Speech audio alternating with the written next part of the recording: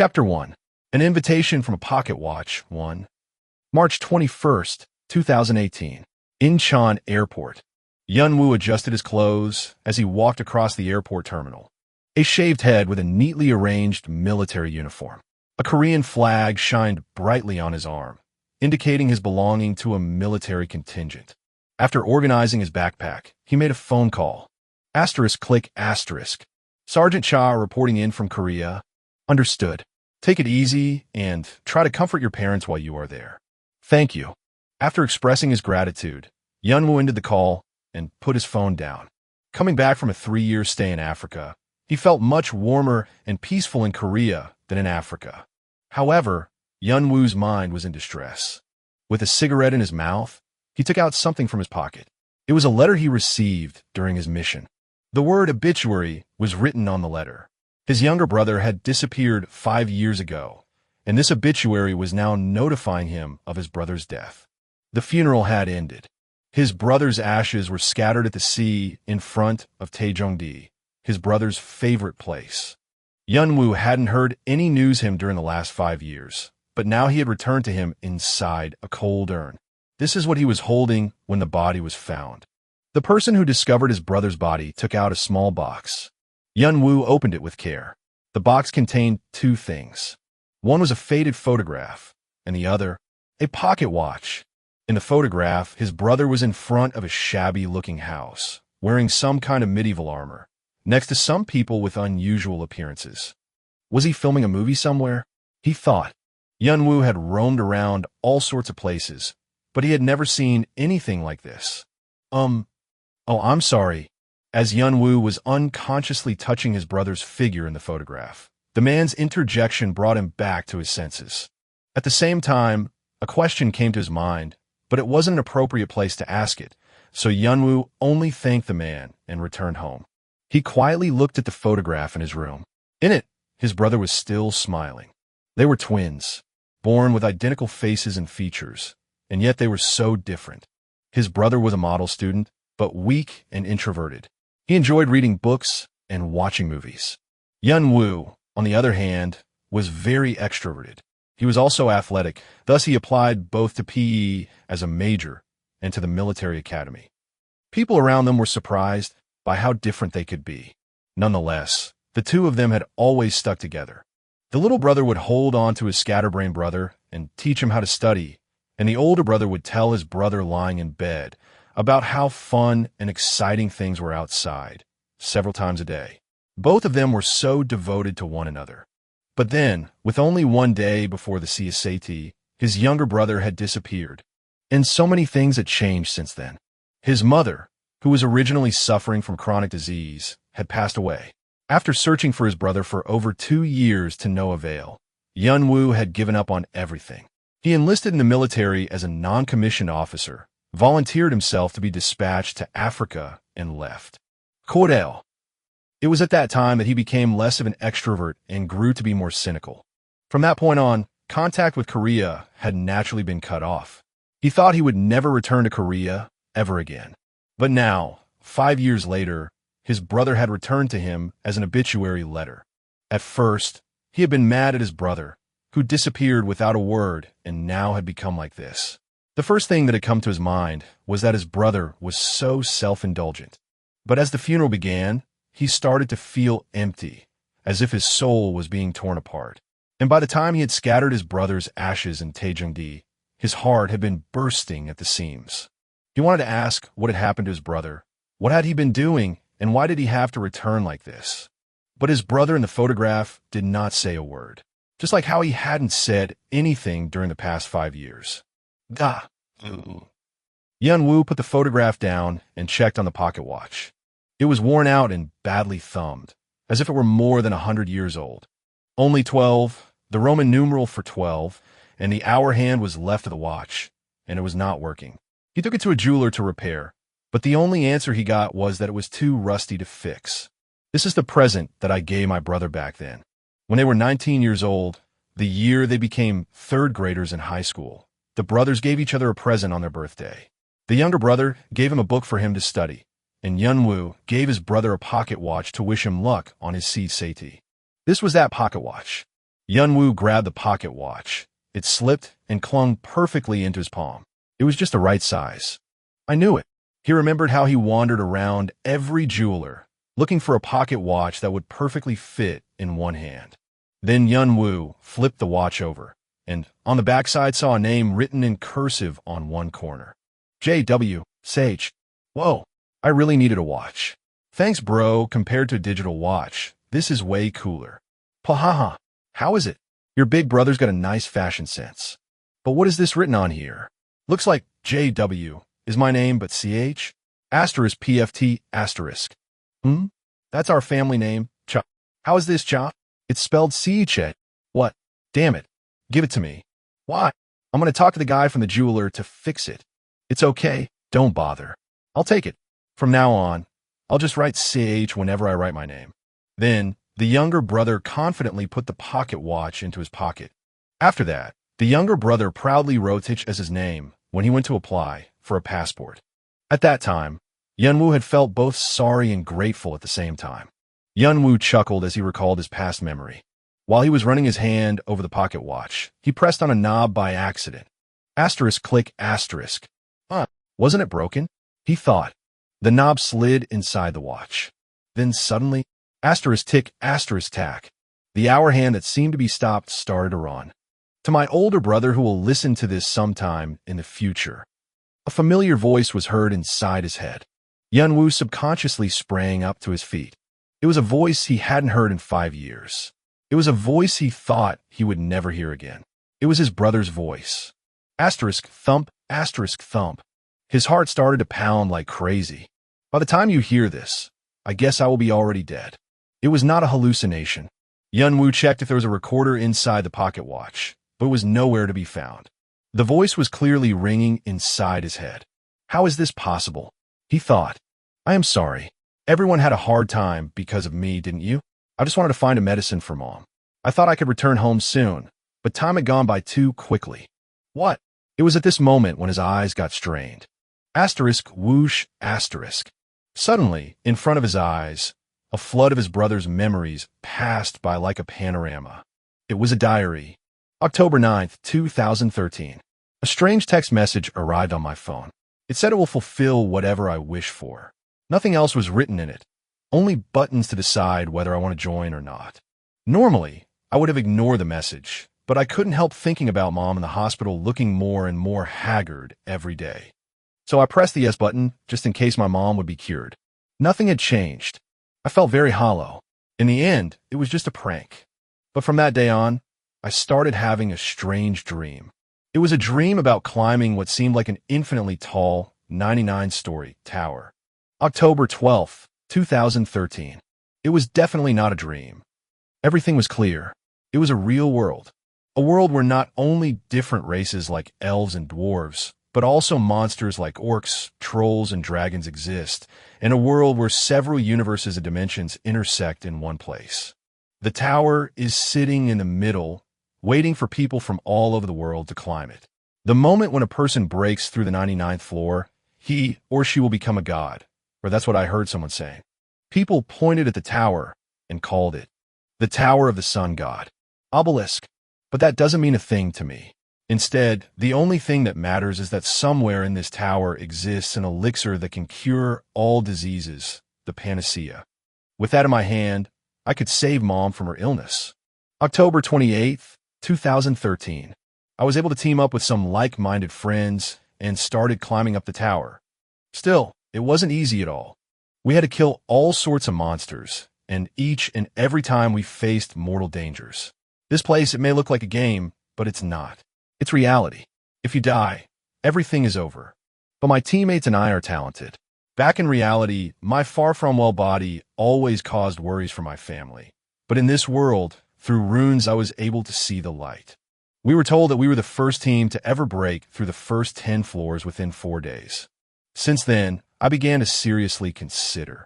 I will not be able to live both my life in the real world and in the tower at the same time. November 9th, 2013. I made up my mind. I tried explaining to my brother about this place, but whenever I faced him, the words wouldn't come out of my mouth. Do I say, there's a world named the Tower, and I'm trying to salvage some medicine in there? But my brother, even though he looks gruff on the outside, he has such a warm heart on the inside. What would he say? I bet he would volunteer to take my place instead. That cannot happen. So in the end, I decided to leave home. They will be looking for me, but it will only take about half a year. I'm sure I can find the elixir by that time. And just like that, I disconnected myself from the real world.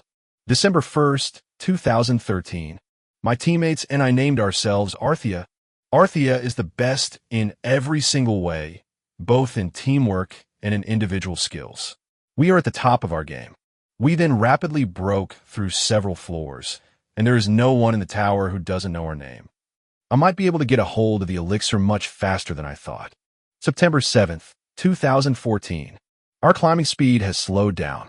I thought I would only need half a year, but now I might need one more year.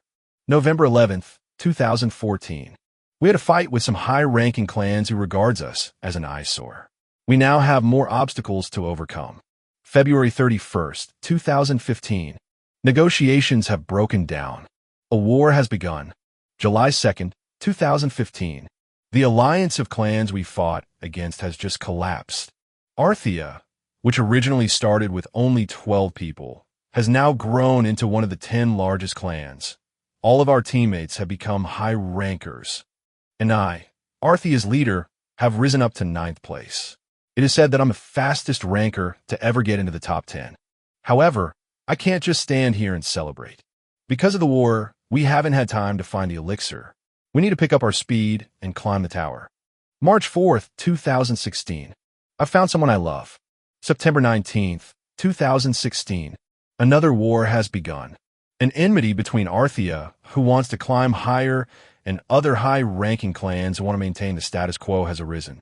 I've been trying my best to persuade them, but it isn't easy. To make matters worse, some of our teammates agree with their ideas. They just can't voice out their opinions because they are worried. Even though I was fully aware of this, I pressed on our clan to continue climbing up the tower, so we couldn't avoid conflicts. But even now, time keeps flowing. I feel like I'm going crazy. January 2nd, 2017. Arthea is now ranked in 5th place. However, the war hasn't ended yet, and everyone is too tired. June 6th, 2017. We found a traitor in our clan. We were able to kill him before he could rise up, but it was enough to cause a rift amongst our teammates. Everyone has started to distrust one another. Our members are leaving the clan one by one. July 1st, 2017. My body feels heavier. I have been poisoned. October 30th, 2017. Half of our members have already left the clan. We keep on losing battles, and now we don't dare to climb to higher floors. I tried asking all around to look for the elixir, but I couldn't obtain any kind of information about it. And my body is slowly breaking down. November 1st, 2017. The person I loved left me with a dagger stabbed into my heart. I was barely able to block it with my skill, but I was unable to continue suppressing the poison. My body is starting to rot. December 30th, 2017. I miss my brother. February 1st, 2018. I am the only one left in Arthea. Why did things go so wrong? Was it because I trusted people too much? Or was it because I was too absorbed in satisfying my own needs and forgot to look after my teammates? Or else, was it because I left my family? February 28th, 2018. On the last day of February, I finally got my hands on the elixir. Now I need to find a way to send it home, but there's no way I can. I can't leave the tower even if I wanna. I'm being surrounded by other people. Maybe they think I will treat my poison with it if I leave. Everyone is coming to kill me. There was no one left by my side. Now I know. The fact that there is only one person I can trust. But I cannot show them my weakness. Chapter 2. An invitation from a pocket watch. 2. The message ended there. Yunwoo quickly examined the pocket watch again, just in case he could find another trace of his brother or another message hidden inside. But he couldn't find anything. Asterisk flop asterisk. Yunwoo sat down heavily on the sofa. He continued handling the pocket watch without saying a word. It had scratches in several places and was missing its minute hand. He felt like the experiences that his brother had gone through on that side were being portrayed right in front of his eyes. Then Yunwoo slowly rewound the knob. Asterisk click asterisk. To my older brother who will listen to this sometime in the future. By the time you hear this, His brother's recorded voice started speaking again from the beginning. After that, Yunwoo once again rewound the knob. By the time you hear this, in the same place, Yunwoo rewound the watch over and over again. And every time, he could hear his brother's voice inside his head. The same voice, the same tone, the same diary. Starting the succession process. At that moment, a small screen popped up under his retina. Interface system. This meant he was successfully connected to the tower. And then, his body began to change. Asterisk swoosh asterisk. Something was wriggling inside his lower abdomen. He felt as if there was a snake curled up in his stomach, and it was raising its head up. It was a refreshing feeling, and yet at the same time, it felt as if a weird seed was sprouting inside him. It was mana, the basic element that constitutes the foundation of the world. It is also the power that people from other worlds and the tower dealt with. Asterisk bang asterisk. A cluster of mana exploded inside him. Through an unknown path, it spread out in all directions throughout his body. He felt something was changing on the inside. And then, asterisk crackle asterisk crunch. His body started to twist and convulse, followed by a fierce pain as if he were being torn apart.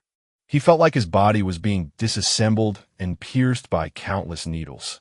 During military school, his tolerance against torture had been trained, but this was completely different. Even so, Yunwoo held tight onto his sanity. Not even a groan came out from his mouth. He was sitting in place as he kept rewinding the pocket watch and listened to his brother's voice again and again. By the time his skeletal frame was being altered. The joints in his body were readjusting, and his muscles turned soft and then hard again. A black substance was secreted out from his torn skin, which gave off a bad odor. All the impurities in his body had been eliminated, and his muscles and skeleton had been refined. Asterisk crack, asterisk crack. He was in such a terrible pain, but this was nothing compared to what his brother had gone through. And then, what seemed like an endless process finally came to its end. Awakening finished. Your awakening process is incomplete. Current progress, 5%. Your current body is insufficient to complete the succession process. Refine your body to complete the succession process. As your body improves, the succession progress will also advance. Your current status is incomplete dragon body deep. Your physical abilities have been partially improved. Your traits have been confirmed. Your skills have been registered. You have acquired the qualifications of a player. You can only register once inside Obelisk. Yunwoo was in no condition to concentrate on what the strange voice was saying. After that abominable pain, some strong feelings lingered in his mind. But Yunwoo still couldn't take his eyes off of the pocket watch. To my older brother who will listen to this sometime in the future, as Yunwoo rewinded the watch several times, he assimilated his brother's memories left inside the diary. 5 years' worth of memories. The memories of when he met his teammates and founded Arthea. The memories of when they were so happy after successfully clearing one of the hardest floors. The memories of when they stood back to back, fighting their war. The memories of himself drenched in blood, feeling worn out. The memories of when he kissed his love for the first time. The memories of when he wept aloud because of her betrayal. And the memories of when he walked alone towards his enemies that were flooding in like water. As the memories were being embedded into his head, Yunwoo could feel happiness, sadness, and all the other emotions his brother had felt. Inside, Yunwoo had become his brother. And at that moment, when everything had ended, player, Yunwoo Cha. Trait, cold-blooded. Strength, 10 dexterity, 15 health, 12 magic power, 21.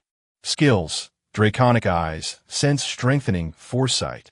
Yunwoo awoke from the overflowing thoughts. As he opened his eyes, a transparent panel popped up right in front of his eyes. It was true. Everything. He was hoping for it to be a lie. He would have preferred everything to be a dream or an illusion, but it wasn't. It was reality. Yunwoo's expression sunk. Now he knew about everything his brother had gone through. Who put his brother to death, and the reason why his brother had to return like that after 5 years. The tower was a place that could turn someone into a god. But to Yunwoo, it was nothing more than a lawless area where everyone bites at each other's throat. and his brother was bitten by the starving demons inside that place. If that's the case, I will pay you back, following their rules. Equally to you all, Yunwoo was given his brother's abilities as they were. A player, he had acquired the minimum requirement to climb the tower, and now it was time for him to come forward. Sadness disappeared from his eyes. Only cold fury remained. Yunwoo silently stared at the transparent panel that was in front of his eyes. So this is the status window? The status window was further classified into 3 tabs: traits, attributes, skills. Traits showed the player's personality or talents. The first trait his brother had obtained was psychometry, the ability to communicate with his surroundings. His brother was able to overcome many dangers by using his psychometry to communicate with objects or skills. In addition to that, attributes showed a quantification of a player's capabilities, and skills showed the standardized skills that players could use inside the tower. It's just like a game. When talking about Obelisk, his brother had said, "It may look like a game, but it's not. It's reality." Now he understood why. Currently, I have cold-blooded as my trait. Trait, cold-blooded, an ability to maintain rationality in any situation.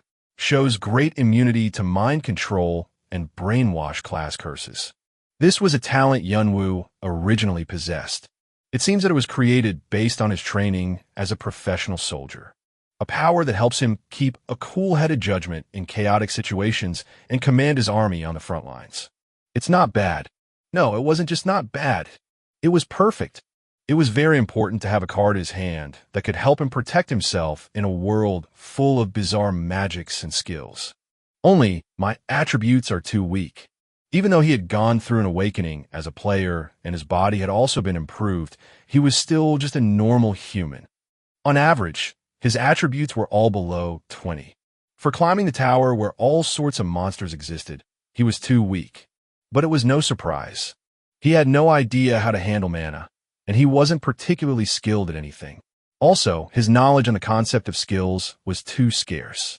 The only thing he could rely on were his instincts that had been honed by war. So was the skill tab.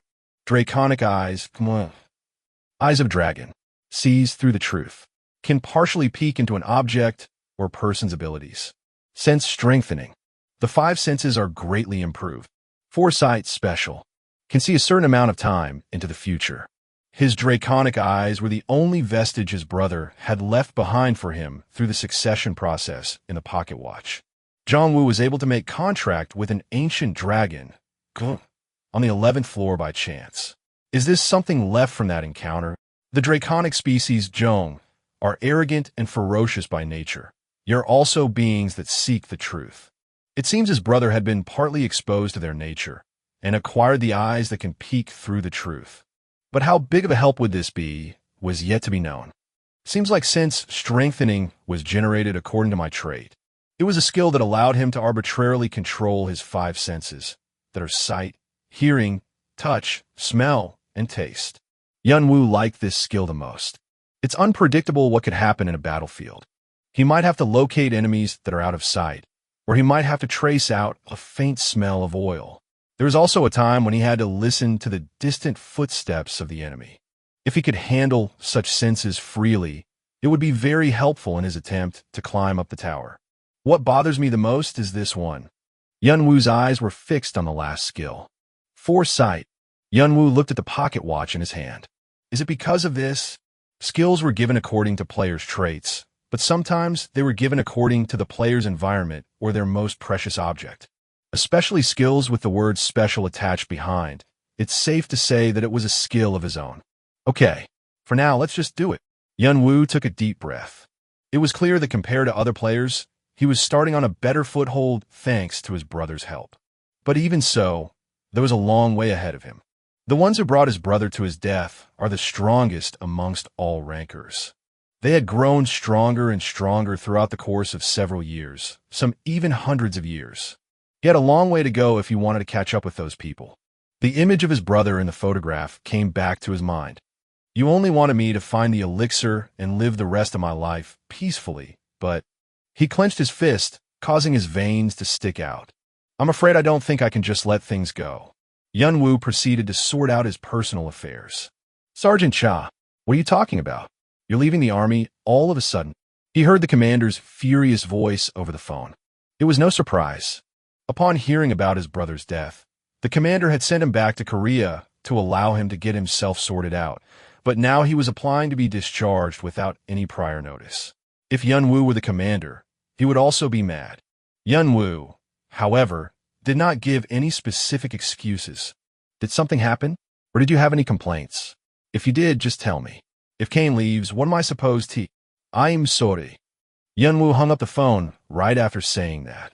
His phone rang again, but he turned off the phone and threw it into a garbage can on the street. The commander had cared for him like a son, so he had to cut off the connection even more adamantly.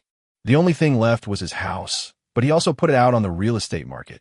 Anyway, the house had been unused since he got dispatched, and now there was no reason to leave it any longer. He didn't want to have a place to come back. With the money he had, he bought several stuff. He filled his newly purchased backpack with some basic clothes and as many combat rations as he could, equipped himself with dozens of knives that he used back in the army and some tools for survival like medical kits. He once thought about buying firearms and bombs from the black market, but soon shook off the idea.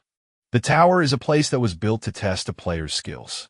It's better to avoid such things. Besides, if I can't continuously supply myself with ammunition, it's just going to be cumbersome. And once everything was ready, Yunwoo came out to a lonesome park early in the morning. He was wearing jeans and a black hoodie with his hood drawn over his eyes, and he carried a backpack full of luggage on his right shoulder. He had already burned the uniform and the bag he used to carry before coming out. Considering the time difference between Obelisk and the real world, is it about a week after the last round began? To enter the tower, he had to go through this one place first. The tutorial, the place to test players who want to enter the tower. It was disadvantageous to enter such a place a week after it had already started. But Yunwoo still decided to enter during this period. Players who start late are also given advantages. The more I catch up with the front runners, the more points I get, and there's also a hidden piece that is only given to latecomers. Moreover, Yunwoo's I let out a bleak glow. I'm sure it's around this time that guy shows up, as Yunwoo organized his plan step by step in his head. Asterisk click asterisk. He wound the knob of his brother's pocket watch backwards. Then, a cluster of lights spread in the middle of the park, and a shadow suddenly sprang up. The shadow swirled around and formed a lump. A door. It was a gateway to the world where the tower was located. Yunwoo stepped inside the gate without any hesitation. His eyes looked colder than ever. From now on, I will make sure to let the people beyond this gate know who they messed up with. I am Jongwoo Cha. And so, the gate closed. Chapter 3. Tutorial 1. Whoever desires to become a god, climb up the tower. You have now arrived at floor 0, the tutorial hall. Asterisk swoosh asterisk. Yunwoo frowned due to the bright light that pierced his eyes. His eyes were tingling and his vision was shaking violently. He felt dizzy as if he was going through a high-altitude flight. Your trait cold-blooded has helped you maintain composure. He felt something wriggling inside his body, holding the previously spinning world straight. The motion sickness soon subsided. Yunwoo was able to look around more comfortably. He found himself in a passage that ran all the way in a straight line. The walls were made of hard stone, and the ceiling was studded with stones emitting light at regular intervals.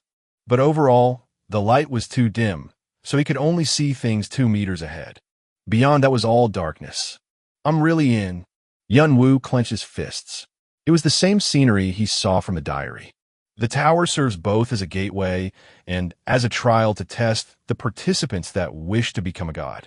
Naturally, the tower refuses to accept anybody and everybody, so the trial takers have to prove themselves worthy. The place to test such qualifications is the tutorial, often called Floor 0. Beyond this place are the people who hurt Jongwoo. Yunwoo that, just by closing his eyes, he could recall the numerous scenes he had seen in the diary, the ones who had betrayed his brother and drove him to death. But he didn't get agitated. He kept his head as cool as he could. Just wait a little. I'll be there soon. To enter the tower, the first thing he had to do was to pass the tutorial with a high score. It couldn't just be a high score, an overwhelmingly high score. I have to take the first place. Of course, it wasn't going to be easy. The tower is connected to numerous dimensions, spaces, and worlds, and among them, only those who are highly capable have the chance to participate as players. Yunwu could also be considered strong if only looking at his planet Earth. But the universe was infinitely wide, and so were the strong. Yunwu, who had focused only on physical abilities and instinctive senses, had many weak points compared to the already existing players. If he tried to get through the tutorial like this, he would be dead without even being able to take a few steps. However, the tutorial, at the same time, is a place where I can obtain that kind of qualification. His brother have had a very weak body before climbing the tower. Nevertheless, he proved himself by passing the tutorial and ended up achieving the incredible feat of reaching 6th place in the rankings within the shortest amount of time ever. The tutorial isn't just a test for physical abilities. It tests various aspects such as players' talent, judgment, agility, resourcefulness, and decisiveness. It summed up the results and rated the players. Naturally, there's always been a number of deaths in the process. No, most of them have been overconfident in the little capabilities they had and rushed into the tutorial, only to end up dead. Fortunately, Yunwu was aware of the dangers of the tutorial, and he was also aware of the value this place had. Hidden pieces can be found everywhere. I have to gather as many of these as possible to finalize the incomplete succession. At present, incomplete dragon body, 5%, was displayed on Yunwu's status window. His brother's achievements, Yate, had not been completely passed on to him yet. Yunwu intended to refine his vessel as much as possible in order to replace the word incomplete with complete, to make my vessel as complete as possible. Let's focus on that for now. After organizing his thoughts, Yunwu then quietly took out a white mask from his bag and put it on his face. He would have to face a lot of people, so he covered his face in advance. Yunwu then slowly walked forward along the passage. Who knew for how long had he been walking? In that moment, Ohio, a guest at a time like this. I almost missed you and let you go. Suddenly, as a blue glow flashed in the air, a portal opened up, and someone dropped down from it. In an instant, Yunwu instinctively stepped back and took a combat stance with 2 daggers held crossed in front of him. It was because the appearance of the sudden intruder was too strange. A small stature that looked like only reached his waistline. Its skin was full of bumps and looked scabrous. Its eyes were long and slanted. In particular, the glistening fangs that came out over its thick lips, piercing all the way through his mouth, stood out. The mere sight of it filled him with disgust. A monster. It was a creature called Goblin. However, it gave Yunwu a very different impression from the normal goblins he saw in the diary. Unlike the normal goblin, which usually has low intelligence and is only faithful to its instinct, the goblin in front of his eyes was wearing a strange monocle on one eye and a smart-looking tuxedo. His well-mannered behavior gave off a dignified atmosphere. No matter how broad-minded I am, if you act like that, it does hurt my feelings. So why don't you put down your daggers? Contrary to his words, the goblin was smiling delightedly and winking one eye. Only then did Yunwu seem to realize what the goblin before his eyes was. The guardian, those who manage and oversee each floor and trial in the tower. Greetings. I am the guardian of the floor 0, Ivilka. Meeting like this is also destiny. Why don't you give ourselves a round of applause? Ohio. Yunwu lowered the 2 daggers. The guardians belong to the tower and lead the players throughout the trials. There was no reason to keep his guard up against him. Oh, you believe me?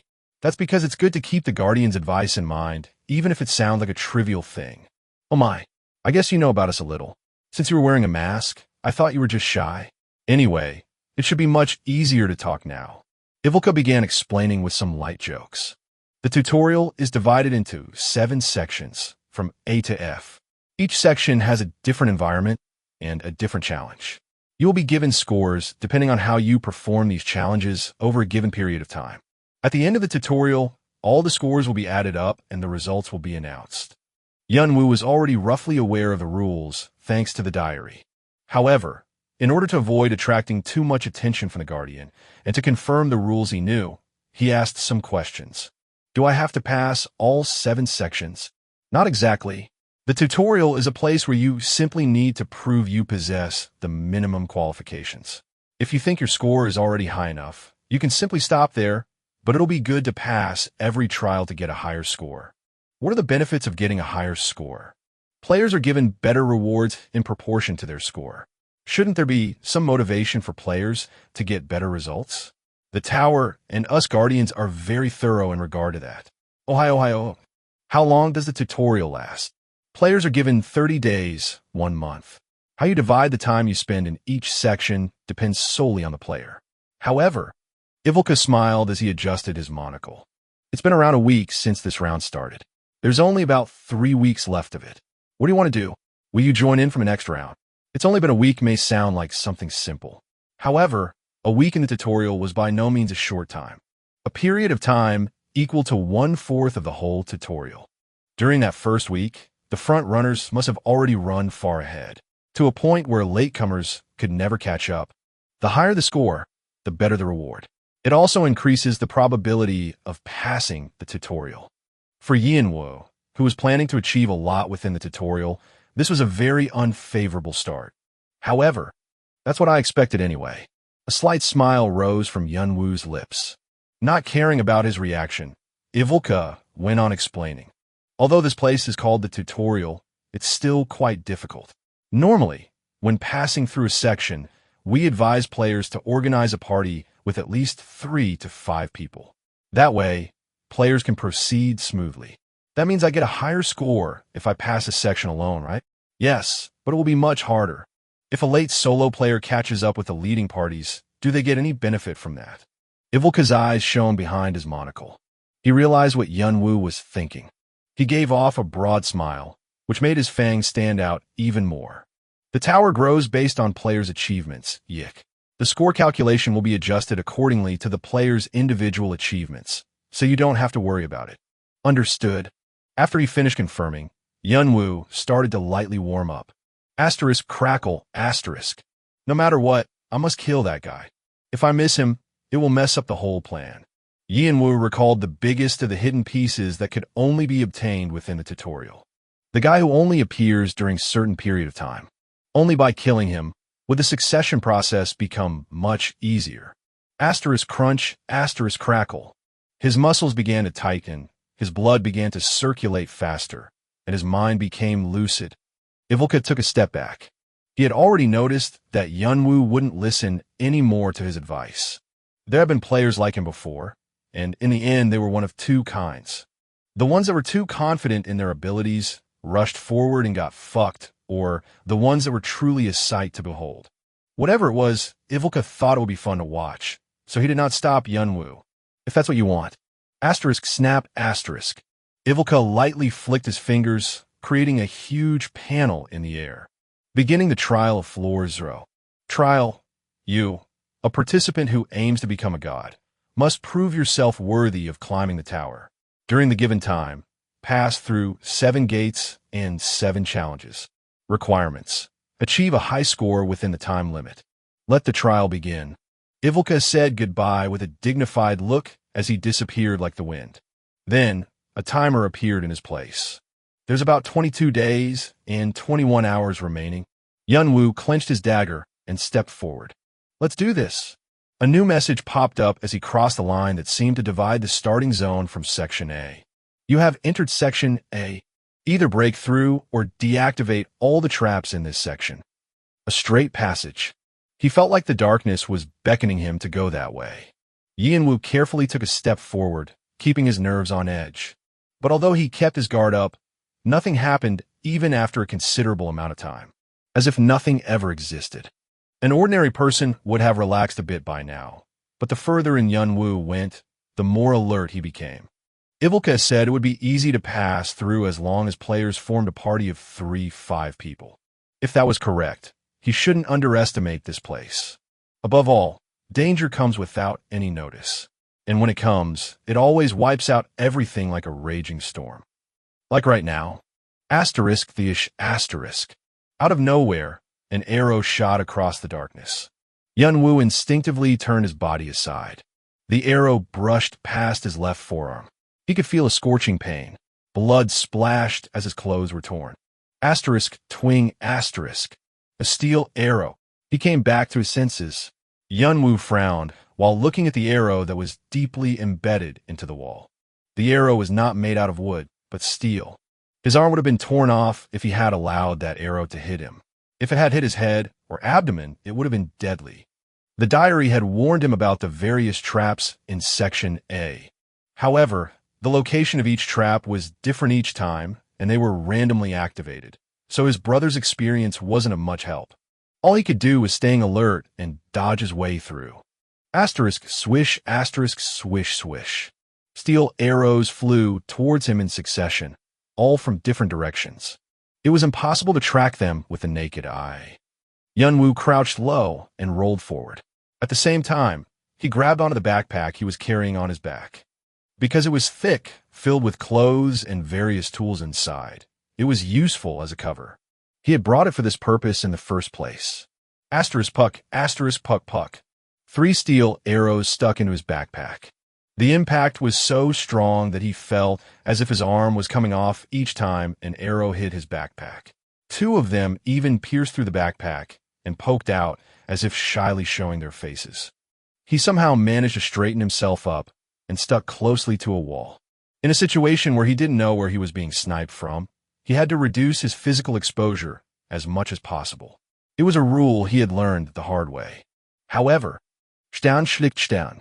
Some traps seemed to have been installed not only at the front, but also at the back and at the very bottom. Before he knew it, there was an arrow stuck deep into his left thigh. Oop! At that moment, Yunwoo felt like he saw a spark right in front of his eyes. In spite of the terrible pain, he gritted his teeth and tried turning his body around, but asterisk puck, puck. Once again, arrows came flying in. They ripped through his backpack and penetrated his left shoulder, forearm, and ribs. Chapter 4. Tutorial 2. A fierce pain overcomes you. You have been afflicted with stun. Your trait cold-blooded has helped you maintain composure. The status effect stun has been removed. You have developed resistance to pain.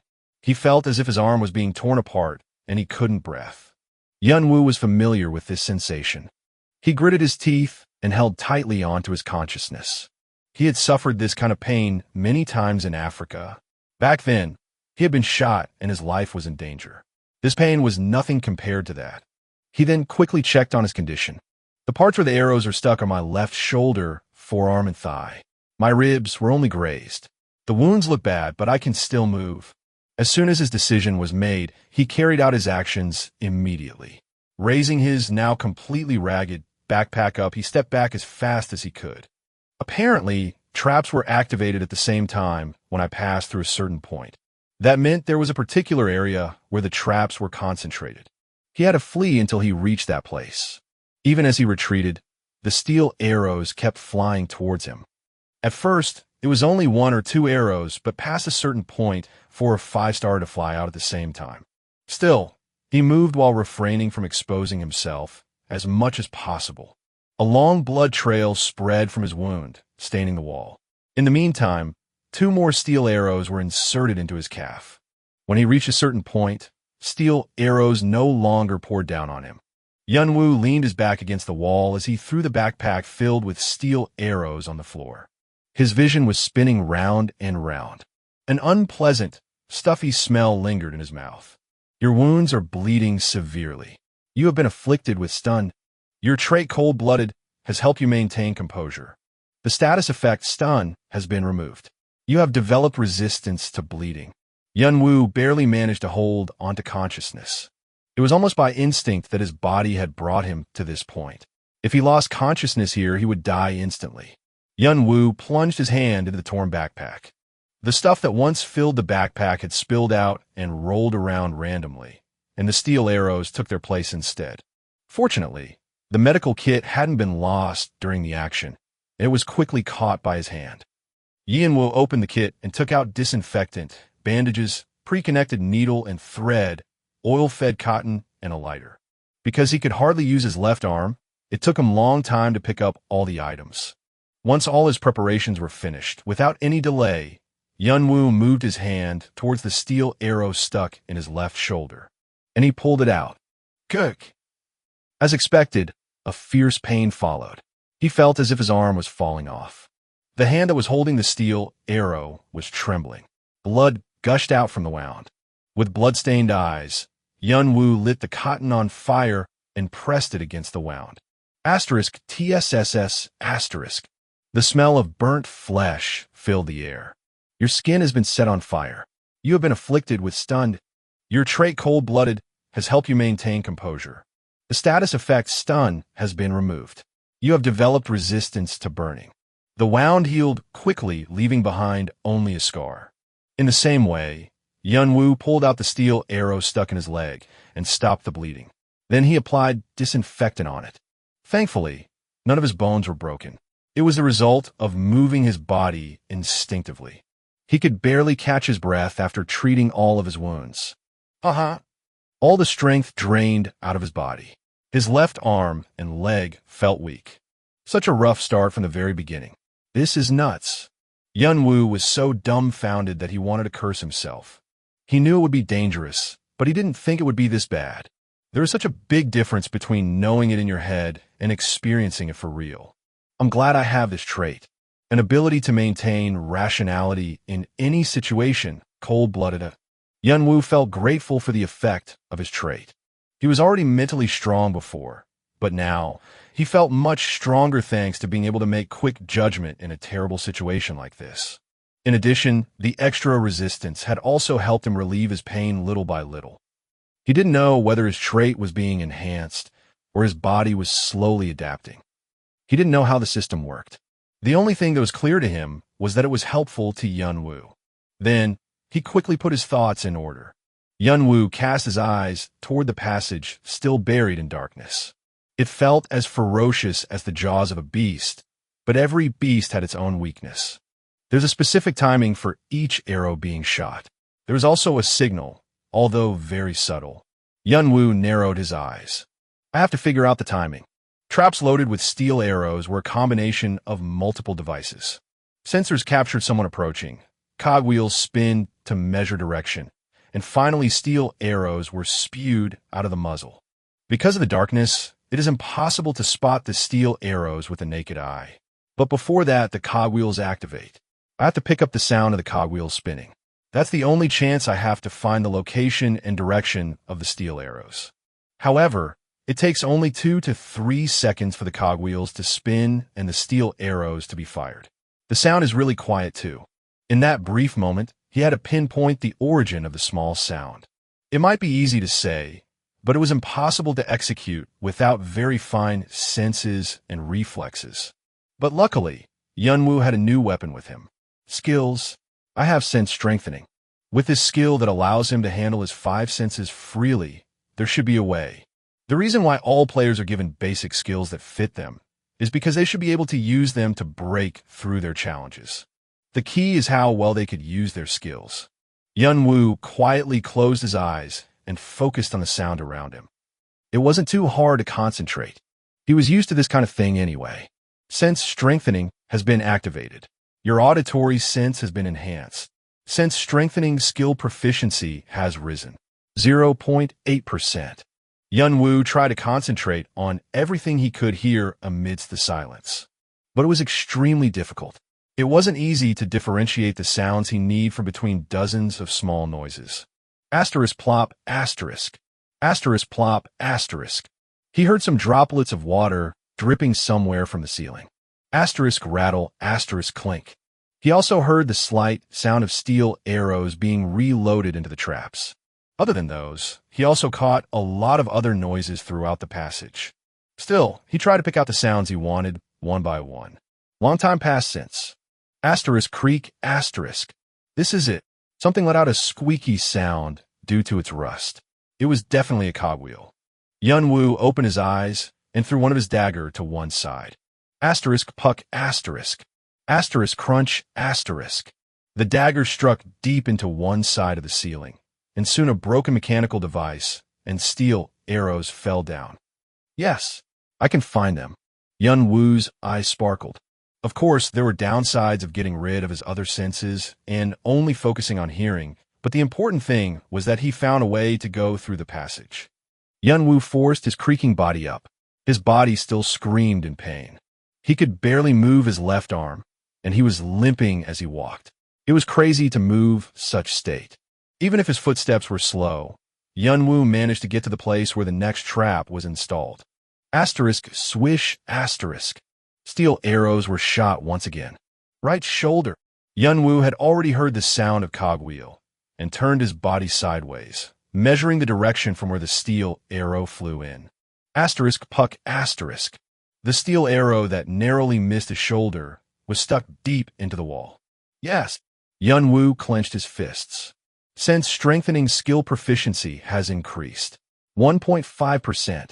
After feeling certain that it would work, Yunwoo did not delay any longer and moved on to the next spot. Asterisk swish, asterisk swish, swish, swish. 4. In order from top to bottom, each one aimed for his temple, heart, abdomen, and knee.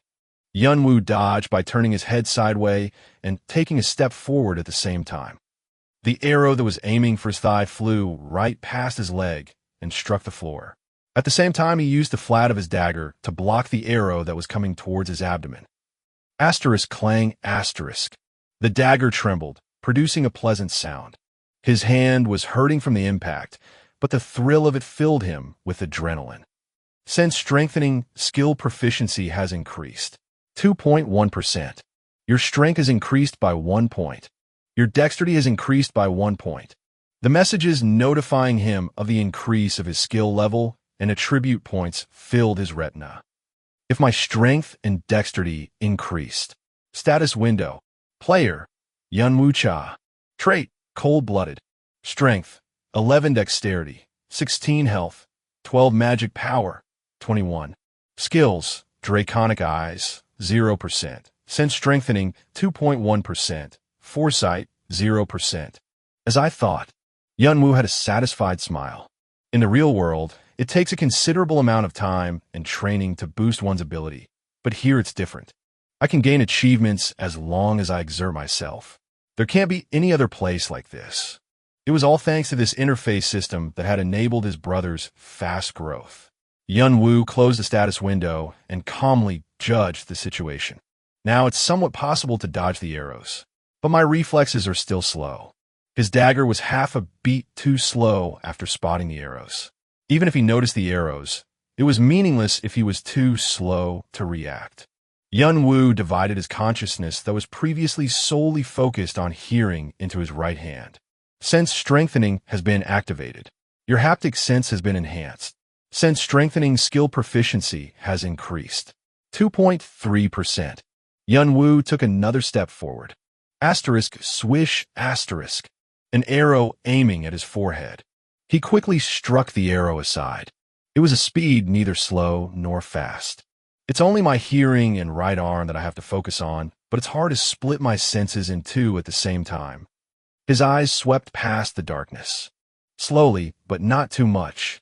Yunwoo began to proceed, slowly once again. Asterisk swish asterisk swish swish. With each step, steel arrows poured down on him. Yunwoo avoided the arrows with minimal movements, or cut off their routes with his daggers if avoiding was too difficult.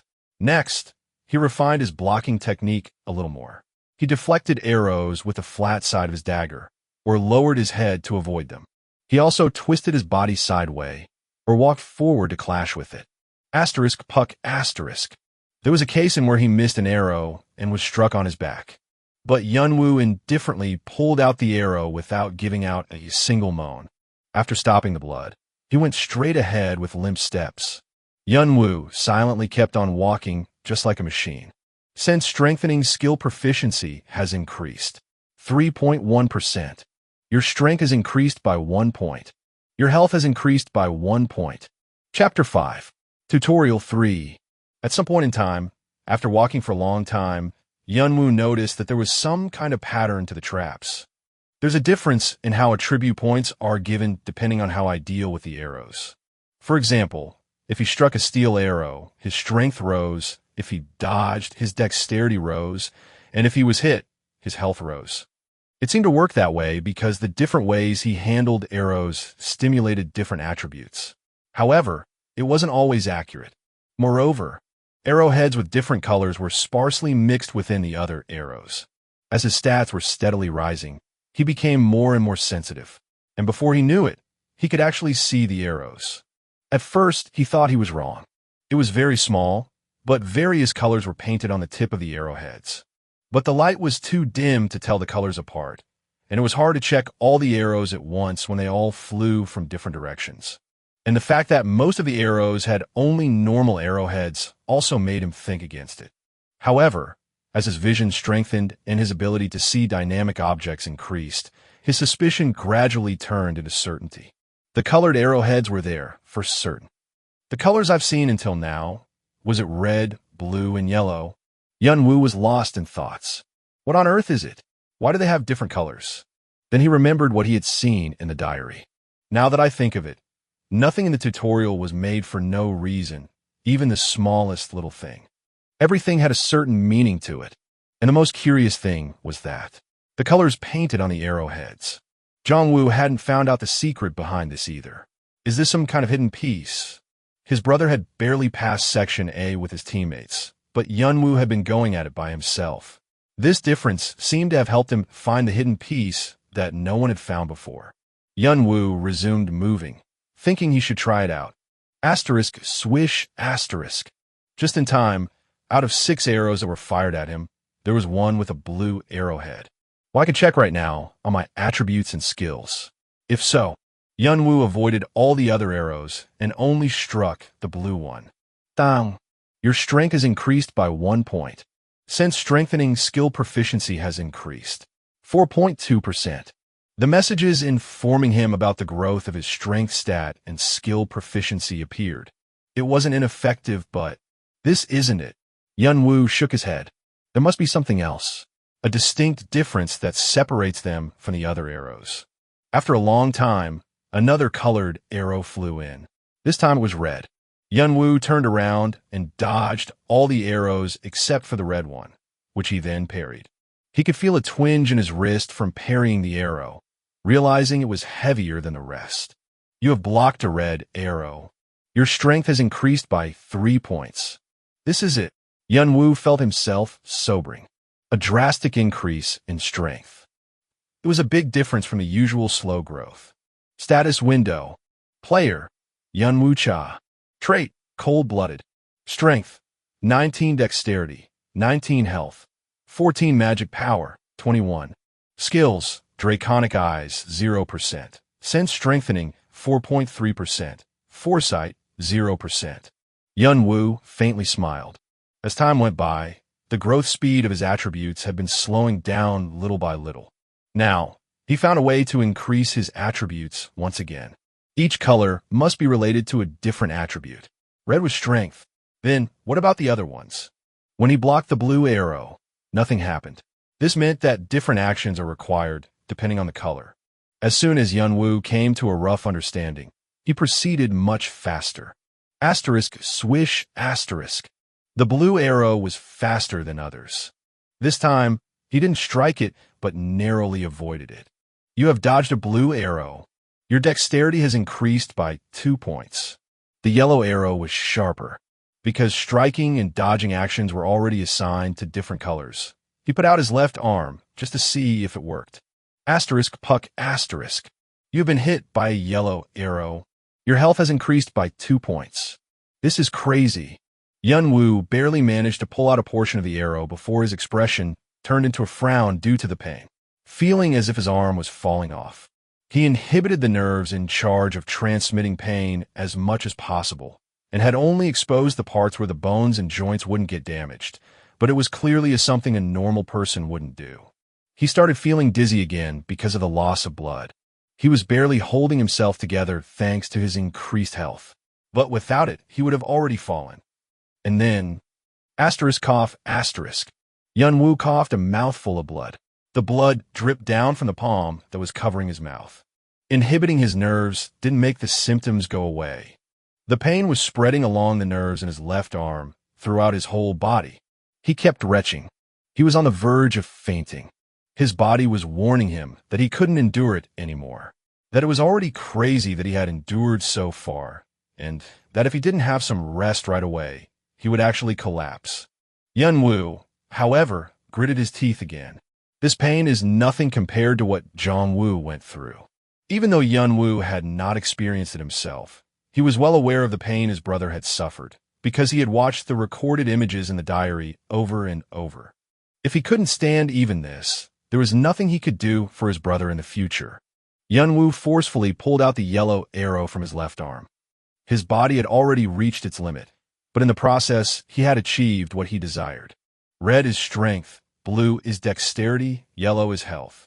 Then, all he needed to do was to act according to each color. There was still a long way to go before reaching the end of the passage. Through his senses, he could feel that there were still lots of traps, which also meant that there were lots of attribute points he could still raise. Once again, blood gathered in the bottom of his jaw. Yunwoo swallowed it back and moved along, his eyes blazing like flames. One step at a time, Yunwoo rushed with tottering steps. Ohio. He is truly an amazing participant. I don't think I've ever seen such a character. Thousands of screens were floating in several rows in front of the Guardian Ivilka, showing all players currently participating in the tutorial. They all had different looks. However, Ivilka's eyes were fixed only on one screen, located in a corner. In there was Yunwoo, who was trudging down a passage as if he was about to fall any moment soon. Originally, he shouldn't be such an eye-catching individual. In fact, this tutorial round had a lot to see. Not only the siblings from the Chonglam family, the most anticipated ones among the One-Horn tribes, but also the dumbass duo who were aiming to become rankers and a swordsman of Marquesian descent. Each one of them was strong enough that even if they started climbing the tower straight away, they wouldn't fall behind. They had already entered Section E early on and had been carrying out missions. Some of them were already in Section F. It was unknown who would be the one to achieve the highest score in this tutorial. However, Ivilka's eyes were strangely fixed on Yunwoo, who had been stranded in Section A for days, rather than those in Section E. He thought Yunwoo was going to die after a few steps when he first showed up, and that this little fucker without any ability would get above himself and get fucked. But Yunwoo completely exceeded his expectations. Others would struggle to pass through or even be annihilated in Section A, even if they formed parties. But Yunwoo gradually made progress by himself and even found a hidden piece hidden in the arrowheads. And with an iron will, he was steadily raising his stats by taking advantage of the hidden piece. Even though Yunwoo's body was clearly in a state where it wouldn't be strange for him to fall down at any minute. This guy, he's the real deal. After being a guardian for such a long time, he could feel it intuitively.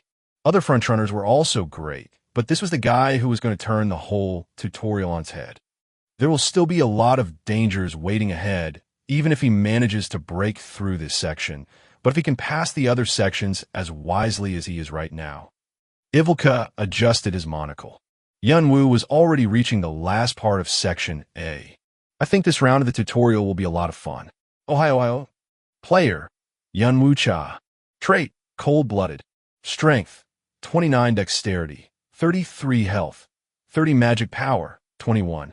Skills, draconic eyes, 0%. Sense strengthening, 8.3%. Foresight, 0%. While he was walking down the passage, Yunwoo checked his status window and clenched his fists. All the attributes except for magic power have risen sharply. Compared to when he first arrived, he had earned a total sum of 55 attribute points. In order to raise their attribute points, one has to train regularly or push themselves over the limit.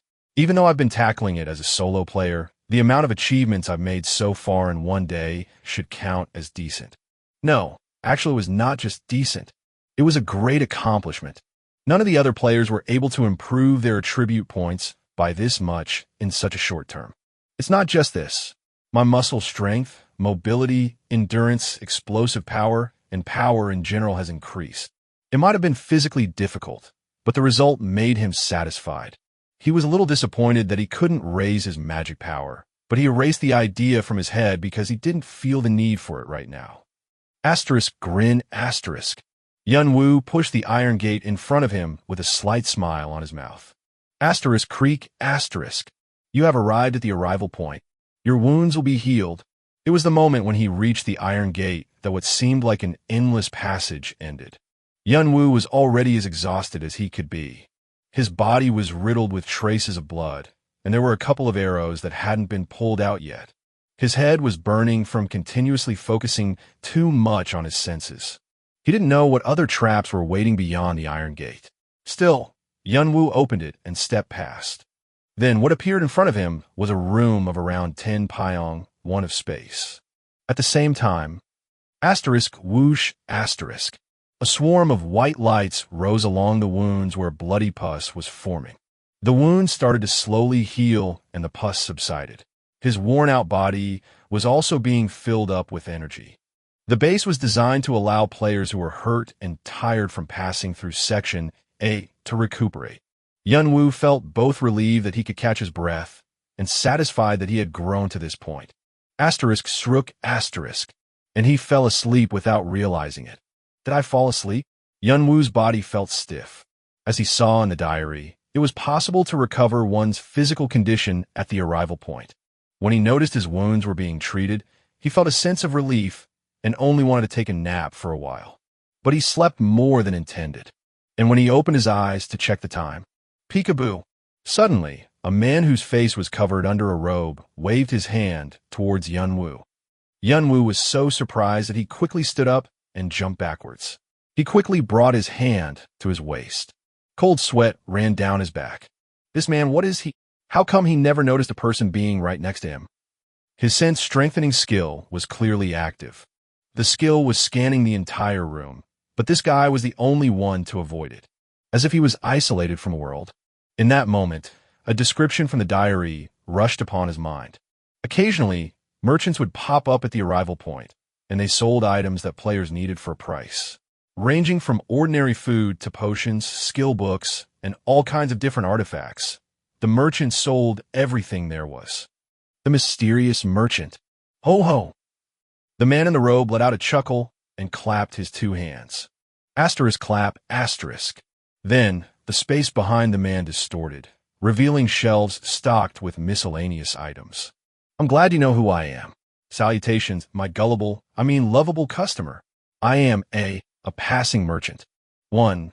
10 pyong. Pung equals 33 square meters. Chapter 6. Tutorial 4. Yunwoo didn't know what to make of this mysterious merchant. He had just said peekaboo and gullible. He couldn't read the merchant's expression because of the robes obscuring his face, but he seemed to be enjoying this situation. Yunwoo slightly knitted his eyebrows. I've been too complacent. The mysterious merchant, like the Guardian, was absolutely forbidden from intervening with the players. That's why the merchant didn't hurt him while he was asleep. But even though I was exhausted, I shouldn't have slept like that. He checked the time and saw that 12 hours had passed since he arrived at this base. It had taken him about a day and 10 hours to get through this first half of Section A. In total, approximately 46 hours had passed since arriving at the tutorial. It was pretty fast for a solo player. There was no doubt as to why his body was so exhausted.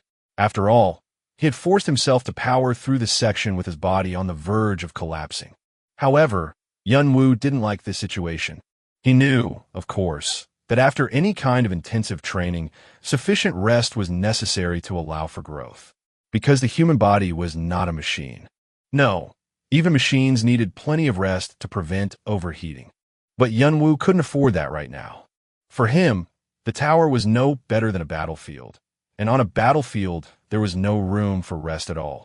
He had to be wary about enemies that could come out from anywhere at any time. And the same could be applied to the arrival point. Even if he was no longer under the threat of the steel arrows, it was still a place where other players were free to enter. Even if the mysterious merchant couldn't, it wouldn't be strange for other players to try and harm him while he was sleeping. Even if I was too exhausted. Yunwoo put his thoughts together. He had to admit that after being away from the battlefield for some time, he had become dull. So he decided to sharpen himself, to revert to what he used to be. Yunwoo opened his eyes as he thought back to the code name that was used to refer to him, but was now left unused. His eyes were shimmering with cold determination. In that instant, the mysterious merchant had a strange expression on his face. Although it didn't show because it was hidden by his robes, he seemed to have noticed a big change in Yunwoo's mindset preceded by his psychological struggles. And he asked with a light smile, "Did you find yourself in need of anything on your way here, sir? I'm a merchant who sells everything that exists in this world. If you need anything, just name it. Need any artifacts or slaves? How about some information too? I'll sell them at a proper price." The mysterious merchant flicked his finger lightly. Then a window popped up in front of Yunwoo. The items he had for trade were listed and divided into multiple categories. Yunwoo lightly clicked his tongue as he touched the window. Medusa's venom, Horn of the Golden Mountain Goat, Left Eye of Tiamat, and Nightmare of Walpurgis too? He deals with these kind of items in the tutorial? This is insane. The items that occupied the top of the list were items that rankers would fervently jump at if carried to upper floors of the tower. The list was also full of things that could easily help you put an end to the tutorial. However, this was nothing but a wild goose chase. There was no way players that were going through the tutorial could afford items like these. Thankfully, items of lower rating were also found as he scrolled down. He could find good items for beginners here and there. Arhin Style, Swordsmanship Manual, Introduction to One Circle Magic, and Success Formula to Elemental Sorcery. These are the skill books that might come in handy, but it will also require some effort to attain proficiency in their respective skills. In particular, a dagger named Venomous Fang of Barma grabbed Yunwoo's attention. Venomous Fang of Barma. Attack power, 25. A dagger made by smelting the teeth of a serpent that inhabits the swamps of Barma. Poison is applied on the edge of the dagger, causing a certain chance of poisoning the opponent when hit. The poison's effect is random. To be exact, it's a dagger that deals with curses, not poison. The weapon cursed its target as soon as it came into contact. There was a wide variety of curses that could be given to the target. Poisoning, burn, freeze, electrocution, hallucination, stun, blind, and so on. One of the curses would be randomly applied on the target. If the opponents couldn't find a proper way to fight against this erratic curse, it was possible to easily take them down amidst their confusion. Moreover, it was made from the teeth of a mystical creature, so even after reaching the higher floors, he could continue using it as a magic item. If he bought it, he would be able to put it to good use. However, Yunwoo took his eyes off of the dagger and moved on to the next categories. It would be good to have it, but right now I need to focus on physical training. There's no need to rely on artifacts yet. A long time passed while he was looking through the list. Then, at one point, Yunwoo stopped scrolling. Found it. Reset ticket. You can return to any place you desire. Yunwoo looked at the mysterious merchant with a grin. What's the price for the items? We are conscientious merchants who offer only reasonable prices. We never overcharge players for items they need. We can't rip off those who don't have money. Make it brief. The attribute points you have. That's all you have to pay. Conscientious merchants. Yunwoo placed his hand on the mineral water at the bottom of the list. Mineral water. A bottle of drinking water required when thirsty. Be sure to have some with you. Price. Strength 2. Mere water costs 2 strength points and what? Conscientious. Yunwoo was so dumbfounded that he burst out laughing. Of course, given its ludicrous price, he could just ignore it and not buy it. But the problem was that humans needed water to live, and there was no way to supply oneself with drinking water or even food during the tutorial. 3 dexterity points for 1 day worth of food. Even if someone brought enough food and water from the outside, it could be lost on the way or even be stolen by other players. In addition, players who barely managed to get through Section A often found themselves in need of better equipment. There's a boss room beyond this point, so players have no choice but to fully equip themselves for the fight. So the players would have to bite the bullet and buy items from the mysterious merchant. But then, with their lowered attribute points, the next fight would be even tougher, and they would have to trade the attribute points they had just barely managed to pile up again to buy the next set of equipment, throwing themselves into a vicious cycle. And here he is, calling himself a conscientious merchant. He was no better than a thief. Yunwoo smirked a little. I don't know who designed the tutorial, but they are truly evil. After closing the category window, Yunwoo said, "There's something I want to buy." "Yes, say it." "In exchange for all the attribute points I got from Section..." Yunwoo had already decided what to purchase.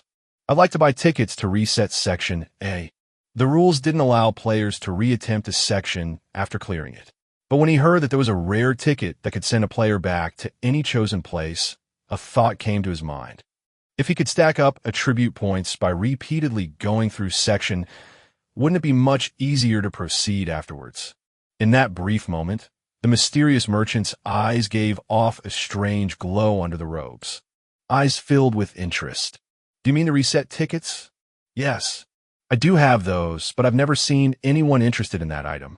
Usually, after surviving Section A, players would ask for things that can make the next section easier for them, and not something that will make them go through Section A all over again. Well, I personally have something in mind. If you say so. The mysterious merchant chuckled, and then clapped his hands. Asterisk clap, asterisk. All the shelves at his back disappeared. And then, attribute points acquired through Section A will be paid in exchange for the purchase. You have acquired reset ticket for Section AX10. Yunwoo felt his body deflating like a balloon. The battle-hardened body he had just a moment ago felt almost like a dream. Instead, his hand was now holding 10 pink-colored tickets.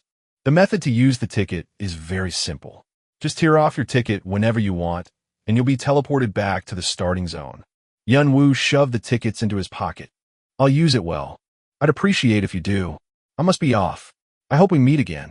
The mysterious merchant gently turned around and melted away, leaving no trace. The room surrounding Yunwoo also started to disappear like a wave, and he found himself in a different place. Unlike the empty passageway he came through, ahead were dozens of scarecrows standing in a row.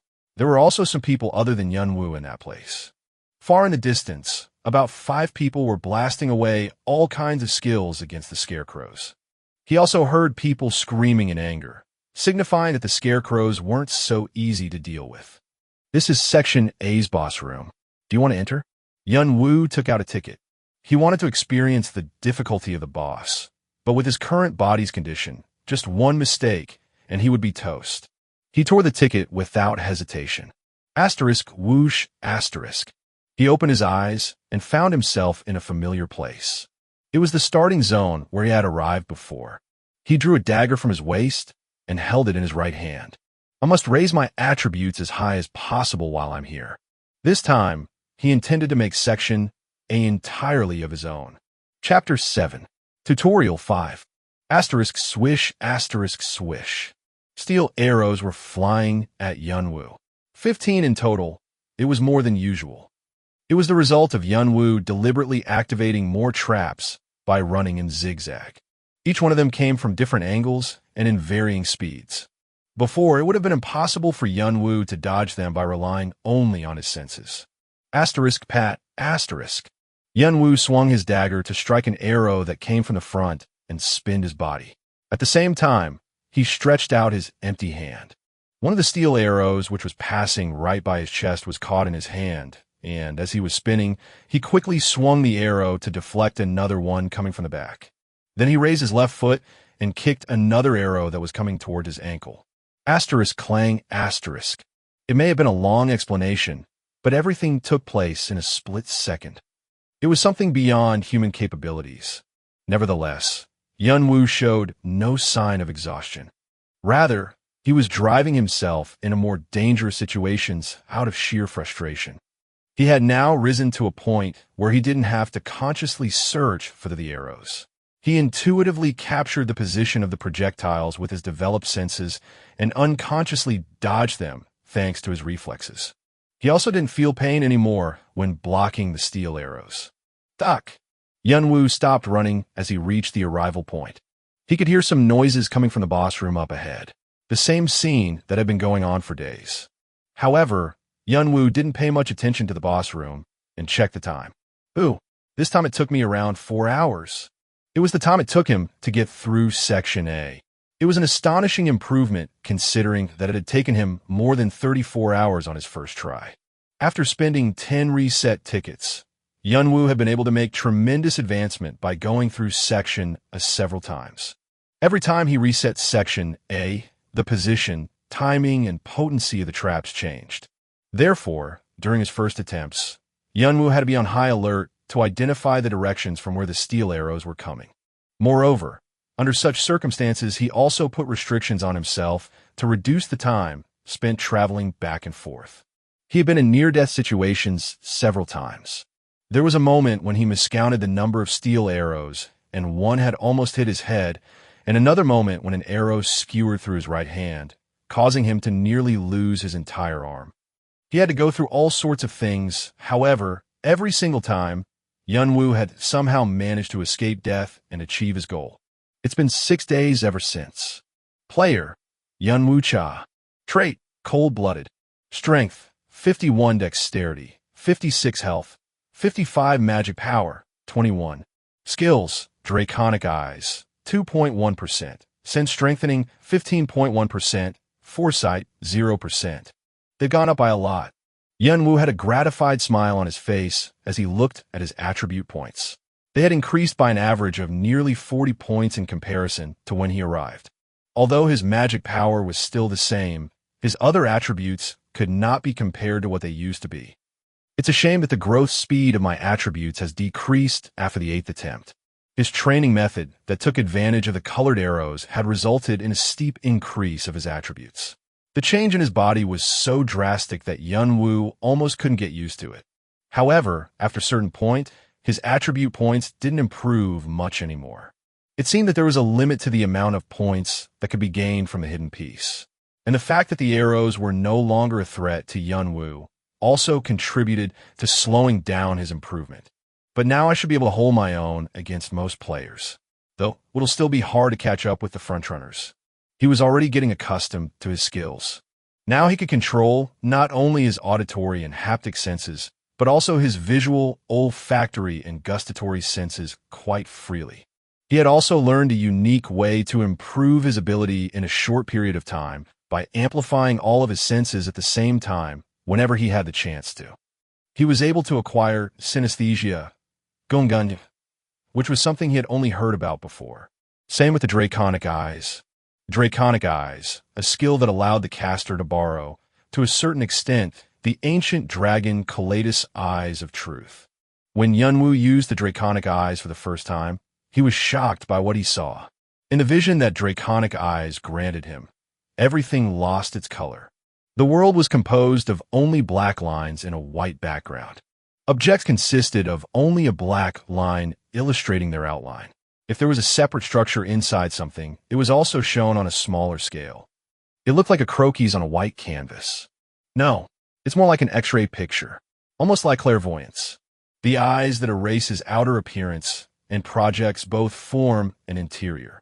It seemed to reflect the real image that things originally had, the lines that formed the basis of things. His brother had referred to them as flaws. When I first came to have the Draconic Eyes, I was very surprised by the sight of this new world. And it was only later that I realized how much it meant to see flaws. Yunwoo had tried an experiment before. He experimented by cutting a small rock. He observed and stabbed a flat rock that was originally designed for players to rest on at the arrival point.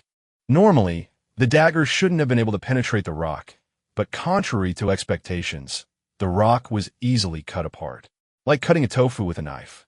He knocked on the rock to see if it was soft to begin with, but it was as hard as the stone that formed the walls of Section A. The cross-section was smooth, as if it had been sanded down. Since then, Yunwoo had steadily been using his Draconic Eyes to train himself to distinguish flaws that were easy to attack. It was a level of growth worth to be proud of. It was all thanks to the fact that he had pushed himself to the point of not even sleeping. Yunwoo, however, was still not satisfied. If I had started along with the frontrunners, I would have already reached Section E by now. If I stay behind any further, I will never catch up to them. It was natural that the gap would continue to widen as they advanced to higher sections. Yunwoo could not delay any longer. He turned his eyes towards the boss room. He presumed it was time for a full-out race. Before leaving, Yunwoo took a brief moment to meditate and put his thoughts in order. It was a habit to do so before stepping into the battlefield. He had learned it from an Indian soldier when he was in Africa, and afterwards it had become a routine. The advantage of doing so was that he could get rid of distracting thoughts and be completely focused on combat. Just like right now. Yun Wu organized in his head everything he had been practicing. Things mainly related to the changes in his body caused by the improvement of his stats and adapting his skills and senses to his newfound body. Yun Wu wanted to analyze the movement of his muscles and skeleton in response to each different action he took. Before, he had set his senses to only feel his surroundings. He did not know when or from where an arrow would fly in, so he had to pay close attention to the outside in order to survive. However, now that he had some leeway, he decided to focus part of his senses on his own body.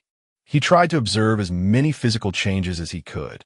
The motion of his muscles when stimulated from the outside, the reaction of his nervous system, the sound produced by his skeleton, the changes in body in accordance to different movements, and the differences generated from using skill. He tried memorizing one by one every minute detail of his body. In case he found himself in an extreme situation, in order to escape danger and survive, he had to make sure to control his every movement down to a cellular level. And of course, in order to do so, he first had to have complete control over his body. Asterisk crack asterisk. And that's probably why. At one point, Yun Wu was able to sense something very faint flowing through his body. It was easy to figure out what it was. Magic power. It was mana. Although very feeble, mana was definitely present in his body.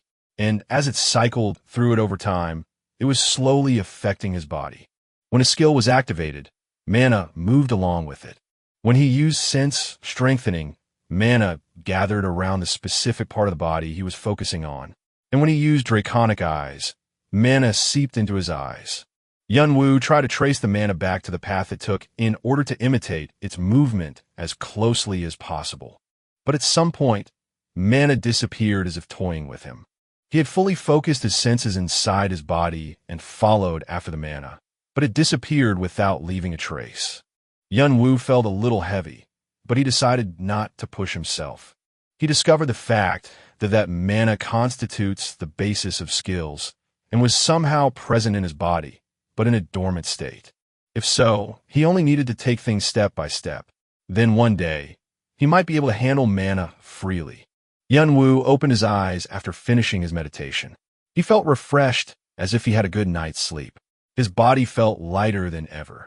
And after finishing his preparations, he opened the iron gate, carrying his backpack on one shoulder. You have entered the boss room of Section A. There are 88 scarecrows along with several traps that will try to stop you from advancing. Cut through the scarecrows and beat the boss room. As soon as the message popped up, asterisk swish asterisk, a steel arrow flew in as if it had been waiting for this moment. Asterisk clang asterisk. Yun Wu instinctively turned the dagger sideways and struck the steel arrow. The steel arrow bounced upwards and flew back in the direction it came from, and got itself stuck in the trap. Broken pieces of the trap fell down from the ceiling. It was a movement he had practiced in his 9th attempt through Section A. He liked this method because he could train both accuracy and technique at the same time. Yun Wu observed the scarecrows that filled the passage. They looked like ordinary scarecrows, commonly seen in the countryside. But the scarecrows in the boss room were moving little by little.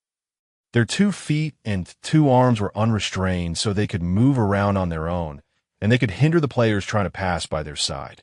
They seemed pretty solid too. There had been a team trying to beat the boss room for a week. Every time Yun Wu reached the end of Section A, he could see them being blocked by the scarecrows without making any progress. The scarecrow did not attack the players, but only blocked their way forward. But even that was enough to hold them back. Every time the players tried to break through the scarecrows, it didn't work. They didn't fall down when attacked, and they didn't move an inch when pushed. The only traces left on the scarecrows were mere scratches and soot. This meant that hitting them with neither physical strength nor skills would do any good. Plus, there were a lot of traps all over the place. The traps in the boss room were different from those in Section A. In addition to steel arrows, a variety of other traps were also added, including poison arrows, fire arrows, pitfalls, spear traps, and so on. If players were too busy avoiding the scarecrows, they might get caught in the traps. But Yun Wu was confident. I have to get to Section B immediately. Yun Wu held the dagger in his right hand and sprang forward. Asterisk swish, asterisk swish. Then 5 steel arrows poured down on him. However, Yunwu did not even lay his eyes on the arrows and lightly swung the dagger to the side. Dang dang. I have to go faster. Never slow down. Yunwu put more power into his legs. Bot bot. Asterisk rumble asterisk. Then the ground sank down in front of Yunwu. But Yunwu was also familiar with this kind of trap, and he had already read through it with his strengthened sense. Yunwu leaped high into the air right above the sunken ground. Right beneath him, there was a bottomless abyss opening its jaw. If I fall, I would be instantly dead. Then, Yunwu softly somersaulted over the gap, as if he were performing acrobatics. Drawing a long arc in the air, Yunwu tried to land beyond the hole, but 2 arrows came flying from both sides. It should have been hard to avoid them in midair, but Yunwu twisted his body like a spinning top and easily bounced off the arrows that came at him. Asterisk clang, asterisk clang. The arrows that were aimed at him fell down helplessly into the hole. Duck! Yunwu was able to land safely across the hole. And this time, he felt heat from the ceiling. As the fire descended along a hidden wick, it fluttered its red tongue to devour Yunwu. Asterisk, rush, asterisk. But Yunwu has already gained some resistance against burning through his trait. He quickly covered his mouth with a handkerchief and ran through the fire. Even as some cinders got onto his clothes, he only shook them off and kept running without much concern. He slanted the dagger to its side and swung it, creating a gust of wind that pierced a path through the flames for a short time. He ran through the path, wasting no time. Asterisk swish, asterisk swish. Besides the steel arrows, various other arrows also poured out. Arrows lit on fire, arrows coated with poison, arrows with a hooked tip, etc. Whenever the arrows flew at high, Yunwu either avoided them, parried them, or blocked them. Despite pouring in from all sides, the arrows could not even touch Yunwu's hair. It was as if he had eyes all over the place. Despite the obstacles, Yunwu did not slow down at all. On the contrary, his clearing speed was gradually increasing as his health attribute rose. The other traps also made no difference. Pitfalls, fire traps, spear traps, rolling rocks, all of them failed to stop Yunwu. At that moment, the scarecrows started taking action. Chapter 8, Tutorial 6. Asterisk clatter, asterisk. A bronze scarecrow suddenly came forward and moved at a rapid pace, blocking Yunwu's way. However, Yunwu twisted his body in order to avoid it. The scarecrow then proceeded to narrow the gap between them by dashing towards Yunwu. Yunwu tripped the scarecrow's leg as it ran towards him. His leg ached because of the scarecrow's hardness, but the pain was tolerable thanks to Yunwu's developed muscles. Then, another scarecrow came from the front. Yunwu bent his arm and smacked the scarecrow's chest with his elbow. Taking advantage of the knockback, he moved below its arm and dashed right past him. Several traps also activated in tandem, but none of them could stop Yunwu. Your dexterity is increased by 1 point. Your health has increased by 1 point. Sense strengthening skill proficiency has increased 15.6%. Sense strengthening skill proficiency has increased 16.9%. His attribute points increased as he broke through the traps. Yunwu's movements became more sophisticated as his attributes increased, causing his skill proficiency to also increase alongside. Then, with his keener senses, he passed through more traps, which led yet to another rise in attribute points. Increase in attribute points. Increase in skill proficiency. Increase in attribute points. Thanks to this loop, Yunwu was able to achieve remarkable growth in the blink of an eye. It's a lot faster than when I ran through Section A. Yunwu had confidence in himself. His feet were much lighter, and his hands were brimming with strength. When there were only about 10 scarecrows left ahead of him, one of the scarecrows, which until now had only been blocking the way, revealed its sharp teeth for the first time. As if it were human, it firmly squared its shoulders and tackled Yunwu's side. Asterisk bang, asterisk. A painful feeling struck him, as if he had bumped into a wall as hard as he could. The same pain he felt when he got hit by a steel arrow for the first time. He fell several meters back as the suffocating pain caused him to frown. On the other hand, The scarecrow didn't budge an inch from where it had tackled Yunwoo. Unlike the scarecrows he saw earlier, this one's surface flashed with a red tint as if it were made of copper. Its strong shoulders gave off an overpowering feeling. Is this the guy who imitates players? Copper Scarecrow, a scarecrow that mimics the movements and actions of the player, is also capable of attacking within a certain range. His brother had made a separate reference for this one. The real boss of Section A are not just scarecrows. The real deal are the 10 copper puppets at the very back. They copy the player's movements and grate on their nerves. Their body is also strong as hell, so we were obstructed by them for a long time. There are 2 ways to break through. One way is to fight head-on. The other way is to dominate them. Yunwoo held tightly onto his dagger. The copper puppets tested players with what they had developed and acquired throughout Section A. When 3 players formed a team, 3 scarecrows would appear to block their way. If there were 5 players, likewise, there would be 5 scarecrows. The scarecrows copied the players' skills, forcing them to overcome themselves. If they did, they could pass through the boss room, but if they didn't, they would be tied here forever. And if they couldn't even do that, the only alternative was death. However, Yunwoo had been repeatedly surpassing his limits by breaking through Section A several times. These copper puppets were annoying, but it didn't feel like they would pose a problem. What bothered him the most was that his plan to bust through the boss room in one go was hindered by a mere doll. He opened his draconic eyes wide and found the flaws scattered throughout the copper puppet. And the minute he tried to stab the puppet, it operates with a sensor. Find a sensor and destroy it. He heard a voice coming from a corner. Yunwoo had already been aware of his presence thanks to his senses, but he had just ignored him because he didn't want to get involved. The copper puppet raised its hand and aimed at Yunwoo's head. Yunwoo slightly bent over to the side, grabbed one of its joints, and twisted it. Asterisk crack asterisk. The puppet's forearm bent in a bizarre direction. Yunwoo then charged into its chest, held the dagger in a reverse grip, and stabbed 3 times into its flaws. In the end, he adjusted his grip and hit its abdomen as hard as he could. Asterisk Kwong asterisk. The copper puppet exploded into dozens of fragments and splattered in all directions like a firework. Asterisk Russell asterisk. The pieces of the copper puppet crumpled, raising some dust. Yunwoo brushed the dust off his shoulders. What just happened? A dazed voice was heard from behind. Yunwoo threw a glance to the back. In one corner, where the lights hardly reached, there was a young man hiding, obscured by the shadows. The young man got startled when their eyes met. But then, he put more strength into his eyes and stared at Yunwoo as if refusing to lose. Yunwoo bluntly walked over to him. The young man clenched his teeth. He glanced to the side to check his surroundings. When he noticed that Yunwoo was walking towards him, he stared even more intently. But contrary to his gutsy look, his legs were trembling a little.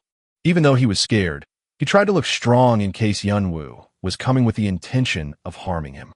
However, that only gave Yunwoo the impression of a rain-soaked puppy with its tail erect in front of Tiger. Yunwoo stood before the young man and asked in a blunt tone, "How did you know?" "Know what?" The bridge of the young man's nose wrinkled. The fact that the puppet was operating through a sensor. "I'm asking how you knew this." "What? That's..." For a moment, the young man couldn't answer properly. But Yunwoo didn't rush him.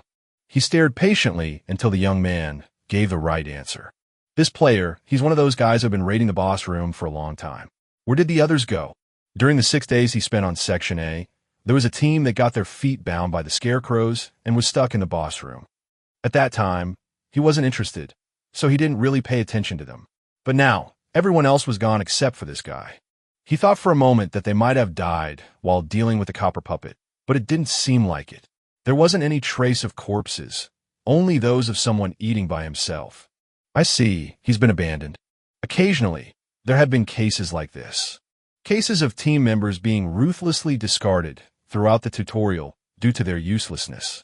On Earth, people would point their fingers at this irrational behavior, but it didn't matter here. Within the tutorial, where players were focused on making achievements, it only natural to party up out of necessity rather than being acquainted. That's exactly what happened to this young man. The young man was on guard against Yun Wu, but Yun Wu could see, just by looking at him, that he was too weak. His eyes were filled with embarrassment while looking at Yun Wu. He wanted to run away from the situation, but he couldn't because there were too many scarecrows around. Yun Wu began to wonder, how did the young man think he would be able to enter the tower, and how did he get his qualifications to participate in the tutorial? Consequently, Yun Wu was just going to ignore him and leave him be. In the first place, he didn't care about anything except advancing through the tutorial and catching up with the frontrunners. There was no reason to go out of his way and do something troublesome. But the words the young man had shouted while he was dealing with the copper puppet grabbed his attention. That the copper puppets were operating via sensors. Yun Wu was barely aware of it thanks to his enhanced senses, and he thought it was something the average players would never notice. So Yun Wu was wondering how he knew about it. For someone who appeared to be so weak. Usually, the truth was very simple. He could have noticed a pattern in the copper puppet's movements after being trapped in the boss room for a long time and made a guess out of it. Or he could have read the flow of mana inside the copper puppet when it operated. Magic power. It was mana. It was an unsolved problem that haunted Yun Wu. Yun Wu stared at the young man for some time. After mumbling for a while, he finally spat some words out. I saw it. You saw it. Yeah. The threads of mana surrounding the copper puppet. In the middle of the conversation, an idea crossed Yun Wu's mind. So he immediately activated his draconic eyes. The pupils of his eyes sank deeply, and eyes resembling those of reptiles were revealed. Oop! The young man gasped in surprise. Vertical slit pupils rose under the white mask. It wasn't strange to be scared. Ignoring his reaction, Yun Wu examined him from head to toes. Then he chuckled. Why did you put on this look? For a second, the young man flinched. What? The look you have right now. It's a disguise. The young man's face stiffened. Yun Wu put more power into his draconic eyes. Then, a very small presence was revealed inside the dozens of flaws surrounding the young man. Are you around 10 years old? You're really young. Very small too, but it's too blurry to recognize your face. You're not a normal human, are you? The young man clenched his teeth and moved his hand towards the sword he had left on the floor. He was ready to pick it up if necessary. What are you planning to do with me? It was a sudden question. Yun Wu tilted his head as he could not understand the situation. What do you mean? I said, what are you planning on doing with me? You? What? That's because I... The young man was going to say something, but he managed to bite his tongue and shut his mouth. He was reluctant to say any more. Yun Wu snorted at him. I know what you mean, but I don't care who you are or what you look like. Then, what I'm interested in is how you can see and handle mana. I'm just curious about the how. So can you tell me? What? The young man opened his eyes widely. Yun Wu nodded toward the exit. Of course I wouldn't ask you to tell me for free. I see you've been stuck here for quite some time. Then, I'll help you out. You can't get any food or attend to any business in here. How does that sound? It's not bad for you either, is it? The young man's eyes were filled with confusion. Everything he had said was just unbelievable. If there are other reasons you can't tell, or if you think it's not a fair trade, well, I can't help it. Yun Wu thought it would be a great opportunity if he could learn how to handle mana from this young man. The ability to see mana. That meant that he had an extreme affinity to mana even amongst those who knew how to handle it. If Yun Wu could acquire such ability, it would be very helpful for him in order to learn how to handle mana. Above all, even if it was a secret that he wasn't allowed to randomly pass on to others, it would be easy to dig it out from him since he was dealing with a child. As for the rest, it wasn't of his concern. Of course, if the young man used this as an opportunity to ask for something preposterous, he was going to immediately decline. Even if not now, he should still be able to find a way to handle mana later on. Seeing as no answer came from the young man, Yun Wu took his attention off of him and turned around. It seems like you don't want to. Well, wait. Hold on for a second. Yun Wu looked back at the young man. What's the matter? About what you were saying, is it true? You really don't know how to handle mana. I don't have any reason to lie, do I? In no way. Are you saying you did that without mana? The young man looked around Yun Wu with an incredulous look. Chunks of the broken copper puppet could be seen. A monster he had tried so hard to defeat with his teammates, but wouldn't even budge an inch. It was a puppet that survived through tons of skills and attacks without even a scratch. But Yunwoo, with only a few attacks, had just destroyed the puppet and was now saying he didn't know how to handle mana. It was simply incomprehensible. It was beyond common sense. On the other hand, Yunwoo also could not understand the young man. Well, I just did. The young man recalled a man from his hometown who once painted a wonderful landscape and said, "It's that easy." Chapter 9. Tutorial 7. Yunwoo stared at the young man as if asking what was wrong with it. The young man seemed to have a lot to say, but he kept his mouth shut. He was thinking this was a chance. His only chance to get out of this awful place. His eyes then filled with determination. "Okay, I'll help you. What do you want me to do?" The young man presented himself as Yo. Yo. Yes, Yo. Everyone calls me by that name. Yunwoo noticed that it was an alias, but he didn't bother asking anymore. After all, they would part ways after getting what they needed from each other. "All right, Yo. I'll open up a path, so follow right behind me. If you lag, I'm just going to leave you there." "Got it. And one more thing. Use honorifics when talking to me. I'm not going to let you off just because you're a child." Yul thought it was no longer necessary to act strong since he had already failed to conceal his age, so he answered with an still, as if his stubbornness ran in his blood. He didn't want to appear weak until the end. With his draconic eyes active, Yunwoo took the lead and walked along the passage. Every time they advanced a certain distance, a copper puppet would come out and block their way. Taking the same posture as Yunwoo, the puppets tried to attack them. But each time, Yunwoo pushed them aside and stabbed the dagger into their flaws. Asterisk Kwang asterisk. Whenever Yunwoo brandished his dagger, one or two of the copper puppets' limbs popped into the air. Sometimes broken fragments of their heads fell onto the floor. If until now he had been focusing on speed, now his focus changed to clashing head-on with the copper puppets and knocking them down. After switching to it, he realized this method was better. He was able to figure out some clues about new ways to use his senses with his now stronger muscles. During the whole time he was following Yunwoo, Yul couldn't hold his mouth from gaping.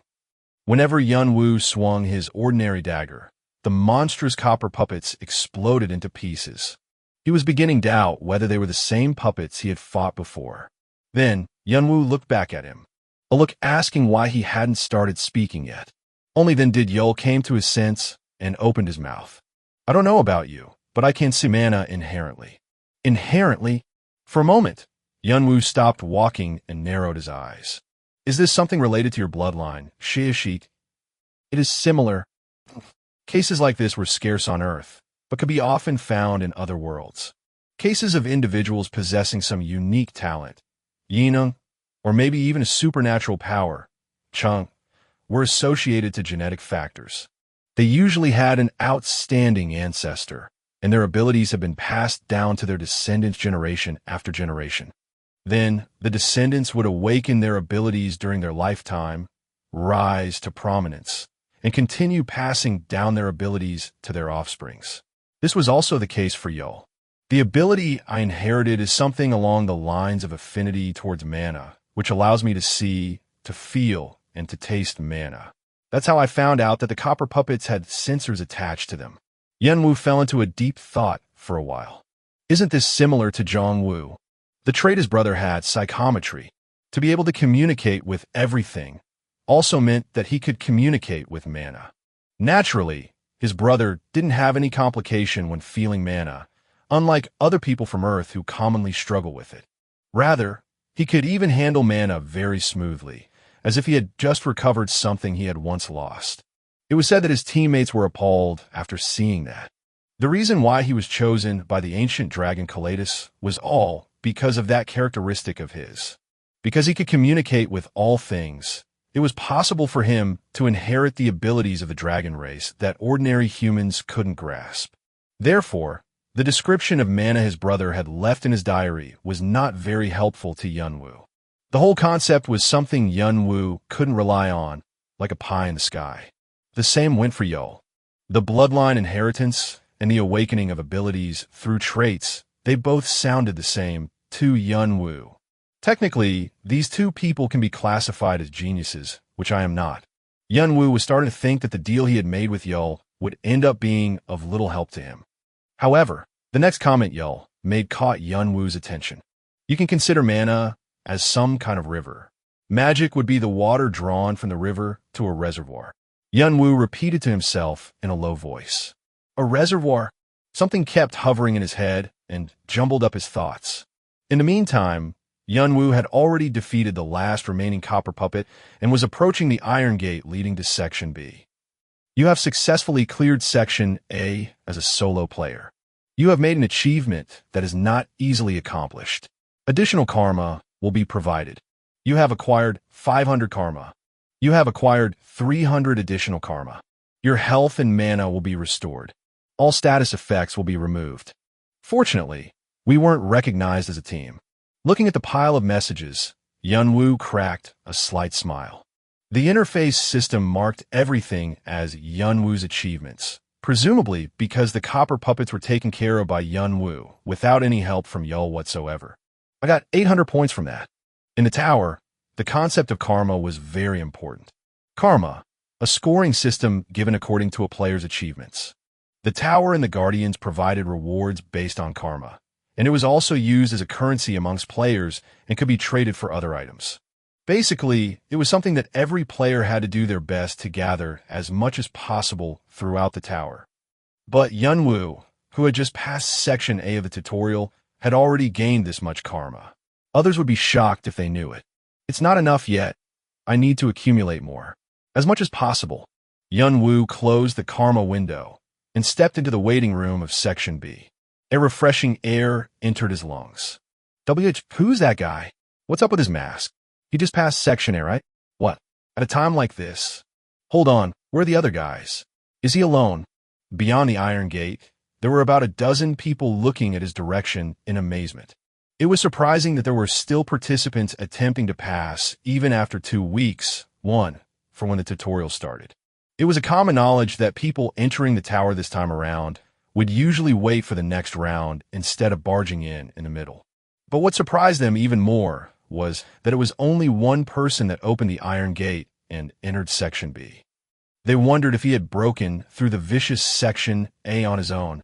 What are you doing? Aren't you coming in? Yunwoo said as he looked back. Then, Yul crossed the iron gate in disbelief. His faintly trembling lips muttered in a low voice. Finally, I'm out. It was a voice mixed with several emotions. You have entered Section B. The waiting room in Section B was quite large. The room was shaped like a dome, and it seemed large enough to accommodate thousands of people. There were quite a number of people inside the waiting room, and each of them was doing something different. Some were sharpening their swords with whetstones, and some were doing some warm-up exercises. There were also some sleeping in one corner, while others were seriously injured with amputated limbs. Excluding Yul, they were the first people he met since arriving at the tower. But Yunwoo ignored all the glances they were throwing at him. Because they're all dropouts. There were those who couldn't think of moving forward anymore after barely passing through the grisly Section A. Every one of them had given up on the challenges and were waiting for the 30 days time limit to end. Unlike its definition of user's instructions, the tutorial is a dangerous place where players can actually die if they don't pull themselves together. There were a lot of people in the waiting room of Section B who had managed to overcome the dangers but found themselves disheartened.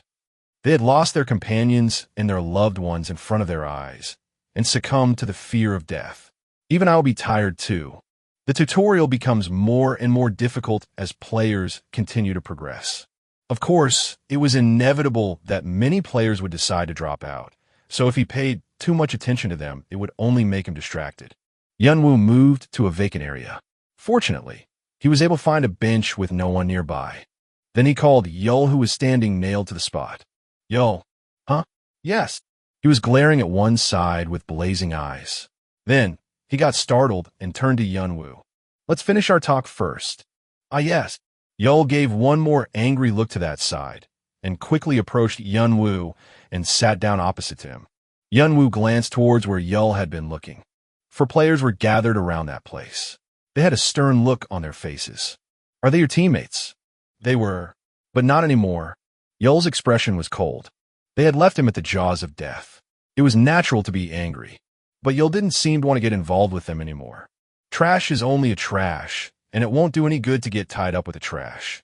Yunwoo was quite fond of that kind of attitude. There's a fine line between revenge and foolhardiness.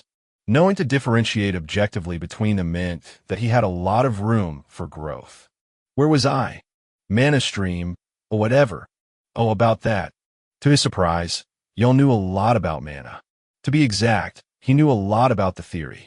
In most cases, those who had inherited magical abilities were often weak with theory, but Yul said he was forced to study them from an early age because of his family's policies.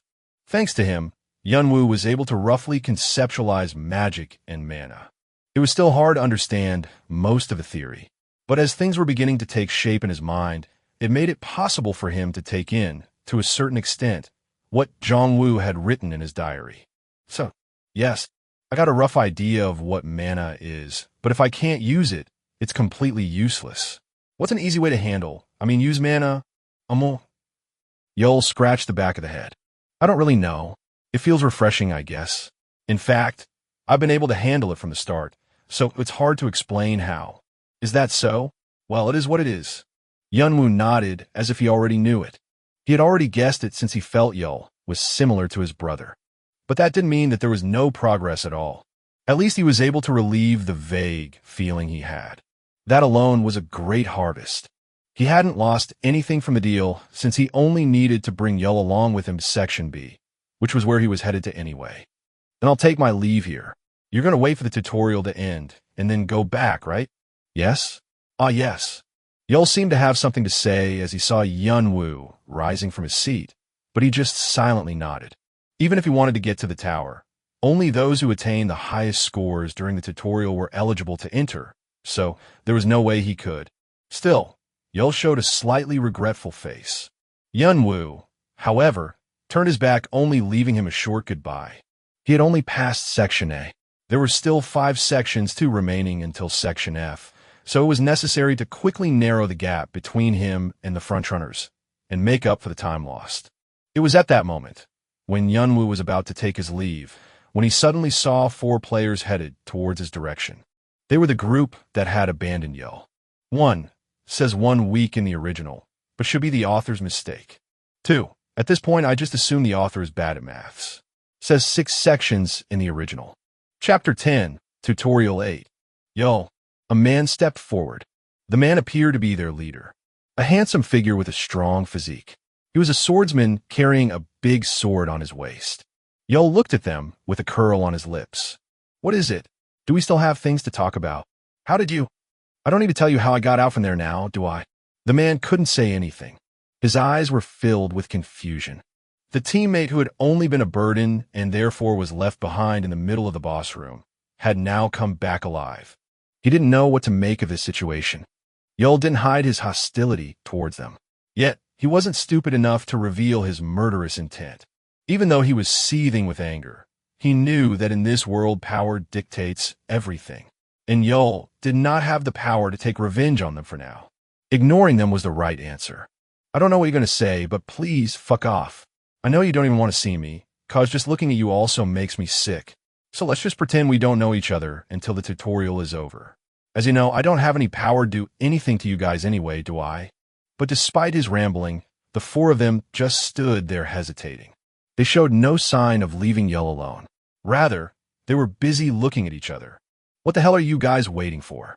Yul scowled at them as his patience ran out. At last, prompted by the glares of the other 3, the leader bit his lower lip and suddenly bent his waist. By any means possible, we want to apologize for what happened before. Yul's expression became completely distorted. What is this bullshit? And also, I have a favor to ask you. A favor. What happened at that time? Would you keep it a secret? What? We're going to sorry. I can't tell you the details, but what happened between us, please don't talk about it with anyone else. We're begging you. The other 3 also bowed down. Please do us this favor. Yul, please. For old time's sake, think of what we used to be. Yul kept his mouth shut. Watching them bowing down, Yul could still remember the incident playing like a video in his head. In the boss room, where their team had struggled several days to pass through, Yul was told that he was useless and was cast as a bait. He begged them, asking how could they do this to him, and cried out for help, but they didn't even think of looking back and ruthlessly went on their way. When he first met them in the waiting room of Section A, He thought he had met some really nice teammates. They were all polite, and they were quite skilled. And although he had been repeatedly warned by the elders of his family that the tower was a dangerous world, there were people who had made him think otherwise. But such expectations were shattered. I don't know what the hell you're talking about, but get the hell out of here. I don't want to see your faces anymore. Then you'll quickly turn his back. The leader was vexed and bit his lower lip. This won't do. If I leave things go like this, the opportunity might vanish into thin air. Their leader, Kane, had some complicated feelings inside. Just as they got out of section, he had thought his hellish life was finally over. Although the fact that they had thrown Yul as a bait to divert the copper doll's attention troubled him, he thought of it as an inevitable sacrifice in order to save more lives. Most importantly, Yul's ability simply allowed him to read the flow of mana. He wasn't playing a big part in the raid, so even if he dropped out, it wouldn't have much of an impact on the team's strength. In fact, he believed that things were fine as long as he could save more people at the expense of Yul's sacrifice.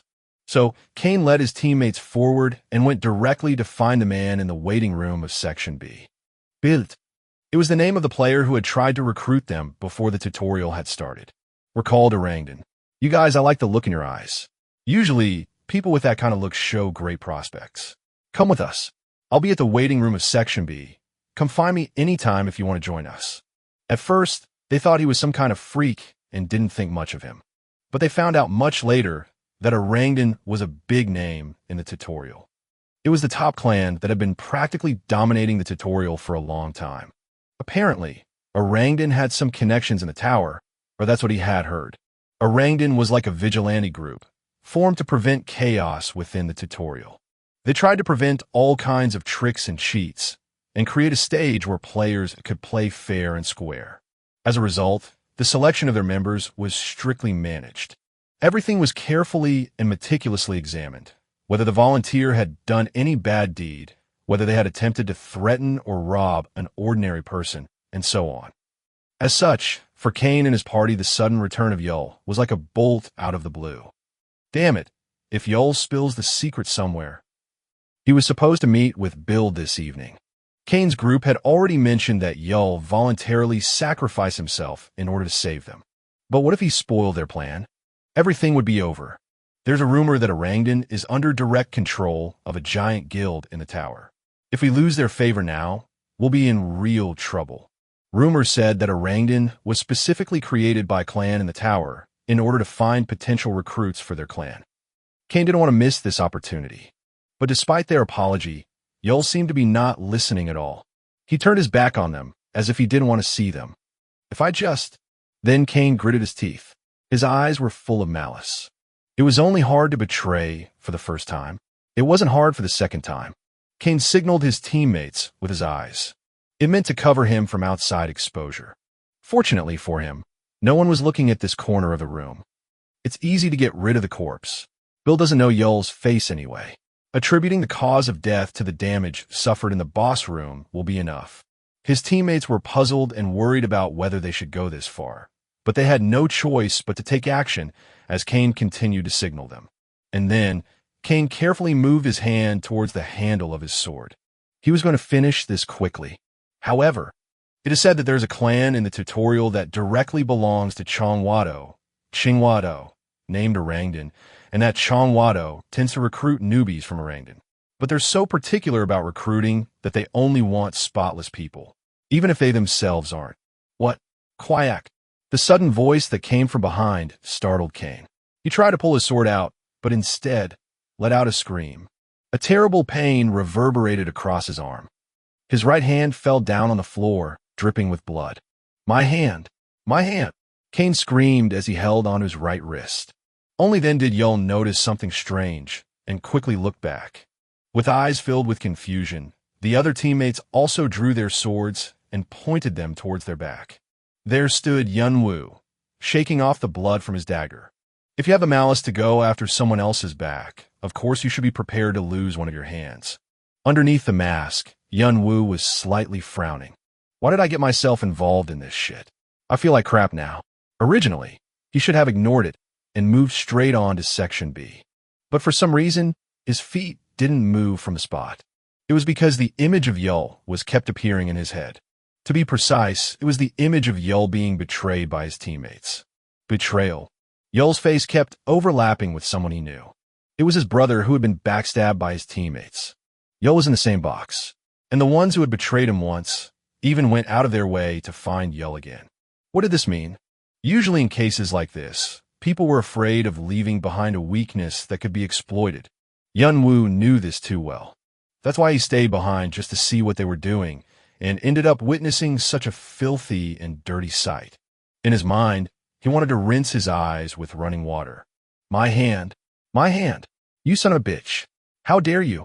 Kane cried out as he grabbed his severed right hand, and his face contorted. He stared at Yunwoo with a menacing look. I'm going to kill you. His other teammates were also pointing their swords at Yinwo. But they couldn't think of rushing in. No one had noticed what happened until they saw Kane's hand flying. He's an expert. Cold sweat streamed down their backs. They knew that Yunwoo was the one who saved Yul, but they thought he only happened to help him on his way. And even if he helped Yul fight them, they thought they could easily take him down with numbers. But they were wrong. Yunwoo gave an indifferent smile. Try as hard as you can. You bastard. Kane bolted forward with eyes filled with madness. He drew his sword with his left hand and swung it towards Yunwoo's neck. Kane! His teammates called out his name in surprise. They weren't sure how skilled Yunwoo was, and if he clashed with Yunwoo right now, their admission to Orangdan could end up being sabotaged. But none of their words reached Kane's ears. He was lost in revenge. Yunwoo strode forward. He was thinking of how to deal with these guys. They were the kind who had no qualms when putting a knife on someone else's back, but can't stand when they're the one being stabbed. He was definitely feeling shitty. Pat. Yunwoo dodged the sword coming for his head and moved to Kane's back. He stretched out his arm and wrapped it around Kane's arm, all in a split second. Then he lightly twisted Kane's arm in a backward direction. Crack. Kane's left arm bent in a strange angle. Quack. Not caring about his cries, Yunwoo did a flip with his arm still wrapped around him and climbed onto Kane's shoulder. It was a shrewd move, just like a cat's. Then, with a hard motion of his foot, he broke Kane's shoulder. Crunch. Ayok. Kane, why, you son of a bitch. Let him go. Clang. The sword fell down helplessly to the floor. Kane couldn't withstand the pain and knelt down on the ground. In the meantime, his teammates still couldn't approach him. Yunwoo was too nimble, and he was riding on Kane's shoulders. Yunwoo twisted Kane's bizarrely bent arm behind his back, placed one foot over his spine, and put his weight on it. He was threatening to destroy Kane's back if they approached any closer. Karen's eyes were bloodshot, as if they were going to pop out at any moment. Come with me now. I'll make sure he will never be able to walk again. Underneath the mask, Yunwoo's eyes shimmered with a cold glow. Chapter 11. Tutorial 9. The moment they met Yunwoo's fierce eyes, Kane's teammates froze in place. Just looking at his eyes that seemed devoid of emotion made their legs tremble involuntarily. Why are you doing this? You have nothing to do with this guy. Why are you interrupting us? One of them gathered up his courage and shouted at Yunwoo. Players usually did not to interfere with each other's business. It was an unwritten rule in tutorial. They all had different standings and different circumstances around their troubles. And dislike towards other people meddling in their affairs was a common characteristic between players with strong personal tendencies. So technically, Yunwoo had no reason to intervene in the matter. But Yunwoo bluntly said, I don't like it. What? I said I don't like it. Do you have any problem with that? Yunwoo sneered at them. You guys are doing whatever you please. So who says I can't? They wanted to scream against such nonsense. But the menacing eyes floating behind the mask made them unable to say anything anymore. They had a hunch that they might get into a huge mess if they went on like this. Yunwoo spoke. Put your weapons down. Crack. Aiken. Put them down. Do it. Throw it away. Please. Eventually, Kane couldn't hold it any longer and started to scream. The three began to abandon their weapons one by one while looking at each other. Clang. Okay, now let Kane go. One of them said in a trembling voice, as he stayed on alert against Yunwoo. At that moment, asterisk sneer, asterisk. Idiot. Yunwoo gave him a sneer and pressed his foot harder, breaking Kane's spine. Asterisk kun asterisk.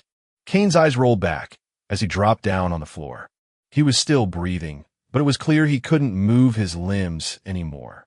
Taich, that's different from what you promised. Ah! One of shouted as his face turned pale and gasped in surprise. Before he knew it, Yunwoo had already thrown a dagger at him. He barely managed to strike the dagger. In the meantime, Yunwoo quickly approached him and smacked his throat with knife hand strike. Yunwoo then darted close to him, smashed his chest with his elbow, struck his sternum with his knee, and punched his stomach. Asterisk Kwong asterisk. Asterisk crunch asterisk. His muscles were ruptured and all the struck bones were destroyed, accompanied by an air-bursting sound. His jaw was crushed and 3 or 4 teeth were chipped. Asterisk drip asterisk. In the end, he collapsed on the floor, covered in blood. He was barely gasping for air. He looked like he could completely stop breathing at any time. I'm gonna kill you. Just die already.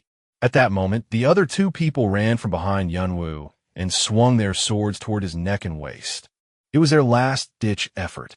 2 of their teammates had collapsed without inflicting any damage. There was no chance of running away, so, at the very least, they tried to oppose some resistance. Yunwoo lowered himself close to ground to avoid the attacks, and simultaneously drew his dagger from his waist and slashed in front of him. Asterisk schluck, asterisk schluck. W-A-K. A-K. My foot. The 2 dropped onto the floor as their Achilles tendons and arteries were cut. And then, asterisk puck, asterisk puck. As a fist flew towards their faces, their 2 heads were completely knocked backwards. Asterisk gurgle, asterisk. Their mouths were full of foam mixed with blood. Yol's jaw dropped as he watched the situation. Everything happened so fast. Even though unsightly, they still were players who had somehow passed Section A on their own. But Yunwoo crushed not just 2, but 4 of them at once. He knew Yunwoo was strong, but he didn't think he would be so overwhelming. The 4 seemed unable to make a comeback any longer, unless someone took them to a high priest or brought them a superior healing potion. If they were to be left like this, they might die or end up crippled for the rest of their lives. It had to be either one of these 2, the latter being more likely. Yol felt so much relief, not because they were dead, but because they had to live like that until they died. So he wanted to express his gratitude. Yunwoo was calm and composed as if he had just gone for a stroll. He shook off some of the blood from his dagger, roughly put it around his waist, and looked back at Yol. You're drooling. Yol hastily wiped around his mouth with his sleeve. Asterisk chuckle, asterisk. Just now, Yol had just heard Yunwoo laughing. Yol raised his head with his eyes wide open. He had been wearing a mask, and his eyes had been dull up until now, so Yol had thought he didn't have any emotion. He had heard a few sneers, but he had never heard Yunwoo's real laugh. But Yunwoo turned his back as if nothing happened. Take care of yourself. Watch out for other people from now on. Wait.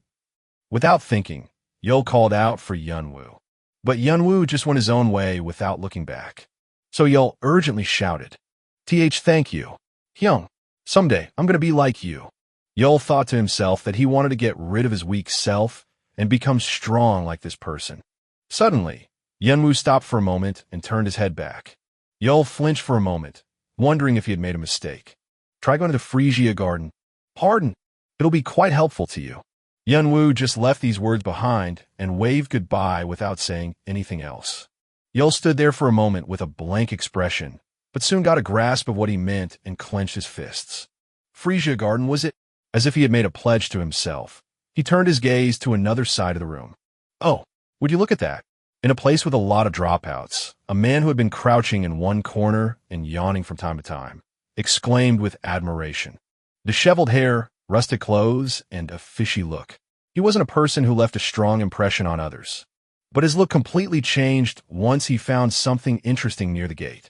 It was like the look of a kid who had found a fun toy. Hey, stop sleeping and get up. You won't even let me sleep. So what is it? The young man with disheveled hair kicked the boy who was tossing and turning.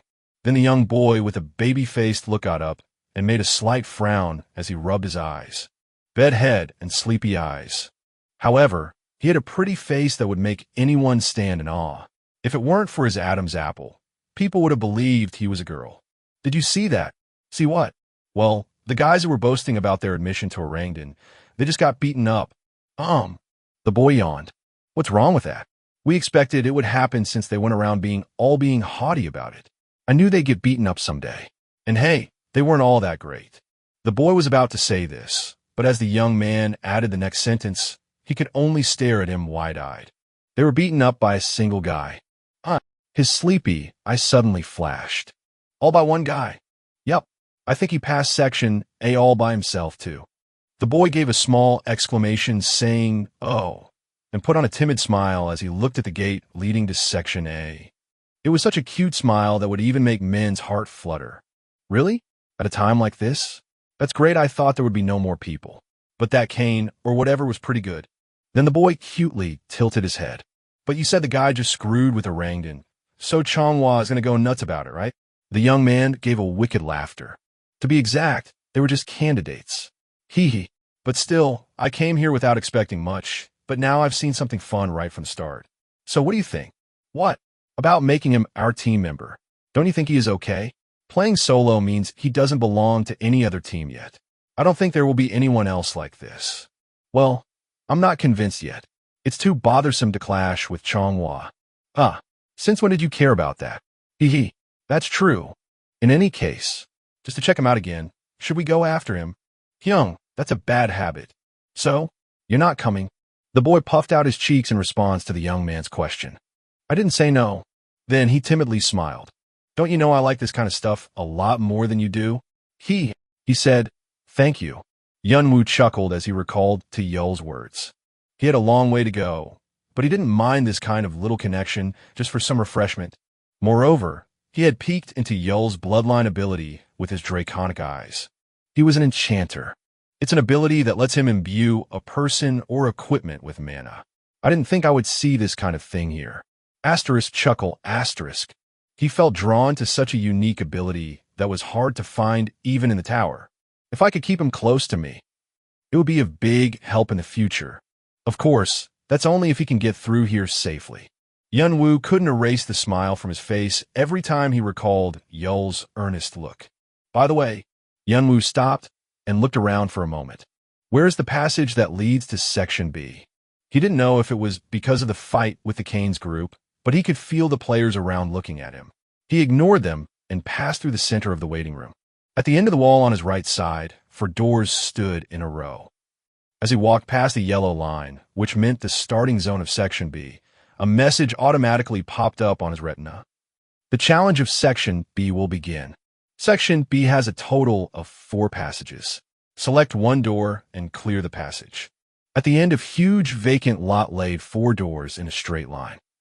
Each one of them was the same in size and shape, but had a different in color. I'm going to choose white, blue, red, and black. Black. Yunwoo scanned through each door and headed towards the door at the far right without any hesitation. The waiting room in Section B was definitely a place full of dropouts. But I can't give up like them. I already promised with my friends to get out of here safely. I'm not the only one who's having a hard time in here, so I can't back out. Instead, I was instructed to select 1 out of 4 doors, so I did. But later, I regretted my decision. Jongwoo's choice was blue. Each door was designed to guide the players to a different room with a set difficulty level. The further to the right, the more difficult it would be. His brother had chosen the second easiest door. Section had already been too hard. Therefore, he and his teammates decided to choose a relatively easier door in order to take a breather. But after a long time, when he was already somewhat settled in the tower and learned about the secrets of the tutorial, he regretted the choice he had made in Section B. The rewards differed depending on the color of the door selected in Section B. Behind the black door, also known as the black route, there are white mosses and cannibals waiting inside. Section A only tested the player's physical performance. But it was a little bit different in Section B. It required something else. Judgment, cognition, attention, concentration, determination, etc. Their decision-making, thoughts, and course of action that different players make when faced with the same environment. Even how much they knew about the situation they were in. And finally, the ability to find the hidden pieces that the Guardians had concealed as if it was a treasure hunt, relying on the abilities mentioned above. I must get my hands on Bathory's vampiric sword here. As Yunwoo recalled the location of hidden piece in Section B, he slowly placed his hand on the black door. Chapter 12. Black Route 1. You have entered the Black Route. Safely go across the pond and reach the opposite side. Yunwoo wiped some of the blood from his dagger and placed it back next to his waist. Maybe because he hadn't experienced any bloodshed for a while, he now felt like his whole body was burning with excitement. It was useful to some degree. Although it was just a clash against some small fry, it had been worth the try. Clearly, Yunwoo was still lacking in some departments, be it in terms of skills or abilities. Experience. The experience of going through life or death situations on the battlefield, the instincts taught by those very ordeals, and the determination required. Those were never easy to come by. Yunwoo had an accurate grasp of his strengths and weaknesses. Skill and ability are areas I can catch up on. I don't need to be in a hurry. I just have to continue advancing as I've been doing up till now. I'm not wrong. Yunwoo took a look around while organizing his thoughts. So this is the Black Route, the hardest difficulty. The Black Route had a very simple layout. Along the wide cavity, there was a huge pond. Are you telling me to get through here? The pond stretched over the long, curvy cavity. It seemed the goal was to swim across this pond. Pond of heavyweight water, Chanjong-sui. The pond is made of water that giant Mimir accidentally spilled while transporting. No ordinary life form can live in this pond. Yunwoo leaned down and dipped his hand in the water. It did not feel like normal water at all. It was rather dense. Just to make sure, he threw in a small stone he found lying around his feet. The stone quickly crumbled apart and sank beneath the pond. Just as I thought. Yunwoo drew his brows together. It's not ordinary water. It wasn't a lie to call it heavyweight water. Was it named after its heaviness? It was so high in density and pressure that it could not be compared to normal water. If an average person were to dive in, they would be crushed flat. Even if the body could withstand the pressure, their stamina wouldn't last long. They wouldn't even be able to rely on buoyancy to float on this water. If I try to swim across without knowing the pond's depth and width, I'll be dead soon. I don't even know what's inside. Yunwoo concentrated on the line, no ordinary life form can live in this pond in the information window. In other words, extraordinary life forms could be living inside. Even if not, at the very least, there should be some sort of trap set up underneath the surface. Yunwoo didn't jump the gun. Instead, it must be here somewhere.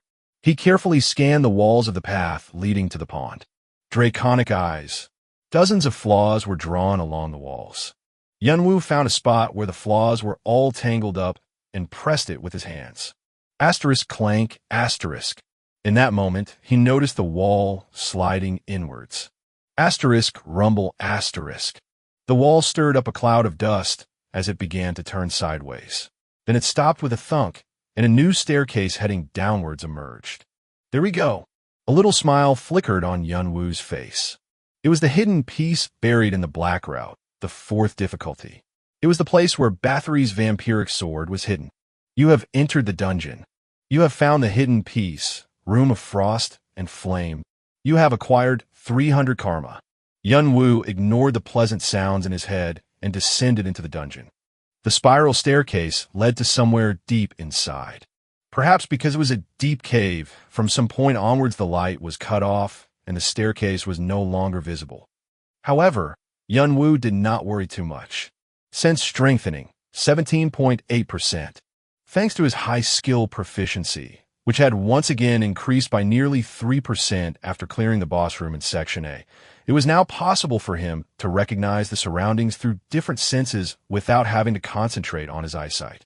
No, it was possible to take in more information by doing this, rather than by relying on just his eyes. The surrounding sounds, the terrain's layout, his own movements, everything was felt as it was. There was no blind spot. What's more, had it been just a few days ago, he would have had to consciously concentrate on maintaining his skill active, but now he was so used to it that he could have it constantly active without having to pay much attention.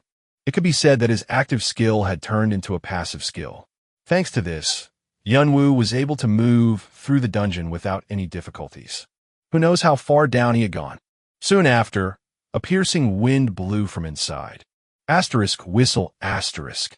The stairs came to an end and a new cave appeared. Found it. The cave was full of a white-colored moss along the walls. White moss, a type of moss that bears the essence of the moon. It can cause illness if eaten. It doesn't taste good either. The explanation was as simple as it could be. But Yunwoo was well aware of the hidden effect of the white moss. It was only later that I discovered that as difficult as the black route was, it also had many different solutions. One of the solutions was white moss. The white moss was a substance full of moon essence. Many animals feed on this as their staple.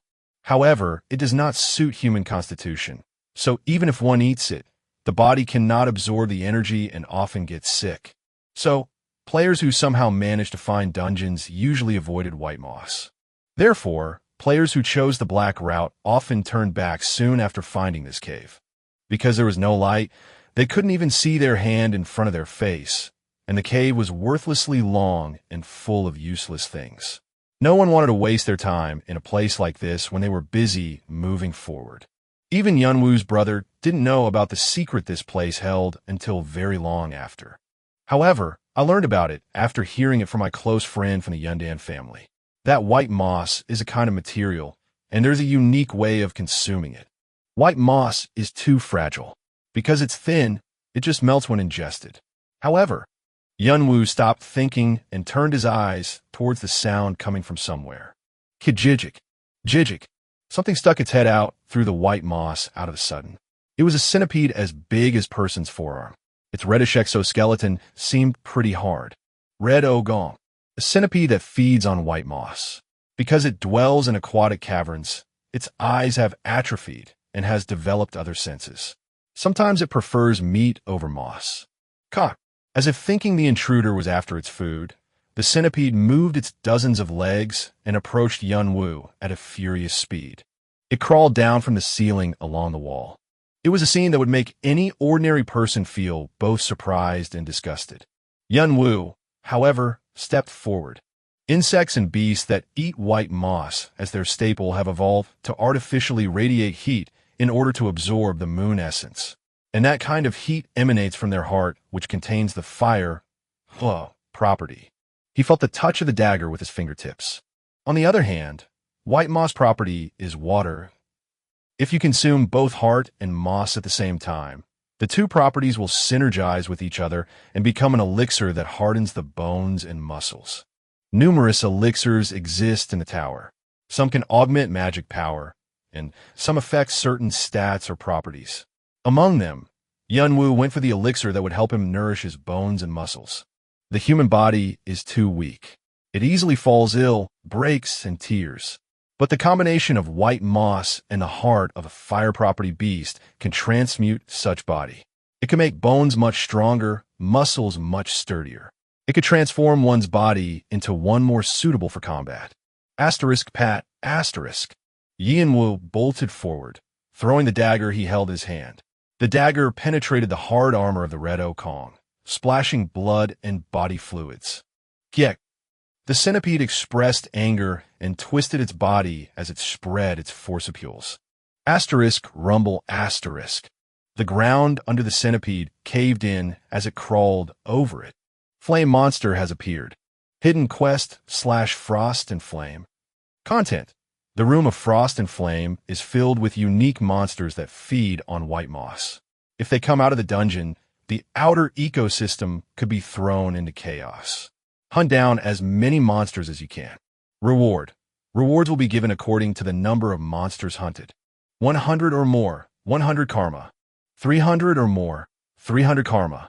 500 or more, 500 karma, plus additional rewards according to achievement. Over 1,000. It's up. The Room of Frost and Flame had one more advantage besides the benefit of obtaining Bathory's vampiric sword and toughening up the body. According to the number of monsters hunted, additional karma could be obtained, and there were also additional rewards if the number exceeded 500. The more he hunted, the stronger his body would become, and he would also hoard karma and rewards. It was basically a treasure trove. No matter how, I have to win the reward for hunting 1,000 monsters. Asterisk pat, asterisk. Yun Wu chose not to engage head-on. Instead, he quickly shifted his body sideways and narrowly avoided the attack. Asterisk Kwang, asterisk. In the spot where the red ogong rammed its head, some rocks were being crushed by its forcipules. The monsters here are very strong. Even with this stronger body I honed in section, they're not easy to kill. It will be really dangerous if I let them crush from the front. As soon as Yun Wu finished measuring up the red ogong, he aimed for its trunk. However, Yup, it's hard. Too hard. The dagger bounced off of its surface, leaving behind only a scratch. But even that was enough to aggravate red ogong, so it squirmed its body to catch Yun Wu with its forcipules.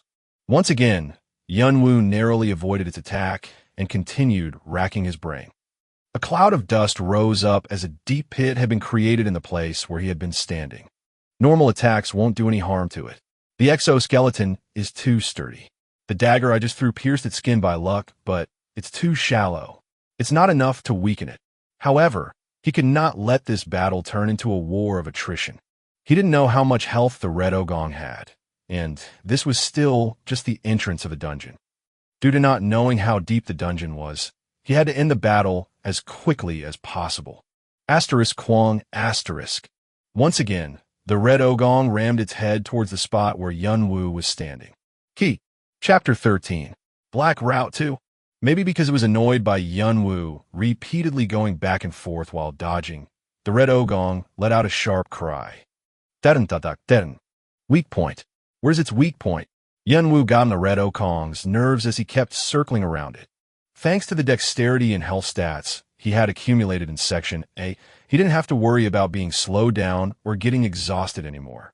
Occasionally, he would also catch the red ogong off guard. There were some places where its flesh was exposed, right where a segment of its shell connected with another. Yun Wu stabbed and sliced its joints, and then jumped back out. Yeah, as he repeated this procedure, the floor gradually filled with the red ogong's blood and body fluids. However, the red ogong didn't get exhausted. On the contrary, it was becoming more furious and more ferocious. There is a tremendous disparity between clearing traps and slaying monsters. I just have to figure out the correct strategy. Unlike traps that only needed to be avoided, monsters needed to be hunted. He had to deal with a predator that was trying to eat him. Seen from a distance, it was not much different from his experience in Africa. After all, a life is just a life, and that applies to monsters too. There should be some kind of weakness. Wait, weakness. Then an idea flashed across Yun Wu's head. Draconic eyes. As the black pupils in his eyes sank and expanded, his now black and white vision was focused on the red ogong. Everything he saw was now composed of only black lines, just like a drawing sketch. Only the monster's contour was shown. However, a few fine lines of flaws could be seen mixed among the black ones. Then, with his eyes, he tracked the point where the flaws converged. There it is. It was a spot into the exoskeleton right between its head and neck. If it were a human, that would be its cervical spine. Why did he never think of using his draconic eyes on living creatures? That was most likely because he had always been using it on inanimate objects, so he had thought that there was a limit to it. But now that he realized it, things weren't as bad as they appear to be. So he continued examining red ogong's movements with his draconic eyes. Of course, finding its weakness did not instantly turn his situation into an easy hunt. It still didn't take away the speed, fierceness, and strength of the red ogong. Most importantly, unlike inanimate objects, the red ogong's weak point was in constant, fast-paced movement. Pinpointing that small spot and accurately stabbing it wasn't an easy task. The short duration of draconic eyes also added to the problem. Asterisk Kwang, asterisk. Yun Wu strengthened all of his senses as he tried to keep distance from where the dust produced by the debris was rising. He wanted to examine the movements of the red ogong in more detail. Kick. The red ogong did a big turn and rushed down the concave wall.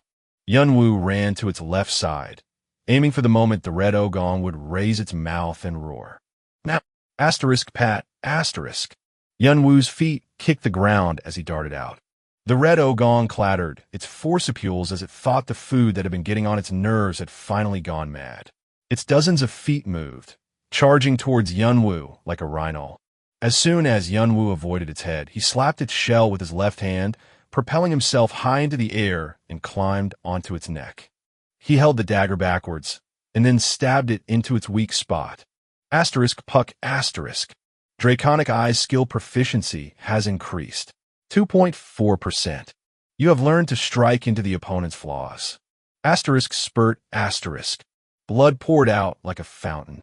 That spot had probably contained an artery. The amount of blood that was gushing out could not be compared to what had been spilled so far. However, the dagger was stuck midway through and did not go any deeper. Just before reaching its weak point, it bumped into something hard and wouldn't pierce further. An inner shell. Yunwoo's face turned stern. He didn't know there was still another shell protecting its weakness beneath the outer shell. His draconic eyes didn't catch such detail. Sensing the danger, Yunwoo tried to get away from the red ogong. Swish asterisk. Before he knew it, the tail of the red ogong was flying towards him like a whip. Puck asterisk. Yunwoo crossed his arms to protect his upper body as much as possible. With a crushing impact, his body bounced backwards and crashed hard into the wall. Cuck. Yunwoo spat out a mouthful of blood. His body felt like it was going to shatter into pieces. He couldn't think straight because of dizziness. Horrendous pain overcomes your body. You have been afflicted with stun. You have severe internal injuries. You have been afflicted with shock. Red Ogong's body fluid has seeped into your body. You have been afflicted with poison. Yunwoo, however, gritted his teeth and quickly checked on his physical condition using his strengthened senses. For broken ribs, 2 fractures in the spine. Vein in left thigh is ruptured. Achilles tendon in right ankle is torn. There was no doubt that he shouldn't be able to move an inch due to the seriousness of his injuries. The red ogong took the opportunity to charge towards him with the speed of an arrow. Its forcipules were right in front of his face. But even in such crisis, Yunwoo managed to assess the best course of action based on his current situation. In that brief moment, your trait cold-blooded has helped you maintain composure. The status effect stun has been removed. You have developed resistance to pain. The status effect shock has been removed. You have developed resistance to impact. The status effect poison has been removed. You have developed resistance to poison. The skill physical resistance has been created. You have shown great presence of mind in any given situation. You have attained deep enlightenment in regards to perseverance and an indomitable will. The skill combat will has been created. Messages notified him that 2 new skills have been created, but Yunwoo couldn't afford to check his new skills. Still, he could tell what the skills were about by just looking at their names. In that instant, the terrible pain greatly subsided. Furthermore, his consciousness also became clearer, and he was now more capable of thinking and making decisions. He felt as if time had slowed down for a brief moment. Thought acceleration, Suka, Jaso. Thanks to this, Yunwoo was able to assess a number of actions he could take before the red ogong reached him, and he finally chose one of them. At that moment, the forcipules were closing in right in front of his face. Yunwoo pointed his dagger towards the front. Kwong asterisk. Oop. Yunwoo was lifted up by the impact. His upper body dug deeper into the wall. His spine suffered yet another fracture, and both his arms were shaking from the pain. Still, he forced himself to tighten his grip on the dagger. Blood drizzled down from his torn hands, but he clenched his teeth. Both his eyes were already red from being bloodshot. Kakakak. The red ogong's forcipules were being blocked by the dagger, as they kept opening and closing in front of Yunwoo's face. Behind its forcipules, he could see deep into its throat, which was covered with countless fangs. The red ogong tried to bite off Yunwoo's head. Whenever its forcipules clattered, his dagger trembled as if it would break any time soon. In the end, Yunwoo couldn't hold any longer, and the red ogong's forcipules almost reached his face. TSSSS asterisk.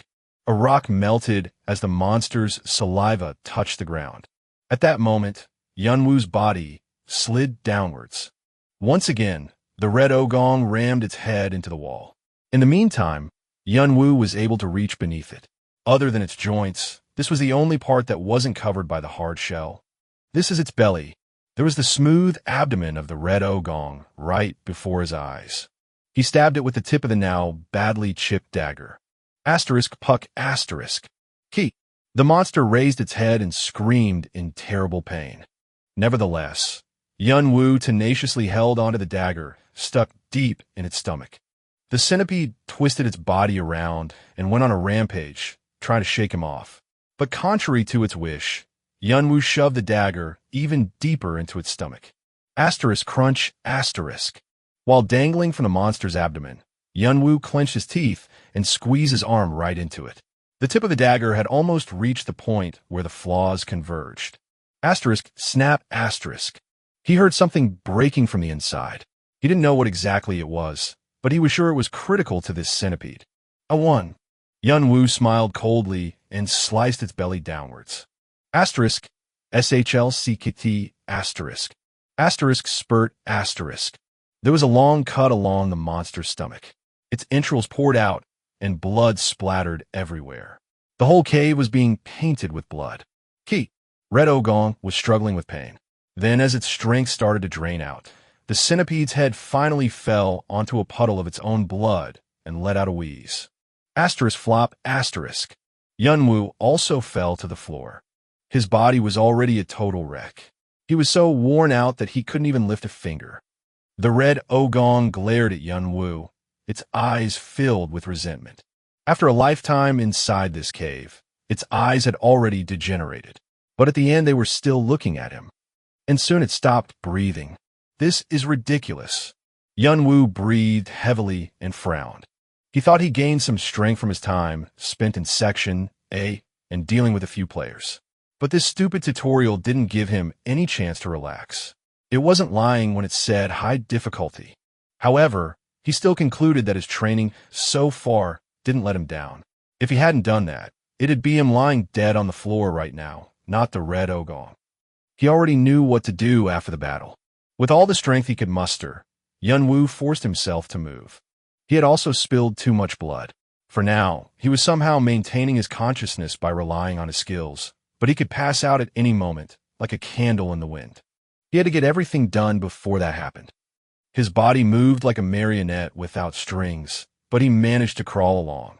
He tore some white moss from the floor and crudely pushed it into his mouth. He had no strength to chew, but fortunately the moss melted like water and flowed down his throat. Asterisk swoosh asterisk. He felt something cold slipping inside his body. Before the feeling disappeared, Yun Wu grabbed onto the hard shell of the red ogong, raised his upper body, and pushed his face into the open wound. It was filled with a disgusting, rotten stench, but at the end he managed to find what he was looking for. The centipede's heart was still beating, with his mouth wide open. Asterisk chomp asterisk. He bit into the heart. Chapter 14. Black Route 3. Asterisk gulp asterisk. Blood was continuously gushing out. Most of it was coming out from his mouth, but Yun Wu tried his best to swallow it back. His throat was burning with toxicity, and the foul stench made him gag. Despite his disgust, Yun Wu continued to drink the blood as he chewed on the heart that was much tougher than leather. At that moment, asterisk whoosh asterisk. The energy that the white moss contained was wriggling inside his body. It was the pure essence, Jing Qi, formed by the energy of the moon. This would act as a catalyst to filter out the heat and dregs and to blend the energies together. Asterisk crunch, asterisk crackle. Yun Wu's body began to change little by little. The broken bones knitted together. The torn muscles closed up. The patches of peeled skin were replaced with new skin. But it didn't end there. His bones became much denser, his muscles tougher, and his skin smoother.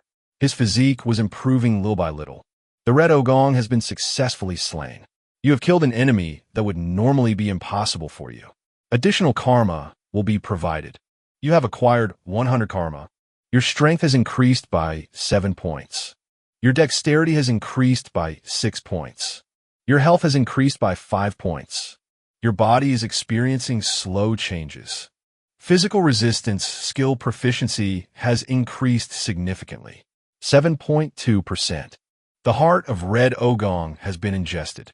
It has synergized with the white moss, revealing its hidden effects. You have obtained a piece of Flame Heart and Frost Crested.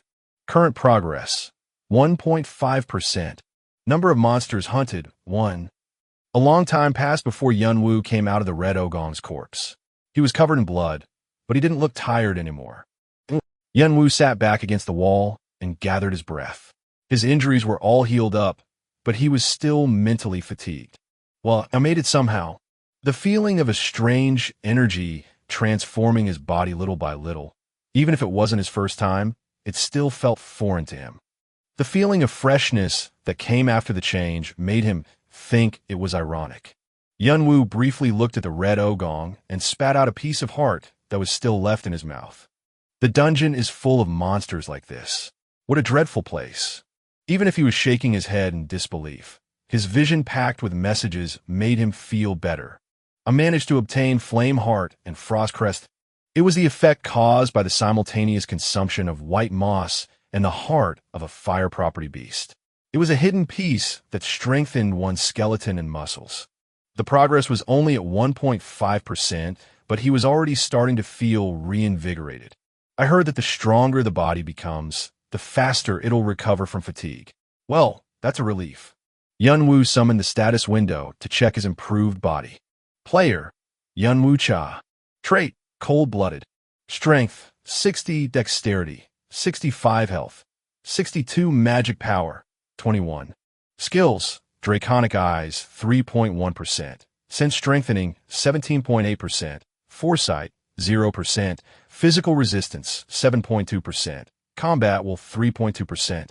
I didn't expect I'd gain more stats from killing Red Ogong than from beating the boss room. Yunwoo was stupefied by this thought and let out a hollow laughter. However, it was obvious that players would be given more stats according to the level of adversity they overcame, and the Black Route was remarkably dangerous. But one thing was certain, his body was going through a steady change. Most of his stats were already over 60. My low magic power is the only flaw, but what can I do about it? Yunwoo frowned while looking at his magic power, which was his highest attribute at first, but was now the lowest. There was no way for him to put his magic power to use for now, so he had no choice but to sit on his hands. Still, he couldn't help but worry about the continuously increasing gap between magic power and his other attribute points. I need to think of a way to feel mana as soon as possible. Thanks to Yul, he already had a firm understanding of the concept of mana. Therefore, the only thing he had to do now was to come up with a way to feel it. The problem is how. In reality, unlike his younger brother who could be categorized as a natural genius, Yunwoo's achievements all came from being a hard worker. It had been like that since they were kids. Yunwoo was different from his younger brother, who did everything effortlessly. He often had to try over and over again to solve a problem, but he tried not to show the efforts he made, pretending he was doing fine. Even when he was dispatched to Africa, initially he was so weak that he often caused his unit to receive collective punishment, but later on he managed to become part of the special task force. Yunwoo was used to pushing himself to the limit. He would slam himself against the walls of limitation again and again until it would finally break down. And when he encountered another wall, he would continue to hit it until it broke once again. Things weren't much different this time. Yunwoo was well aware of the fact that he was the one furthest behind among the many players participating in the tutorial. That was why he only walked the hardest path, and that was how he achieved his outstanding growth. Since he wasn't talented, he had to find ways that best fit him based on his own judgment. Mana seemed to require the same approach. He knew he had to keep trying to find a clue to handling mana. The problem was that there was no way to get to the clue. At this rate, his magic power would most likely end up being a big dud in his status window. But he couldn't let that happen. I can count on my skills for now, but there's going to be a lot of situations where mana will come in handy. That's bound to happen as long as I keep climbing higher. Mana allowed its users to do things that were physically impossible. It was the power that made so-called magic or unique skills possible. The tower was a place full of supernaturalities, so he couldn't just give up such power. Above all, Yunwoo had not yet completed his awakening. Mana was essential to fully accept this power, which originated from the ancient dragon Kalatus. The dragon race was a noble species that was known as the founder of all mana and magic. Let's wait for a while and see. Just worrying about it won't solve the problem. For now, He had to focus on what he could do and solve the mana problem later. And if no matter how hard he tried he still couldn't find the answer, he could also resort to other unconventional methods. They say there are plenty of players who are really good with magic. If there's really no way, then I should abduct one of them and figure out how. Harming a person who had little to do with his matters was not the way he saw it. But he also couldn't keep waiting without doing anything. Yunwoo left the idea of mana and magic power behind, and this time he looked at his two newly acquired skills. Physical resistance. Rating, E-. Proficiency, 7.2%. When active, resistance to physical attacks increases. In some cases, high resistance to a variety of status effects will be invoked. Combat will. Rating, D+. Proficiency, 3.2%. Through perseverance and an indomitable will, you burn with fighting spirit no matter the circumstances. While focusing on combat, thought acceleration allows quick decision-making. Rating. When Yunwoo first saw the newly added information, he made a surprised expression and slowly nodded. As his abilities got stronger, he was now able to find things he originally couldn't. The rating reflected the value of a skill. A highly rated skill meant it was powerful and required less mana or mental power consumption. The ways to improve the rating of a skill were simple. One way was to gain enlightenment, apply it to the usage of a skill, and gain the interface system's recognition. The other way was to raise its proficiency. The ratings his two skills had were not so bad. No, combat will skill was actually great. It's really hard to get skills above D rating in the tutorial. Yunwoo contently smiled and organized the information about the two skills. Physical resistance will be effective against external impact. It will minimize the impact from an attack and will also relieve pain. It was a must-have skill for Yunwoo, who was heavily dependent on melee combat. He had to endure terrible pain many times throughout his training. He managed to maintain consciousness thanks to his cold-blooded trait. But if a person were to be continuously exposed to pain, it could have a devastating effect on their mental health. However, if he could use this skill properly, he could avoid such situations. I like its high resistance to status effects too. Poison, burn, frostbite, panic, stun, hallucination, and curse were the biggest obstacles during raids. But if he could avoid all that, it would pose a big advantage. Yunwoo felt drawn to his physical resistance skill in many ways. It wasn't an extravagant skill, but it would be of great support to his combat style. But the skill that appealed the most to Yunwoo's taste was combat will. Thought acceleration, this is the most important one. In tense situations, quick judgment was a double-edged sword. It could be an important key to survival, but could also be the worst card that might cause self-annihilation. So judgment had to be made with caution, and the thought process was bound to be complicated. But this was a skill that made both quick judgment and deep thought possible at the same time. He had even experienced it for himself when he was killing the Red Ogong. The moment he felt time slowing down, when the Red Ogong's mouth was about to reach his head, his quick judgment that resulted from thought acceleration had led Yunwoo to victory. It's really a big merit to be able to make a calm judgment. Besides, this skill can be used in other ways too. The benefits of combat will did not end there. Because it enabled extreme concentration, the skill also had a great effect on sense, strengthening, and on draconic eyes. He should be able to control his senses more meticulously, so it should be easier to detect things that he hadn't been able to detect before. Using this as an opportunity, Yunwoo closed his eyes thinking of casting combat will once more. Since strengthening was already in action, currently, Yunwoo could scan areas up to 15 meters ahead. But the moment he cast combat will, Yunwoo almost screamed due to the pressure of the enormous amount of information coming into his head. Then it was accompanied with a sudden nausea and an urge to vomit. What is this? With extreme patience, Yunwoo was able to stop himself from throwing up, but his mind was zoning out. The effect was more potent than what he had imagined. He could see, hear, smell, feel, and taste way too many things. There should have been some sort of limit. But as if the limiter had been disabled, so much information poured down on him that he couldn't quite figure out what was what. Lights were stirring in his vision, sounds were buzzing in his ears, and smells were pricking his nose. He felt like the information was igniting his brain on fire, so he quickly turned off. He highly doubted he would be able to filter out all the useless information from the enormous amount that flowed in. Nothing ever goes my way. Yunwoo wrinkled his brows and wiped the sweat flowing down his chin with his hands. However, he couldn't just quit here. Although it just for a fleeting moment, Yunwoo had clearly felt a sensation similar to, as if his body was floating through the combined use of the two skills. And in the process, he was able to feel so many things. There was no reason to refuse when he had found a way to grow. Let's do this. He once again closed his eyes and cast combat will and sense strengthening at the same time. The burning pain in his brain made him frown. Yunwoo went down the passage of the dungeon, somehow enduring the throbbing headache by turning on physical resistance at the same time. Chapter 15. Black Route 4.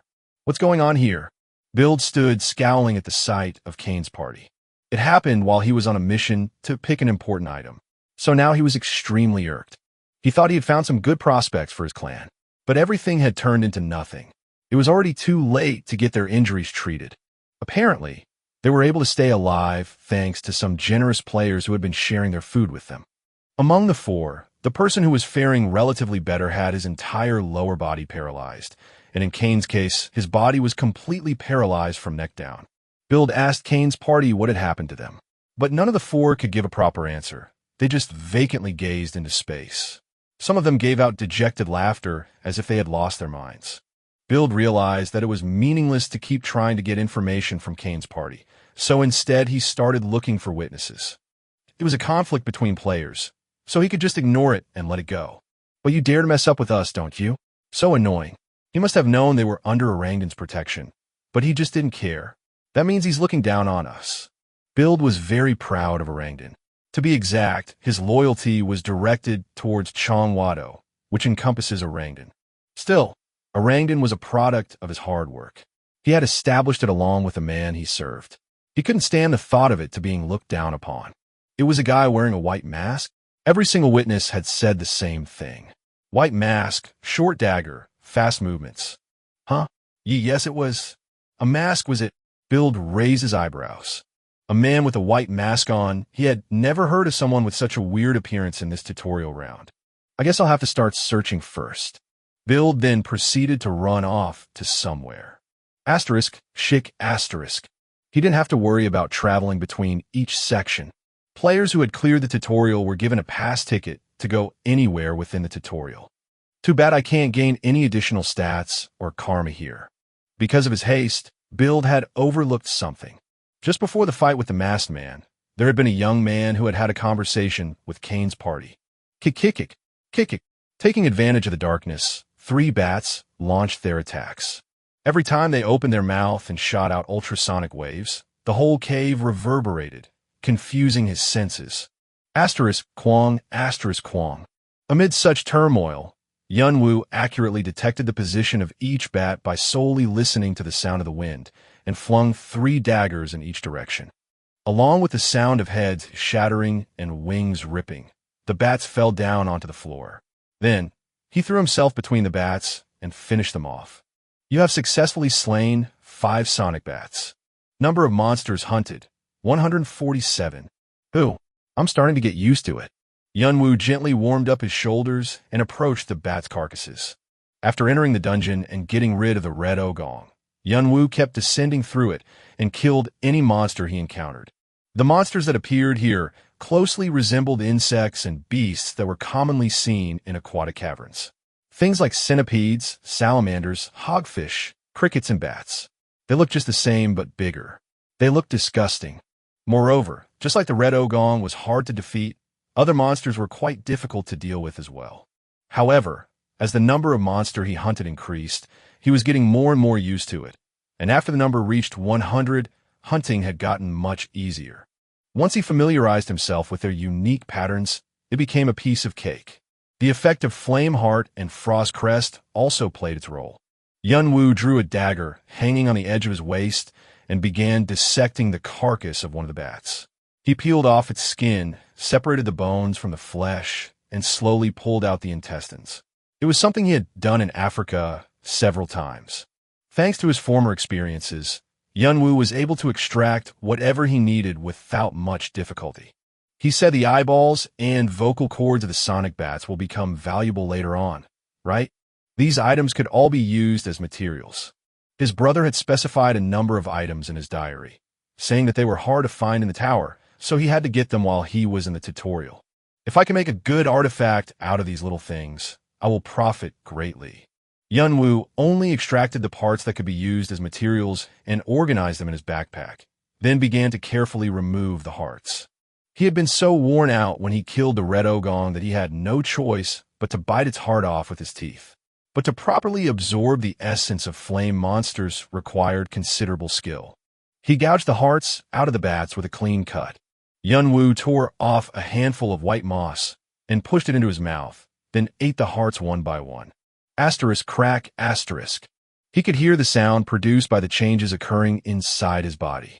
At the same time, his body felt refreshed, and he once again felt something flowing rapidly through an unknown path inside of him.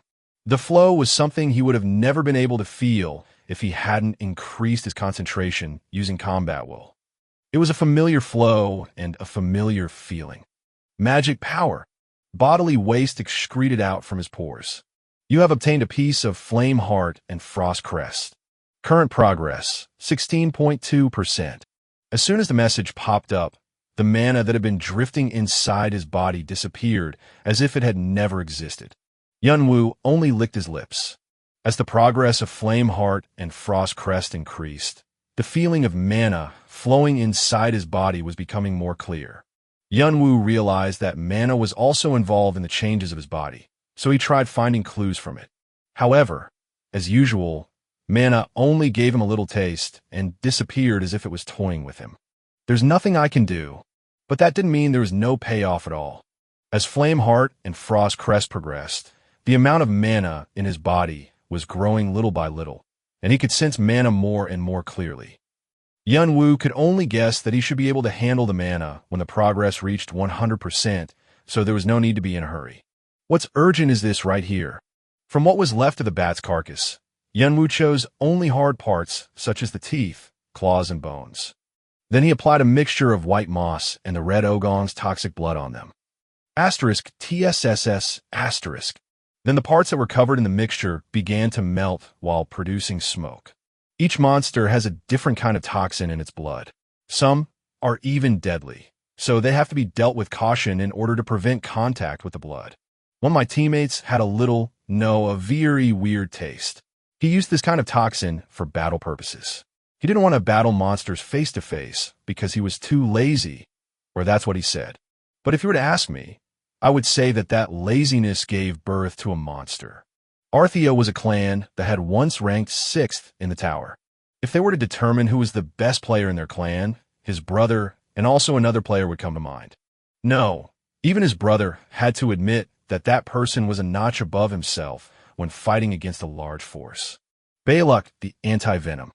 Ignoring the fact that he was one of the enemies who deserved a slow, miserable death, Yunwoo could still learn a thing or two from him. Bayluck used to be a scholar who originally studied alchemy in his world. Based on this, he made a great achievement by analyzing the toxins that were found in monsters' blood. In view of this, his brother had picked up some of Bayluck's studies behind his back, and that had all been passed down to Yunwoo. The concoction Yunwoo had applied to the parts of the sonic bats was also one of Bayluck's products. Liquefying acid solution, Rong Son Rong Yit. A solution that weakens the structure of hard materials. If the solution is high in concentration, it will dissolve the material. There's no reason to be ashamed of stealing his research if it is stealable and can be used effectively. Even if he was an enemy, if Yunwoo could borrow something from him, he should do his best. No, he was almost too happy from stealing the information, since Bayluck was his enemy. As the claws and teeth softened up, Yunwoo began to crush them in a fine dust using the pommel of his dagger. It didn't require much effort since his strength stat was already approaching 70. Next, he gathered up the powder and wrapped it up inside the bat wings that he had cut into squares beforehand. Then he tied them together using the tendons. They were now fist-sized pouches full of powder. From the entrance of the dungeon up until now, he had collected large amounts of powder through this method. and this one was his 15th pouch. On the surface, it could be seen as a meaningless task. However, it was crucial in order to pass through the next point. There it is, the ant tunnel. He said this is the most troublesome part. Yunwoo looked at the cave beyond the passage and frowned a little. Monsters that appeared in Room of Frost and Flame varied, depending on the area and environment. The same applied to this cave. There is only one kind of monster that dwelled in this place. The cave in front of Yunwoo was incomparably larger than the passage he had come through. His eyes caught sight of a countless amount of white eggs laid along the walls and ceiling. It was a colony of blue army ants. Blue army ant. The size of an ant ranges from 30 centimeters to 1 meter. Hundreds of ants form a society around the ant queen. Due to the nature of ant societies, every ant, including worker ants, are willing to sacrifice their lives defending their habitat if it comes under attack, engaging in battle with all of them at once. The reason why he had been able to hunt more than 100 monsters was because the monsters only appeared 1 or 2 at a time, 5 at most. If he fought hundreds of them at the same time, that's just nuts. Before he could take any action, he would be torn into pieces and end up being fed to baby ants. The problem was that Yunwoo had to pass through this cave. In the room beyond this cave lays Bathory's vampiric sword. Artifact number 352. It was a number symbolizing Bathory's vampiric sword. When I found out that that place contained the hidden remains of Ursabit Bathory, Lord of Vampires, I genuinely freaked out. In the tower, there are dozens of classes a player can choose from in order to ensure smooth growth, and those who show outstanding qualities are given the title of Lord. Each and every one of them is a master in their domain, as well as an absolute being with hundreds and thousands of followers. The Lord of Vampires was one of the lords who perished a long time ago. Legend has it that she was a bringer of death and destruction. She could drain the vitality out of others to strengthen herself, and if allowed to continue, she could also rob them of their skills. He had heard that there were still quite a few players and clans who would grind their teeth in frustration whenever they recalled the damage they had suffered from her. Its artifact number was very low, as it was the legacy left by such a powerful being. The smaller the number, the better. Artifacts with a 3-digit number in the 300s are among the best. What's more, it's a unique item. It's one of a kind in the whole tower and tutorial. I cannot miss this. But hundreds of blue army ants were camping outside the entrance. Even if the path looks like it's blocked, there's always a way around. Yunwoo tied the tendons of the pouches into a single knot and slung them over his shoulder. The knot was made so that if he pulled the other side of the string, it would be undone right away. Yunwoo gently took a breath and pat. He quickly ran towards the entrance of the ant tunnel. Kirik, Ki. One by one, the ants noticed his presence and turned their heads towards Yunwoo. The one guarding the entrance let out a horrible shriek, showing its big mandibles. I'm really sorry, but you need to get out of the way. With an agile movement, Yunwoo grabbed the pouches on his shoulder and threw them in between the guard ants and into the tunnel. His throw was quite accurate since he had practiced his throwing skills whenever he was bored in Africa. Then he tugged at the string. The pouches opened up one after another in midair. The powder was scattered over the cave, covering it like a thick red fog. The ants shrieked at his actions. Click. To finish it off, Yunwoo lit up the Zippo that he had originally crammed inside his backpack and threw it toward the powder mist. At the same time, he quickly crouched down against the wall next to the entrance. And then, Key. A destructive explosion swept through the whole cave. A huge storm of flame tore off the walls. The blue army ants were set ablaze and screamed out loud as they burst into bits. The powder that caused the explosion wasn't just a normal powder. It was a powder made of monsters with fire property. Moreover, it was scattered all over a closed space and was set on fire with a lighter. The power of the explosion was incomparable to any dust explosion produced by a phenomenon. The explosion nearly shook the cavity upside down. Rumble. You have successfully blown up the ant tunnel. 217 of the blue army ants were blasted, 89 of the blue army ants were burned, and 92 of the blue army ants were suffocated. Additional karma will be provided. You have acquired 300 karma. Chapter 16. Black Route 5. Number of monsters hunted, 543. The dungeon was shaking up and down. Stone dust fell from the ceiling. Surprised by the sudden earthquake, monsters broke out of their areas, causing a disturbance. Taking advantage of the confusion, Yunwu rushed into the tunnel while holding his dagger in a reverse grip. The scorching heat and the burning flames left no safe spot for him to tread on, but Yunwu held his breath and focused every single one of his senses on the ant tunnel. Combat will. Sense strengthening. Asterisk whoosh asterisk. As soon as he activated his skills, time around Yunwu seemed to stretch out. As his senses reached their peak potency and with the help of his heightened concentration, all the information about his surroundings poured into his brain. Although a terrible headache followed, he could withstand the pain thanks to his occasional practice. I can only last 5 minutes in this state. Asterisk the ish asterisk. Yunwu rushed in between the ants that were struggling in pain and put them out of their misery. Even those that ran towards him while letting out a screech had their shells burned. It wasn't hard to get rid of them. It's a shame I can't eat all the hearts that are lying here. Still, he got to kill a large number of monsters at once, so it wasn't too much of a loss. The ants that were still alive or died of suffocation still had their hearts intact, so he could enjoy them later. Even so, he didn't think of eating them right away. Even if the explosion swept through the tunnel, nearly half of the ants had survived the impact. Most of those that died were mere antlings or eggs that had yet to hatch. Therefore, there were still many worker ants left alive. It won't be too late to clean this up after I get Bathory's vampiric sword. Right now I have to focus on Key. An ant that was approximately 5 times bigger than the average Blue Army ant ran towards Yunwu. The Ant Queen. The Ant Queen expressed her fury towards the criminal who destroyed her den. A boss monster, Blue Army Ant Queen, has emerged. If she were in optimal condition, Yunwu would have no chance of winning. The Ant Queen currently had 2 of her 6 legs blown away. Her wings were completely torn apart, and her burned exoskeleton was festering. Her one remaining, I was blazing with anger. Asterisk cum asterisk asterisk cum asterisk. The ground shook with every step she took. The pressure he was feeling was greater than the one he felt when he faced the Red Ogon.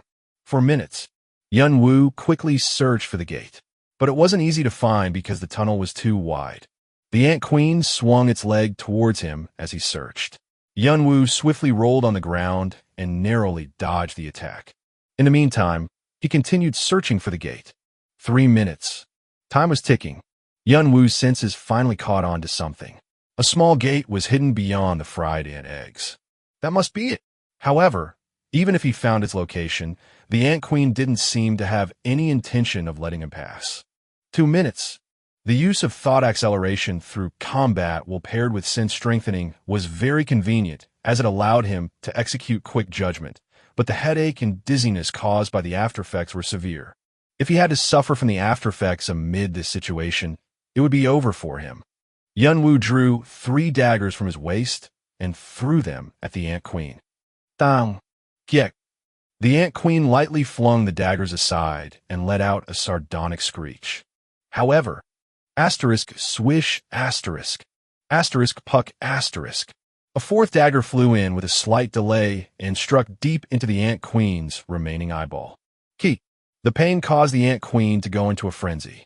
In the meantime, 1 minute now, Yunwu slid underneath the belly of the Ant Queen and went past her. At the same time, he severed 2 of her remaining legs. Asterisk kun asterisk. The Ant Queen's body tilted forward, and her head slammed onto the ground. The other ants started to assemble in order to protect their queen. The whole cave shook as they moved all at once. Meanwhile, he managed to reach the gate after passing through the ants' territory. At that moment, a massive headache and dizziness hit him as the effects of thought acceleration wore off. While holding in his vomit, Yunwu quickly entered the gate and closed it behind him. Asterisk Kwong asterisk. The gate shut just before the ant's legs could reach him. The place he found himself in was completely cut off from the ant tunnel, so none of the ants were able to enter the room. You have entered the temple of the vampire lord. As soon as he saw the message, Yunwu leaned against the wall, taking a second to catch his breath. Asterisk kum kum kum asterisk. Outside, the ants were banging at the gate, trying to get him out of the room. He could also hear the ant queen's screeching noise occasionally. He didn't know whether this room and the ant tunnel were a completely separate dimension, or there was some kind of aura that was keeping them from approaching the temple. Nevertheless, the ants only kept pounding on the gate without even thinking of breaking into the room. Yunwoo took a look around once his headache subsided. It was a small room with about 70 square meters of space. The ceiling covered the room from high above, and a beam of light streaming from above illuminated a part of the room. An altar was sitting in that spot, glowing with a crimson aura. There were 5 steps leading up to the altar. Bronze braziers were emanating an ominous green fire on both sides, and a statue was standing right in the middle. It was a woman with snake-shaped hair and long, sharp fangs. Her lifelike eyes gave off the illusion of her coming alive. Bathory, the Lord of Vampires. Yunwoo looked at her face and soon moved his gaze toward the dagger in her hand. A handle with a reddish tint, an azure blade uniquely shaped like a lightning bolt. It was about 30 centimeters long. That must be it, the most prized weapon of the Lord of Vampires. Bathory's vampiric sword. Number 352. Classification: one-handed weapon. Rating: unique. Description: the Vampire Lord's most prized weapon. It has the ability to drain the blood of its opponent. The spirit of its previous owner resides within the sword, so it is known to personally choose its wielder. If the wielder isn't approved by the sword, it will constantly try to take over their mind. Asterisk blood mark. If the target is struck with a critical blow, the target will be inflicted with bleed. Targets under the effect of bleed will receive a certain percentage of the weapon's damage as damage over time. Asterisk power of the Vampire Lord. Ability locked. Sealed.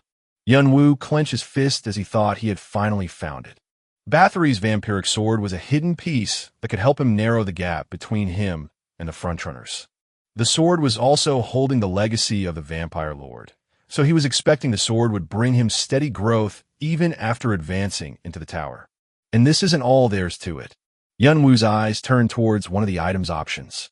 The last option marked as locked, with the word sealed next to it. Of course, even without this option, Bathory's vampire sword was remarkable enough. Not only the damage itself was high, but also the blood mark option was above average. Even so, the real value of the artifact lied in the sealed option. Only with this option unlocked it could be called a true vampiric sword. Yunwoo began to climb the stairs as the corners of his mouth turned up at the edges. At that moment, he felt as if the eyes of the statue were watching him carefully. Yunwoo gently nodded so as to pay his respect and brought his hand to Bathory's vampiric sword. Then, whoop! Yunwoo felt something piercing through his palm and squeezing into his body. It was something hot, sticky, and alien. The veins of his right hand holding the sword were bulging all the way up to his arm. The skin on his arm turned into a pale, dark reddish color. His veins tensed up as if they would burst at any moment. He could clearly see something black crawling up inside his veins. Yunwoo gritted his teeth in enormous pain. The phrase "personally choose its wielder" written on the information window popped into his head. The Lord of Vampires was known as the greediest being of all time. Even though I never met her personally, I've heard that all the people who had spoken with her had been shocked by greed. She was often compared with the Devil Archduke for her greed. If so, then how greedy is the sword she left behind? In order to properly wield the sword, he had to constantly withstand the threat that it posed to him. However, were players who had just entered the tutorial capable enough to suppress that kind of threat?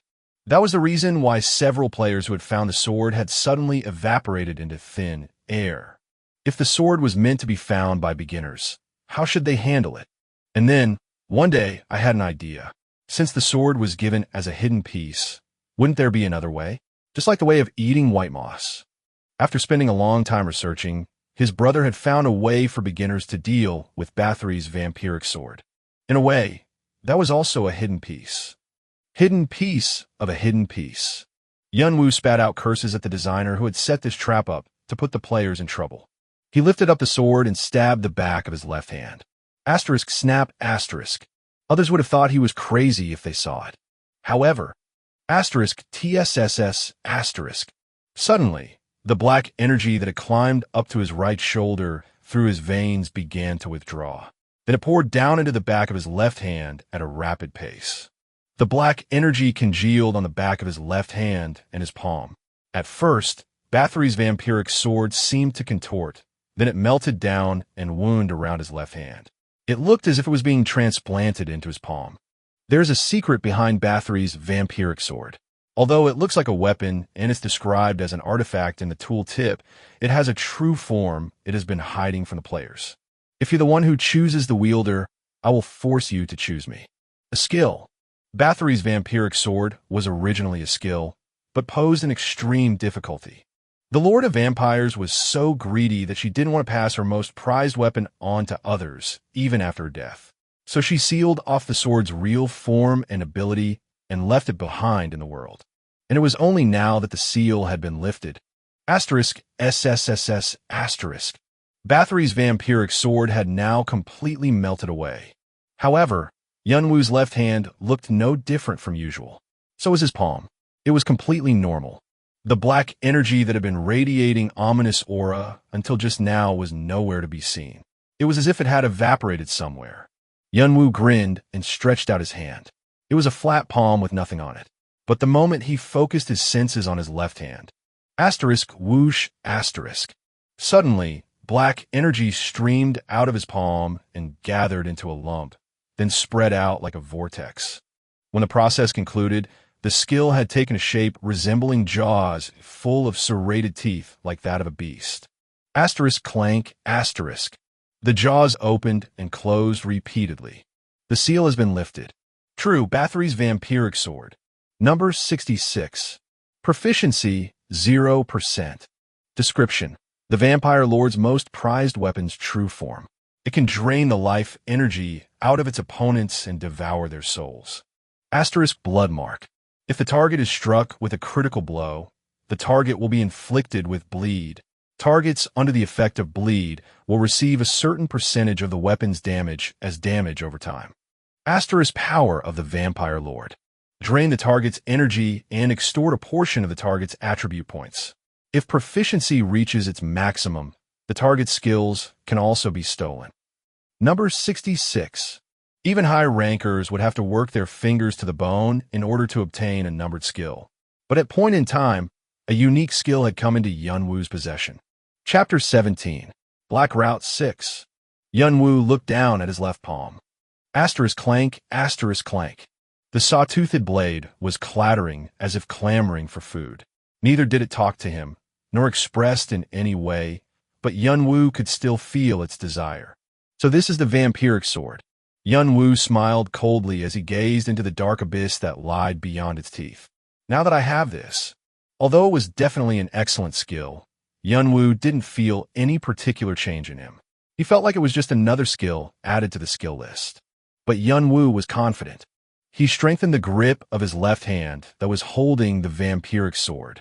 The teeth closed up and returned to their original form, but Yunwoo could feel that it was still thirsty. Then, shall we go fill you up? The ants were still banging at the gate. Yunwoo grabbed the handles and opened wide the gate. At that moment, an ant let out a shriek and stepped 1 foot inside. Yunwoo jumped forward as he activated both sense, strengthening, and combat will at the same time. He had 5 minutes anew. Pat. With a swing of his dagger, the ant's legs snapped as if it was made of foam. Yunwoo jumped up, stepped on the ant, and leaped high into the air. Underneath his foot, more than 200 ants were screeching at him. They were enraged, wanting to slaughter the criminal who had destroyed their den. Amongst them, Yunwoo easily spotted the Ant Queen. The Ant Queen also noticed Yunwoo's presence. She spread her broken wings and inflated her body as much as possible. Both her eyes were damaged. It seemed she had captured his movements through other sensory organs. With her remaining 3 legs, she charged at Yunwoo with fierce speed. However, this time Yunwoo didn't avoid her. Rather, he landed directly on top of the Ant Queen's head. His movements had gotten much quicker and swifter. The Ant Queen clattered her mandibles as if ordering him to come down and started to swinging her head around. Yunwu spread his left palm wide and placed it over the queen's head, and he incanted the command word, "Devour." At that moment, the dark energy solidified under his left hand and revealed its fangs. Asterisk crunch, asterisk. And he sank the sword's teeth deep into the ant queen's head. The sword sucked in her bodily fluids at a frightening speed. 2. You have absorbed vitality and energy. Bathory's vampiric sword skill proficiency has increased. 1.1%. Key. The ant queen cried in soul-tearing pain. Even when she had been engulfed in flames, her eyes had been injured or got her legs cut off, her cries had never been this loud. Yunwu clung to her head like a bullfighter riding a bull. What's more, he sank his left hand deeper and deeper, with the intention of sucking everything out from the ant queen. Whenever the saw-toothed blade clattered, huge amounts of blood and body fluid were sucked into his left arm. He also felt a different substance being sucked into his arm. It was the source of all magic power, mana. The message said I was extracting its vitality and energy. Was it talking about this? At the same time, Yunwu felt something accumulating somewhere in his body. You have absorbed vitality and energy. Your strength has increased by 1 point. Your health has increased by 2 points. As the messages pile up at a rapid pace, the ant queen began to wither away. Her body dried out, causing her exoskeleton to crumble like a sand castle, and her flesh lost its color due to the blood loss. Her struggle also grew weaker and weaker, and soon it died away. Once the skill stopped, asterisk kun asterisk, the ant queen's body that was now as dry as a mummy sank to the floor. It was the death of the ant queen. Asterisk ding asterisk. You have slain the boss monster, Blue Army Ant Queen. Additional karma will be provided. You have acquired 300 karma. The Blue Army ants have been demoralized. The ant tunnel will soon collapse. Kiek. Ki. The army ants that witnessed the death of their queen screamed in disbelief and began to back away from Yunwu. They lost their chief who had protected them and the one who they were tasked to protect. The one now standing in her place was the predator who could easily feed on them. Yunwu slowly stood up and turned towards the army ants. His eyes were emitting a red glow. You have obtained a piece of Flame Heart and Frost Crescent. Current progress, 35.9%. The progress percentage had abruptly doubled. Bathory's vampiric sword extorted everything the opponent had. That was the reason why it could absorb all the attributes of the Ant Queen as a whole without having to eat the white moss. No, it was actually much more efficient. Using this method, he didn't have to bother with consuming the heart, since he could directly drain the energy from the monsters. Yunwu lifted the corners of his mouth. There were still a lot of monsters around with the pieces he needed. Each and every one of them was an appetizing prey. Asterisk pat, asterisk. Holding his dagger in a reverse grip, he flung himself at the rest of the monsters. You have obtained a piece. You have obtained a piece. You have slain 311 additional blue army ants. You have completely destroyed the ant tunnel. Additional karma will be provided. The tutorial serves as a gateway to select new challengers that would enter the tower. Naturally, various clans, rankers, and guardians paid a lot of attention to what happened inside it, and a lot of work took place under the table in order to snatch outstanding individuals for themselves. Moreover, out of all rounds, this round was particularly fascinating. That was because a large number of notable newcomers, often called rookies, were participating in this round. The One-Horn tribe, one of the martial tribes, known as the strongest combat species. 2 sons of the martial king, who ruled over the whole tribe, were currently participating in this tutorial. There was also a swordsman of Marquesian descent, whose land is surrounded by a barren desert, hence famous for their exceptional mercenaries. And then there were 2 people, popularly known as the Dumbass Duo, who had barely taken any part in the tutorial, but kept saying they were aiming to become the top rankers. Contrary to what seemed like false bravado, not only were they the children of the top rankers, but they had also proven their excellence in the tutorial, demonstrating they didn't need to ride on their parents' coattails. Khan and Doyle. Players had already given the 2 nicknames and called them Bloodsword and Foxy Tail. 3. Was there a place like this before? I never noticed it was here. At the very least, he's good enough to finding a place like this. So you sure he's in here? Uggum. That's what I've been saying. If you don't believe me, Why don't you just head back? Who said I don't? Why are you so salty? Doyle answered Khan's question, the young man with disheveled hair, questioned with a yawn and cast his eyes over to the other side. Then Khan grinned and put his arm around Doyle's shoulder. Doyle made an annoyed look, but he still followed Khan through the passage down the dungeon. They had been chasing after Yunwoo after they decided to follow him in the waiting room of Section B. Khan lightly clicked his tongue as he moved around the dungeon. Seems like someone has been hunting a heck of a lot of monsters. All the way from the entrance up to this point, Khan and Doyle had only encountered monsters' carcasses. Thanks to them, the dungeon was infested with a putrid stench. The monsters appeared to be highly strong, even for them who were fairly confident in the skills, making justice to the name of Blackrout, as well as being a hidden peace dungeon. They noticed that the player the two of them were chasing after seemed to have struggled at first. There were hints of a fierce battle scattered around. They were wondering how could he still move with his what should be completely tattered body. But as time went by, as they walked deeper into the dungeon, this is amazing. How can he grow so strong so quickly? The results of the fierce battles were slowly becoming more and more lopsided. The player was definitely taking the upper hand. He was ferociously pushing ahead and was overwhelmingly hunting them down. Monsters here don't look any weaker. Yeah, it's funny to say this, but just by looking at the traces, the ones deeper in this dungeon are never weaker, if not stronger. Khan and Doyle, who originally followed Yunwoo for fun, were slowly becoming serious. In particular, Khan's usually playful atmosphere was now very calm and composed. Doyle felt odd when he noticed the change in his brother's attitude, as Khan doesn't show his serious look very often. It was the look he showed only when he met someone he acknowledged, the look he had when encountering a rival. This meant that Yunwoo was growing so rapidly that they could not think any less of him. At some point, they found signs of fleeing monsters. In an attempt to run away from the player, the monsters had even left their base and invaded other monsters' territories. Therefore, there had been territorial fights between monsters. A player who even terrorized monsters. Khan and Doyle realized they could no longer take the situation as a joke, especially after coming across a dead body that seemed to have been sucked dry. Doyle turned around and looked at Khan. Young. Yeah, I know. This is no joke anymore. Khan clamped his lips tight and nodded gravely. Where on earth did he find this? When we conducted our search, there was not a sign of this. Khan muttered in a low voice. Energy drain. It is the generic term for a skill that takes away the opponent's health or mana. It was extremely rare for among the numerous artifacts and skills in the tower to be imbued with an energy drain ability. They would have never imagined that someone who was still in Section B of the tutorial would have such a unique ability. Was there a hidden piece in a place like this?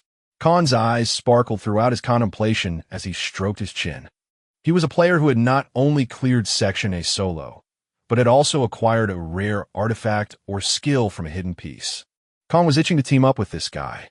A player with this much skill was never readily available. Sooner or later, word of him would get out around the tutorial. Then all the other clans would avidly seek him. He had to take measures before that happened. Doyle looked into Khan's eye and nodded as if he had read his mind, as they prepared to set foot to look for another trace. Beyond the corner of the passage, they heard monsters scurrying away. Khan and Doyle moved quickly towards the origin of the noise. Yunwoo wielded his dagger to pierce the forehead of a brown salamander. At the same time, he laid his left hand on its jaws. Devour. Crunch. With his left palm wide open, he thrusted the teeth into the monster's head. Then, the sword began to suck in bodily fluids and vitality at a rapid pace. Had he done this so many times, he was now used to this feeling.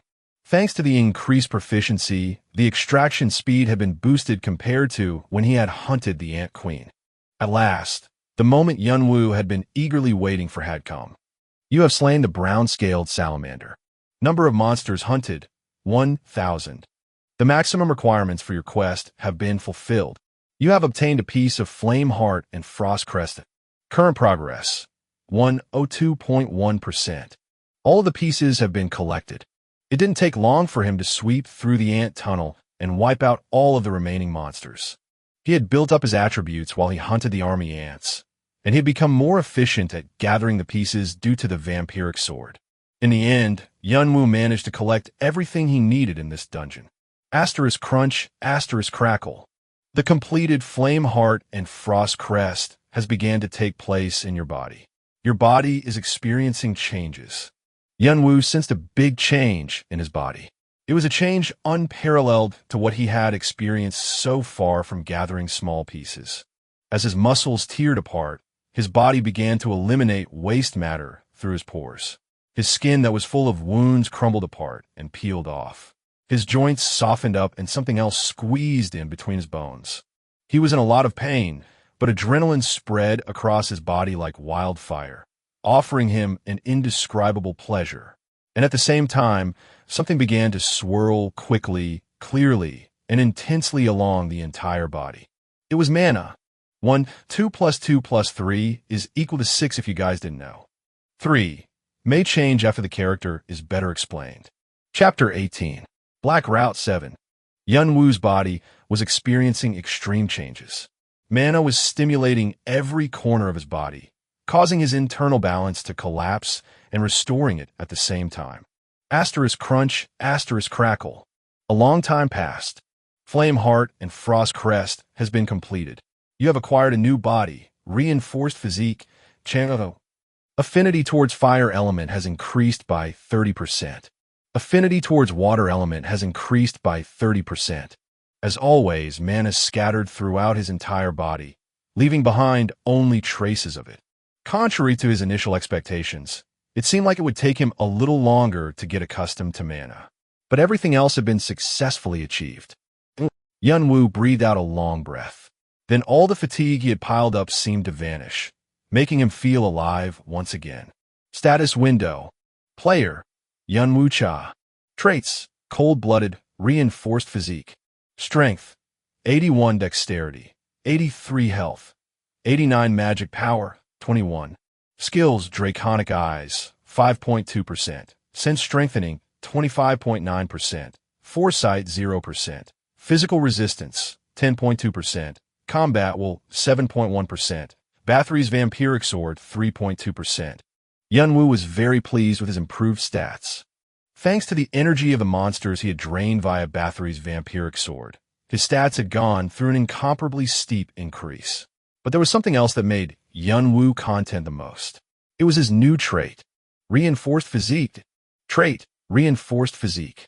Description, Heart of Flame and Flesh of Frost. The fire and frost element fuse together, granting great immunity and resistance. Fatigue does not build up easily. Asterisk Flame Heart, a heart embracing fire energy. Increases cardiorespiratory endurance and healing power. Stamina is greatly increased. Asterisk Frost Crest, makes the body tougher. Increases resistance against physical impact and curses. Reinforced Physique toughened up the body and made it tireless. In particular, the self-healing ability gave him the advantage of reducing his chances of suffering a serious injury during critical situations. However, there was another reason why Yunwoo needed this trait. Body improvement has been confirmed. The vessel is strong enough. The halted succession process will resume. 6%, 7%, 12%. Current progress, 21.3%. Your current status will be changed from incomplete dragon body to immature dragon body. I made it. Yunwoo clenched his fists. There were a couple of reasons why he needed this strengthened body. One reason was to gain an upper hand in the strenuous competitions that occurred throughout the tower, but the biggest reason was to resume the succession process of dragon body. The completion of the succession process required a strong vessel. Reinforced Physique was the essential element for making such vessel. But this is just the beginning. I have to keep refining my vessel. Even so, the framework was already in place, so he only had to keep advancing steadily as he had originally planned. As he enjoyed the feeling of his changed body, Yunwoo recalled the system message that was left pending. It was the quest he had received when he first entered this dungeon. It was now time to claim his rewards. You have acquired 1,500 karma. You have made an achievement that is not easily accomplished. Additional karma will be provided. You have acquired 500 additional karma. Additional rewards will be provided. Please select your reward. Rewards list. Asterisk artifacts. 1. Blood magic blade. 2. Pearl saber of the deep. 3. The brave. Asterisk skills. 1. Kanusha's unbreakable spirit. 2. Swift strike. 3. Snake eyes. Yunwoo grinned as he scanned through the rewards list. It was the first time he could choose his reward from a list instead of just being given a random reward. He recognized some great items that he had previously seen in the mysterious merchant's catalog. It was a bit disappointing to have to choose only one out of the whole list, but Yunwoo didn't fuss over for long before scrolling down to the bottom of the list. There, he found what he wanted. 98, 2,000 additional karma. He got everything he could get from Section B, ranging from Bathory's vampiric sword to reinforced physique. He presumed there were many more rewards to gain from this point onwards, so nothing else on the list could grab Yunwoo's attention. Anyhow, what Yunwoo lacked the most right now was karma points. Of course, even when adding this, he would still need a lot of karma to achieve the top score he wanted. Yunwoo tapped on reward number 98 right away. 2,000 additional karma has been selected as your reward. You have acquired 2,000 karma. Additional messages popped up after he received his reward. Your ranking in the tutorial has been updated. Do you want to register your name on the ranking list? I'm finally in the rankings. The tutorial provided real-time rankings of players within the top 300 spots. Big announcements were made, especially when there were significant changes within the rankings in order to encourage the players. Getting a message to register his name on the ranking list also meant he had made it to the top 300. However, Yunwoo only put significance on the fact that he was in the ranking and he didn't want to put his name on the list. There was no advantage in registering. It was only going to provoke hostility from other top rankers towards Yunwoo. So he shook his head. Denied. Registration denied. You will be shown as unknown in the ranking. You can change this setting at any time. Tutorial ranking. 1. Edora, 57,111 points. 2. Fanti, 55,982 points. 3. Khan, 50,473 points. 281. Unknown, 6,700 points. I'm at 281st place. He had had a late start, but he was finally starting to catch up to the leading group to some extent. The total karma he had accumulated so far was 6,700 points. Anybody would hardly believe that he had gathered all that before passing Section B. But his joy did not last long. I'm glad I'm in the rankings, but why is the gap so big?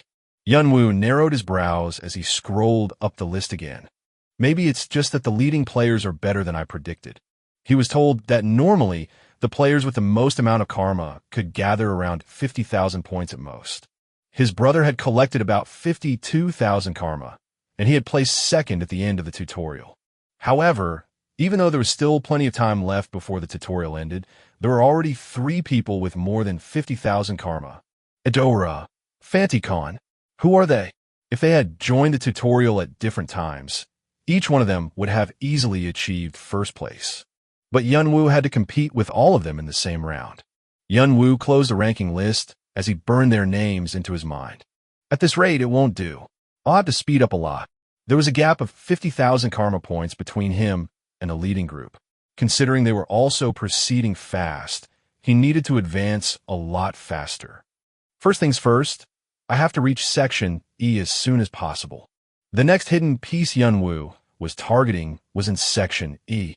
It was where that guy who he was looking for was living. There was nothing interesting to see in Section C and D.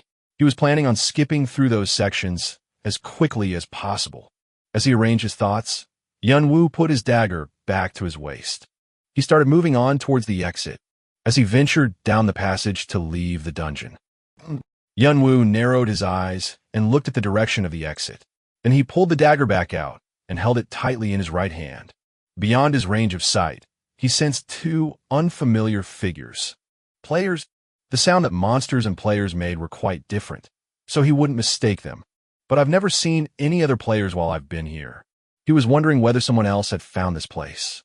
Yunwoo hoped to not run into anybody if possible, but there was only one exit, so he moved with caution. What made Yunwoo nervous were their skills. They might be tough.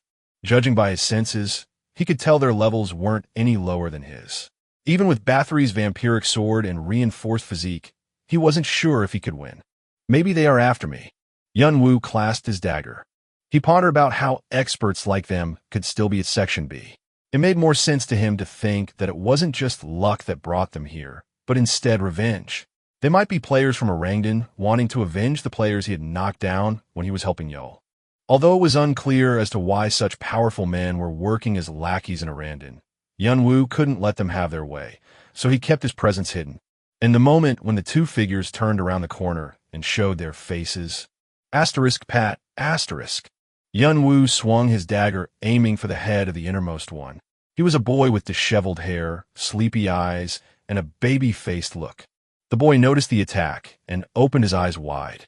He tried to turn himself aside instinctively, but it seemed like it was too late. Doyle.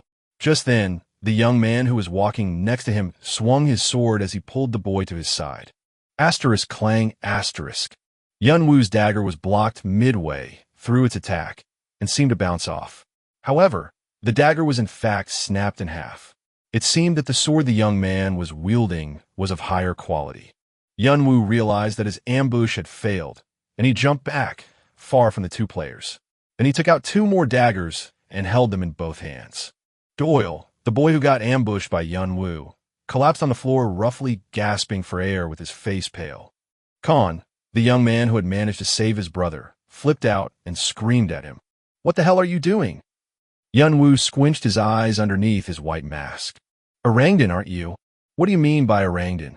Yunwoo intuitively realized that the two in front of him were not related to Orangdan.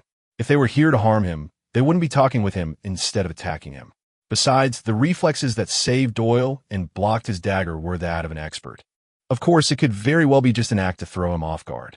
But with his expert level of skills, there was no need for him to lie. "Then why were you following after me?" Khan was a little surprised at the fact that Yunwoo had noticed them tailing him, but frowned soon after. "Still, that doesn't mean you should attack people without asking them why. What if you were being stalked by someone whose intentions were unknown? Of course, you would assume that they are up to no good. Am I wrong?" Every single word he said was perfectly correct. Khan was struck dumb by his logic. The fuck? How is he so good at speaking? He had thought that Yunwoo would be the blunt and silent type because of his eerie white mask. But he couldn't just chicken out of here. In the meantime, Doyle got over his shock and managed to stand up. Even though it happened because he was caught off guard, he was so shocked when he saw Yunwoo's eyes emitting a savage aura incomparable to the atmosphere he had felt from him in the waiting room. For a second, Khan glared at Yunwoo, but soon he gave out a big sigh. Even though they were the ones who were ambushed, they were also the cause of the problem. He owed Yunwoo an apology at least for that. Plus, he couldn't make a bad impression of himself when he was here to recruit him. Thud. Khan stuck his sword he was holding into the ground and said, "I'm sorry. I didn't think that through." Khan made a clear apology. Doyle also bowed his head. Yunwoo's eyes gave out a brilliant shine below his mask. He thought players in general had great affection towards themselves, that they were full of pride. Even if they were caught in the wrong, most of them tended to act innocent. But these two were innocently admitting their mistakes. Yunwoo then realized they didn't have any bad intentions, so he let his guard down. He asked as he put his dagger back next to his waist. "Okay, state your business." Just then, Khan gave a mischievous smile and shouted confidently, "You should join my crew." A short, straight speech without any reasoning or logic. Doyle, standing right next to him, turned away his head in shame. Yunwoo unwittingly narrowed his brows. Who the hell is this moron? Chapter 19. Black Route 8. Not to mention their sudden appearance, they were now telling Yunwoo to join their team. Yunwoo's eyes scrutinized Khan with an expression that asked what kind of man he was. Doyle nudged Khan in the ribs with his elbow. "Ow. Why? Stop doing that. Don't you ever feel ashamed?" "Of what?" Khan had a puzzled look, not knowing what he had done. As Doyle let out a deep sigh, Yunwoo considered they were no longer worth talking to, so he just walked past Khan and Doyle while fixing his backpack's position. "Hey dude, where are you going? We're not done talking yet." Khan held Yunwoo in a hurry. Yunwoo stopped and looked back. "What? Did you have anything left to say? You haven't given an answer." "I wanted to join my team." Yunwoo gave a little snort. He didn't want to speak with this fool anymore, but he still replied indifferently. "Negative." "Why?" I have no idea what you guys are up to, and I don't see any advantages in teaming up with you. Khan looked genuinely surprised. Wait, you don't know me? No. What? What? He was talking as if it was something very obvious. But how? You really don't know me? I mean, it's me. How can you not recognize me? I'm like the biggest star in the tutorial. Khan was making a fuss over Yunwoo's reaction as if he had gone through something incomprehensible. By this time, Yunwoo's indifferent expression was slowly being replaced with anger. Doyle watched Yunwoo's reaction and thought that, at this rate, they might actually end up with nothing. So he decided to come forward and spoke to Yunwoo in a polite tone. I apologize if we have offended you. My brother is very passionate about himself, so he tends to be self-absorbed and act a little foolish, and it sometimes becomes really exhausting talk with him. But he's not a bad person, so I hope you understand. Khan had a look on his face asking what he'd done wrong, but as Doyle glowered at him, he shut his mouth tight. The younger one sounded much smarter than his brother. Yunwoo nodded as he looked at Doyle, thinking they could now carry on with the conversation. I'm listening, but make it short. We'll introduce ourselves. I'm Doyle, and this foolish one over here is my brother, Khan. Doyle? Khan.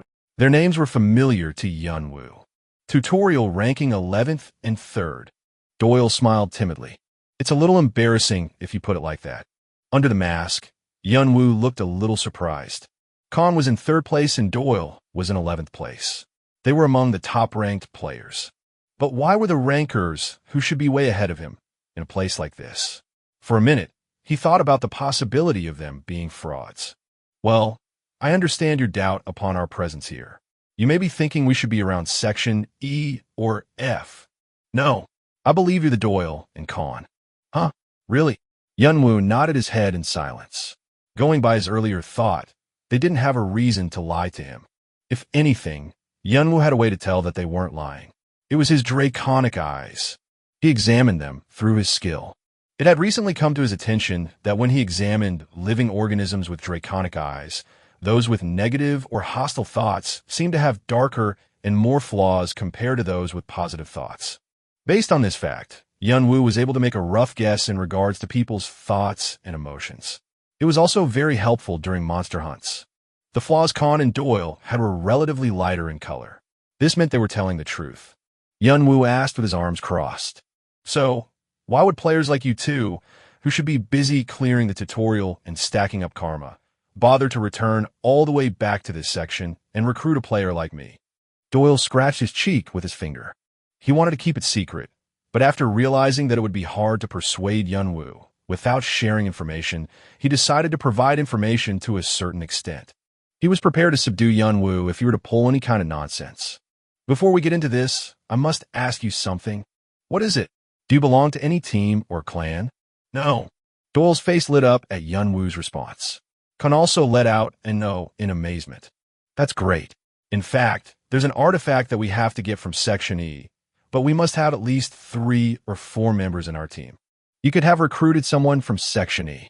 By the time players reach the latter sections, they're usually already part of other teams or clans. Yunwoo was starting to get a rough idea of their story. These were 2 of the top rankers in the tutorial. In order to prevent the information about the hidden piece from spreading, every move they made had to be done with caution. But players with great skills usually belonged to other teams, so they couldn't hire those players because they were afraid their plans might leak out. Therefore, they must have thought they would have a greater chance of finding solo players in Section B. Did they use tickets to travel back to former sections? Yunwoo presumed it wasn't the reset ticket he had used before. It must have been some kind of past ticket that allowed them to travel freely. Of course, they must have just bought a one-time use ticket since that was also costly. It's hard to check players' skill in Section A.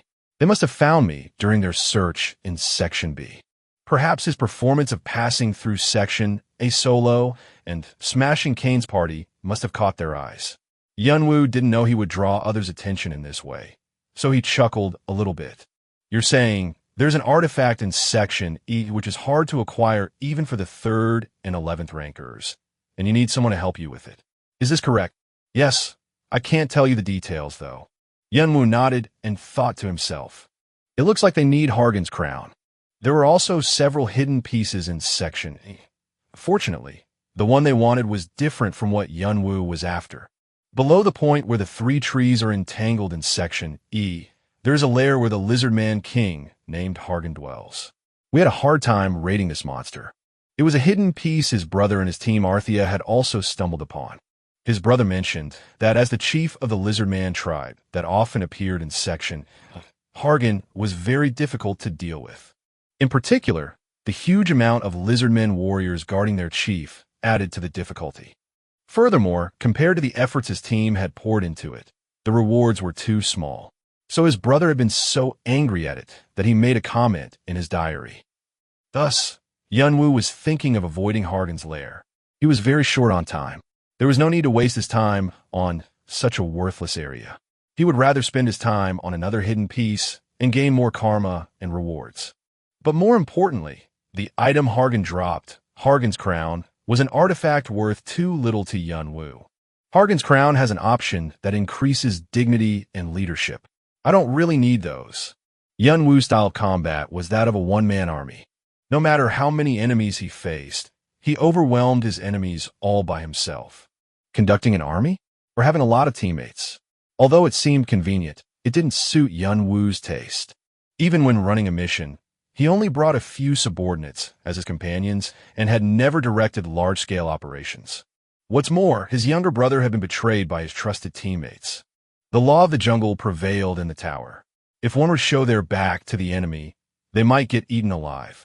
He could easily let his guard down and expose his weaknesses in such a fierce jungle if he had teammates. Even if he had teammates, it would be only one or two. It was a number he thought that wouldn't be much of a burden, also easy to dispose of. So Yunwoo had no interest in Hargan's Crown, which seemed to be helpful only for the commander types. You won't be disappointed with the compensation. We can also adjust the conditions if you need anything else. How does this sound? I'm sure it's not a bad deal, even for you. Khan and Doyle should be desperate to move on his Section E as soon as possible, so they would try to help Yunwoo by any means necessary.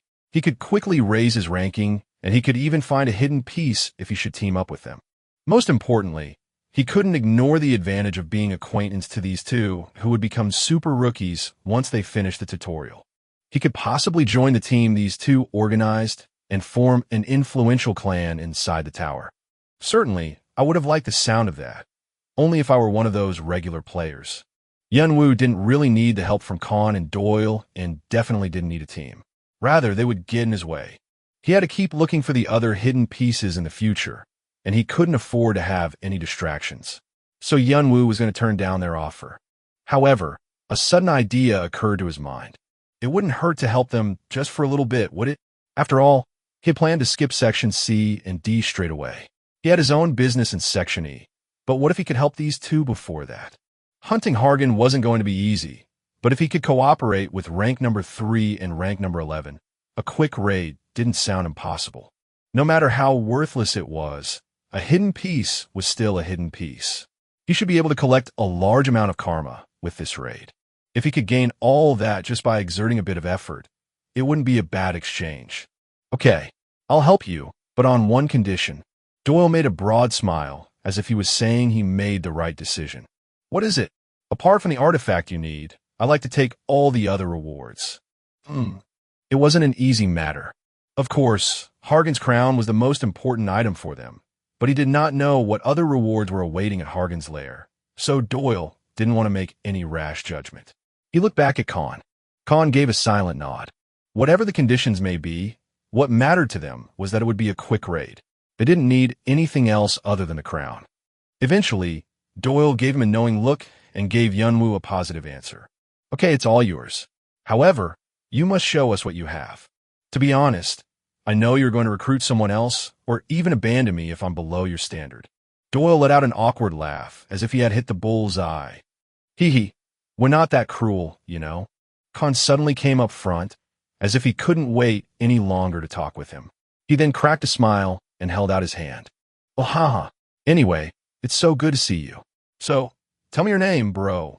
Yunwoo clearly saw what kind of personality Khan had. He was a typical snobby, talkative man who was just tiring to deal with. But for the time being, he was stuck with this guy, so he bit his lips and grabbed his hand. And as he realized he hadn't said his name, He was going to say his name, but soon paused. He reminded himself that this was another battlefield. He didn't have to reveal his real name. Instead, he gave him his code name, his second identity for when he was on the battlefield. Kane. Yunwoo's eyes were looking resolute. I am Kane. Chapter 20. Deal 1. Now that he had no reason to stay in the dungeon any longer, Yunwoo left the dungeon accompanied by Khan and Doyle. Well, here comes the goddamn heavyweight water again.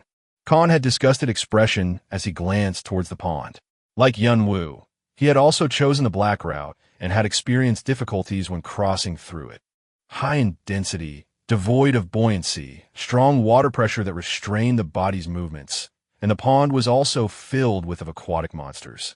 Just by thinking of passing through the pond, got his back up. At the same time, Khan was curious about how Yunwoo would pass this ordeal. Inside the dungeon, he had only seen hints of Yunwoo's skills. So this was the first time he would actually see his abilities. He would decide whether to seek additional members or not, based on Yunwoo's capability or potential growth. But then, Yunwoo was walking towards the pond without any preparation. Hey dude, what is it? Yunwoo glanced over Khan, asking what was wrong. Don't tell me you're thinking of jumping straight in. I mean, you haven't made any preparation. Do you have a problem with that? Bro, you're gonna get yourself into a big tiara. But Yunwoo jumped into the pond before even Khan could finish speaking. Khan was about to rush in, thinking that Yunwoo might be sinking down in excruciating pain. I suppose we didn't have to worry, did we? Yunwoo was swimming with complete ease, like a fish in water. While Doyle was smiling, Khan was looking a bit abashed. He had confirmed in the dungeon that Yunwoo was somewhat skilled, but this was just a whole different level. He started thinking that he might have snatched someone greater than he had anticipated. This guy has grown so much even before clearing Section B. How much more can he grow by venturing through the rest of the sections? Khan smiled at Yunwoo, who was currently cleaving through the water. Maybe a thought occurred to him that Yunwoo might be someone who will set the whole tutorial on fire, just like him. He would always welcome another expert. Not caring about Khan's surprise, Yunwoo analyzed his new body as he clove through the heavyweight water. So this is what Flameheart and Frostcrest does. It's so good. If a normal person were to jump in this water, their body would be crushed by the pressure. But thanks to reinforced physique, his body didn't hurt a bit. The Flameheart was constantly pumping an enormous amount of vitality throughout his body, and the Frostcrest had hardened his skeleton enough to withstand the pressure from the heavyweight water.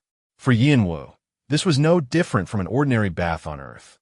Then, Yunwoo began to wonder how would Khan and Doyle cross the pond, so he turned back and watched. Khan, who was physically fit, took another piece of cloth out of his pocket and tied his sword next to his waist before jumping into the water. He was a good swimmer. Doyle, on the other hand, what is that? Is that his skill? As Doyle made a subtle gesture in the air, from the walls, a swarm of flies suddenly flocked above the pond. The flies were forming some kind of cloud. Doyle moved forward as he stepped on the dark cloud made out of flies. With every step he took, the bugs moved along and made a bridge beneath his feet. It was truly a peculiar sight. Many flies were trampled to death, but more flies came and filled their spot, making it easy to move. He belongs to the tamer class, maybe entomopathy. Tamers, especially those with zoopathy, were often accompanied by specific animals because they valued communion with their animals. But entomopathists had to deal with bugs that possessed low levels of intelligence, so it was harder and more complicated. He didn't expect to see one with his own eyes in the tutorial. It also made some sense now as to why the 11th ranker couldn't react to his attack. He relied on his skills and entomopathy, so his physical ability fell short. That reminds me, didn't he say Black Skull was also good at entomopathy? For a second, he recalled a ranker in the tower. But Yunwoo shook his head and erased the name from his mind. They were going to meet one day, but he didn't have to worry about it now. After confirming that Khan and Doyle were following him, Yunwoo took a deep breath and dived into the water. Inside the pond was pitch black, as if he had dived deep into the sea. So he had to strengthen his senses to the fullest extent. Asterisk Kwong asterisk. Yunwoo gave a powerful kick and glided through the water. The water felt cool and fresh against his skin. Maybe it was because it had been a while since I'd experienced such fast movement. Build, the executive of Orangdan, was frowning at the report. It was about the villain who had destroyed Kane's party and disappeared into the Black Route. Build had finally discovered his whereabouts. He was at the heavyweight water pond in Section B. It seemed he hadn't made any progress because of its high difficulty. But when he was about to take off, he was caught by the following report. "Sir, we have a problem." "What problem?" Khan and Doyle were also spotted next to him. "What? Why are they with him?" "They're supposed to be at Section E, aren't they?" Khan and Doyle, along with the siblings from the Chong Lam family, were also taking the spotlight. Even Chong Wado, the force behind Orangdan, paid close attention to their every move. And now, all of a sudden, they had appeared here. Build thought that the villain they were looking for didn't have any connection to people in the tower. "We don't have accurate information yet, so we're still investigating. However, we have some reports saying that those two haven't been seen in Section E recently, and some people witnessed two men that fit their description." Build glared at the subordinate. "And why is it just now that I am hearing about this?" The subordinate gave an excuse with his shoulders hunched. "The reports came from an earlier section, so we thought it was unimportant." Asterisk Kwong asterisk. Build slammed the table with his fist. "So what is that supposed to mean? Did they team up with each other?" The subordinate lowered his head as he lost face. "I'm afraid that's our assumption. So he's got somebody behind him. Con Doyle, you dirty pieces of shit." Build gritted his teeth as he recalled the images of the dumbass duo's faces. He took this situation as none other than a declaration of war. They must have recruited the masked guy, even though they knew he had stirred trouble with Orangdan. This was clearly treating Orangdan, or even Chong Wado, with disdain. "Let's head to where he is now. Assemble the members. They're all currently waiting outside." Just as Build nodded and was about to move to the gathering place, another subordinate suddenly hurried into the room. "A new report just arrived. They've cleared Section B and have arrived at Section C. Then we'll go that." But before Build could even finish his sentence, more subordinates kept barging in with their reports over and over. "We have another report. They've broken through Section C. Currently found in the entrance of Section... No, they've cleared Section D and entered Section E. They are in. Khan and Doyle are following behind." He couldn't comprehend the situation due to the continuous stream of reports. The network Orangdan had in the tutorial was very tight. There were usually no errors. Judging by this sudden flood of reports, it could only mean one thing: a speedrun. But even if he got help from Khan and Doyle, the speed of their progress was beyond comprehension. "What the hell is going on?" The look on his face hardened. "You have successfully cleared the Black Route of Section B as a solo player. You have made an achievement that is not easily accomplished. Additional karma will be provided. You have acquired 2,000 karma. You have acquired 1,000 additional karma. Your health and mana will be restored. All status effects will be removed. You have successfully cleared Section C as a solo player. You have made an achievement. You have successfully cleared Section D." What am I looking at right now? Is he the same guy who was in Section B a while ago? How can he grow so fast? Khan was so stunned that he couldn't help but laugh. He had to admit that he had been wrong. He had once believed that this guy might actually grow into one of the strongest, and that one day he would become a dark horse that might threaten the ranker's position. The reality, however, was much different from what he thought. He was already won. When they first crossed through the heavyweight water with Yunwu, Khan thought he had found something good. But as soon as they entered Section C, he had to completely change his evaluation of him. Asterisk Kwong asterisk. Asterisk swish asterisk. Human. Humans here, gurgle. Human, too strong. Chief need. Coup. Yunwu cleared Section C2 easily, as he literally swept past the monsters that stood in his way. Unlike previous sections that consisted of a straight path, Section C was a labyrinth formed by dozens of caves connected like a cobweb. Of course, there was only one exit, and the way was complex. In addition, at the end of the maze was the den of a hobgoblin and hordes of goblins. The monsters regarded players in Section C as intruders who were invading their den, so they continuously sent scouts to prevent players from advancing. Then the player had to advance by either avoiding the scouts or exterminating them. If they were caught, the worst-case scenario would be that they might have to face the whole tribe of goblins. No matter how skilled players were, they couldn't match such an overwhelming number of monsters. In brief, the The whole challenge Section C offered was finding a way out of the maze while playing hide-and-seek with goblins, and that was how most players cleared Section C. Whereas Yunwoo, he ignored all of the rules. He pushed forward as if he didn't care about whoever came to fight him. Naturally, his method caused a huge disturbance throughout the whole den. Hearing the news of this massacre, goblins swarmed at Yunwoo, but he achieved victory by simply clashing head-on with them. And soon after that, he also took the hobgoblin's life. The same thing happened in Section D.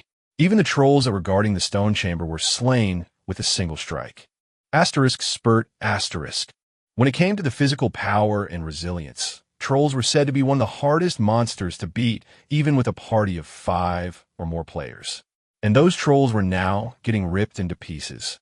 Doyle wasn't confident if he himself could produce such an overwhelming scene, so he only watched Yunwoo with a stern look. No words came out of his mouth. Despite displaying such a spectacle, Yunwoo calmly started to dissect the carcasses of the trolls without showing any sign of fatigue. When Khan and Doyle finally opened their mouth, they asked what was he doing with the dead monster. Their blood is an important ingredient for brewing health potions. Their tendons and leather are also great materials for other items. He even answered back with a question asking if there was something wrong with it. Ranging from raiding to looting, Yunwoo was squeezing out everything he could from the tutorial. Your ranking in the tutorial has been updated. Tutorial ranking. 1. Edora, 57,987 points. 2. Fanti, 56,342 points. 3. Khan, 50,475 points. 192. 1. Unknown, 15,700 points. U. From 281st to 192 place. Yunwoo jumped nearly 90 steps at once. 1. In the original says 150 in this line, but 192 in the next one. Chapter 21. Deal 2. Asterisk shuck, asterisk shuck. What are you going to do with all that? Khan asked Yunwoo with a disgusted look. Yunwoo stopped collecting the troll skin and looked up at Khan. Didn't I tell you? The blood is an ingredient for potions. No, I wasn't asking about that. Then what? Well, what's the point of keeping the materials? You must have gathered a lot of karma by now. And you're definitely not stopping, right? Then why can't you just buy items with your karma?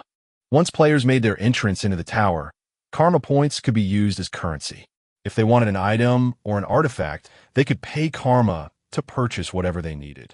Therefore, players weren't too keen on looting materials which were considered as scrap items for monsters.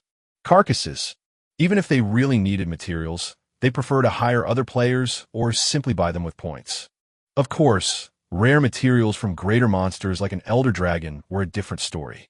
Even so, those items were for giant clans or special raiding teams to deal with. That's why solo players rarely handled scrap items. However, Khan noticed that even while they were speedrunning through the sections, Yunwoo was never reluctant to gather materials from dead bodies. Ever since hunting goblins, whenever he found intact carcasses, he would make a pause to loot. His looting process was also very delicate.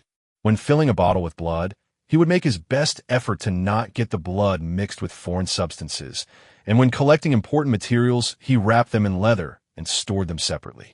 Because of this, despite his effort to take with him only valuable ingredients, Yunwoo's backpack was so full of materials that it looked like a balloon that was about to burst.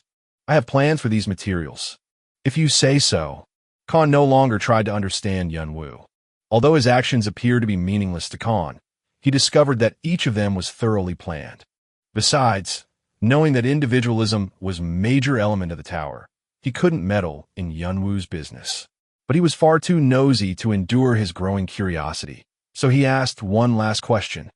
By the way, is there anyone who can handle so many ingredients all at once? Don't get caught up in a scam and end up crying like a baby. After packing all the ingredients, Yunwoo lifted the backpack with his shoulders. Because of the tears and punctures it got from previous sections, his backpack had patches of leather all over the place, giving off an uncanny impression. I do know a blacksmith. Oh, he must be good then. We'll see. Yunwoo shrugged his shoulders and walked past Khan. He didn't want to bother talking anymore. Khan only smacked his lips. Gosh, what a jerk. During the whole time he stayed beside Yunwoo, The biggest thing that Khan had felt so far was that Yunwoo always played his cards close to his chest. As far as he knew, most people tended to share their stories after hanging around for a while. However, Yunwoo never brought up anything about his identity. He only spoke what he needed to say. Sometimes, his callous look from underneath the white mask gave him chills on the back. Of course, in the dog-eat-dog world of the tutorial in the tower, his personality wasn't necessarily bad. He knew Yunwoo was trying not to reveal his weaknesses. Also, his friendliness might have looked suspicious to Yunwoo, since they were barely acquainted with each other. But still, he had this feeling that Yunwoo was intentionally building a wall around himself. Khan prided himself on being highly sociable and profoundly empathetic. Due to that, he could feel it more so. But there are not many players with that much skill. I'd like to keep him close if possible. Khan stroked his chin with his hand. If he were to describe Yunwoo with one word, he would say reliable. Although he never talked about himself, he also never interfered with other people's affairs. And at the same time, he conducted his work without a complaint. He even showed excellent ability by clearing 2 sections non-stop. Khan wanted Yunwoo so badly because he had a big plan in mind. He wanted him, not for this raid only, but for the whole journey throughout the tower. But he felt like Yunwoo wasn't letting him get closer. Maybe it's his mask.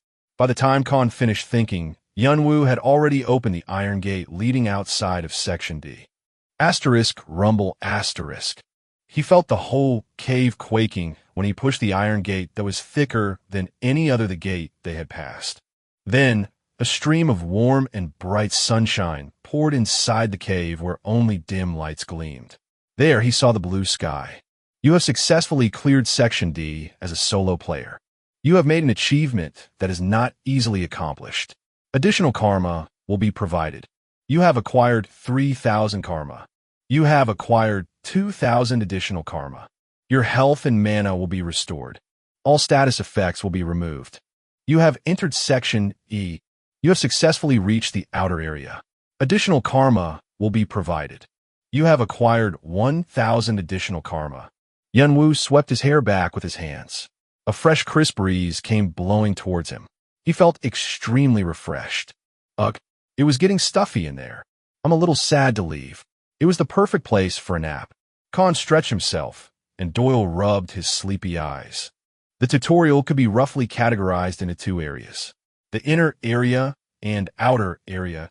The inner area referred to the first areas ranging from Section A to Section D, which were designed to help new players realize their level of skill and to train for what they lacked. The outer area referred to the later areas ranging from Section E to Section G, which tested the skills that players had trained in the inner area and had them attest to their qualifications. Usually, players would easily accumulate stress because the trials in the inner area were conducted in narrow caves and passageways with bad lighting and poor ventilation. But there was nothing like that in the outer area. Seeing the outside world after so long, Yunwoo also felt the stuffiness going away. But he couldn't relax because he knew that the outer area would be even more dangerous than the inner area. Until Section D, the space was limited by walls, so I only had to watch out within a certain range. There's nothing like that from Section E onward. Being in an open area also meant exposing himself to the enemy. Different messages started popping up while Yunwoo was focused on his thoughts. The challenge of Section E will begin. At that moment, Yunwoo saw a flash of light on his palm. A small bead about the size of half a finger appeared where the light had just flashed. You have been given 1 token. Multiple tokens are hidden throughout Section E. They can also be transferred or traded between players. Collect 99 tokens to ascertain your qualifications. Yunwoo fidgeted with the bead-shaped token. Next to him, Khan watched with a nauseated look. It pisses me off whenever I see that. Yunwoo looked at the token quietly. Section E was more of a deathmatch. There were tokens hidden all over the section, but it was much easier to rob someone else of what they had collected than to collect it for yourself. So players in Section E often got paranoid. They didn't know when they would get hit by something unexpected, but also didn't know if the teammates they had been laughing with until now would stab them in the back. What's more disgusting is that Yunwoo focused on the message about the token being able to be transferred or traded between players. This meant that it was possible to threaten or even kill others to take their tokens. To find tokens hidden throughout the whole section, it was a difficult task. Rather than that, it was easier to stay hidden and ambush other players and kill them to steal their tokens. It was as plain as day which option players would choose. His brother had a hard time dealing with such problems. But what made Arthea distinguish itself from the others was that despite all the temptations, they managed to pass Section E solely by collecting hidden tokens without resorting to betrayal. Those hyenas will surely come for me. The scavengers, also known as hyenas. Section E was infested with hyenas using the forest as their cloak. He had to watch out for them. Then, Yunwoo suddenly recalled the nefarious team he saw in the diary. The ones who captured players alive and used them to farm tokens. His brother and Arthea stepped up and wreaked havoc on their team. But what if the remnants or other copycats made a resurgence? Then Yunwoo shook his head at the idea. Unlike his righteous and altruistic brother, he was a completely self-centered person. Even if he witnessed such crimes, he would most likely ignore it. His hands were already full with his own business. He had to stay out of trouble. Then Yunwoo glanced toward the two standing next to him. To his relief, Khan and Doyle only stared at Yunwoo's token, and they didn't look interested in taking it. It seemed like they had already collected quite a lot of tokens before going back to Section B, where they could have already collected all 99 tokens. Yunwoo then put his token in his mouth and swallowed it. Khan and Doyle looked at him with a newfound interest. By swallowing token, Yunwoo showed his will of not yielding to other players until dead. They got a glimpse of Yunwoo's conviction. I'm done reading messages, so let's get a move on. You said you're looking for a hidden piece in Section E, correct? Then let's get it done now. I have to go find tokens afterward. Khan nodded. Yeah, but there's quite a distance from here. It's going to take us a while until we get there. Then we'll gather tokens on our way. Fine by me. Khan took the lead and set off on their way. Yunwoo and Doyle follow behind. Section E boasts a much larger and wider area than all four of the preceding sections combined. Thanks to this, each area has its own geographic feature within a different environment, forming a unique ecosystem. Small hills are spread out to the south. A vast forest is covering the northern region, and at the end of the forest lies a muddy swamp. Black rocky mountains are lined up behind a barren desert along the east side, and a river flowing through a prairie stretches westward. And each area is also inhabited by a wide variety of monsters. Small monsters like goblins and kobolds form villages around the forest, but larger monsters such as trolls and ogres live deep in the forest. Lizard men, sandworms, and settlements of orcs were each seen in the northern swamp, eastern desert, and western prairie. The ordeal is about finding tokens while dealing with the monsters and guarding their tokens against players who may be even more dangerous than these monsters. Both are important. And now, Yunwoo's party was heading towards the swamp at the north. Chapter 22. Deal 3. As darkness fell, Yunwoo's party made preparations to camp outside. When he was in the inner area, Yunwoo would only take short naps from time to time due to being unable to distinguish night from day. But now that he could, he didn't have to continue doing that. Most importantly, Khan had suggested the idea in order to stay in top shape. The monsters we'll be dealing with are pretty tough. We have to be fully prepared. Yunwoo nodded in agreement. Although Yunwoo feigned ignorance, he knew what Khan and Doyle were looking for. Hargan, the Lizard Man King. As one of the boss monsters in Section E, Hargan was powerful enough to easily crush normal players. The top-ranked duo, Khan and Doyle, couldn't guarantee whether they would win against him. And the even bigger problem was that he is not alone. There were 2 Lizard Man Kings in total, 1 male and 1 female. The only reason the name of this hidden piece was Hargan's Lair was because it was named after the male one. However, the real owner was the female one that resided deeper inside the lair, not the male. If you let yourself feel relieved after hunting only the male, you would find yourself in big trouble. The one that has Hargan's crown is also the female Lizardman King. These two must have already figured it out. To take the crown, there had to be at least 1 player in charge of each, male and female, Lizardman King. Even if Khan risked his own life, he could only handle one of them at a time, so he must have needed someone to take on the other one. Doyle, whose physical strength was relatively weak, could only take on the role of seizing the crown while the monster's aggro was focused on someone else. That's why all three of them had to be in their best possible condition before setting foot in a Hargan's lair. Khan and Doyle, perhaps because they had a lot of experience sleeping outside, quickly got themselves ready to camp. Doyle, in particular, showed Yunwoo a very fascinating sight when he lit the bonfire. Using his entomopathy, he summoned some kind of bugs and made them line up on top of the firewood. The bugs suddenly burst into flames, creating a spectacular display of sparks.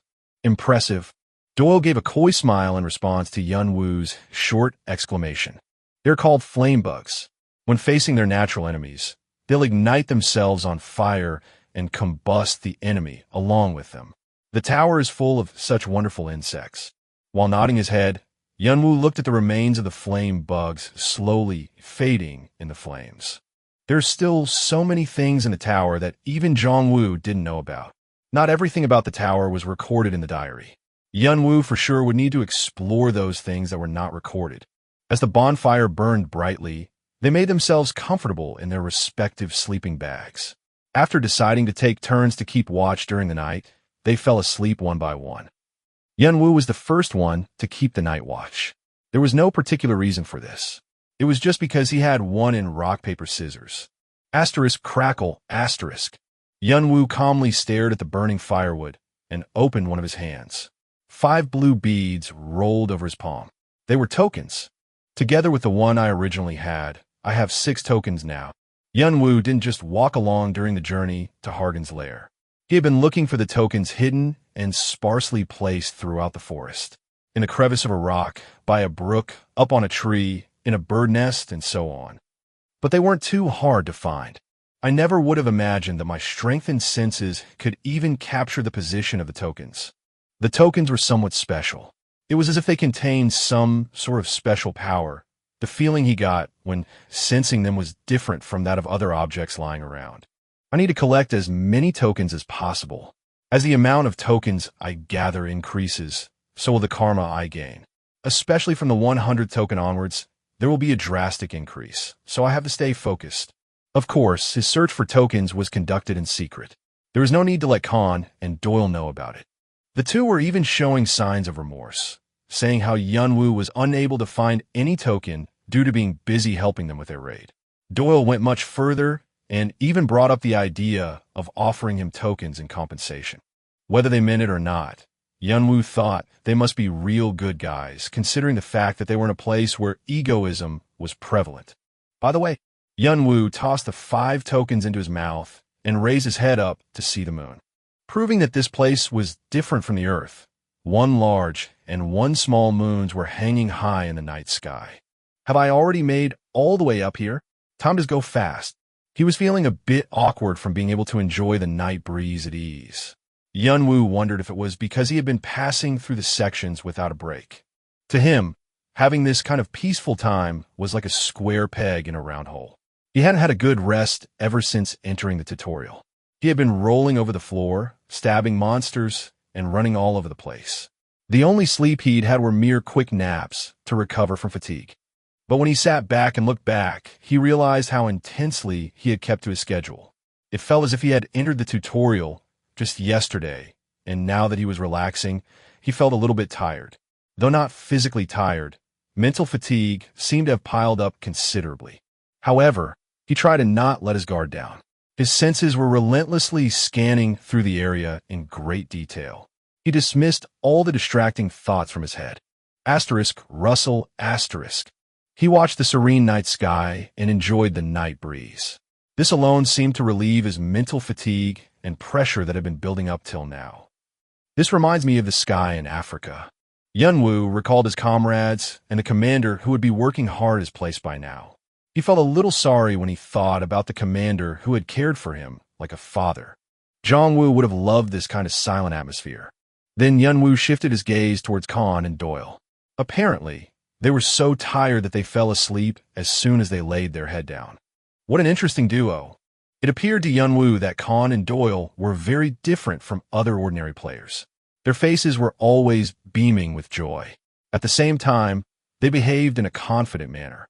These two had a type of bearing that other players lacked. They dealt with these situations as if they were already too familiar with them. Where on earth did you guys spring out from? On their way to the swamp, Yunwoo could finally check their skills. Khan occasionally revealed a glimpse of his excellent swordsmanship. It was powerful, sharp, and fierce. It seemed to strike a balance between magnificence and practicality. That level of swordsmanship could never be attained in just a few days. Yunwoo was sure he must have gone through many experiences and training. Although he was talkative and foolish on the outside, he must have had no ordinary childhood. So was Doyle. He always had dull and sleepy eyes, but sometimes he would show a sharp look. And when he did, he displayed keen judgment and critical acumen. If Khan was a doer that mostly engaged in close combat, Doyle was more of a thinker that stayed at the back line and made the decisions. In particular, Doyle's entomopathic ability might seem weak whenever he uses it for practical use, but its true power shone brightly when it was used against monsters. The bugs he controlled were very small.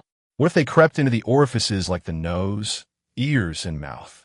What if they dug into the skins, nibbled off the blood vessels, and tore up the muscles?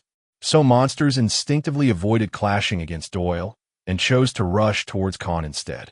Whenever that happened, Khan got upset at the flocking monsters, and they still ended up being swept away. The teamwork that the duo showed, like two cogwheels that meshed perfectly together, was nothing short of impressive. It didn't look like they had learned or practiced beforehand, but they had developed a certain kind of connection that instinctively told them what would be the other one's next. Course of action. This must be the result of working together for not just a day or two, but for at least 5 or 10 years.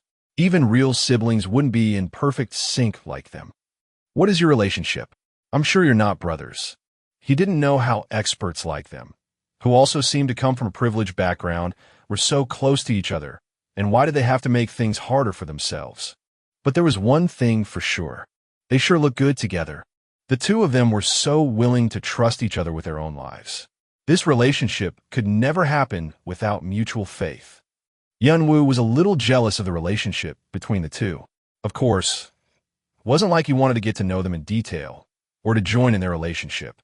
Just by looking at these two, Yunwoo couldn't help but see the reflection of a person he used to know. Yunwoo thought he was becoming needlessly sentimental as the night wore on. He was trying to get rid of all the idle thoughts from his head. He couldn't believe he had so many miscellaneous thoughts. But to his surprise, is it because of his short break I took? His mind was now clearer than ever, just like the sky after a heavy rain. When he opened his closed eyes again, they were filled with whole-souled determination. Then suddenly, Khan rustled and woke up from his sleep. His eyes shone through his wild hair, still looked very sleepy. He even gave a big yawn. Why did you get up? You still have some time before your turn. How can I sleep if it's so noisy around here? A chuckle slipped out of Yunwoo's mouth. Contrary to Khan's statement, their surroundings were rather too calm, as if someone had intentionally muted all the sound. The cry of the bugs, the whistle of the wind. No sound could be heard. Khan rubbed his sleepy eyes and took his hand to the scabbard he had left near his head. Still, everything was all too quiet. Before he knew it, Doyle had also gotten up with a yawn. He put a slight frown upon his fine face, looking annoyed at the things that disturbed his sleep. How long are you going to let them be like that? I was going to get rid of them when they came closer. I'm sorry to let them wake you up. Doyle answered Yunwoo with a grin on his face. It's okay. I was getting stiff since I haven't been moving my body lately. Might as well do some proper exercise. At the same time, Doyle turned around to look at Khan. Hyung, I was wondering myself. Yeah, do you think they knew you were here? Does that matter? Khan slowly drew his sword out of the scabbard while his eyes give off cold glow. What matters is that they are enemies who are pointing their swords at us. As soon as Khan finished his words, *pat**, his shadow suddenly disappeared. *spurt**. Ayok.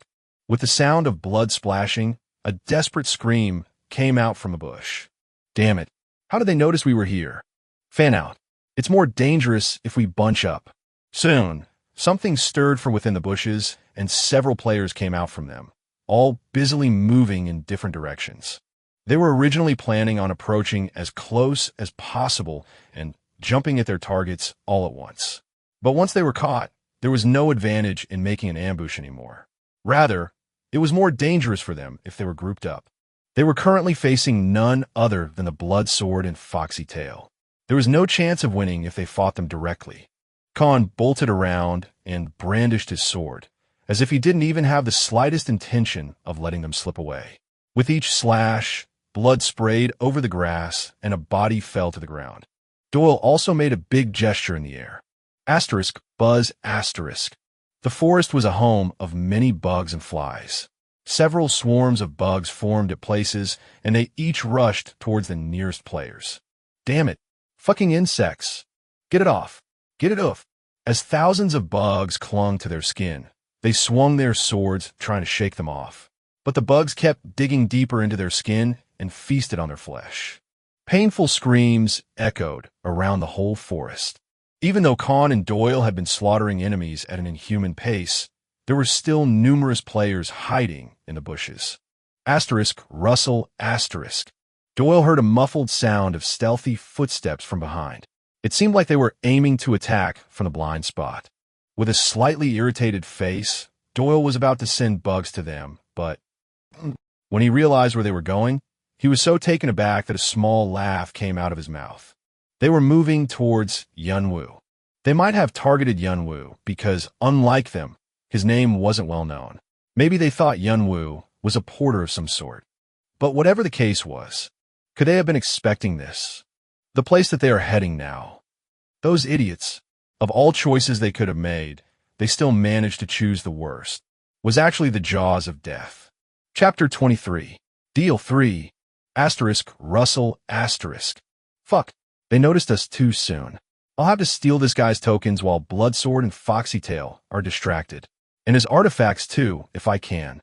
Frank and his minions were among the most active scavengers in Section E. They were very fond of their job. Under the guise of taking tokens, they robbed players' riches, artifacts, and everything else. Artifacts were divided amongst themselves to greatly increase their battle prowess.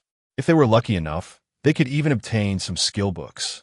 Tokens could be sold to top rankers at very high prices. Also, there were several places that were in need of live players, varying from workers or slaves to prostitutes, livestock, and even human specimens for experimental purposes. People had a variety of uses for their bodies, so they didn't have to worry about where to sell them. Who wouldn't want a piece of such a lucrative business? What was better was that this guy was the teammate of top rankers like Khan and Doyle. No one knew how many tokens he might be carrying or what artifact he might have received from those two. Although there was the risk of having to sneak behind Khan and Doyle, he was expecting to get a great deal of return from it. He was so nervous that his mouth was drying up. And as expected, Khan and Doyle hadn't noticed their ambush. Their prey was so frightened that he was only crouching by the fire, unaware of his imminent fate. Asterisk, pat, asterisk.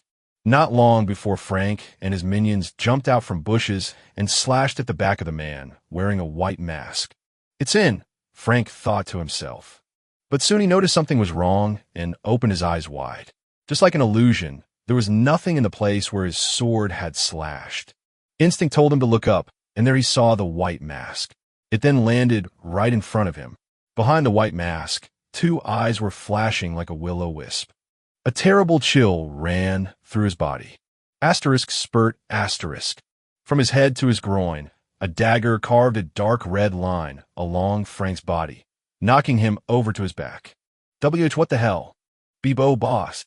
The rest of the scavengers behind Frank faltered for a moment. In the meantime, Yunwoo turned around and threw himself at them. Asterisk, swish, asterisk. The figure gliding through the forest under the dark sky reminded them of a ghost. It looked like a white mask floating amid the darkness.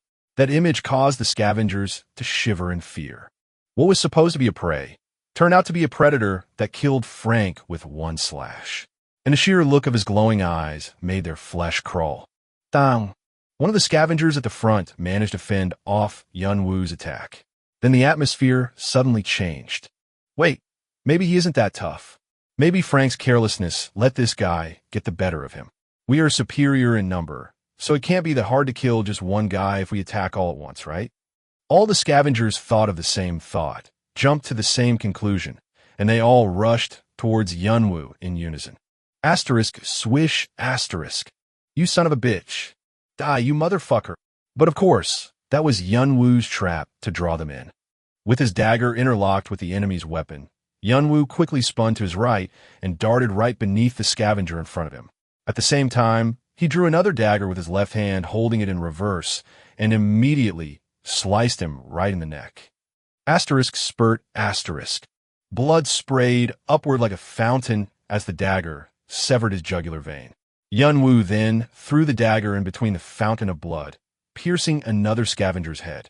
Soon after, he ran straight back to the 3 scavengers sneaking behind and swiftly cut their waist, neck, and shoulder. How the hell? Gurgle. Fuck.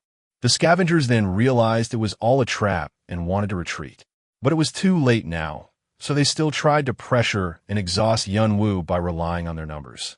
Contrary to their wish, Yunwoo went on a rampage, destroying each and every one of them. He parried a knife that flew towards him and stabbed into their neck, waist, and heart. He blocked a spear aiming at his blind spot with his arm, snapped it in half, and cut off the head of its wielder. Yunwoo's inhuman movement made them think he had eyes all over his body.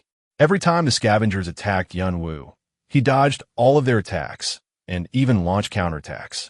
And each time, the scavengers collapsed with their blood scattering all over the grass. They felt as if they had been possessed by a ghost. They finally realized they had messed with the wrong guy and tried to make an escape. Asterisk swish asterisk. Asterisk puck asterisk. Yunwoo threw a dagger towards the head of the first one to run away, and then quickly chased after the others.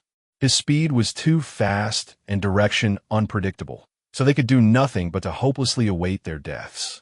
Fear had grabbed their ankles. Terror was slowly eating them up from the inside. The 3 of them had killed a total of 21 scavengers. It was more than he had expected. Khan asked Yunwoo all of a sudden, "Why did you let them come near? The more tokens, the better. Man, you're seriously out of your mind." Khan clicked his tongue lightly. He was saying that from the very beginning he had planned to lure them in order to kill them all in the same spot. Of course, there were also other players in Section E who used a similar strategy to Yunwoo. These players specifically hunted down the scavengers by disguising themselves as lone stragglers. But even so, it was only possible when facing against small numbers. No one wanted to face over 20 scavengers moving together in an organized system. Even high rankers couldn't handle such overwhelming numbers of enemies. But Yunwoo treated such things as nothing at all. Was it because he had trust in Khan and Doyle, or because he was confident in his own skills? Or maybe it's both. Meanwhile, Yunwoo had been looting tokens from the scavengers' bodies. 81? Seems like they've been in this business for quite a long time.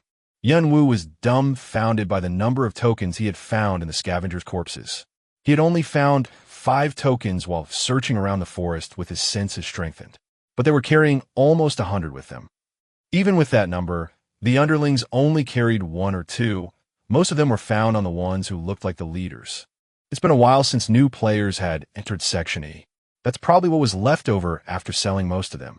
More than 1,000 people had been in this place, looking for tokens and fighting for them. 81 is a small number compared to that. Doyle provided an explanation with a smile on his face. But that's only possible because they were scavengers. Most players probably have 10 tokens or less. The rich get richer, the poor get poorer. That's correct. Yunwoo thought it made sense.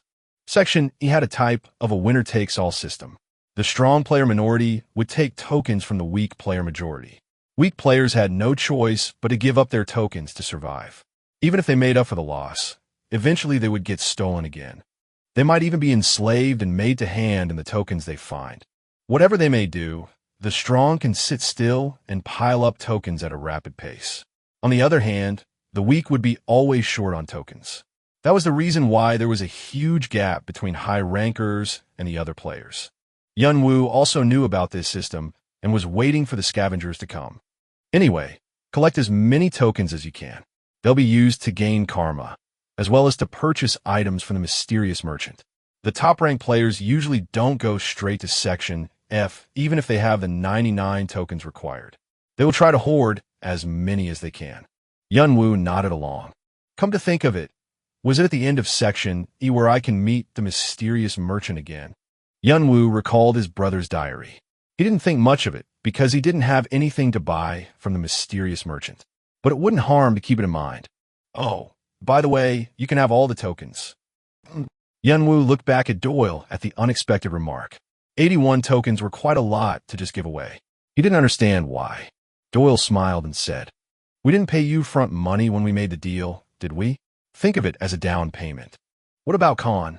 He's really simple, you know? He'll do whatever I ask him to, so don't worry. You two also need karma. Haha, are you worried about us? We surely have enough for ourselves, so really it's okay. Well then, thank you kindly." There was no reason to turn down their favor. Yunwoo put the tokens inside a pouch he made from weaving the hide of the trolls. He had too many tokens, so he didn't dare to swallow them anymore. This is easier than expected. Yunwoo couldn't get rid of the idea that it was too easy. If he tried a little harder, he could move on to Section F. Of course, he wasn't going to actually do that. There was nothing major in Section F that would allow him to gather much karma. Section E was virtually the last place he could collect karma in large quantities. What's more, that guy will show up here too. The one that Yunwoo had in his mind even before he entered the tutorial. The one that only appeared at this specific time period. He had to kill it before going to the next section. That will significantly increase my magic power. If it was a solid vessel that Yunwoo had acquired in Section B, what was left to be obtained in Section E was the content to fill up the vessel. Yunwoo licked his lower lip. Once we kill the Lizard Man King, I'll have to head straight to kill that guy. He already had his plan mapped out in his mind. The following day, Yunwoo's party was able to reach their destination, the northern swamp. It was very hard to move their feet as the swamp was full of soft mud. Their feet sank deep into the swamp with every step they took, and it was getting deeper as they moved inward. At some point, they had to climb up a tree and jump from tree to move around. During the meantime, they had several fights whenever they came across a lizard man settlement. Lizard men are reptilian monsters with the ability to walk upright. These monsters have knowledge of wielding swords and possess high intelligence. They even know how to hunt. They would attack with a hit-and-run style in order to exhaust the intruders as much as possible before launching a final attack where they'd usually all jump in at once. However, it did not work against Yunwoo's party at all. They showed no signs of fatigue, even after a series of battles. They just wiped out every single lizard man they saw.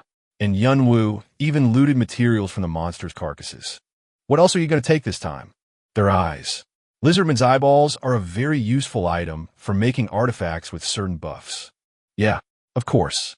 Well, there are bodies lying everywhere around here, so go ahead. Help yourself. Khan shook his head in disgust. And once Yunwoo started to cut off the spikes on their tails, he no longer spoke a word. I need their eyes to forge the artifact, Jiji's eyes. It was an artifact named after a giant that's said to have hundreds of arms and thousands of eyes. Yunwoo swore to himself that he would get his hands on that artifact one day, and continued to move on. Meanwhile, thanks to his steady search, he now had 89 tokens in his possession. And only after destroying a couple of settlements, they were finally able to reach Hargan's lair. However, wait, is this? Yeah, looks like they already had some guests. Doyle looked at Khan with a worried look. Khan nodded gravely. Yunwoo also narrowed his brows. There were bloodstains and other traces of battle along the way leading to Hargan's lair. There were traces of other players. Chapter 24. Deal 4. It hasn't been long since the battle took place. Yunwoo leaned down and touched the blood-stained soil with his hands. He also checked the traces left on trees and rocks. Anyone could tell he knew what he was doing. 5 hours? No, it was about 6 hours ago. 6 hours?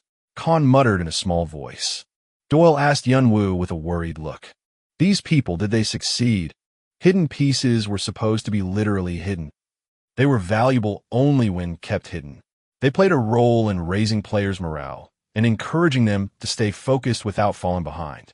So hidden pieces in the tutorial never occurred again in the same round once they were cleared.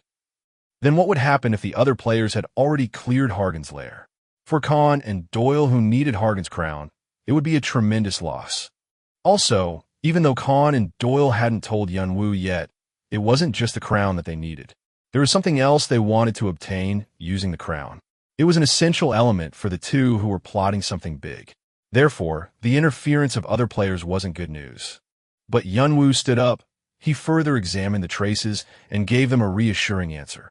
No, there are only traces leading inside, but there are no signs of people coming out. And apparently, the people who came here didn't come in search of Hargan's lair. What? What do you mean? Look here.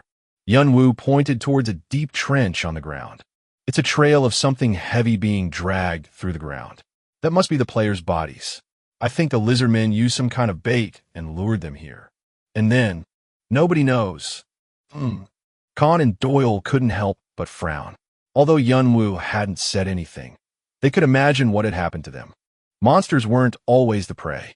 There were times when monsters themselves became the hunters and preyed on players. For them, this place was their home. They knew the local geography better than players. Of course, there would be traps lying around. Yunwoo presumed this had something to do with those traps. Goddamn sons of bitches.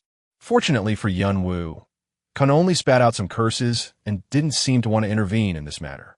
I thought he was just naive, but he can keep his cool when necessary. Yunwoo nodded quietly. If Khan had lost his judgment out of simple emotions, Yunwoo had planned to return the tokens and just leave. But Khan must have been acting calm to set an example as Doyle's senior. Then Yunwoo noticed that Doyle, who usually had good control over his feelings, had a grim expression on his face. Doyle noticed Yunwoo's gaze and put on his usual smile. He looked at Yunwoo and raised his brows as if asking if there was something wrong with him. Yunwoo knitted his eyebrows, but soon shook his head. He remained silent. Just then, it is really irritating to just let it go, but we can't afford to overexert ourselves. So Kane. Yunwoo turned his head as he heard his codename. Yes, we haven't told you anything about this place yet, have we? Yunwoo quietly nodded his head.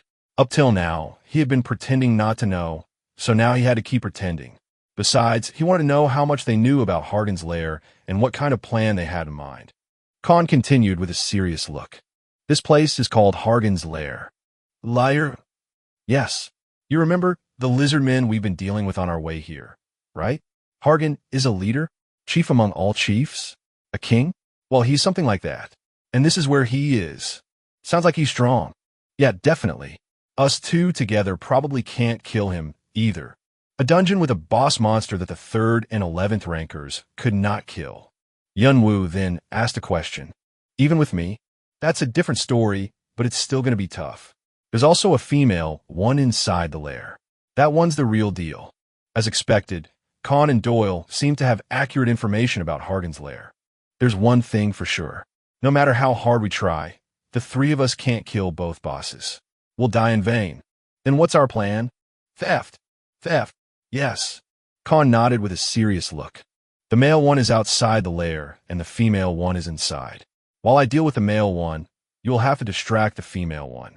Then Doyle will take the crown from her head. And then, we'll make a run for it. Khan snickered as if Yunwoo was asking something obvious. As I said, the female one is ridiculously strong. You cannot kill her on your own. So don't you ever fight her head on. You just have to get her aggro. Understood. Yunwoo gave him a nod. Khan stared at Yunwoo in surprise. How are you taking this so calmly? That was our deal, wasn't it? Khan's face turned red as he scratched his cheek. Well, you know, I'm telling you to take the hardest role in our plan. I thought you'd say you want to take the male one. I know you're afraid that I might run away if things go wrong. Don't worry, I don't make promises I can't keep. But if we are planning on running away, I must ask you something else in return for our deal. Khan smiled broadly. You bet we will. Man, I'm such a good judge of character. I knew you'd figure out your job and help us. Yunwoo still found him bothersome and let out a snort with his arms crossed. Yunwoo had been executing his duties in the battlefield of Africa. This was nothing different from that. The only difference was that he used to be a soldier who was simply driven by orders from his superiors, but now he was more like a mercenary who was driven by money. Let's get started. Khan drew his sword from his waist. Asterisk swing asterisk. The sunlight reflected on the blade produced an ominous red gloss. Yunwoo's party moved forward while maintaining an arrowhead formation with Khan at the front. Soon after, you have entered a field. You have found the hidden piece, Hargan's lair. You have acquired 500 karma. Rustle asterisk. As a bush stirred, a lizard man patrolling the lair suddenly shouted out loud. HSSS. Humans. There are humans here. From then on, Yunwoo's party started running through the field. Hargan was the king of the lizard men. Of course, if there was a king, there also had to be lots and lots of royal guards protecting their king. Every single one of the lizard men gathered in this place were among the greatest warriors their species had to offer. The lizard men that were standing in front of their party could not be compared to the ones they had met on their way here. Asterisk clang, asterisk, asterisk, clang, asterisk. As they traversed through a horde of lizard men, the male lizard man king, Hargan, made his appearance and let out a deafening roar. Kaok, Umans, you dare enter my lair? You must die. The average lizard man was about 2 meters tall, but Hargan was about twice as big. His scales glimmered blue, and his scimitar was drenched in blood. His monstrous roar exuded an overwhelming aura. A hidden boss monster, Hargan the Lizard Man King, has emerged. Hidden quest / the King of Lizard Man. Content. In Section E, there are 5 kings that rule over the forest. Hargan is the king of the Lizard Man, who owns the northern swamp. Defeat all his guards and slay Hargan, the Lizard Man King. Rewards.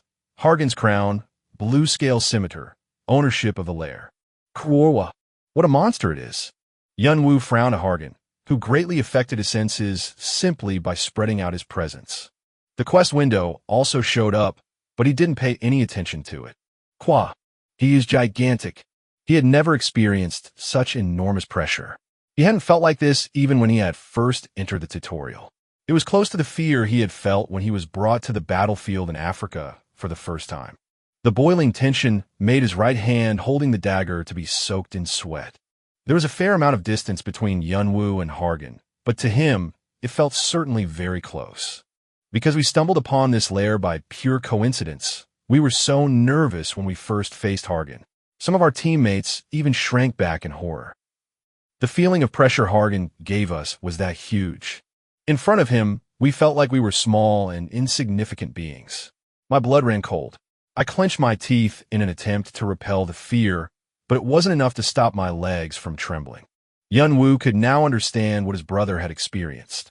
Even if he had broken through in succession all the way up to Section E, he had never seen such a strong monster that gave off this kind of different feeling. A strong, murderous intent that aroused his instinct was as frightening as it could be. However, I've had enough of this already. Yunwoo put more strength into his eyes and managed to stay composed. Suddenly, the spirit surrounding Yunwoo started to push away Hargan's pressure. Asterisk whoosh asterisk. Hargan stopped in the middle of his roar. His face quickly stiffened. His eyes were fixed on Yunwoo. His instincts were telling him something. Out of all the players he had met, the guy with the white mask was a true warrior who must have honed his murderous aura while wandering around many battlefields. I will kill you, human. Hargan tightened his grip on the scimitar and jumped at Yunwoo. As the body well over 2 meters in size rushed towards him like a mad bull, Yunwoo felt the murderous intent blowing across the lair like a windstorm. Because he was running so fast, some of the lizard men in front of him were kicked out of his way. However, Yunwoo, who had honed his aura throughout the course of many wars, didn't back out. At that moment, Khan jumped forward. Asterisk swish asterisk. Thang. Khan's sword struck Hargan's scimitar. The clash created sparks along with a fierce mana storm. Hargan's face was completely distorted. Human, get out of my way. You are no match for me. I'm sorry, but I'm not who I used to be. Khan put on a cold grin and pulled his scimitar back. He had a record of fleeing from Hargan, so he was already familiar with his combat pattern. Hargan's enormous frame slightly tilted, then he backed away. Then his face distorted even more, and he swung his scimitar with all his strength in order to kill Khan. However, Khan's current attribute points were higher than when he had first fought Hargan. He wasn't going to lose so easily like last time. They collided once more. Asterisk kun asterisk. Khan was pushed back by the impact. A column of steam was rising from his tensed-up muscles, and his eyes were bloodshot. A stuffy smell was leaking from his mouth. But for some reason, Khan couldn't help but burst into laughter. Hargan was still too strong, but it didn't feel as hopeless as before. An obscure desire to keep on fighting with Hargan arose from within him. But Khan tried to suppress the desire. This was not the time to indulge himself. He had to make enough time for Yunwoo and Doyle to break through the lair's entrance. Hargan then dashed towards him, but this time Khan just stepped aside. Hargan, now with his lid flipped, turned around and tried to grab him. "Stop running away and face me." Even though Hargan possessed high intelligence, a monster was just a monster after all. Khan kept narrowly dodging his attacks and lured him towards the pack of lizardmen. Every time Hargan launched an attack, 3 to 4 lizardmen ended up being sliced by a scimitar. The royal guards begged their king to calm down, but Khan used a hit-and-run tactic to keep his aggro on him. Outside the lair was becoming more and more chaotic. In the meantime, Yunwoo and Doyle were able to get inside the lair by taking advantage of the confusion. There were other guards throughout the passage of the lair. However, their foreheads were pierced by Yunwoo's dagger as soon as they appeared. On the way to their destination, the two hadn't spoken a word. Doyle might have been worried about Khan, but he kept his focus on his current duty and held his mouth closed. He was fully aware of the fact that the chances of Khan's survival depended on how fast he could steal the crown. Soon after, they were able to reach the deepest area of the lair, the Queen's room. What Yunwoo and Doyle witnessed there was... It's a person. Save me. Please. She help. Limbs that had been pulled out from their bodies. Heads left with expressions that showed the excruciating pain they had gone through, and bits of flesh and stains of blood scattered all over the place. It was an absolutely disastrous scene, and there were other people tied up in chains and locked up in cages like livestock. This place was a human farm. Chapter 25. Deal 6. Yunwoo's expression sank deeply as he recalled the traces of players he had found earlier at the entrance. This was the end players must have met after being captured by the monsters.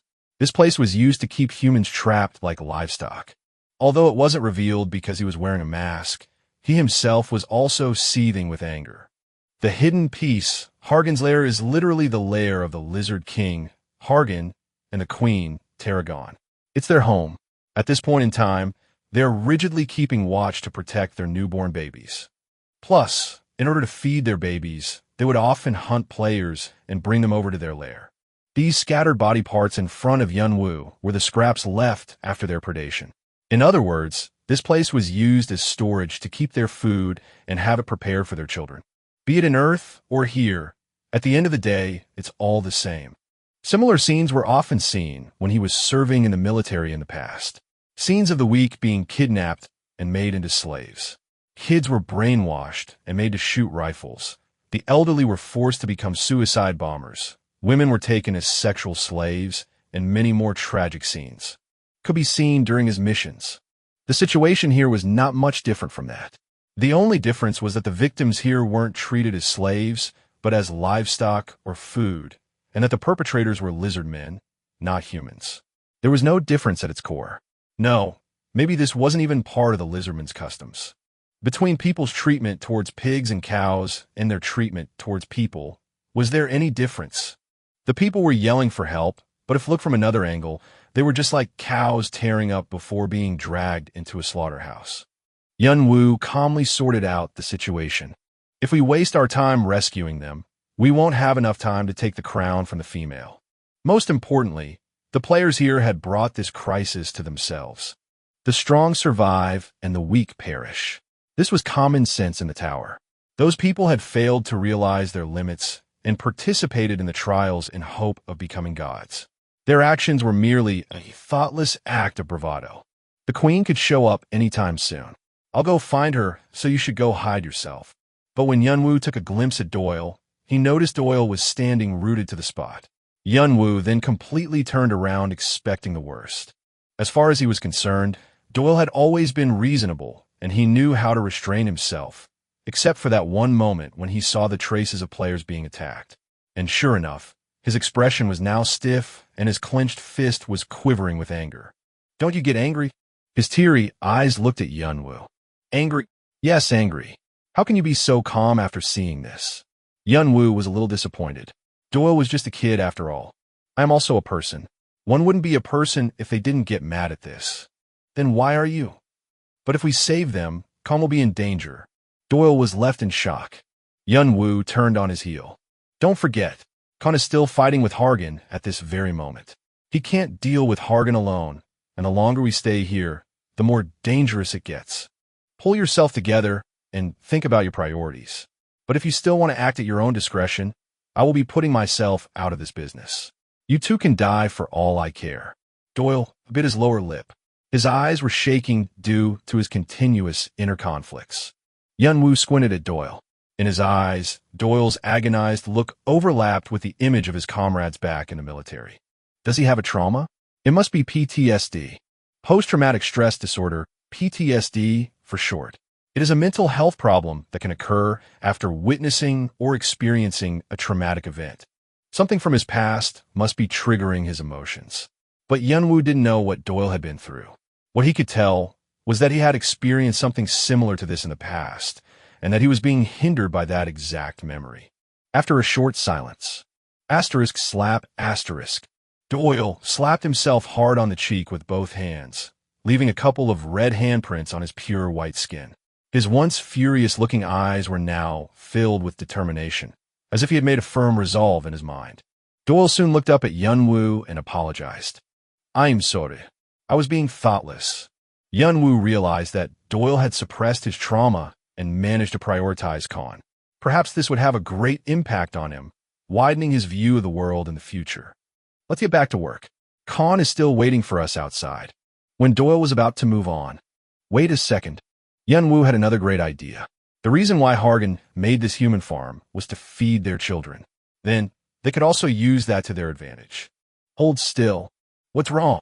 I've just come up with a good idea. Can I modify our plan a little bit?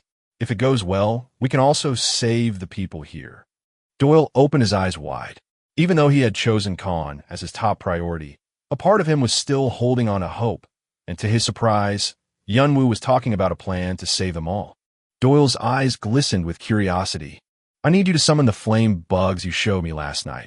Under the mask, Yun-woo let out a cold laugh. Queen Tarragon unleashed her boiling anger.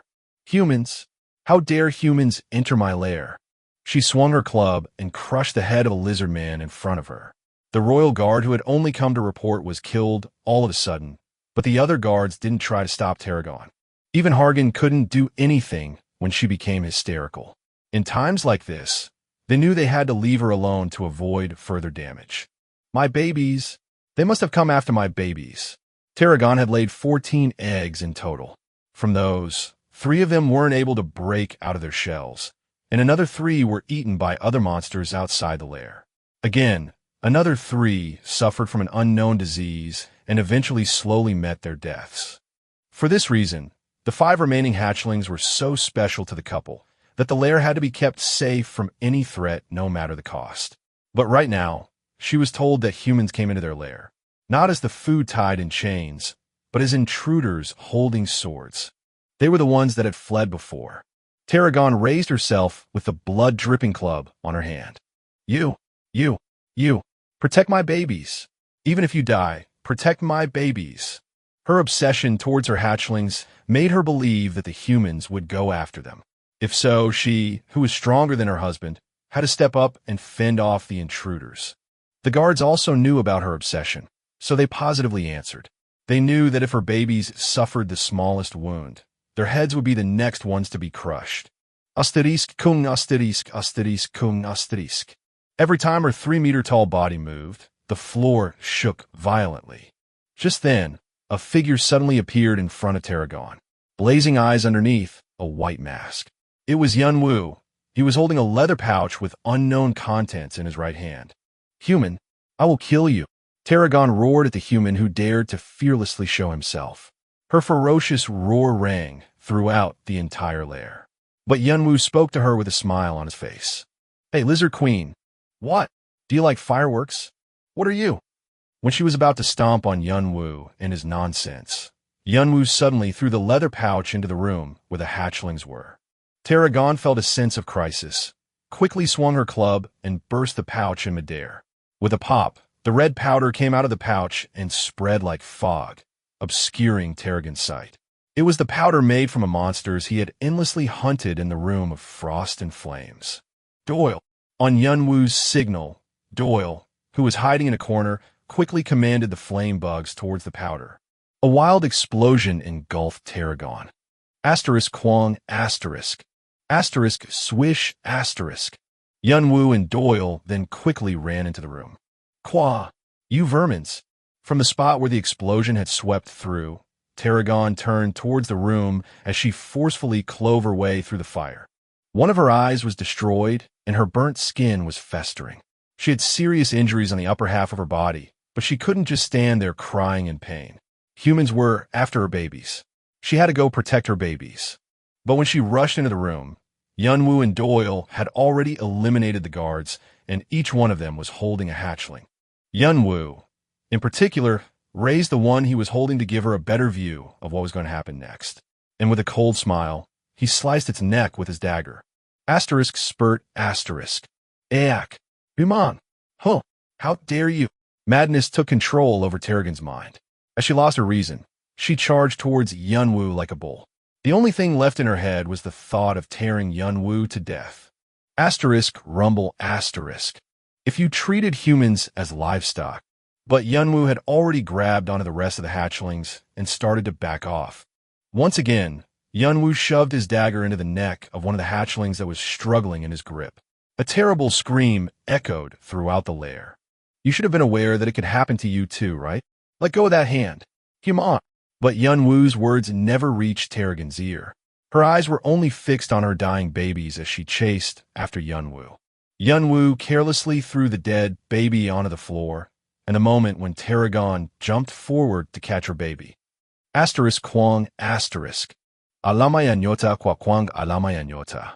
One of the booby traps they had installed immediately after entering the room was triggered, causing a massive explosion that could not be compared to the previous one.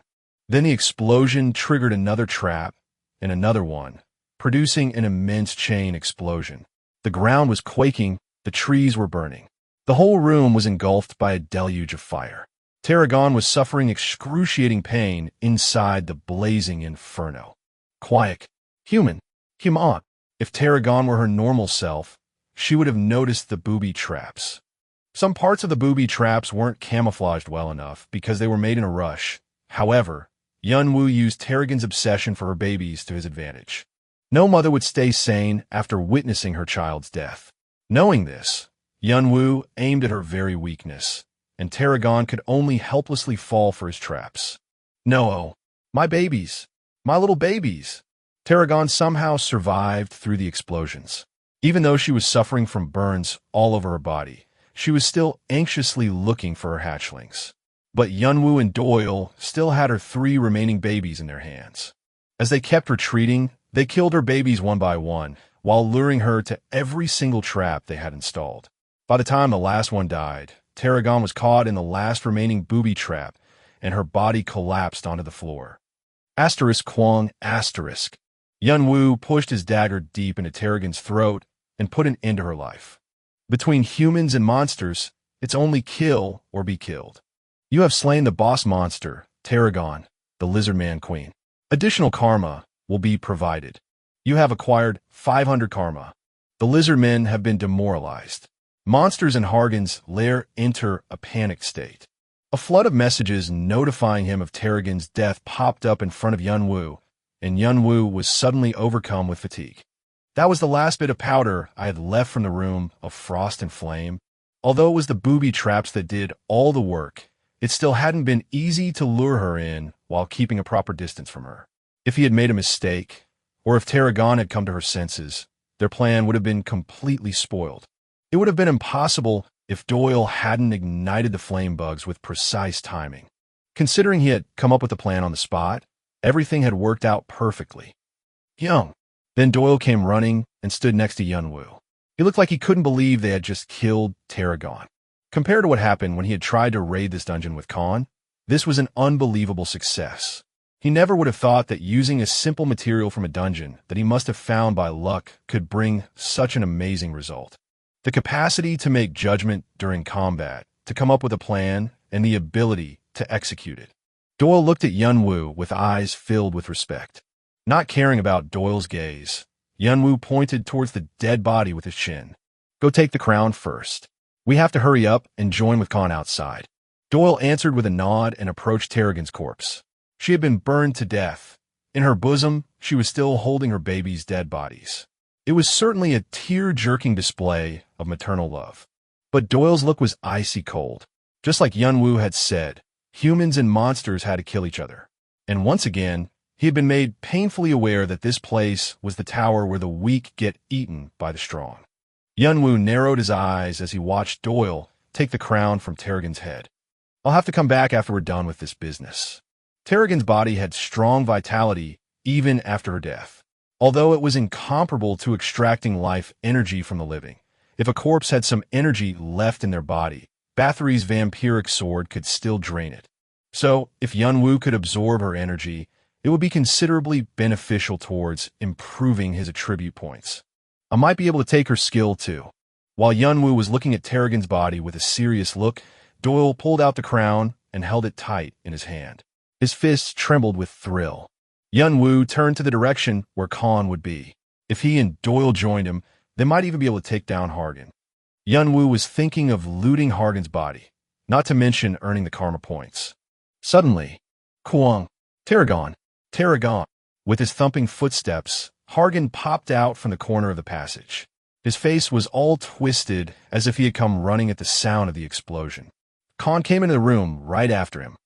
He could tell that Khan had a fierce battle outside, just by his looks. He looked very exhausted.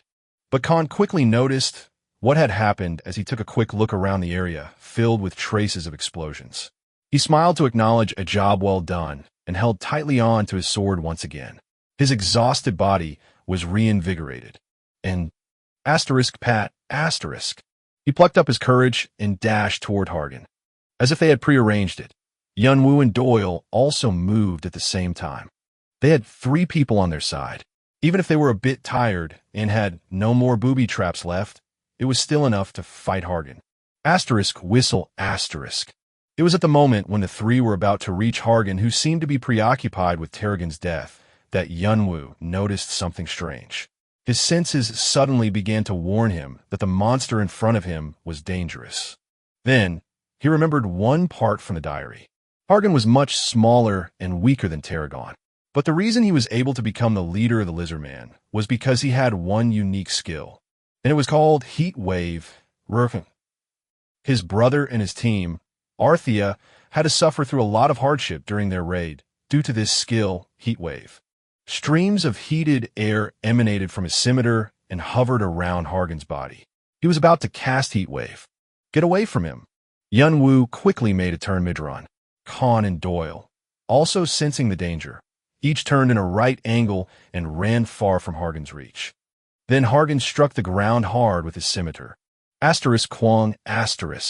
The ground surrounding Hargan collapsed with an explosion and flames shot up from the ground at random. The sea of flame quickly engulfed the entire lair, eradicating what was left after the chain explosion. Shit! Yunwoo quickly covered his face with his arms, but was still pushed back by the gust of wind. Because the place was filled with so much heat, nothing could be felt within the area. He scanned with his strengthened senses. He didn't even know where Khan and Doyle were. Whistle. After the heat had settled down, Yunwoo could barely see the other side through the gap between his arms. What's going on? The lair had completely collapsed. The world was full of red flames and black smoke. The scene was telling him how he had gotten the title of Lizardman King. What if he had been one step late and got caught up in that? He would be just ashes by now.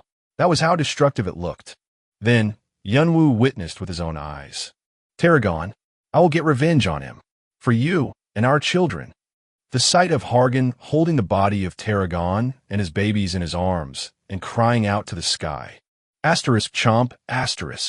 And the sight of him biting into Tarragon's neck without hesitation. It was cannibalism. He was trying to embrace the power of Tarragon. It was something that wasn't written in the diary. Boss monster, Hargan, Lizardman King, has used consume. Hargan has successfully stolen powers from Tarragon, Lizardman Queen. Mutation is in progress. Second phase will begin. Rumble. Heat wave once again raved through the lair, producing a massive earthquake. Chapter 26. Consume 1. Crash. Like the ripples produced by a stone being thrown into a calm lake, waves of scorching wind were blowing away everything in their path. It was hard to even stand still. They would get scalded any moment soon if they kept themselves exposed to this heat. Yunwoo and Kan quickly found rocks and tree stumps to hide behind. The heat was drying up the trees, setting them on fire, and steam was rising up from the rocks. Doyle was also backing off as he hid behind a shield of flies. This is getting nuts. Yunwoo put on a frown as he peeked at Hargan, who was continuously releasing heat waves. He was eating Tarragon's body in a reverent manner, as if it were a sacred ritual. Asterisk crunch, asterisk crack. With each bite, Hargan's body seemed to undergo noticeable changes. The intensity and the temperature of the heat waves was also rising. Second phase. It was an unexpected message. Yunwoo frowned angrily. Multi-phase should be a pattern only present in strong boss monsters in the latter floors of the tower. But right now, a mere boss monster from the tutorial was displaying such pattern. Was his resentment that big? At that moment, Yunwoo noticed Kan looking his way. He was asking him what was he going to do next. Their target, Hargan's crown, was already in Doyle's hand, so they could just escape the dungeon, although even that wouldn't be easy to do. He'll follow us no matter where we go. Besides, it won't be easy to run away from him because of the heat waves. Desertification was rapidly spreading throughout Hargan's lair, as well as the surrounding forest. The flying fire sparks landed on other pieces of parched wood, further spreading out the wildfire. In addition to that, the strong gusts of wind also impeded their escape. Kan was also knitting his brows. Perhaps he was thinking the same as Yunwoo. He then looked at Yunwoo, asking if he had any plan up his sleeve like the one he used when killing Tarragon. Yunwoo, however, shook his head as he could not come up with a way to overcome the crisis. No, he about to shook his head, but he paused. Something else suddenly occurred to him. It's either we do something about it or we die. Then we have to at least try it out. Yunwoo's mind was quickly racing, just when he was thinking of a way to communicate his idea. Ah, Hyung, can you hear me? Yunwoo jerked his head, trying to find the source of the sudden noise, but he couldn't find the owner of the voice, only a fingernail-sized bug buzzing about his head. The bug landed onto Yunwoo's right shoulder. Yunwoo narrowed his eyes. Is this you, Doyle? Hee. That's a relief. I was wondering if this would work well. I can hear your voice, too. You had a bug that can deliver voices? It's actually called a mind conveyance bug. It allows its owner to deliver their thoughts through it. But the details don't really matter, so you can think of it however is more comfortable for you. Yunwoo silently nodded his head. By the way, you must have thought of a way, right? Yunwoo smirked a little. Doyle came just at the right moment, when he was trying to figure out a way to deliver his plan. As expected, Doyle had quickly noticed that Yunwoo had worked out a plan and made contact with him. Can you tell Kan about this plan?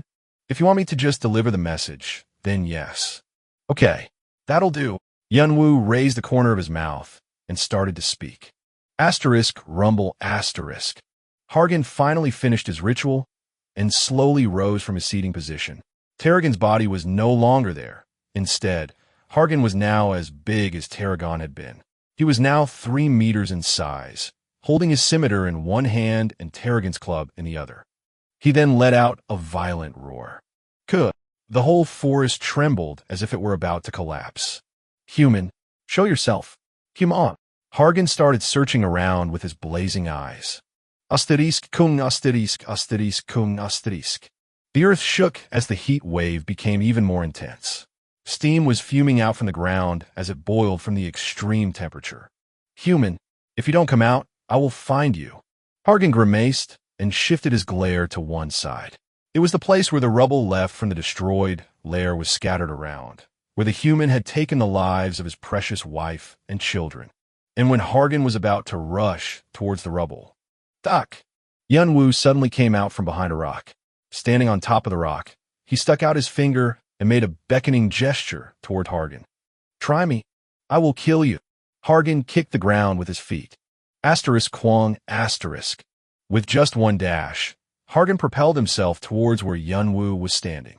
The earth was quaking, and the heat wave was blowing in all directions. Flames surged from beneath the ground, giving sense of oppression. His skin almost dried up and burned from the heat just by standing near him, but Yunwoo only stood still at the spot despite the approaching heat. He just kept a close watch on Hargan with his eyes half open. In that instant, something very thin started weaving itself near his heart. For the first time, Manhwa was taking action on its own in order to protect its owner and invoke his skills. Sense strengthening. Combat wool. Time around, Yunwoo slowed down.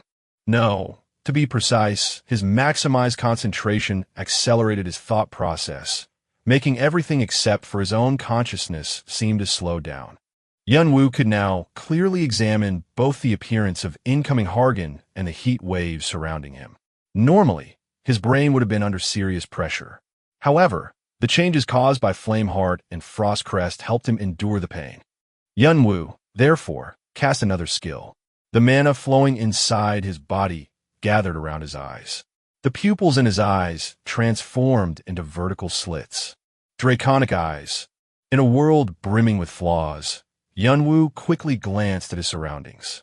Hargan, the heat waves, the flames. Their contours were all fluctuating with flaws. With his sight burned into his eyes, Yunwoo made his move. Asterisk Kwang asterisk.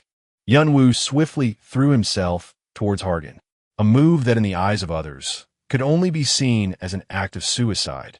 However, Yunwoo sliced along the flaws displayed amid the flames as he clove through the heat wave. Soon, his slice formed a diagonal fault from one side of his field of sight to another, and the upper side segment seemed to slide down along it. Asterisk whoosh asterisk. The fire blocking Yunwoo's way was suddenly put out. The heat wave was equally split in half and brushed past Yunwoo. Asterisk Kwang asterisk. It was such an unbelievable spectacle, even though it was happening right in front of their eyes. Kimon. Hargan dismissed this as a coincidence and kept swinging his scimitar ceaselessly. With every swing, pillars of flame gushed out from beneath and gales of heat waves swept the ground. Asterisk swish asterisk swish. However, Yunwoo slashed a few times into their flaws and easily tore off the heat waves. This scene looked as if the flames were intentionally avoiding Yunwoo. Eventually, Yunwoo was able to reach Hargan and collided with him. Asterisk Kwang asterisk. After obtaining Targan's power, Hargan's strength was without a doubt destructive. The scimitar almost severed Yunwoo in two pieces, but stopped right in front of Yunwoo's brow. A tiny crack formed in the middle of the scimitar where it had clashed with Yunwoo's dagger. It was the flaw. The dagger then started chiseling into the crack. Although it may not have been able to break the scimitar, it was enough to narrow the overwhelming gap in strength. That alone was a tremendous success. Kwang. As if not being able to tolerate it anymore, Hargan loudly roared and put even more strength into his scimitar. Once again, a wave of heated wind was storming across the lair. Yunwoo avoided confronting him in terms of strength. He dodged left as he parried the attack to his right. The scimitar helplessly struck the ground. Hargan's body briefly stumbled after losing balance, and then, asterisk pat asterisk. Khan and Doyle quickly jumped in as if they had been waiting for this moment. Khan dashed right by Hargan, slicing his ankle. Doyle detonated a series of insect bombs made of flame bugs. You insects! The fact that he was being made a fool by mere humans further angered Hargan, so he roughly pulled out his scimitar and held it high in the air. It was the position required to cast Heat Wave. Asterisk Kwang asterisk. When that happened, Yunwoo barged in and severed the corresponding flaw. How dare you? Hargan tried to attack Yunwoo once again, and at the same time, Khan and Doyle rushed to attack Hargan. Asterisk Kwang asterisk Kwang. The three of them faced Hargan by continuously making use of this disruptive tactic. Whenever Yunwoo interrupted a heat wave, Khan and Doyle would watch for a chance to attack, and when Hargan moved to catch the two, Yunwoo would rush back from behind to grab his aggro. As a result, Hargan's aggro kept switching back and forth between the three of them as the skill kept getting interrupted mid-cast. And in the meantime, his wounds continued to accumulate and he was quickly losing stamina. However, Yunwoo's party couldn't put themselves at ease yet. If their control went off for even a bit, it would be over for them. They had to keep their heads straight until very the end. Besides, their fatigue was also building up, and they had to cope with it with sheer mental strength. I will not forgive you. I have to avenge Tarragon. But at some point, Asterisk, rumble, asterisk.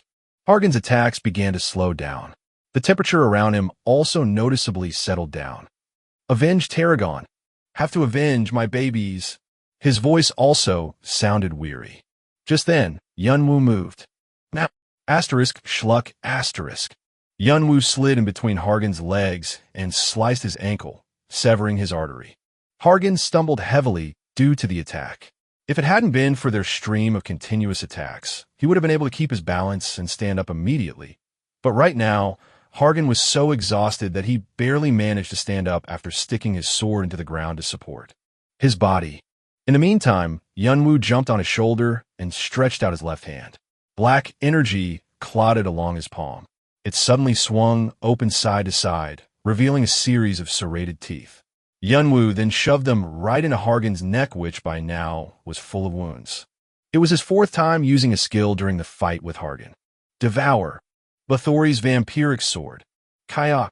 The serrated teeth let out a terrible, nightmarish shriek. Let go. Let go. Hargan tried to struggle free, feeling that his soul was being torn apart. He shook his body violently in an effort to get rid of Yunwu. But Khan and Doyle took the chance to sever Hargan's wrist and stabbed other of his vital points in order to restrain his movement. You have absorbed vitality and energy. Your strength has increased by 3 points. Your dexterity has increased by 2 points. Bathory's vampiric sword skill proficiency has increased 5.4%. Thanks to the enormous amount of vitality Hargan had, even though their tactic had tired him out, numerous messages were constantly filling up his retina. No matter what, I will kill you no matter what. But he realized the moment of death was upon him. Hargan poured out all his last remaining energy. The fire raged along his skin and soon engulfed Yunwu. Asterisk, rush, asterisk. Okay. The intensity of the flames even made Khan and Doyle stop their attacks and fall back. They could only worriedly watch Yunwu, who was still stuck to Hargan. Despite the searing pain, Yunwu pushed the teeth deeper into Hargan's neck. He used the energy he extracted from him to heal himself and endure for longer. Then, asterisk kun asterisk. Finally, Hargan fell on one knee to the ground. He tried to stand up using his scimitar as a cane. It was the last bit of effort he could make. However, Yunwu's serrated teeth also completely swallowed such will. Hargan's hand slipped off the hilt, and he collapsed to the floor. I have to avenge Tarragon, avenge our babies. It was his last words before he finally closed his eyes. You have slain the second boss monster, Hargan, Lizardman King. Additional karma will be provided according to your contribution to the raid. You have acquired 2,000 karma. Quest completed. You have made an achievement that is not easily accomplished. Additional karma will be provided. You have acquired 1,000 karma. You have acquired 500 additional karma. The messages popped up frantically. It was only then that Yunwu got off from Hargan's corpse, which had an appearance similar to that of a mummy. This is crazy. The world was spinning because of the intense heartburn and dizziness from the aftereffects of combining skills. The worst part was the burning pain in his eyes and brain due to the overload. Well, we still made it. The basis of his plan was Bathory's vampiric sword. The number 66 represented one of the best skills present in the tower, so Yunwu was hoping it would somehow help him kill Hargan. Fortunately for them, the plan did work out as he expected. If they had made any mistake, instead of Hargan's, it would be their bodies lying on the floor right now. Now that he was seeing the messages that informed him of the quest completion and the death of the boss monster, he was finally able to calm down. But there was something else that made Yunwu happy the most. It was a message that popped up at the very last. Bathory's vampiric sword has extracted the essence from the target, successfully stealing a part of the target's skill. The skill Heat Wave has been created. Chapter 27. Consume 2. The proficiency of Bathory's vampiric sword is too low, adjusting the grade of obtain the skill. The skill Heat Wave has been modified to Flame Infusion. Flame Infusion. Rating D+. Proficiency 0%. Description: downgraded form of Hargan's, Lizardman King. Innate skill, Heat Wave. Imbues the desired tool with fire. Fire of higher temperature can be created depending on the skill proficiency. Innate skill? And it's a buff skill. Yunwu clenched his fists as he checked the skill description. He felt as if the after effects of combining skills was being washed away. Even if it had been downgraded to a lower rating, it was still an innate skill from a boss monster. Innate skill. It was similar to a unique skill, but slightly different. They were both exclusive to specific beings only. Normally, no one except for the original owner could acquire such skill. Not only were they powerful, but they were also rare. However, unlike unique skills which were limited to players, innate skills belonged to boss monsters.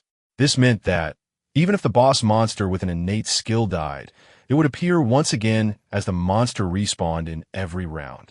This was also the reason for Hargan's appearance in this tutorial round, even though he had already been slain by his brother long time ago. So even though Heat Wave was Hargan's innate skill, it was also possible for other players to obtain it. But this was only in theory. Being present only in high-tier skills, the ability to extract skills wasn't commonly found in the tower, much less in the tutorial. In particular, Bathory's vampiric sword was at the top of such skills, so it was safe to assume that Yunwu was the only one capable of stealing Hargan's skill at this stage. Because of the lack of skill proficiency, he didn't obtain Heat Wave as it was, but this was still a great achievement. He got his hands on a buff skill that can even infuse a tool with the fire property. An artifact's power will increase when imbued with certain properties. That's why artifacts with elemental buffs are usually traded at high prices. Now, Yunwu didn't need to find an artifact with elemental buffs. Furthermore, flame infusion could be used for various other purposes. Fire was a very offensively oriented and versatile element. I'll have to test it later. Yunwu slowly closed the skill window in a satisfied mood. While he was focused on his newly acquired skill, the after effects he was suffering from also ameliorated to a certain degree. He rose slowly from his seated position while trying to maintain balance. Seeing this, Khan and Doyle came to support him. "Dude, your body..." It wasn't easy for Khan to speak, as he was too worried about Yunwu. Yunwu had directly faced Hargan's last heat wave. Several burn marks could be seen through his half-burnt clothes. His white mask was also distorted from the intense heat. "Don't worry, I'm all right. It's just hard to move, but it will get better over time." If he hadn't been able to heal his injuries with the energy drained by Bathory's vampiric sword, it would have been the end for him. But Yunwu waved his hand to express that he was fine. "Let me check, man." "Yehyung, sit down for a moment in case you're hurt anywhere else." However, Khan and Doyle didn't take their worried looks off of him. They couldn't just leave him alone. Yunwu thought for a moment of how to get them off of him, and as he realized that there were still people locked up in the cages, he pointed towards the lair with his shin. "I'm okay. I really don't need your help. But there are still people over there. Is it okay to leave them like that? They might be in danger because of the fire." Only then did Doyle remember the people still trapped in the human farm. He took Khan with him and hurried over to the cages. Yunwu was finally able to rest with his back against a half-burnt tree stump. Then he closed his eyes and immersed himself into meditation in order to completely alleviate the aftereffects. The slaves were successfully rescued. Fortunately, Hargan's heat wave did not reach the human farm. Perhaps because it was a place assigned to preserve food for the hatchlings, it seemed they had designed this space to suffer less damage from outside impact. Thank you very much." Hung. People burst into tears as their shackles and chains were being unlocked. And after recovering, some of them even started to brazenly kick Hargan's dead body over and over again. Other players even vented their anger on some of the remaining lizard men. They had been brought back from the brink of death, but their teammates who they had been laughing and chatting with just a few days ago had been eaten alive by the lizard men hatchlings right in front of their eyes. It was natural for their blood to boil just from looking at the monsters. Khan and Doyle just stood there watching until they finally settled down. After the people had somewhat alleviated their anger, a middle-aged man with bald head approached them to express his gratitude. "I'd like to thank you one more time. Thanks to you, we've been able to avenge our teammates. With the monsters dead, they'll be able to rest peacefully."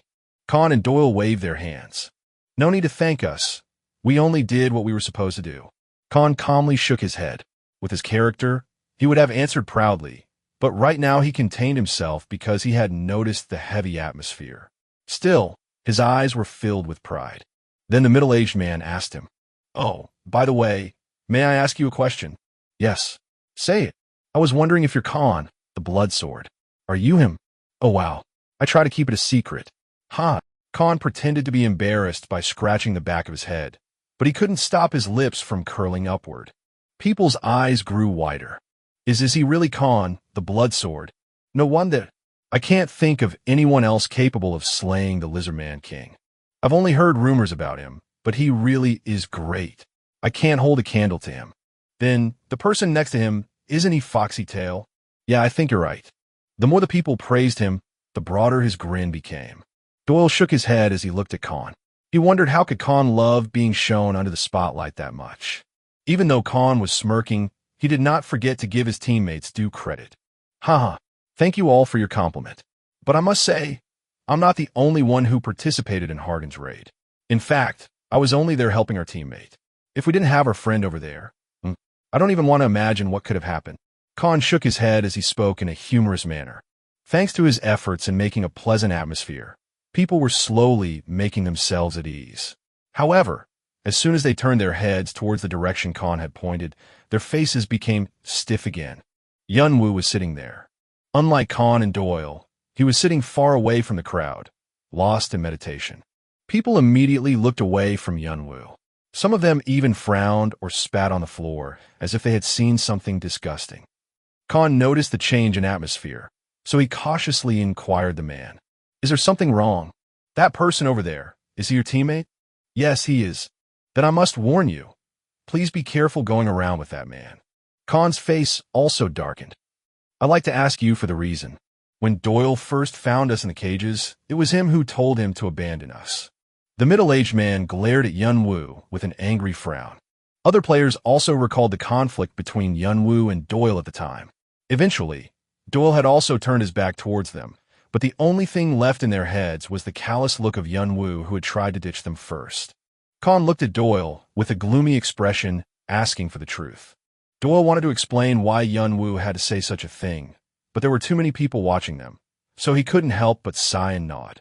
The middle-aged man took it as a yes and went on talking with great excitement. I may be crossing the line by saying this, but he is simply not a human being.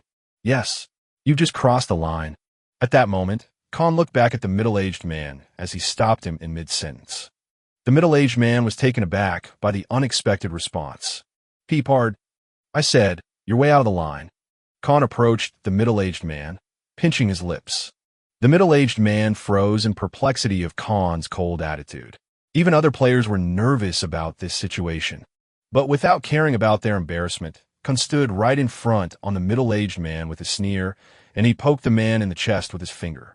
No matter what he said before, he is one of the people who just saved your asses. And if you haven't noticed, he's also the teammate of me and Doyle, and he's the one who got hurt the most in our raid. Khan no longer spoke in a polite tone.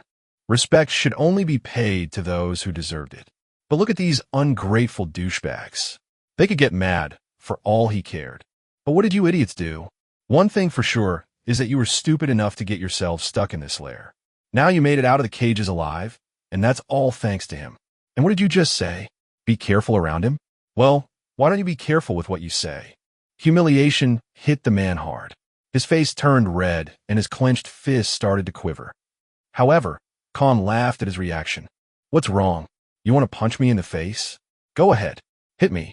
You were too scared to do anything in front of the Lizardman King, but now you're suddenly so brave because we're players, right? Well, hurry up and punch me. Khan even stuck out his cheek outright. The middle-aged man's eyelids trembled. Then, he turned around to look for someone to help him. The people who had been trapped in the farm and had promised to die together were now looking away from him in fear of getting involved. No one tried to help the man. The middle-aged man finally realized his situation. I'm sorry. What? I can't hear you. Khan creased his brows, putting his ears close to the middle-aged man's mouth. I'm sorry. The middle-aged man's voice was shaking. Asterisk sneer, asterisk. Khan then laughed a little and backed off. You need to apologize someone else too, don't you think? It was obvious whom he was talking about. The middle-aged man bit his lower lip and looked at Yunwoo. He was still meditating in his seated position, without paying any attention to that side. Khan pointed at Yunwoo and hurried the man. The middle-aged man slowly approached Yunwoo with trembling steps. He apologized with his back bent in 90 degrees. I'm sorry, sir. Please forgive me for my slip of tongue. Yunwoo didn't respond for a long time. As such, the middle-aged man couldn't straighten his back. Yunwoo opened his eyes with irritation and gave him a little nod. Then he closed his eyes again. It was only then that the middle-aged man could raise his body. The players watching the scene kept their mouth closed. The strong and the weak. Such relationship was already showing here as well. The middle-aged man, Brand, returned to the crowd with his mouth shut. People began to shuffle away, afraid that he would talk to them. Soon, there was no one left around him. Brand bit his lips and searched for a place to sit down. Dirty traitors, Brand gritted his teeth. They used to cling to him when they were locked up by the lizard men. Whenever they needed anything, he would risk his life to get it from them. But now that he was in need, they all avoided him. He was feeling dirty and miserable. He resented Khan and Doyle for humiliating him simply because they had saved him. Also, he cursed the one who brought this problem onto him. Hyungnim. Just then, a skinny man approached Brand and carefully stood next to him. His name was Ethan. He had been following Brand the most since he had been trapped in a human farm. When he had first met Ethan, he was one of those ordinary players who were brought to the farm with their teammates. One day, Brand found him on the verge of dying, so he stepped up and helped him. Since then, Ethan had started to follow him around, saying he'd serve him as a Hyungnim. Brand also found him very smart and witty, so he decided to keep him company. But today, he was the first to avoid his gaze when he asked for help. What is it? Therefore, no good response came out of Brand's mouth. Noticing Brand's cold attitude, Ethan carefully opened his mouth. I'm terribly sorry. Sorry that I wasn't there to support you. I hope you understand. You know about us. About how we survived through here. Brand glared at Ethan, but soon gave out a deep sigh. Ethan and his teammates were just like mayflies. They had been surviving from section to section by following behind the back of other skilled players. So, even if he wanted to blame Ethan, it would just be waste of his breath. He couldn't believe how they had even reached Section E with their trifling skills. But he was too fed up with him. He didn't want to talk to him anymore. I don't know what you're trying to pull off right now, but just leave me alone. Well, I don't mean you any harm, so please hear me out. Brand gave a fierce scowl at Ethan. He was already boiling with anger, and Ethan just had to come to get on his nerves. He felt an impulse to throw a rock at him, but Eden's sudden remark stopped Brand from taking action. Hyungnim, don't you need tokens or artifacts? Why do you see? We've got a treasure trove over there, just waiting for us to crack it open. So, why don't we go and make a fortune? In the direction where Ethan was pointing at, Brand saw Khan and Doyle walking up to Yunwoo. One, a more formal way of saying Hyung. Something like boss. Chapter 28. Consume 3. Tokens. Artifacts. For a brief moment, Brand thought that it was very tempting, but he soon came to his senses and shook the idea out of his head. Don't you dare try to trick me. What do you mean, trick? We're doing this to survive. To survive? You want to survive by killing the people who saved our lives. Ethan was so frightened, he jumped to his feet. We're not killing anyone. Who said we are? Pick a fight with them, and we'll be lying dead on the floor. Then, I'm talking about stealing. Brand then began to show interest in his story. A sly grin crept over Ethan's face. The monsters took all of our stuff, and now we've got nothing with us. I mean, if we go out there, we're just going to die, aren't we? Brand nodded without saying a word. In that sense, Ethan did have a point. All the artifacts and tokens he had collected on his way to Section E had been taken away by the Lizardman King. He had nothing to protect himself with. For now, Khan and Doyle could help him out of this place, but the tutorial was already reaching the end, so they would leave sooner or later. That meant he would have to wander around the forest like this. He would have to stay hidden and wait out until the end of the tutorial, or he would fall prey to other monsters. There were no other choices other than that. So, let's just steal enough to survive independently, and then we'll run away. What if we get caught? They'll kill us. There's the possibility of death whether we steal or not. But if we do it my way, the chances to survive are higher. Before he knew it, Brand had already been halfly persuaded by Ethan. Then what about the plan? We can't just proceed without a plan. You didn't think I came here without a plan, did ya? Ethan simpered for a moment and continued talking. One of my friends has a trait called quick hands. Quick hands? like nimble fingers. Yes, it's amazing what he can pull off with his hands. Brend could roughly understand Ethan's plan. If he had a trait regarding nimble fingers, he must also have specialized skills according to his trait. So, this friend of yours will steal what we need while others draw their attention. Is this the plan? You got the gist of it. So what do you think? Brend fell into deep thought, calculating the probabilities. He thought about the risks that the plan entailed and the probability of success, and realized that the odds were very low. But from deep inside his mind, greed started to set in.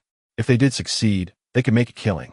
And then, the memory of him being humiliated by Khan and Yunwoo suddenly reappeared in his mind. Asterisk, Nash, asterisk. That alone was enough to motivate him. All right, tell me what you've got. Brend's eyes began to emit a vicious glow. Ethan broke into an evil grin and explained the plans he had designed with his teammates. All throughout his talk, Ethan's eyes were shining with madness.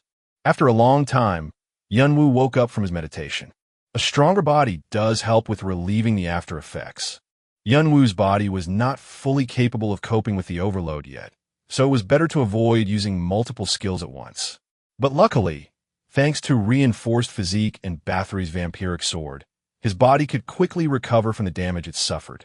From the start, if it weren't for Hargan's second phase, he wouldn't have overdone himself. But it was at least a great chance to test my limits.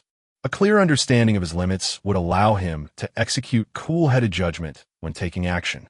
From this experience, Yunwoo clearly realized what reinforced physique was capable of and was able to further establish the possible strategies he could rely on. After organizing his thoughts, Yunwoo once again entered Hargan's lair along with Khan and Doyle. It was time to claim the reward for completing the hidden quest. Rewards will be provided. You have acquired Hargan's crown, blue scale scimitar, ownership of the lair.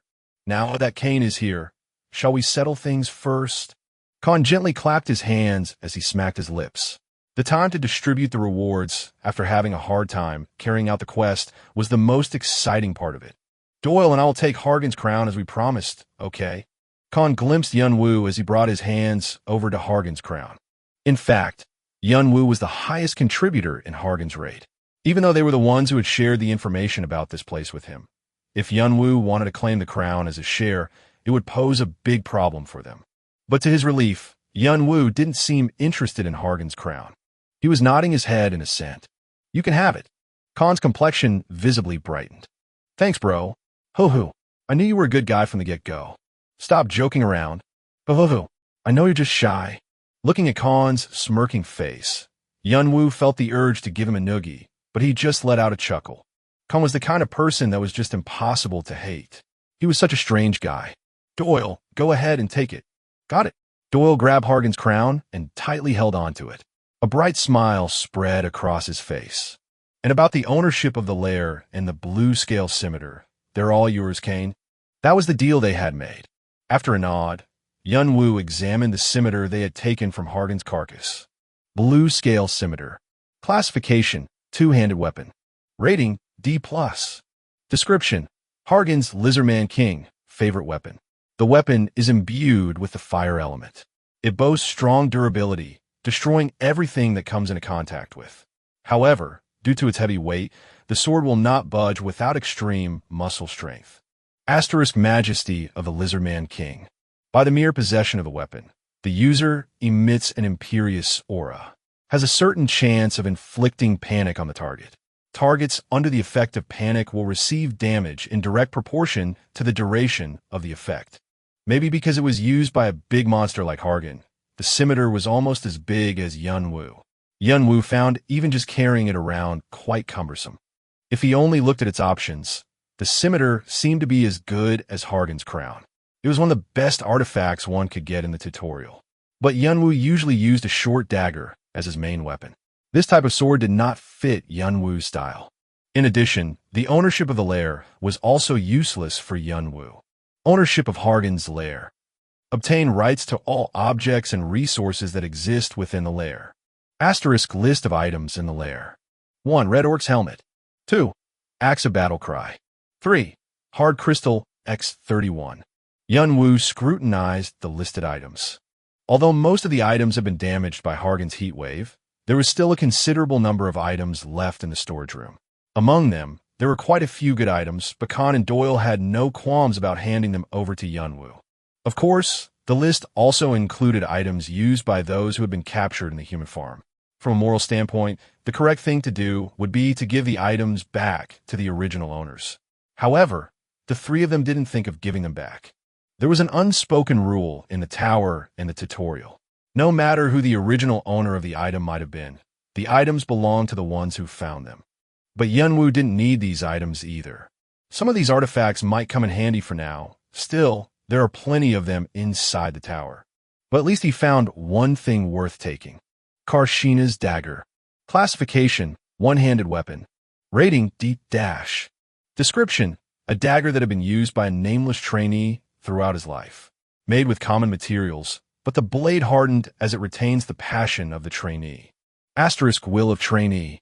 Weapon damage will increase along with the user's weapon proficiency. Yunwoo touched Karshina's dagger and held it in his hand. The weight and size of the dagger were similar to those he had been wielding so far, so it was quite easy to get used to it. If there was anything that was missing, the blade is slightly bent, but it was all right. The daggers I had were getting really damaged. They're barely usable by now. This will suffice for the remaining of the tutorial. He was also fond of the extra option it had. Yunwoo put Karshina's dagger next to his waist and examined the rest of the list. However, there was nothing useful for Yunwoo. Even the resources in the lair didn't have much use. I do need plenty of minerals to make artifacts, but if I can't store them somewhere else, they will only make my backpack heavier.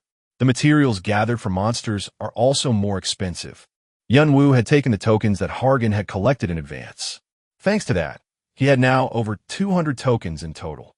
In the end, Yunwoo had to close the message without much gain. Well, I wasn't expecting anyway. But Yunwoo wasn't particularly disappointed. Disappointment only comes after expectation. In fact, Yunwoo didn't expect much from the start. His brother mentioned it in his diary after all, that the rewards were quite small compared to the risk and difficulty.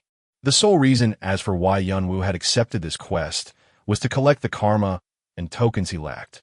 And then, even if they are scrap items, with this much quantity, I can still sell them at a high price. Doyle then carefully asked Yunwoo, "Is there anything wrong, Kane? There wasn't anything you needed?" He seemed worried that Yunwoo might have to leave without making much profit. Yunwoo thought that Doyle needed to grow a thicker skin for times like this. Doyle was too soft-hearted. Yunwoo wondered how did he think he could climb the tower full of monsters with such a heart. But at the same time, he knew that this was Doyle's charm. Yunwoo smiled and shook his head. "They're mostly useless. But don't worry, it won't be a total loss." As Doyle looked at Yunwoo with a puzzled look, Yunwoo fixed his eyes onto an empty space and spoke. "You'll hurt your neck if you keep watching us like that." Doyle turned to the direction Yunwoo was talking to. Khan also looked to the side with a bit of a serious face. At that moment, well, did I get caught already? I wanted to surprise you." A portal opened in midair and a figure dropped down. A man with his hood drawn over his face was giving him a big smirk. It was the mysterious merchant. Chapter 29. Consume 4. With the arrival of the mysterious merchant, Khan's and Doyle's eyes grew wider. "Hyung, do you also know the mysterious merchant?" Doyle looked at Yunwoo with a surprised face. Yunwoo lightly nodded. "A little. Hey, how can you be so mean to me? I thought we had something special going on." "Oh ho ho." The mysterious merchant gave a silly smirk as he babbled out some nonsensical jokes. He didn't try hiding his fondness for Yunwoo at all, which made Doyle even more astonished. In fact, the mysterious merchant was not someone one could easily have access to. He seldom showed himself in the waiting room of each section or in the boss rooms. There was never a set time or reason for him to appear. Therefore, most people stayed in the waiting room and waited for an indefinite amount of time for the mysterious merchant to show up. But now he had just popped up out of nowhere.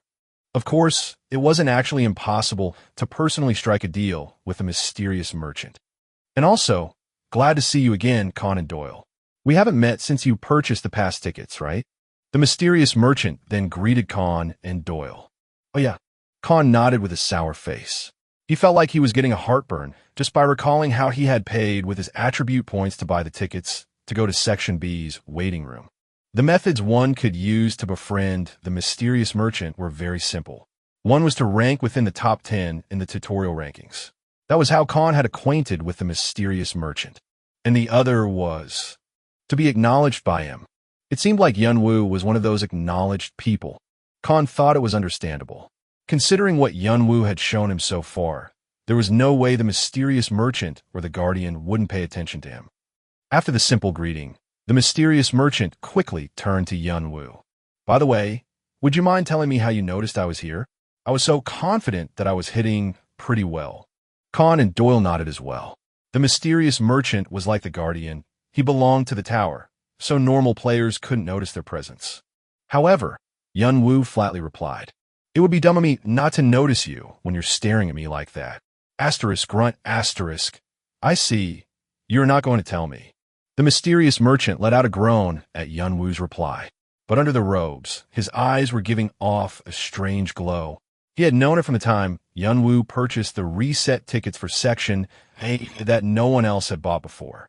In many ways, Yunwoo was a very strange person. But the mysterious merchant put on his usual smile, suppressing his feelings from showing. But next time, please show me some wit and pretend you don't see me. You just ruined the fun, don't you think? Oh ho ho. Yunwoo tilted his head as if questioning his true intentions. If we hadn't known you were here, weren't you going to wait and pocket our items? The mysterious merchant grinned. My, you must have read my mind. Yunwoo shook his head as he looked at the mysterious merchant whose face was still filled with a smirk. If I were asked to name things one should never trust in the tower, the first thing would be the mysterious merchants. Contrary to what rumors say, that they don't come outside very often, they always keep a close watch on players while hiding right next to them to pick up the items that they've missed or threw away. His brother said that the being that players should be wary against the most was the mysterious merchant. They would never get the short end of the stick. Rather, they would be happy to dig around in filth if they could find anything profitable inside. They always kept an eye on players and secretly took things they abandoned and sold them at a high price. If Yunwoo had left the lair with only the items he needed in his hands, he would have shown up belatedly and taken everything left in the lair. Of course, Yunwoo wasn't going to give away his items that easily. 150 tokens. Sudden words without any explanation. It was a bargain. The price for the ownership of the lair and the blue scale scimitar. Khan and Doyle then turned towards the mysterious merchant with excited faces. But the mysterious merchant snorted at Yunwoo's bargain with his arms crossed. Oh dear, now you're trying to bargain with me. But, even the top rankers can't get that many tokens. As the mysterious merchant went on talking, Yunwoo kept increasing the number. Do you think you can sell him at that price? Really? 300? You better take my offer quickly. The more you hesitate, the higher the number will be. Then Yunwoo raised the corners of his mouth. And of course, if you don't accept it, I will blow up the entire lair, along with all the magic stones inside the lair. Magic stones like those are pretty easy to get. I didn't know you could get magic stones with a purity of over 70 so easily. Then I guess I'll have to blow them all up. For the first time, the mysterious merchant's expression became stiff. Yunwoo saw through that, and that was exactly what he was aiming for. As such, his smile grew bigger. As long as I'm not a fool, there's no way I can lose if I know exactly what my opponent is after. It was only much later that the question arose in my mind. Why did Hargan's Lair quest give us so few rewards? And why did it give ownership of the lair as compensation? The tower is a place where players are rewarded according to their achievements. So there must have been a reason. Later, I figured out that Hargan's Lair had a rich mineral reserve of fine magic stones. But when I found out about it, I wasn't too disappointed. Even if I had known beforehand, I wouldn't have been able to do anything with it. A magic stone was a basic medium to store and deliver mana. It was similar to an electrical conductor on Earth. The stones with higher purity were more efficient in transferring mana, so those with a purity of over 70 sold at a very high price. That was the reason why the mysterious merchant had his eyes on Hargan's Lair. Of course, if the lair contained magic stones worth that much, I could take them for myself. But the higher the purity is, the more complicated the mining process becomes. His brother had also found it worthless even after learning about the secret of the quest. I'd rather spend more time collecting tokens. So to speak, the reserve of magic stones inside the lair was a white elephant to Yunwu. If so, he was better off selling it to the people who needed it. And the mysterious merchant appeared right in front of him, just in time. The mysterious merchant finally realized that he had completely fallen in the trap Yunwu had set up. And now, there was nothing he could do about it. Still, 300 tokens is too expensive for... Okay. Stop. I'll pay, so don't raise it anymore. I'm really gonna go broke. The mysterious merchant finally waved the white flag. Yunwu gave a victorious smile. Good. I'll sell it for 405 tokens. 5 is for wasting my time. I've never seen anyone worse than me. The mysterious merchant let out a deep sigh and stretched his hand wide into the air. Asterisk come, asterisk. Then a bluish magic circle was drawn in the air, and the message popped up in front of Yunwu. You have sold Blue Scale Scimitar and the ownership of Hargan's lair, and obtained 405 tokens in exchange. Yunwu noticed that the scimitar in his hand and the entire lair around him had disappeared. Instead, a new window appeared. 698 tokens. Yunwu had less than 100 tokens before this raid, but now it had increased to nearly 700 simply by clearing a quest and selling some items. As Yunwu's trade ended in success, Khan and Doyle were shaking their heads without closing their mouths. It was their first time seeing the mysterious merchant being forced into a deal. After completing the deal, the mysterious merchant kept muttering to himself, saying things like it was a total loss, there was nothing left, I got scammed, and so on. Oh, and one more thing. When Yunwu opened his mouth, the mysterious merchant appeared slightly vigilant of his words. What else are you going to rip off from me? You sound like I'm bullying you. Anyway, I forgot to tell you, I have something I want to buy. This was finally his chance. The mysterious merchant grinned. Oh, what I have in mind. Yunwu pointed at the mask he was wearing. You see, it's a little melted. I need something similar. For a short moment, the mysterious merchant's face distorted. Well, I do have things like that. Oh, by the way, it will cost you 4 string. Of course, throw that into our deal. You can't just do that. Then I guess you want to cancel our deal. It doesn't matter to me. In the mysterious merchant's mind, he had already hit the ceiling and was hurling all kinds of insults at Yunwu. But he couldn't miss out such a big deal for such a trivial thing. In the end, the mysterious merchant once again stretched out his hand while grinding his teeth in indignation. You have acquired the face of White Ghost. Yunwu patted the mask in his hand. It had a similar design to the one he had been using, but slightly different. It wasn't made of plastic, but of a material he had never seen before. I noticed you were having a hard time because of the mask, so I prepared something good specially for you. And next time we meet, if you keep bullying me like today, I'm not going to stick with your play, okay? Yunwu checked the artifact with a strange look. Face of White Ghost. Classification, headgear. Rating, E+. Description, a mask with various spirits ensnared inside. The mere use of it gives off a bizarre atmosphere and allows the user to hide some of their presence. Once worn, it doesn't come off easily. If damaged, it can restore itself by capturing another spirits. It was a mask without any special options. However, Yunwu liked the line describing that it wouldn't fall off from his face easily and that it would recover itself from damage. Yunwu turned to the side so that the others could not see his face and removed the mask he had been wearing. He was somewhat amazed at how the mask wasn't completely ruined, yet considering what he had been through. But now, he had to bid farewell to his old mask. Yunwu easily crushed the old mask and threw it to the floor and wore face of White Ghost. The material felt odd on his skin. He patted on the mask to test if it fit its description. Thankfully, the mask was stuck on his face like a leech. I appreciate your kindness. Like hell you do. Sigh. The mysterious merchant packed up the bundle he had brought with him and put it back on his shoulder. However, despite his sigh, he couldn't erase the smile lingering on his face. The mysterious merchant opened a portal and got ready to leave. While he was sticking his foot inside, he thought of something and looked back at Yunwu. Oh, by the way, what is it? When you were bargaining for the magic stones, you seemed almost too brave, as if you knew something. So tell me, was that because you knew what's going on the other side? Under the robes, the eyes of the mysterious merchant shone keenly. However, Yunwu replied in a calm manner. On the other side? What do you mean? Huh. Well, it's nothing. I must have been mistaken. The mysterious merchant shook his head and disappeared over the portal. Even while the blue portal was closing, Yunwu still kept calm. His new mask made it even harder to tell the expression he had just by looks, even more so his thoughts. Now it's clear. The arms race between clans and between rankers in the tower has become very fierce. Yunwu's eyes let out a cold glow. Chapter 30. Consume 5. High-purity magic stones are the base material for crafting higher-grade artifacts. There's a limited number of buyers, so their price is usually constant. However, despite naming an exorbitant price, the mysterious merchant still purchased the stones. This meant that there must have been a sudden increase in demand for magic stones. The number of rankers couldn't have changed, so it could only lead to one conclusion. The only reason to mass produce higher-grade artifacts. It must be a war.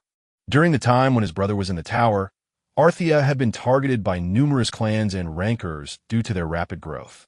Then their enemies formed an alliance, leading Arthia to its downfall. Now, it had been quite a long time since Arthia had disappeared. Their alliance had petered out, which resulted in confrontations between themselves. No major antagonism must have taken place yet. If it had, it would have affected the tutorial to some extent. But at least, it was clear that some preparations were happening behind the scenes. This arms race was proof of it. That's right. They may have made a temporary alliance in order to face a common enemy, but peace will never be everlasting in a world full of wolves. Yunwu laughed happily at the fact that his prediction was coming true. The more they bite each other, the more vulnerable they'll become. But it's not the time yet. Yunwu wasn't even in the tower yet. It would take him a long time to finally bite into their necks. So his plans were still a long way off. Khan and Doyle were astonished at Yunwu's ability to haggle. And at the same time, they were so glad that all the troubles were finally over. With Hargan's crown in their hands, their efforts seemed to have paid off. They had even gone all the way back to Section B's waiting room, just for this. And now it was time to move on to the next stage.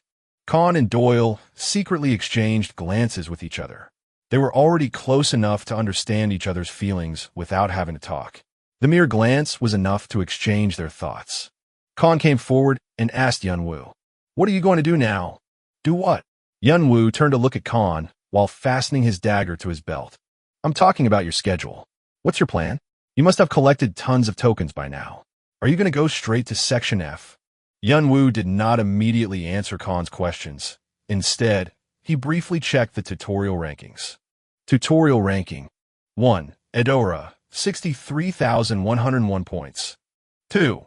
Fanti, 57,612 points. 3. Khan, 55,212 points. 52. Unknown, 32,594 points. That was roughly a 10,000 points increase. His rank suddenly jumped from 150th to 52nd. The tokens he earned from the trade must have contributed to this increase. The speed was insanely fast. But still, the gap between me and the first rank. That's even crazier. The karma points in Fanny's score remained almost unchanged. Thanks to the 5,000 points Khan earned through Hargan's Lair quest, Khan was now only a small distance behind of him. However, Edora was different. It wasn't sure if he had places to farm points or if he was so determined to secure his spot, but he had also accumulated more than 6,000 points in this short period of time. However, Yunwu didn't think it was impossible to pull ahead of him. I still have my ace in the hole, the guy that dwelled in Section E, the best hidden piece concealed in the tutorial. It was the target Yunwu had been aiming for from the very beginning. The time is now. The vessel was complete, and he had everything he needed. Yunwu was going to part ways with his party and head over there. Moreover, he had seen the pain his brother had gone through. Yunwu had a great distrust towards the concept of teams and clans. So he shook his head in denial. "No, I'm not going directly to Section F." The Khan's complexion visibly brightened. "Then, do you want it? But I have a business to attend to." Khan had to stop mid-sentence. A business to attend to? Yes. As Khan was lost for words, Doyle intervened in the conversation. "Young, there's something we've been wanting to ask you. Will you come with us?" "Come with you?" "Yes. Until the tutorial is over." "No. Even after we enter the tower. Looking at Yunwoo, Doyle's eyes were glistening. In fact, Con and I have talked about this a lot. You and us, we really clicked together, and we achieved more than we had expected, right? Maybe if the three of us team up. Doyle poured out a flurry of words in excitement. However, no, I can't. Yunwoo's response was emphatic. Doyle asked discreetly, "Can I ask you why?" As I said, I have something I need to do. If that's the case, you can still join us later after you take care of it. Yunwoo calmly shook his head. In the first place, I'm not really interested in being in a team. I don't like being tied up. Is that so? Okay. Doyle's shoulders dropped. He was so sad he almost looked like a puppy under the rain. Then Con came next to Doyle and patted him on the shoulder. We can't help it. People have different personalities. It's not like we can force him to stay with us. And things like this are going to happen more often once we get in the tower. Anyway, you're still staying with us until we get out of here, right? Yunwoo nodded. Con gave a big laugh and turned towards the exit. Then let's go back out. People are waiting outside. The northern swamp was very wide. It could take quite a lot of time to get out. There were also a lot of lizard men wandering around, so Yunwoo decided to accompany them only until he got out of the swamp. The other players were dangling after the three of them. If they were separated from the party here, they were dead men. However, they kept a certain distance from the three. They all had witnessed the scene of Con oppressing Brand. Eventually, the players created a strange sight where they were too terrified to come close to Con and Doyle, but had no choice but to follow them. Con and Doyle were also uncomfortable with their ambiguous attitude. What are you going to do now with those people? Yunwoo asked, taking a quick peek at the players behind. Con and Doyle also looked perplexed. Con sighed lightly. Well, we can't do anything about them for now. We'll have to escort them out of this swamp. As a matter of fact, Con and Doyle also had a place to go, just like Yunwoo. Since they got the Hargan's crown they wanted, they didn't have any reason to hang around here any longer. The tutorial's remaining time was passing quickly. It's not your duty to keep them safe. Hey, I have a human heart, you know? How can I leave them here? Con scowled at Yunwoo, but Yunwoo looked calm. A human heart. In the tutorial, there is something he had always felt was weird about them. On one hand, they could be stern, but on the other hand, they were too soft. They were too nice to other people. Sometimes that attitude could be poisonous. Not to mention, they were currently in a place where there were a lot of hyenas just looking for a chance to bite off their necks. Yunwoo had a lot of advice he wanted to give them, but he decided not to because it was obvious that they wouldn't listen to his advice. Also, he was going to have to leave them soon. It wasn't long before Yunwoo's concerns turned out to be real. Can you, give me some food? It wasn't much of a deal at first. All they did was to come hesitantly and beg for food. These people had been held captive and couldn't eat properly. Doyle apologized for not sharing the food in advance, and he handed out some of the food he had. The player hugged the jerky he received tightly in his arms and returned to his seat. When the eyes of the other players gathered up on him, the player made eye contact with Ethan. The player then nodded silently. It was a cue to let him know his plan seemed feasible. Is that so? Ethan rolled up the corners of his mouth. In fact, it was Ethan's order that sent him to beg for food. I had a feeling when they tried to take care of this many people, but they are actually a couple of pushovers. In fact, the plan Ethan had presented to Brand was very simple. My teammates and I will make a scene in order to slow them down. And then, you will come forward and ask them for a break. Do you remember the place where 3 rocks are placed outside the swamp? Lead them that way. What's about next? The 3 of them must be exhausted from raiding Lizard Man King. So, I bet they are going to say no. Then while we're on a break, he's going to make his move. And then, you know what happens after that, right? Their plan was to lure Yunwoo's party to a designated location under the excuse of taking a break, and to catch Con and Doyle off guard to steal their items. Judging by what I've observed, it's a perfectly feasible plan. Ethan's trait was capture. His trait allowed him to infer other players' personalities and tendencies after observing their habits. Thanks to this trait, Ethan had been able to come up to Section E by only relying on his wits and words, even though he didn't have any special talent. And he had examined Con very closely when he was humiliating Brand. After that, he had figured out something from it. What Con valued the most was neither money nor honor, but loyalty. Each person has a different set values and different standards. And when people's values collide, they tend to believe that the values they pursue are the absolute justice. In Ethan's view, the loyalty Khan and Doyle valued could be easily exploited. People like them often got caught up in their loyalty and ended up digging their own grave. They could have ignored the players or leave them after saving them. However, they were protecting them merely out of the sense of responsibility. That was the evidence. He even disliked talking behind his teammates' back. In other words, if I don't cross the line, I can exploit them as much as I want. So Ethan sent his man to probe that line, and now he was getting the gist of it. No touching your loyalty or your pride, is it? Well, that's easy. But there was something that had been nagging on his mind. If there's anything fishy about it, it's him. Ethan took a quick glance at the masked man who silently followed Khan and Doyle. It was Yunwoo. That guy. I can't tell anything no matter how hard I try. He was the one who was said to have made the most contribution in killing the Lizardman King. Even with that much skill, it was strange his name remained anonymous within the tutorial. Normally, there could be only one case. A person who doesn't reveal himself has strict self-discipline and knows how to calmly judge the situation. Ethan's trait did not show anything from him. Moreover, whenever he watched Yunwoo with his minions to find out about him, whether it was a coincidence or not, Yunwoo also turned his head his way and caught his eyes.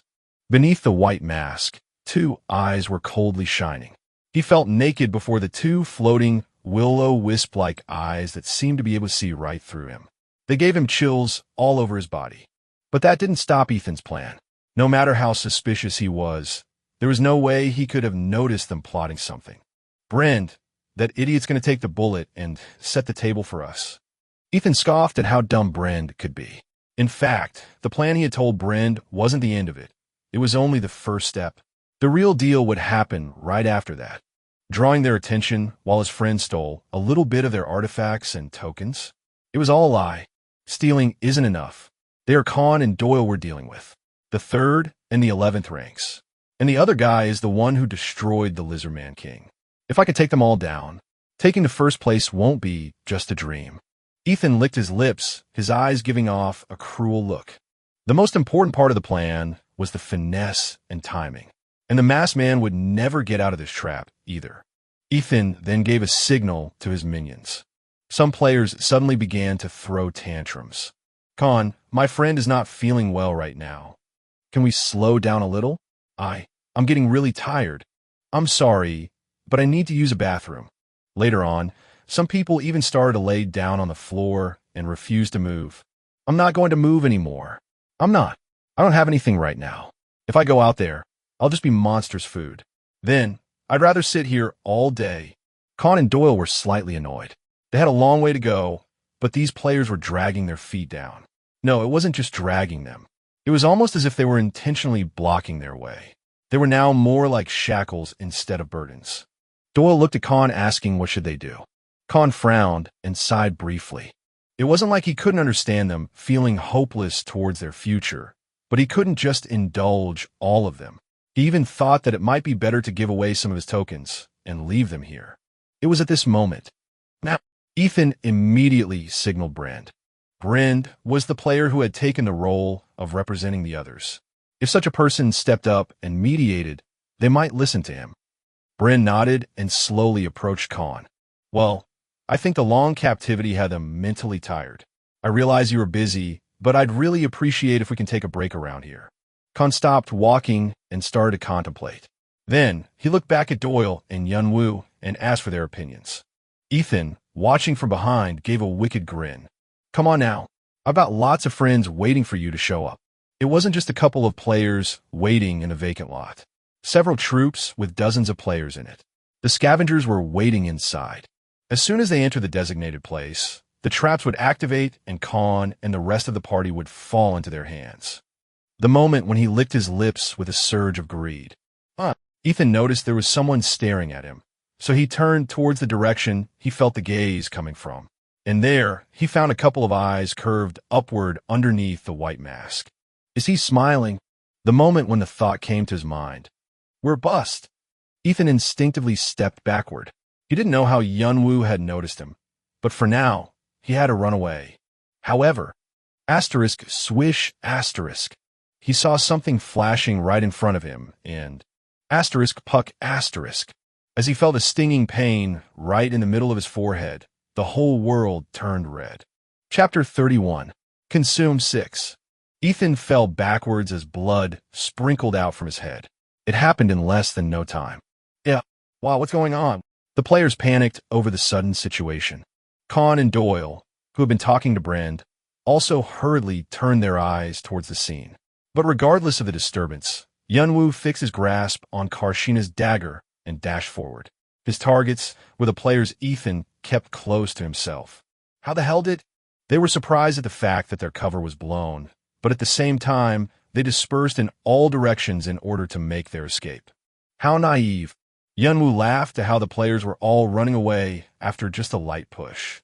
In fact, Yunwoo had noticed their plan not long after they started to execute it. He always kept his senses strengthened in a passive state. Thanks to this, he was able to detect even the slightest changes in his surroundings. Like this, if there was anything suspicious, his instincts would warn him immediately. And that was what happened this time. His senses had been capturing every movement of the players who were following Yunwoo's party, even their words and their actions. And then his senses had caught Ethan. The look he had when he examined the three of them. The attitude he showed when he gave orders to some of the players. And the way he talked to Brand while avoiding other players' eyes. In his own conceit, he thought he was acting in secret. But foolishly enough, his actions were only raising Yunwoo's suspicion. Since then, Yunwoo had expanded his senses just to be on the safe side. Then, he realized that an unidentified group of players was preparing for an ambush in a vacant lot not far away. That could only mean one thing. Scavengers. It meant that the players who they had thought to be Hargan's victims were actually more wicked than the lizard men. So Yunwoo eliminated Ethan as soon as he showed signs of taking action. I have to strike them first before they can make their move. Judging by the number of players hiding, there were more than the three of them could handle. It seemed like they have gathered all the scavengers around this region. He didn't know how Ethan gave signals to the other hiding scavengers, but he needed to kill them before they could prepare. In any case, despite their efforts to run away, they still hadn't escaped Yunwoo's sensory area. In his running gait, Yunwoo drew several daggers. Asterisk, swish, asterisk, and then he threw them in a fan shape. Asterisk, puck, asterisk. The fleeing scavengers fell flat on their faces with a dagger stuck in their heads or their backs. Only two of them, who were more skilled than the others, managed to deflect his daggers and run away. When Yunwoo was about to chase after the scavengers, he missed. Dude, what the hell are you doing? Khan stood in his way with a startled look. In his eyes, it seemed like Yunwoo was slaughtering innocent players all of a sudden. Yunwoo replied with a callous voice. Stop acting like a fool and take a look around you. What are you talking about? If you still don't understand what's happening, then just shut your mouth and stay out of my way. With those words said, Yunwoo quickly brushed past Khan's side. Asterisk, swish, asterisk. Khan tried to shout at him one more time, but soon realized something was wrong and took a quick look around.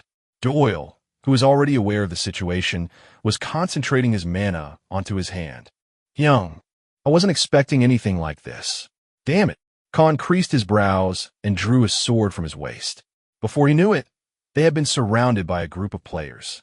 Each of them took out a sword or an axe from who knows where, emitting a murderous atmosphere. Brand was the only one who couldn't figure out the whole situation. He stammered over his words. Wow, what's going on? W.H.E., where did you get those web? Coop, a player beside him, as if he didn't want to bother telling him, frowned at his question and chopped Brand's face off with his hatchet. You fell for our trap like an idiot. That's what's going on. Phew, this is why you were trapped in a human farm. Many normal players had already fallen dead after being attacked by the players who they had considered to be allies. Just like Brand, there were players who had not understood the quick turn of events. The remaining players, or scavengers, talked among themselves. It was almost done, though. How the hell did we get caught? How do you think we got caught? Obviously, it was Ethan, that stupid bastard, got caught. That idiot. Quit whining and get ready. These guys, they're dangerous. We'll have to hold out until they bring backup. Well, good thing one of them went after them. Hopefully, they will take care of that guy. These players were the ones who had killed Hargan on his second phase. Facing such strong players, the scavengers had to enter the battle with complete concentration. But they didn't seem to think they were going to lose. Yunwu and others should already be tired from the big battle, and they would be far outnumbering Yunwu's party after their reinforcement joined them. They even had some top rankers on their side. Who the hell are these guys? Khan gave an annoyed frown while he gathered up his mana. They must be the original owners of the human farm. Yunwu was able to extrapolate their identity as he closely followed them. Not all scavengers were mere looters. Some of them joined hands with monsters. As a bait, these scavengers pretend to be hurt and ask nearby players for help to lure them into the trap. When they succeed, they give the human meat to the monsters, and they take the artifacts and tokens for themselves. When we found out that the owners of a human farm providing human flesh to monsters were, in fact, human beings just like us, our team was furious at their vicious acts. And we swore to ourselves that we'd wipe those villains out of the tutorials and the tower. He said that the scavengers who provided human meat to monsters were known as the worst kind of scavengers that existed in the tutorial. But rooting these criminals out of the tutorial was a formidable task because their organization not only was huge, but it also had the king of monsters watching their back. If they intended to hide, they could conceal themselves anywhere in Section E. So whenever they had pursuers, they called out monsters to fight off the players, and they themselves ran away to hide. Nevertheless, his brother and Arthea was relentless in their pursuit. In the end, they were able to wipe out all the scavengers and completely destroy the organization to prevent their resurgence. He had been able to rank second place thanks to the achievement he made at that time. It had been an audacious decision and a remarkable deed. Even after that, he checked the tutorial every once in a while to make sure crimes like the human farm could never recur. Supposedly, they were gone for good because his brother said they never reappeared ever again. That was why Yunwu only kept it as a piece of information without worrying about it. But you're back again. He didn't know whether they were copycats, or they were the remaining players who had remained hidden until Arthea was gone. But there were two things he could tell for sure. One was the fact that the same crime was happening right now, and the other was that they tried to corner him into their trap. The players who were originally trapped in the farm have probably already been killed. Yunwu shone coldly in his eyes. Although he had once made a cold-hearted decision back when he had found the human farm, he was still a human just like anyone else. The idea of selling his own kind to monsters was just utterly incomprehensible. They even try to make the most of it by leaving their ally, Hargan, to die. They're not someone I can take lightly. Before they can notice the situation here, I'll have to counter-ambush them and get rid of them as soon as possible. And as expected, these scavengers were doing their job in leading him to their reinforcement. He hadn't caught the fleeing scavengers on purpose in order to pinpoint the place where the rest were hiding. And the moment he sensed their position, swish, Ku. No. Yunwu threw daggers at the now useless players before plunging into the grassy field. They should be showing up any time now. Why aren't they calm? Ku. Inside one of the bushes, a scavenger was muttering to himself while crouching down. But soon he was stopped by a sudden searing pain in the back of his neck.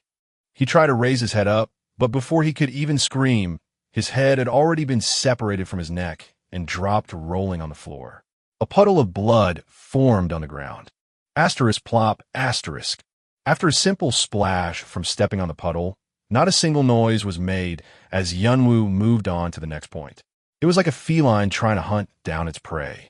Secretly, but swiftly, pat. A pair of will-o-wisp were darting across the woods.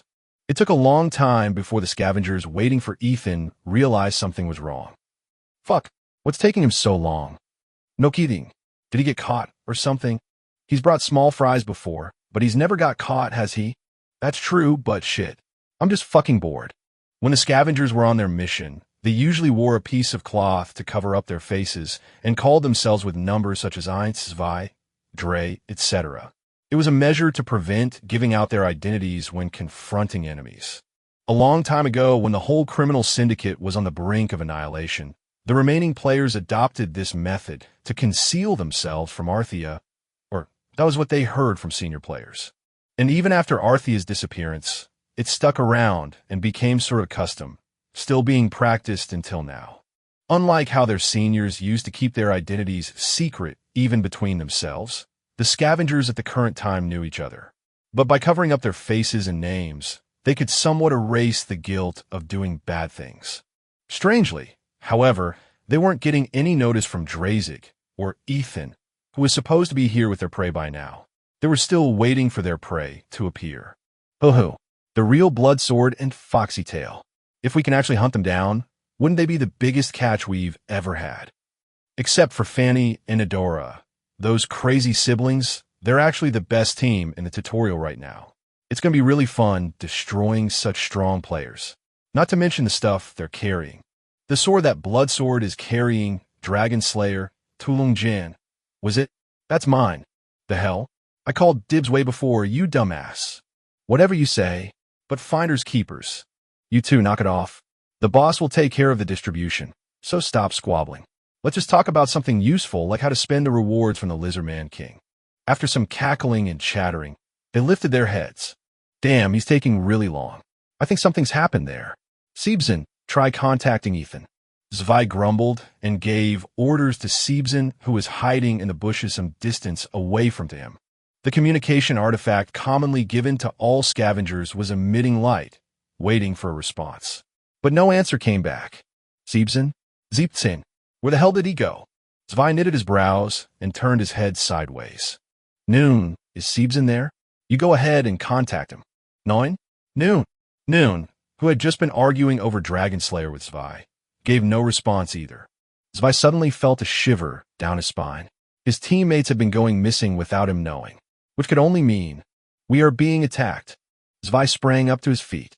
Zwei placed 15th in tutorial rankings, and he prided himself in his skills, saying they were comparable to those in the top 10. But a player such as himself hadn't been able to notice the enemy's presence until all of his teammates had already died. The stealthiness the enemy possessed was beyond his imagination. Just then, Russell, where the fuck are you? Zwei quickly turned towards the direction from where he heard a sound coming from. There, however, he only found bushes swaying with the wind. No player to be found. You son of a bitch. Once more, he turned to his back as soon as he heard another sound. And again, there was no one. Zwei frowned irritatedly. I see you don't have guts to fight me head on. If you're trying to break my fighting spirit by doing this, it won't work. He was talking to himself with his teeth gritted. It was more of a self-hypnosis than a threat. The more sounds he heard, and the stronger the wind became, the more intense the chills that ran through his spine grew. Fear was rising from under his feet, and it was slowly squeezing his heart. His mind was filled with a single desire, that was to quickly kill him and to get out of there.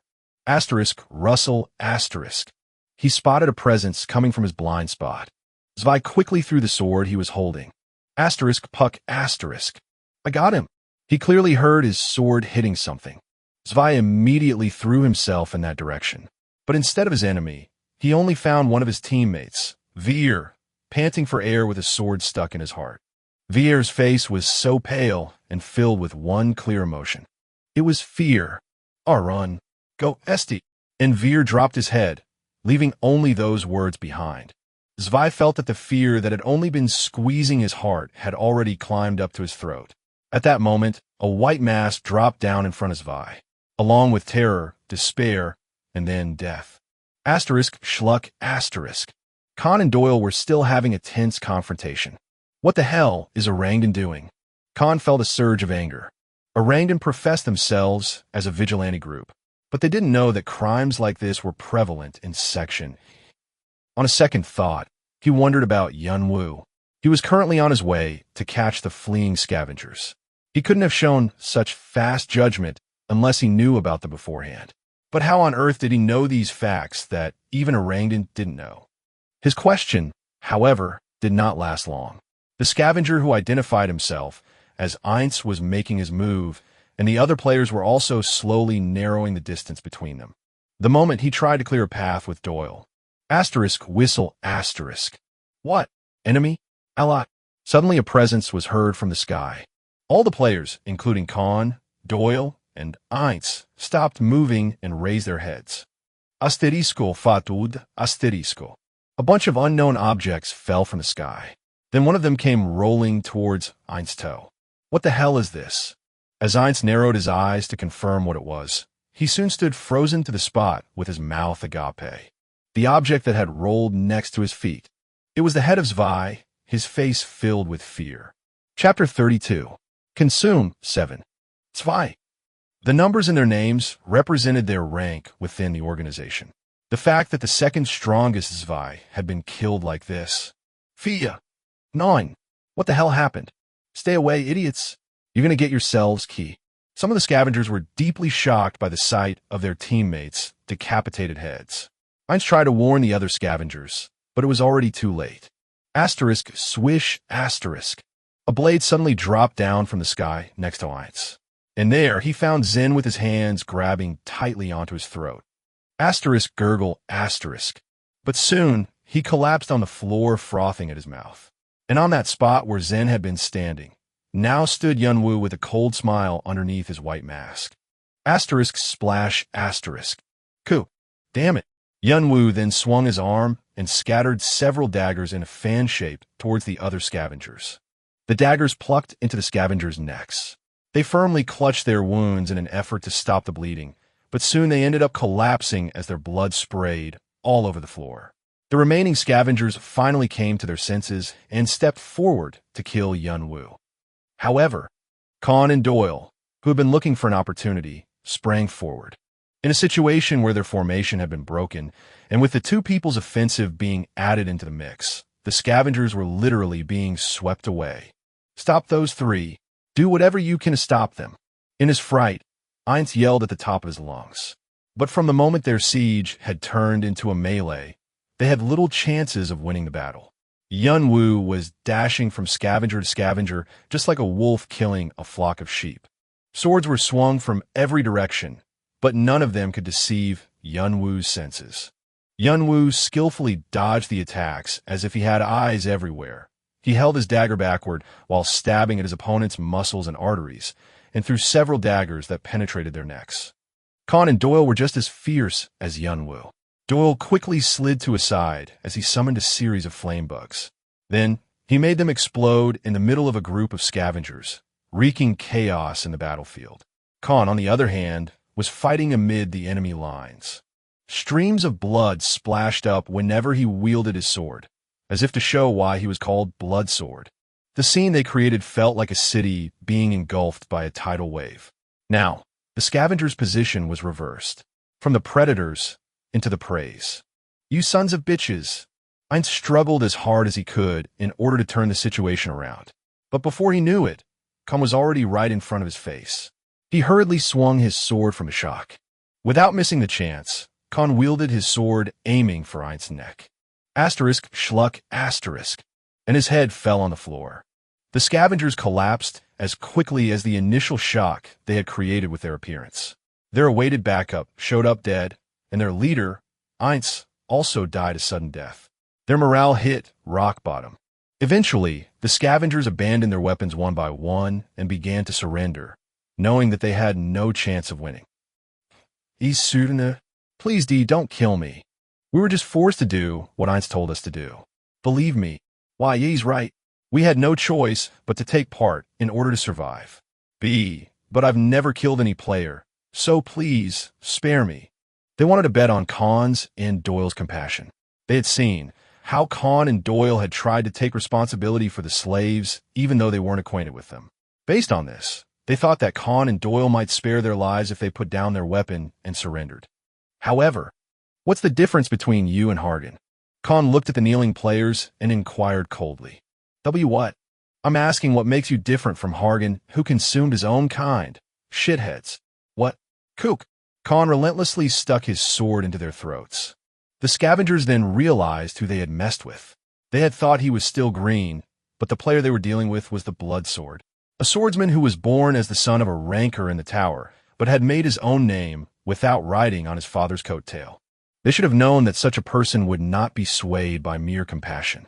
Hargan at least cried when he saw his wife and his babies dead. But what about you? You must have been laughing all the while you sold other players to the monsters. And you even murdered the rest of the trapped players. In the end, seeing that it was dangerous to stay any longer, the scavengers began to run away one by one. There was a great risk of falling prey to the lizardmen by escaping unarmed into the swamp area. But they couldn't afford to think that far ahead. However, escaping wasn't going to be so easy. Just like when Yunwoo eliminated their reinforcement, he was now hunting them for the shadows. Eventually, and for a long time, horrible screams echoed around the forest. By the time the heavy smell of blood drifted with the wind, all the scavengers had already disappeared.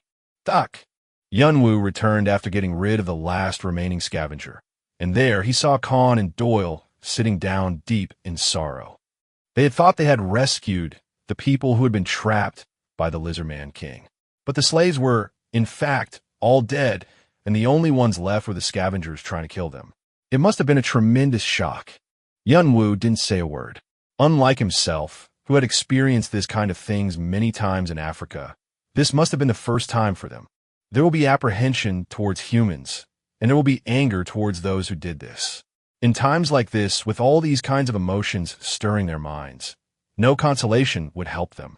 The only thing he could do was to wait for them to organize their thoughts and stand on their own 2 feet. After that, people usually fall into one of 2 cases. Either they go crazy or they let it go. In the meantime, Yunwoo wiped the blood off of Karshina's dagger with a cloth and stuck it next to his waist. Khan then looked at Yunwoo with an indifferent stare. How come you're so calm after this? I got used to it. I have no idea what kind of life you might have lived. What about other people in your world? Are they just like you? Yunwoo shrugged his shoulders. If they were, the whole world would have gone mad. Khan, as if he was exhausted, lightly rubbed his eyes with his index finger and thumb. Then he swept his face with his hands and looked at Yunwoo with a serious look. Can I be honest? Yunwoo nodded calmly. He had a rough idea about what he was going to say. These crazy bastards who had been pretending to be victims got us shocked, but, truth be told, both of us are a little scared of you too. I don't understand how you can remain cool in a situation like this. I can't help but think that you were suspicious of them from the beginning. Khan's expression was sunken. You've never trusted anyone from the start, have you? And that includes us too. Khan only kept the latter words in his mind, but Yunwoo knew where Khan was going with his words. I guess it's time to leave. Yunwoo thought now was the time to part with them. Yunwoo never trusted anyone from this world. Khan and Doyle wanted to establish their team's relationship based on trust. Their relationship was bound to break apart. Especially Khan and Doyle, who wanted to open up their minds to Yunwoo, will be hurt to find out that Yunwoo only considered them as mere business partners. Yunwoo felt a little bitter aftertaste. Even being how he is, he didn't consider them as complete strangers. The cheerful Khan and the warm-hearted Doyle, they both had such a big charm to them. However, they had their own perspective, and Yunwoo had his own. If things didn't match, they had to break up. Then I'll be on my way. And with a short farewell, Yunwoo left on his own. Doyle stepped forward as if he wanted to say something, but Khan reached out and blocked him. And just like that, they parted ways. Young, what have you done? With a sad look, Doyle watched as Yunwoo disappeared, then looked back at Khan and shouted. Doyle usually didn't show much emotion, but right now, he was showing genuine anger. Behind Yunwoo's back, Doyle had seen something indescribable. However, sit down. Tell me, why'd you do that? Even if we had a part, you know how much Kane? I told you sit down, Khan said in a low, serious voice. Doyle then came to his senses. He noticed something strange about Khan's voice. His deep-set eyes were looking serious. It's for the best. Did you not see this? Khan pointed to one of the swords dropped by a dead scavenger. It was just a normal sword one could easily purchase from a mysterious merchant with 2 strength points. When Doyle was about to ask what was he talking about, he then found out a thread hanging from the tip of the sword. White and green threads were tied in a unique pattern. Doyle's voice trembled slightly. Wait, is that? Yes, it's a Rangdan's mark. Doyle's face was getting stiff. Actually, I thought it was a little strange. Why would a Rangdan or Chongwado go out of their way and try to keep the tutorial in order? They made these excuses saying it was to procure an influx of new players, but people like us know that's a load of crap. The ones behind our Landon's back, Chongwado, was one of the 10 biggest clans within the tower. Their clan valued chivalry and worshipped swordsmanship and gallantry. Naturally, they always had plenty of applicants without having to put any effort into attracting newbies, and they could admit whoever they needed.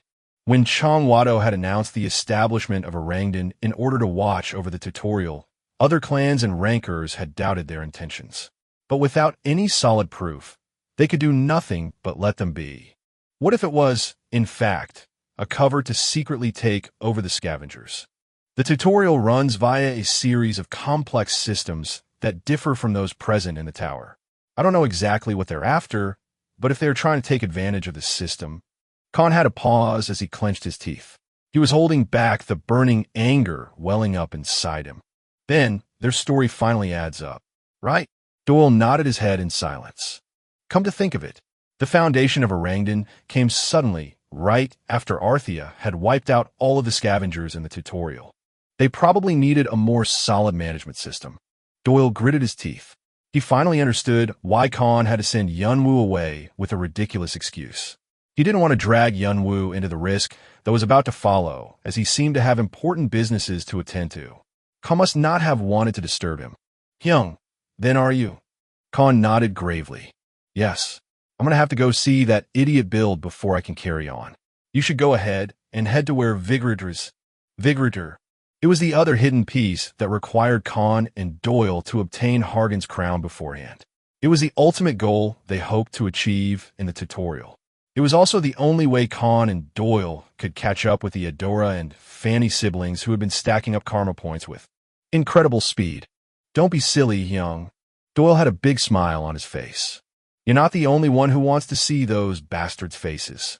I'm dying to know what he's going to say about this. He had also decided to abandon their chance. Khan shook his head as if knowing that would be his answer. You know, I think you're the dumbest one there is. I mean, you pretend to be smart and all, but in the end, you end up making the dumbest decision. Look at who's talking. Just as always, Khan and Doyle giggled as they joked with each other. And now, they set their feet towards the opposite direction of Yunwu's, the direction that led towards the western territory where Orangdan was known to be stationed. Yunwu stopped for a moment and shifted his gaze towards the west. Idiots! Yunwu had a vague notion as to where the two were heading to, and their thoughts behind such a sudden farewell. But he had to go east. It was something he had to do. If it wasn't now, there would never be a second chance. However, if they had asked him to come with them before he left, if they had asked him for help, could he still have refused them? Without having a proper answer, Yunwu continued to move eastward, to the place where the hidden piece, Akasha's snake, was. Chapter 33. Akasha's snake 1. Build's brows trembled. Team 2 was annihilated. I'm afraid so. Team 2 was in charge of supporting Orangdan from behind the scenes by supplying them with materials that...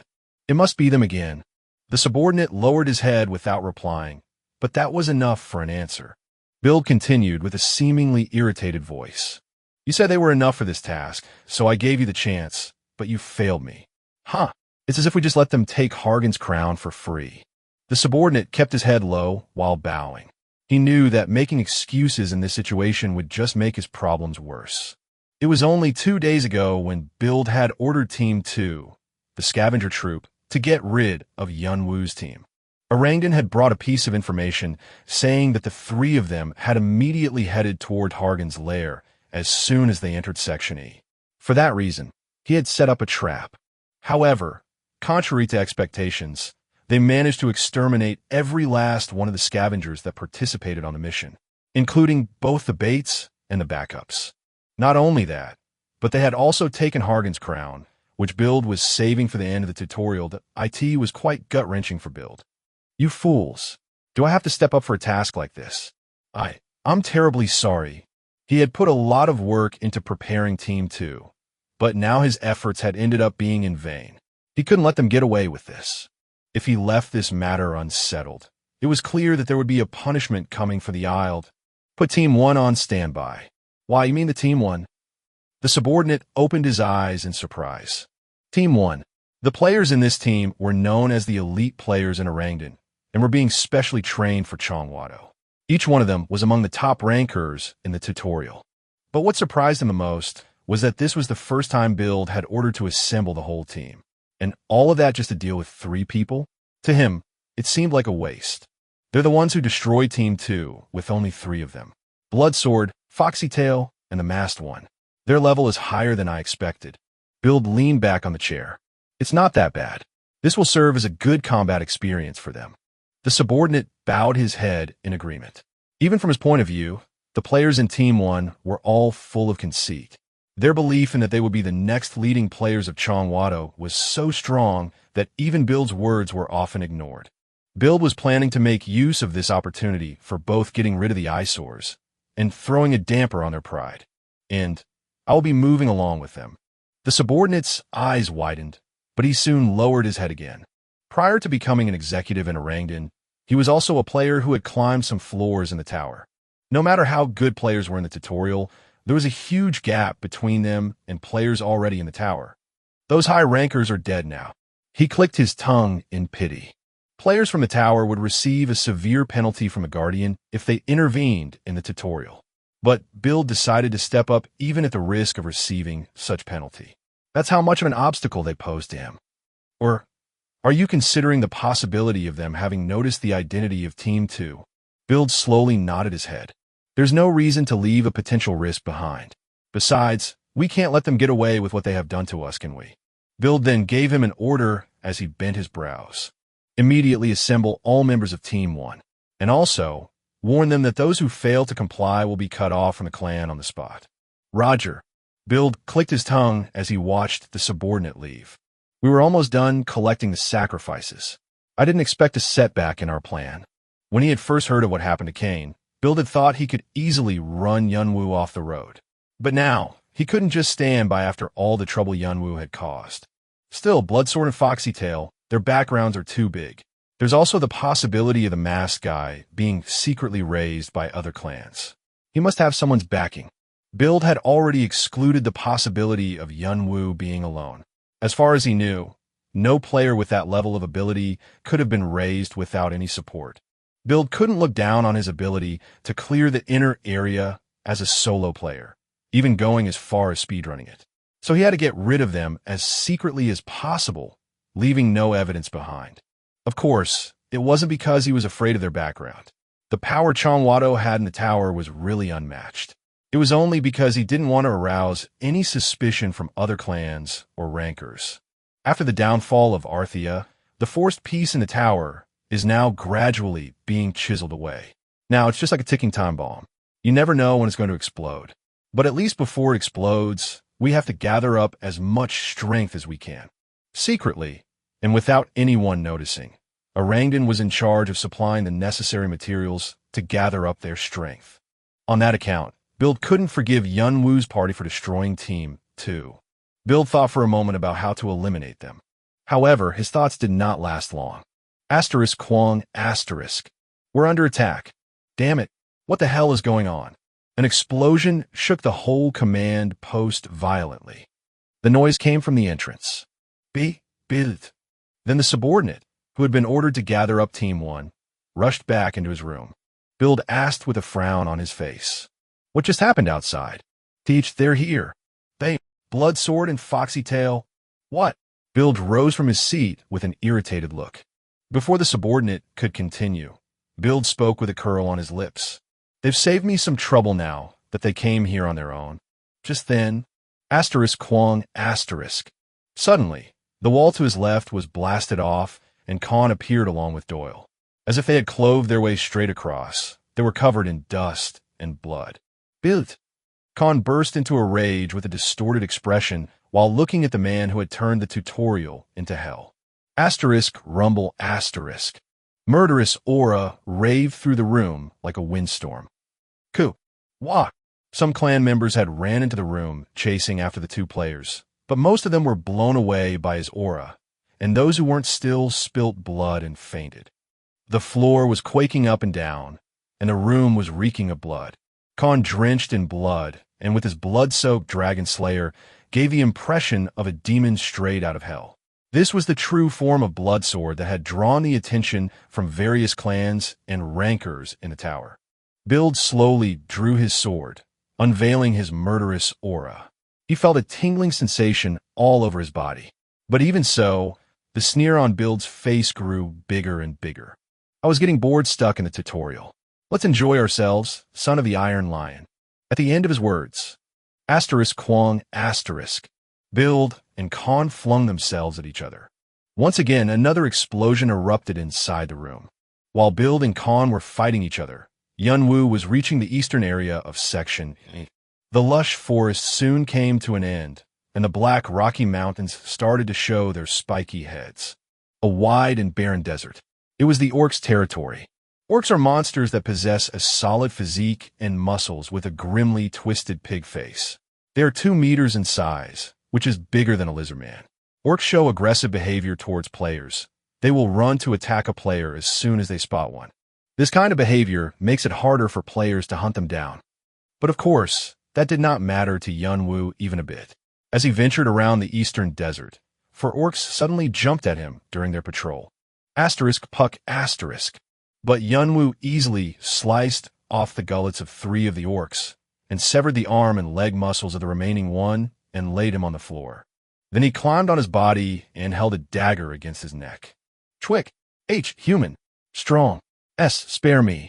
Players and monsters were alike. They all begged for their lives when facing imminent death. Yunwoo asked the orc with a cold smile on his face. I kept you alive because you seemed the smartest of all. All right. Chwick. I am the smartest in the tribe. Chwick. Orc intensely nodded his head with a pale look.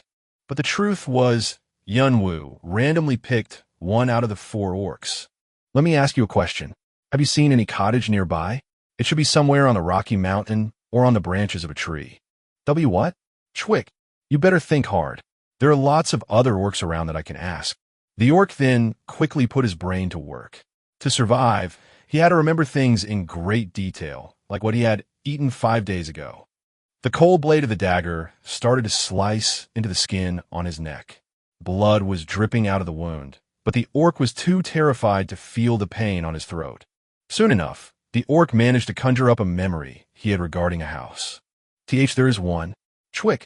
I have never seen it, but my friends were scouting, and they saw a strange house, hanging on the bow try, but they said it was too high, so they just came back. Beneath the mask, Yunwoo's eyes shone brightly. This must be it. It was the place where the helper who would lead him to the hidden peace, Akasha's snake, lived. And where is that?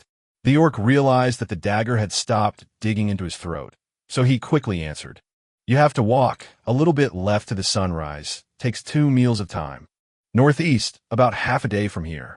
The orc then shouted urgently. Let me cook. But he couldn't finish his words. The dagger penetrated deeply into his neck and cut off his artery. With his life fading away, the orc spat out one last word with the intention to ask why had he killed him despite having answered his question. I was only asking you a question, and I didn't say I was going to let you live. Hearing Yunwoo's cold reply, the orc was left in shock as he wheezed out his last breath. Yunwoo immediately took out a dagger and began to cut the dead orcs' stomachs open. It was to take their ribs. Orcs' bones were very high in density. They were perfect materials for crafting various artifacts. As he dissected the carcasses, Yunwoo meticulously mapped out his future plans. Akasha's snake is a tricky monster. It only shows up at certain times, under certain conditions and circumstances. Without his help, I'll never be able to find it. Akasha's snake was a monster that inhabited deep down under the ground in the eastern desert area. But unlike its name, it was not an ordinary snake. It was a predator that could swallow and devour everything. His brother had left various records about Akasha's snake in his diary. Not just because that was how shocked he had been when he had first faced Akasha's snake, but also because it was the experience that had helped Arthea become who they were. Yunwoo was thinking of killing such monster on his own. Its size was larger than the 4 or 5 Rocky Mountains combined, and its length was immeasurably long. I even wondered how could a monster like that exist in the tutorial. It was said that Akasha's snake sometimes had to come out to the surface in order to breathe. It also filled its hungry stomach while it stayed on the surface. We tried to kill such monster without having any knowledge about it. No wonder we almost lost our fight.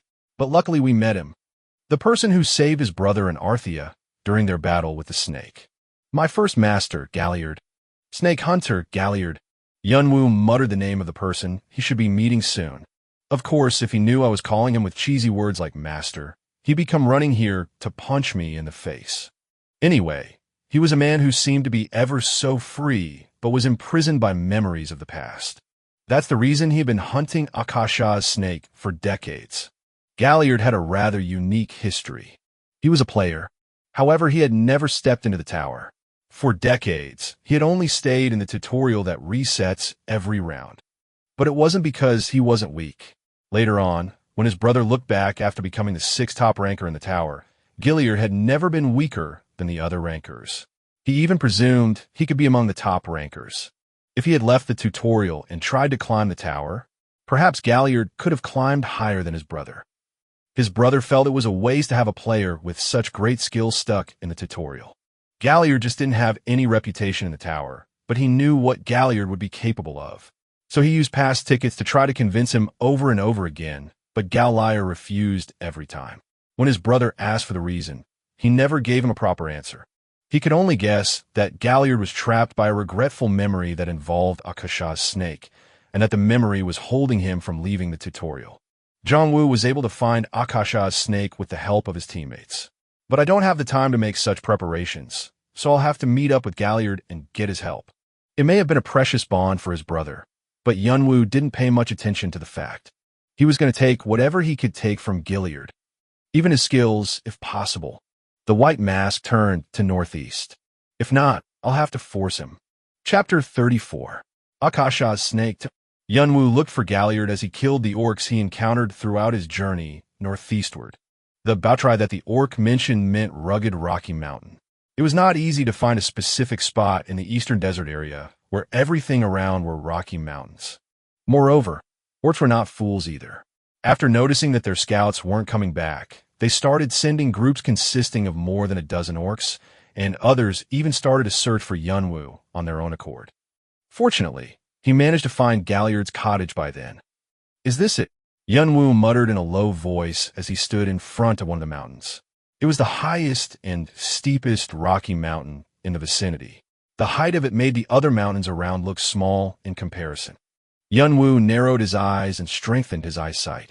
Then, as if he had zoomed in with a camera, he found something barely peeking out from the tip of the mountain. It was a small cottage roughly supported by a few thick wooden pillars on a sloping cliff. It looked like it could collapse in any moment, but Yunwoo shouted with joy because it was the same cottage he had seen in the diary. Later I figured out, Galliard changes the location of his cottage with each round of the tutorial. It's so annoying to have to search every corner of Eastern Desert every time I visit. His brother also did not know why Galliard kept moving around. He could only guess that it had something to do with chasing Akasha's snake. Let's get in there first. Yunwoo started to climb up the rocky mountain, lightly hitting the ground. The slope was too steep and rugged to climb without a single piece of safety equipment, but thanks to his high stats and skills, it wasn't too difficult for Yunwoo. All he had to do was to pinpoint the safe places to step on with his strength and vision, and leap up with his strong leg muscles. Yunwoo climbed so fast that before he knew it, he had already landed on a small yard in front of the cottage. And he knocked on the door. "Excuse me." But no sound was heard from the inside. He expanded the scope of his senses and scanned inside the cottage, but he couldn't sense anything. Is anyone here?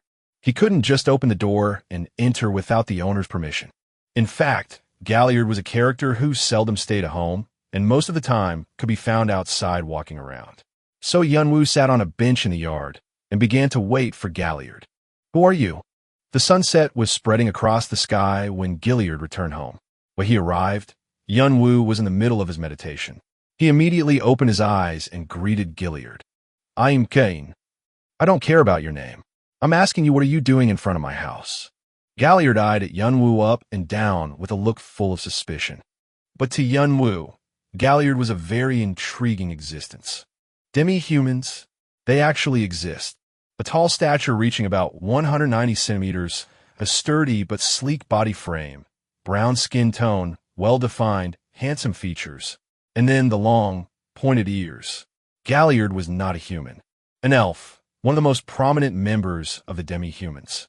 Among them, he was a dark elf that was classified as a natural-born warrior. "I've been introduced by teammates. I'd like to buy something. Are you the Galliard?" With a stiff expression, Galliard threw a freshly caught beast on the floor and lowered his bow from his shoulder. He was getting ready for a fight. Dark elves were often treated as freaks, even among the elves. While most of the elves loved peace and cared for nature, the dark elves were more cruel and sometimes cold-blooded hunters. In some cases, they would abandon their teammates without any hesitation if it was for a greater good. Maybe that's the reason. When I first met Galliard, he was very doubtful and would always be on guard against others. "I like to get Undine's goblet." Galliard slightly creased his brows. "Who told you that?" "Braham. That asshole. I told him not to go babbling about this anymore." Braham was the name of an old friend of Galliard.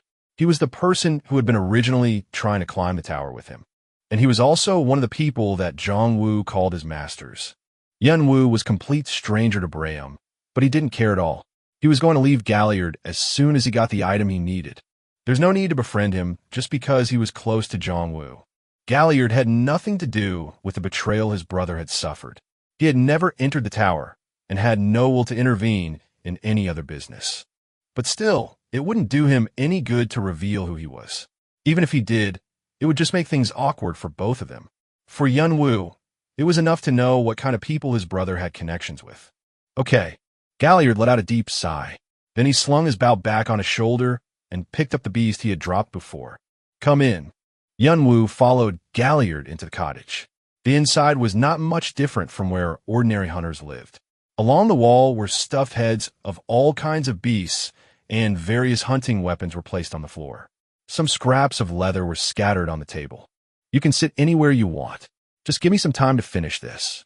Galliard pointed to a chair with his chin as he pushed the pieces of leather to the side and placed the beast on the table. The beast he carried home had a slight resemblance to a deer, but it looked very different from what he had seen on Earth. The size was twice as big, and its legs were full of muscles. On its head, 2 sets of goat-like horns were tangled together. Galliard took apart the beast at a rapid pace. He drained the blood, removed the flesh, and took out the guts. Yun-woo looked at his skills with admiration. "You into this kind of stuff?" Galliard peeked at Yun-woo. Yun-woo nodded. "So we were in the same boat." Galliard smiled as he noticed the backpack Yun-woo had brought. Some materials were poking out of the backpack. Looking at Galliard's smile, Yun-woo noticed that he had lowered his guard considerably. Then after he was done, Galliard looked at Yun-woo as he slammed the table with his blood-stained knife. "All right, let's talk about business. You want Undine's goblet?" "Yes, Undine's goblet." It was a one-time use artifact that could draw Akasha's snake to the surface. To be exact, it's more like its favorite food. The reason why Akasha's snake appeared on the surface was to fill its hungry stomach. In order to satiate its massive body, his food had to fulfill one of 2 conditions. Either it had to be present in large quantities, or it had to be nutritious. The Akasha in the name of Akasha's snake indicated the smallest unit of matter in the spiritual world. Others called it ether or spirit element. Akasha's snake fed off of this spiritual energy. It wandered around the earth, absorbing energy from the ground, and often ambushed monsters' settlements to rob them of their vitality. As a result, wherever Akasha's snake passed by, it would turn into a wasteland where not a single blade of grass could grow. That's why the eastern part of Section E was filled with barren deserts and rocky mountains. And now, it was around the time when the last remaining bit of Akasha would disappear from the eastern region. This was the time when Akasha's snake would suffer from hunger and thirst. So considering the situation, Undine's goblet was a very useful bait to lure out Akasha's snake. Undine's goblet is an artifact that contains a great amount of Akasha. Of course, it is also the favorite food of Akasha's snake. But the only problem was that Galliard is the only one who knows how to make Undine's goblet. Therefore, he was often visited by players who needed Undine's goblet, even for other reasons. But Galliard hid himself most of the time out of annoyance. You know what the condition is, right? He was talking about a condition, not a price. Yun-woo nodded his head. "I do, roughly." "Okay, then let's start right away." At that moment, the dark elf, Galliard, wants to test you. Your reward will be given only after passing this test. Will you accept the test? Galliard's sharp gaze seemed to pierce through Yun-woo's mask. So this is it, Galliard's test. The condition for Galliard to give Undine's goblet was very simple. It was to pass the test he gave. He never accepted anything else in exchange for the item. Only those who passed the test would receive Undine's goblet as a reward. The reason was unclear. It seemed like he was expecting something from those who passed the test, but no one had ever fulfilled his expectations, and the same test is being repeated for decades. It was such a weird thing for a player to do, but it was now considered as a matter of course, and that was why the system in the tower accepted his test as a hidden quest. Yunwu then nodded. Then the message disappeared, and a new window appeared. Hidden Quest / Galliard's Test. Content. The Dark Elf, Galliard, has been testing many players for a long time in order to find someone qualified. Being blessed by the wind, his feet are known to be as quick as the wind itself. Your task is to catch Galliard on the run. To pass the test, you must tag him at least 5 out of 10 times. Rewards. Reward will be given according to the number of successes. 3 or more, Undine's Goblet. 5 or more, Undine's Goblet Plus. Yun Wu's eyes glittered. More than half is it. It was a game of tag. Galliard required players to catch him, and players could use any way possible. He allowed them to set up traps, use their artifacts, or collaborate with teammates. The players had to touch Galliard within a set amount of time for it to be considered as a success. However, for decades, no more than 5 people had succeeded in tagging Galliard more than 5 times. But if I can make it, I can get a skill from him. Yunwu knew what was hidden behind the question marks in the quest window. It was a skill that Galliard had. Xuanpa, Sunbu. It was a special skill that had been passed down within the Dark Elves. Xuanpa hastens one's movement and eliminates the sound produced by it. It'll be of great help in combat. Yunwu's primary weapon was his stealth and speed based on his strengthened senses. No other skill fit his combat style as good as Xuanpa. That's why I had Yunwu included acquiring it in his plans. But there was one more reason why Yunwu needed Xuanpa the most. Missing a numbering on it, Xuanpa might be seen as a mediocre skill. But I realized its true value only after seeing my teammate. The advantage of Xuanpa lies not in its speed, but somewhere else. It was a key element of another skill, Shikuchi Suri. Rank numero uno. The key to unlocking one of the best skills that symbolizes all for one. Chapter 35. Akasha's Snake 3. All for one. He was seriously the worst player I've ever seen. All for one was the unchallenged first place in the rankings, both as a player and as a clan, but little was known about his identity. For decades, hundreds, or maybe even thousands of years, he no longer climbed up the tower, only staying on the 77th floor. Since he was rarely seen outside, it was hard to even find a player who had met him in person. Only the 9 top rankers, the 9 kings, had ever seen him from afar. That's how much All for One disliked the company of others. He thought by himself, judged by himself, and he moved by himself. But every time he made a move, it always brought about tectonic changes within the tower. In spite of being alone, the power he wielded was more than enough to overwhelm the other giant clans. So players started to call him with several titles. The strongest, the highest, or the ultimate. No matter who entered or left the tower, he would still be the first ranker. Many players had challenged him for his position, but none of them was ever successful. However, the challengers' effort did not end in vain. They studied All for One and accumulated information about him. In the end, they were able to analyze some of his skills. And one of them was Shikuchi. Yunwu's 2 eyes sank deeply. No matter how far the distance, All for One could traverse it with one leap. He didn't even need tickets to move from floor to floor. At first, other players had speculated that All for One might have a magical skill like teleport or blink. However, those space transfer magics required a considerable amount of mana and a long casting time. But All for One seemed to be free from those constraints, neither requiring a casting time nor circulation of mana. By just taking one step, he could go wherever he wanted to go. Therefore, many rankers and clans had exerted tremendous effort to block him from using this skill. But no matter how strong the barrier they used was, All for One could go in and out too easily. If he wanted to, he could easily assassinate someone without anyone noticing. Later on, players figure out the skill he used was called Shikuchi. However, at that point, people met yet another obstacle. Even if they wanted to analyze the skill, they had no idea how to get it.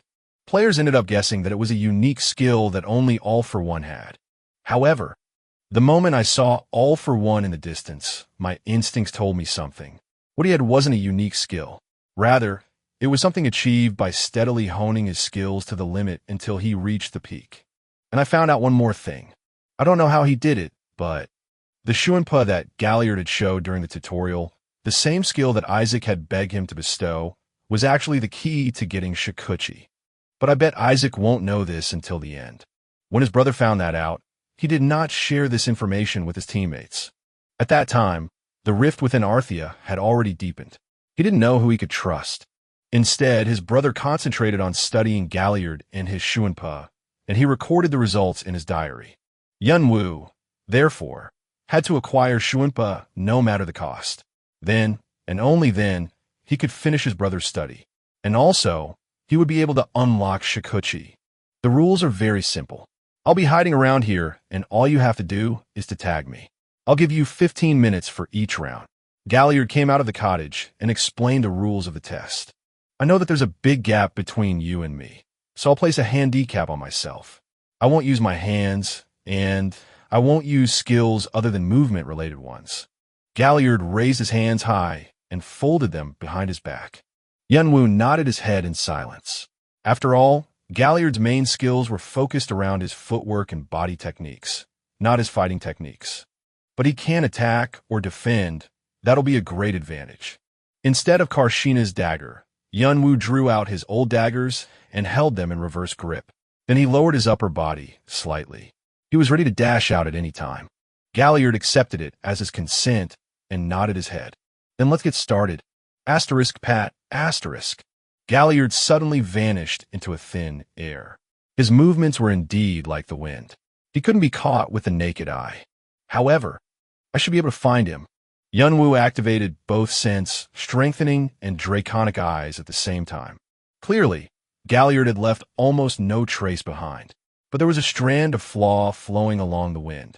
Yunwu concentrated all his senses on that flaw and tried to chase after the source.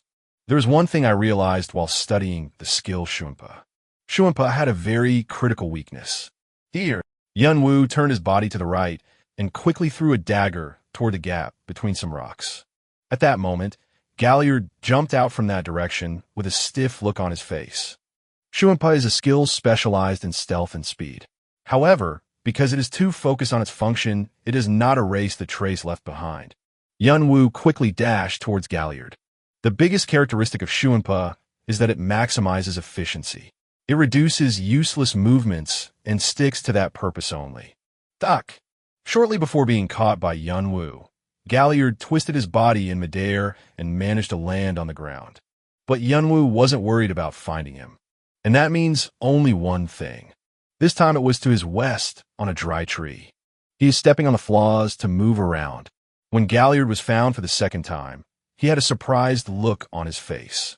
Yunwu stretched out his hand, but Galliard turned his body. I'm not sure if the creator of Shuanpa knew about the flaws. Maybe he did it instinctively.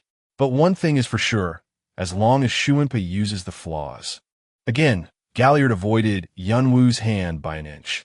But by now, Yunwu was starting to read into Galliard's pattern. You will never escape my sight. Yunwu noticed the path of flaws Galliard was stepping on, so he threw his dagger to cut off the path. Galliard was so startled he had to deviate from the path. But when he jumped away, Yunwu was already in that place. Duck! First try. Success. Yunwu had already grabbed onto Galliard's sleeve. Galliard's face crumpled in disbelief.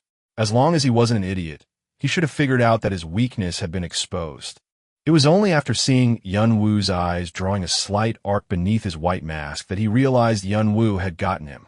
But it was Galliard himself who restricted him from using hands and other skills. Asterisk chuckle asterisk.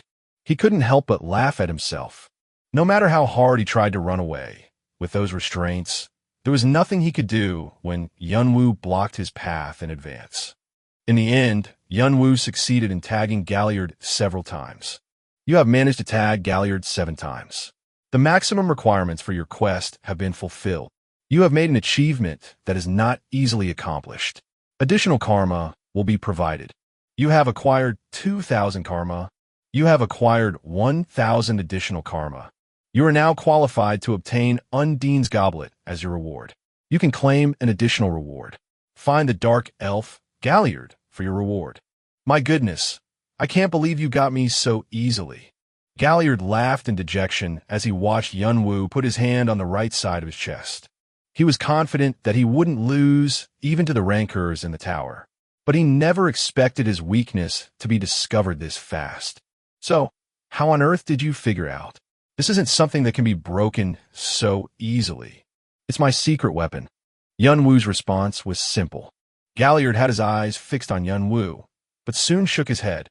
A promise was a promise. Dark elves must not make false promises. And on a second thought, maybe this mysterious young man could be the person he had been waiting for all this time. Okay then, follow me. Galliard went back into his cottage, and Yunwu followed right behind. Take it. This is it. As soon as Galliard entered his house, he brought out a bag from the corner of the room and held it out to Yunwu. Yunwu couldn't understand how could he store something so valuable without any locks or protection. What's he going to do if someone comes to steal it? Yunwu was a bit appalled, but he opened the bag thinking all was good as long as he got it. Asterisk click asterisk. Inside the bag, there was a round crystal orb shining like a sapphire. Blue water was swaying from side to side inside the orb. So this is the Undine's Goblet. Undine's Goblet. Classification, jewelry. Rating A. Description, spiritual substance. A crystal orb filled with a dense concentration of Akasha. It is a priceless treasure for those who can handle Akasha, but a disaster for those who cannot. Asterisk Undine's Bless. The orb contains the source of spirit of water, Undine. You'll have to be careful when handling it. If the liquid leaks out, it'll cause a disaster. I know. Yunwu nodded as he closed the bag. Akasha was a substance that could not be produced in the material world. The leak of such a material would result in a major explosion. It could easily blow up Yunwu to smithereens. But as long as he kept it in its bag, there shouldn't be any problem, because the bag itself was a specially designed artifact. And this too. Galliard offered an additional reward to Yunwu, a book covered in blue leather. The title was written in mysterious letters, but thanks to the tower's system, he didn't have any difficulty in deciphering the letters. Shuanpa. It was a skill book. Shuanpa. Rating, C-. Proficiency, 0%. A skill that used to be acquired only by select soldiers within the Dark Elves. Allows users employ light movements and quicker attacks. The speed increases in proportion to its proficiency. Asterisk, nimble movement. Attack speed is temporarily increased during activation. Attack speed is doubled for 5 seconds after killing an enemy, and the chance to inflict critical damage increases by 7%. Yunwu wanted to shout out with joy at the thought of having finally acquired what he wanted. Then he quickly put his hand on the surface of the book. It was very easy to learn a skill through skill books. Because of this fact, skill books were very expensive, and that made them hard for common players to obtain. Learn. Asterisk whoosh asterisk. With that command, the skill book scattered with a blue aura and was absorbed into his hand. The skill Shuanpa has been created. You will now be able to move swiftly. Your senses will also be improved, enhancing your physical abilities. Yunwu felt that something was coming out of his body. It feels like my body is much lighter. So far, Yunwu had been working hard to perfect his body. He had made his senses keener and his body stronger. But with the addition of Shuanpa, he had now laid a foundation that could handle the agility of his enhanced body. His physical abilities must have grown considerably compared to before visiting Galliard. Of course, he had to train his usage of Shuanpa to be fully proficient. I'm almost done with the vessel, so it's time to fill in the content. The content of the vessel was simple. His most scarce stat, magic power, that can only be filled by killing Akasha's snake. Its essence was beyond one's imagination. The energy that had been accumulated from the absorption of Akasha over a long period of time was immense enough to make it impossible to find similar items within the tower. It was one of the greatest treasures one could find in the tutorial. That was the reason why Yunwu had come straight to kill Akasha's snake. With reinforced physique, my body should be able to embrace the essence of Akasha's snake. And then, That's when the succession process will be over. And now he could finally go and face Akasha's snake. Yunwoo licked his lips in anticipation. His heart had already started pounding. Meanwhile, Galliard was looking at Yunwoo as he leaned himself against a chair. There was a hollow smile on his lips. By the way, you got me thinking, the rookies in this round are quite amazing. I've never seen so many players in a single round who can read my movements, but including you. Huh, or am I just too old now? At the moment, Yunwoo's eyes grew a little bigger. Were there people here ahead of me? There were. 2 players. They said they were siblings. And they both took Undine's goblet and Shuimpa, just like you did. I see. Yunwoo could vaguely grasp who the 2 players were. The first and second places of the tutorial ranking. Was it Adora and Fanti? Well, judging by the karma they have, it's obvious they'd been here. Galliard and Undine's goblet wasn't necessarily a big secret. It wasn't particularly famous, but had been around for a long time. Yunwoo got up from his seat and picked up the bag containing Undine's goblet. Well, I should get going now. Oh, by the way, what are you planning to do with that? You don't seem like an alchemist or a spiritualist. I can't tell why you would need Undine's goblet. Yunwoo wondered if he needed to tell his destination. However, considering his relationship with his brother, he decided to keep courtesy for their last meeting. It's not like he'll stop me. Galliard had only been chasing down Akasha's snake and never killed it himself. But of course, no one knew why. I'm thinking of going after Akasha's snake. So he said blandly. But at that moment, Galliard's face stiffened. You're going after Akasha's snake? All of a sudden, Yunwoo got an ominous hunch. Is there something wrong? Galliard uttered a short groan and said with a pitying look, I'm sorry to say this, but Akasha's snake has already been killed by the siblings I just told you about. Chapter 36. Akasha's Snake 4. After leaving Galliard's cottage, Yunwoo hurried to the spot where Akasha's snake was supposed to appear. According to the scenery he saw in the diary, the place should have been filled with several tall rocks standing like trees in a forest. But when Yunwoo arrived, the whole place was in complete ruins. How the hell did they know about this place? Nobody should know about it except for Arthea. I could only explain our encounter with Akasha's snake as a lucky encounter. We had just happened to be passing through that place during the time when it would show itself, and we were lucky Galliard was there to help us. However, I can say for certain that the experience from that time tied us together and helped us become who we are. As far as he knew, Akasha's snake should only have appeared in the past 3 days. But the traces left here pointed to at least a week ago. Yunwoo scanned through the nearby area, just in case the snake that Fanti and Adora had fought could have been a similar fake. However, damn it, you shattered my expectations. Yunwoo was able to find the body of the nearly torn apart Akasha's snake beyond the collapsed rocks. A snake as big as a few Rocky Mountains combined was now lying dead in front of him. Each scale was as big as Yunwoo himself. Its body was also so long that it seemed to be endless. Despite being death, its ferocity still lingered on its body. The mere sight of it overwhelmed him greatly. Yunwoo meticulously examined Akasha's snake's carcass with the last hope that Fanti and Adora might have left something important behind. But even his effort was futile. They had already taken the most important parts of Akasha's snake, such as the essence and the venom gland. It was the evidence pointing that Fanti and Adora had hunted Akasha's snake with a purpose in mind, just like Yunwoo. But how the hell did they kill it? Yunwoo clicked his tongue as he stepped a few meters away from the carcass.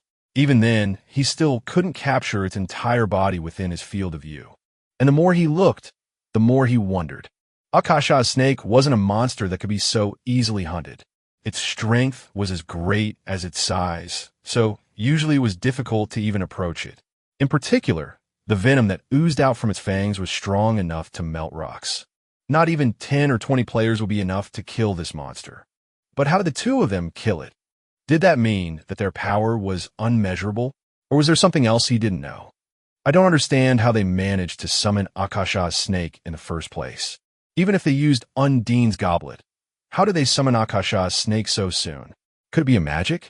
Or maybe another way he didn't know of? All sorts of thoughts were crossing through Yunwoo's head, and after a period of pondering, only one thought was left in his mind. What do I do now? Yunwu took off his mask for a moment and swept up his bare face with his hand. It was almost the first time he had taken off the mask since entering the tutorial. That's how messy things were now in his head. He felt the need to feel the wind in order to get his thoughts organized. The hidden piece that he had been aiming for ever since the start of the tutorial had now vanished into thin air. The sole reason as to why he was so confident in catching up with the frontrunners was because of Akasha's snake. But on a second thought, he felt he had been too complacent. Now he could understand how Fanti and Adora were able to stack up such unbelievable amount of karma points. But there was no use in crying over spilt milk. All his efforts had already been wasted. So he had to do something to make up for it. Yunwu quickly opened the tutorial ranking window. Tutorial ranking. 1. Adora, 64,571 points. 2. Fanti, 58,774 points.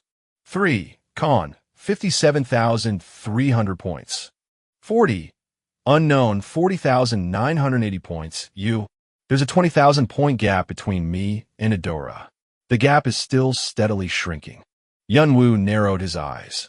What if I hoard as many tokens as possible in Section E, clear all the hidden pieces left in Section F, and make a turnaround in Section G? Yunwu racked his brain and tried to hypothesize various situations, but none of them seemed possible. Time's too tight.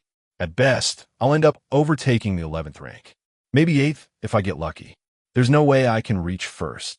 Yunwu had to finish the tutorial in first place. Only in that way, he would be one step closer towards the day of his revenge. It was all in vain if he couldn't be first. Besides, to complete the succession process, he needed the essence of Akasha's snake. So now that he couldn't get his hands on it, everything had been messed up. At this point, he had to revise his plan altogether. But for now, there was nothing he could do but to do his best to gather up karma points until the last minute of the tutorial. In the end, Yunwu decided to leave the place thinking that he should be spending his time on getting more points. But then, wait a second, what is that? Yunwu saw something just before walking away. It was on the other side that he hadn't searched properly. Several footprints were found along the head of the snake, and there were traces of strong impacts on its skull. At first, he thought it had been done by Fanti and Adora during their fight with the snake. No, this wound was definitely made after its death. It's even recent. It was evidence that there were other people who had come here before Yunwu besides Fanti and Adora. There must be something to it. Yunwu's instinct was telling him there was something. On the other hand, he thought he should be moving on in order to stack up more karma points. However, let's go check it out. Yunwu decided to trust his instincts this time. On the battlefield, following this kind of animal instinct often brought unintended results. Pat**. Yunwu's body shot up into the air as his feet struck the ground. His movements were now much lighter thanks to the change followed by learning Shumpa. They were definitely more polished and quicker. You have learned how to handle your body movements freely. Shumpa skill proficiency has increased. 1.2%. Duck. Yunwu was able to reach the head of the snake after stepping on its body a couple of times. Near the top of its skull, there were several marks, as if it had been struck with a large axe over and over again. Whoever they were, they tried to get something out of the skull. What could it be? The brain. As far as he knew, the only useful parts of Akasha's snake were its essence and venom gland. The rest were large pieces of body parts, but of little use. And they had taken a brain. But why? By looking at the size of the footprints left behind, Yunwu could easily infer the identity of the group that took the brain. They are orcs. Yunwu suddenly recalled what his brother had said in his diary. Various monsters in Section E had different customs according to their environment. Among them, the orcs located in the eastern part of the section honored Akasha's snake, which had long been the owner of the eastern desert area. Many different monsters lived in packs in Section E.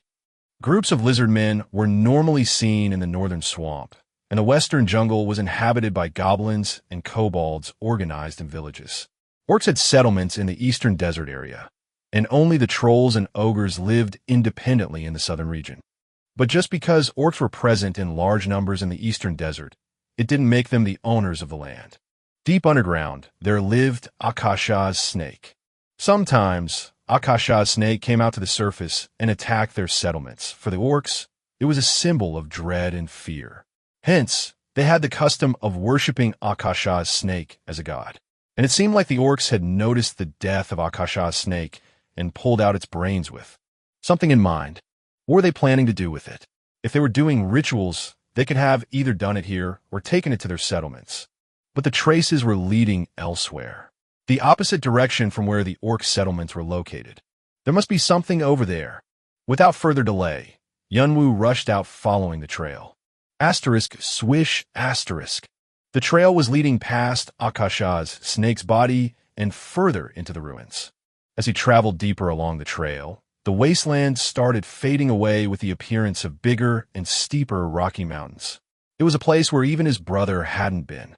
He traveled so far that he soon ended up reaching the end of section. Yunwu was stopped by a cliff that stood endlessly high. The Great Wall. This is the eastern end of section E. Then, Yunwu scanned the cliff with his draconic eyes. The orcs' traces ended in front of a tunnel at the bottom of the cliff, deftly hidden by rocks and trees. What are they doing in a place like this? Yunwu stepped into the tunnel immediately. At that moment, you are the first player to enter Akasha's snake tunnel. You have acquired 1,000 additional karma. What? Yunwu looked up at the unexpected message. A snake tunnel? Something that has to do with Akasha's snake? Asterisk thump asterisk. Asterisk thump asterisk. Yunwu felt his heart pounding loudly. Not to mention his brother. Even Galliard did not know about this cave. That's why Galliard had to wait for a set time to face Akasha's snake each time the tutorial reset. But if it had a cave, it would be a whole different story. There could be an egg, a snakeling, or its mate inside this cave. And the fact that the orcs came here carrying its brain must mean there was something hidden inside. At least something equal in value to Akasha's snake. Yunwu tried to be as stealthy as possible and moved inwards into the tunnel. The deeper he went in, the louder the noises coming from the orcs became. Then, as Yunwu entered a large cavity, he witnessed dozens of orcs lined up along the vast open space. What is this? Asterisk bum, asterisk bum. To the sound of the drums, the orcs were offering a deep bow in a reverent manner. It was a scene reminiscent of a solemn religious ritual. At the end of the altar was a pile of dead orcs and lizard men, and above it was a tray containing the brain of Akasha's snake. These orcs, they're insane. Yunwu frowned at the swirling madness of the orcs, and he lowered himself as much as he could. He felt like he could end up trapped in there forever if he caused any disturbance. Just then, asterisk kun asterisk. What looked like an orc shaman got up from his seat, stomping hard at the floor with his cane as he shouted a prayer in a voice filled with madness. Chwaik, our god, murdered by the wicked humans, arise from your death. Take our warriors' souls, bring yourself back to life, and help us punish them. As he chanted the prayer, the orc shaman took out a torch from a brazier next to the altar and set the sacrifices on fire. Asterisk, rush, asterisk. As if they had been oiled beforehand, a fierce flame shot up from the bodies and devoured them completely. At that moment, something strange occurred in front of Yunwu's eyes. When a body is burned, it should turn into black ashes giving off a burnt smell. But in this case, the burnt offerings on the altar began to turn into a column of murky smoke the moment they burst into flames. Then the smoke gathered in the air, and soon it was sucked into the brain of Akasha's snake that was laid on the tray. Just like a sponge absorbing water, the smoke quickly disappeared into the brain. The offerings that had been piled up on the altar vanished, and the brain started to wriggle as if it was alive. By the time all the sacrifices were gone, something tore out from within the brain. When Yunwu saw what it was, he couldn't help but to strain his eyes wide. It was a snake. A snake of surprisingly small size compared to Akasha's snake, but it still seemed to be more than 3 meters long. A young Akasha's snake. The snakeling screamed out of hunger. Then a message appeared in front of Yunwu. Hidden quest/resurrection ceremony. Content. The body of Akasha's snake is composed of half substance, half spirit. Given enough energy, Akasha's snake can be resurrected at any time. Orcs are trying to bring Akasha's snake back to life with their ancient ritual. Stop the resurrection ceremony and kill the snake before it grows bigger. Reward. Yunwu opened his eyes wide in surprise. It was a quest telling him to stop the orcs from resurrecting the snake. But to Yunwu, only one phrase entered his sight. The phrase that said Akasha's snake could be revived. At that moment, a great idea crossed his mind. The tip of Yunwu's lips curled upward. If I can grow Akasha's snake bigger than before, and take its essence. Chapter 37. Akasha's snake 5. Yunwu knew that Akasha's snake grows by feeding on Akasha. But he would have never thought that the concept of eating would also help him revive. Yunwu felt like he could finally see a ray of hope. No, depending on how he handled the situation, the results could be even better than what he originally had in mind. The longer the time it spent on resurrecting itself, the larger it would become in size along with the amount of essence it possessed. If only he could absorb its full power. Yunwu's eye glistened with anticipation. Plus, this doesn't go against the quest directive. The quest told him to stop the resurrection ceremony, but it didn't set a time limit for it. In other words, he would complete the quest as long as he killed it before the ceremony ended. As long as the ceremony continues, I can keep making Akasha's snake bigger and bigger. It won't be too late to kill it once it reaches its limit. Moreover, he was currently in the tunnel of Akasha's snake. Who knows what other secrets were hidden inside, and what rewards would he receive after completing the quest? Considering the risk, it won't be small. This way, he might be able to acquire even more stats and karma than he would have by following his original plan. The mere thought of it almost made him burst out laughing, but he held himself back. It's too early to celebrate. Strike while the iron is hot, as they said. Yunwu quickly began to work out the plan. The main variable in Akasha's snake's resurrection is none other than Akasha, the spiritual energy. The more energy the snake absorbs, the bigger it will grow. It's just like Bathory's vampiric sword. If so, I will have to bring more food to fatten up the snake. Yunwu presumed Akasha's snake must be hungry from its resurrection. He had to think of a way to get enough food to constantly feed Akasha's snake. Undine's goblet. No, just one won't be enough. And Galliard probably doesn't have that many to spare. He immediately shook off the idea of asking Galliard for help. Yunwu didn't want to share the loot with anyone else. Then the only way left is... Yunwu watched the last remaining corpse vaporizing into smoke. To bring more sacrifices here. Fortunately, there were many monsters wandering outside the tunnel. Monsters that would become a good meal for Akasha's snake. If I disturb the orcs, the ceremony could be interrupted. I need to go farther away. Or maybe a sly grin crept over Yunwu's face. I could raise the stakes. If he could lure the monsters guarding each area. If only he could bring those monsters into this eastern desert area and cause mayhem. How much would Akasha's snake grow with such quantity of food? Yunwu cast Shunpa and left the place after putting his thoughts in order. The ritual continued, even after he left the tunnel. Oh, our God, I beg of you. Ka! The cry of the snake shook up the whole tunnel. There was less than a week left until the tutorial's conclusion. The 6th rank player in the tutorial, Bane, was now considering whether to stop collecting tokens and moving on to Section F. I have to be in the top 5. That's the only way I can be acknowledged by the Isled. The Isle. It was a word that the players of Orangdan used to address Chongwado.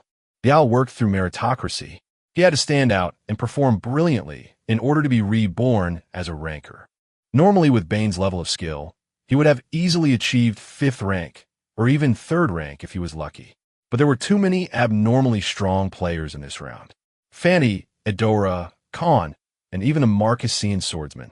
He was getting a little impatient thinking how he had to overtake those players to be able to reach the top 5. Just then, Bane received an order. An assassination mission? For me? Yes. Build has given the order for the members of the Team 1 to convene. Bane's face crinkled up. His hands were already full with his own problems. But now he also had to participate in an assassination mission. Moreover, the target wasn't even the top 10. That alone was enough to hurt his pride, but Build even ordered them to operate as a team. Bane waved his hand in annoyance. Send the others. I have my hands full trying to keep my rank. Say that to Build. I'm sure he'll understand. But as he turned away, the messenger continued. This is a special order. The ones who disobey will be cut off from the clan on the spot. Bane gazed at the messenger with a now completely distorted face. At that moment, a cold aura spread through the air. Nevertheless, the messenger remained calm. Special. Yes, so you have to move together as a team. He also offered all the tokens in Orangdan's possession for the one who brings back his head. At that moment, Bane's eyes shone with greed. Tokens collected by Orangdan as a clan. There must be at least 1,000, and he was willing to give them away for just one person. This was his opportunity to turn the tables. Not only that, but Bill would also be watching over his back.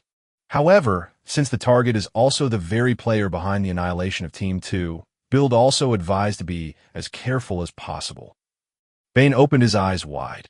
Although Team 2 was inferior to Team 1, they were still a tough opponent because of their unruly temper. Even Bane's life would be at risk were he to fight them all at the same time.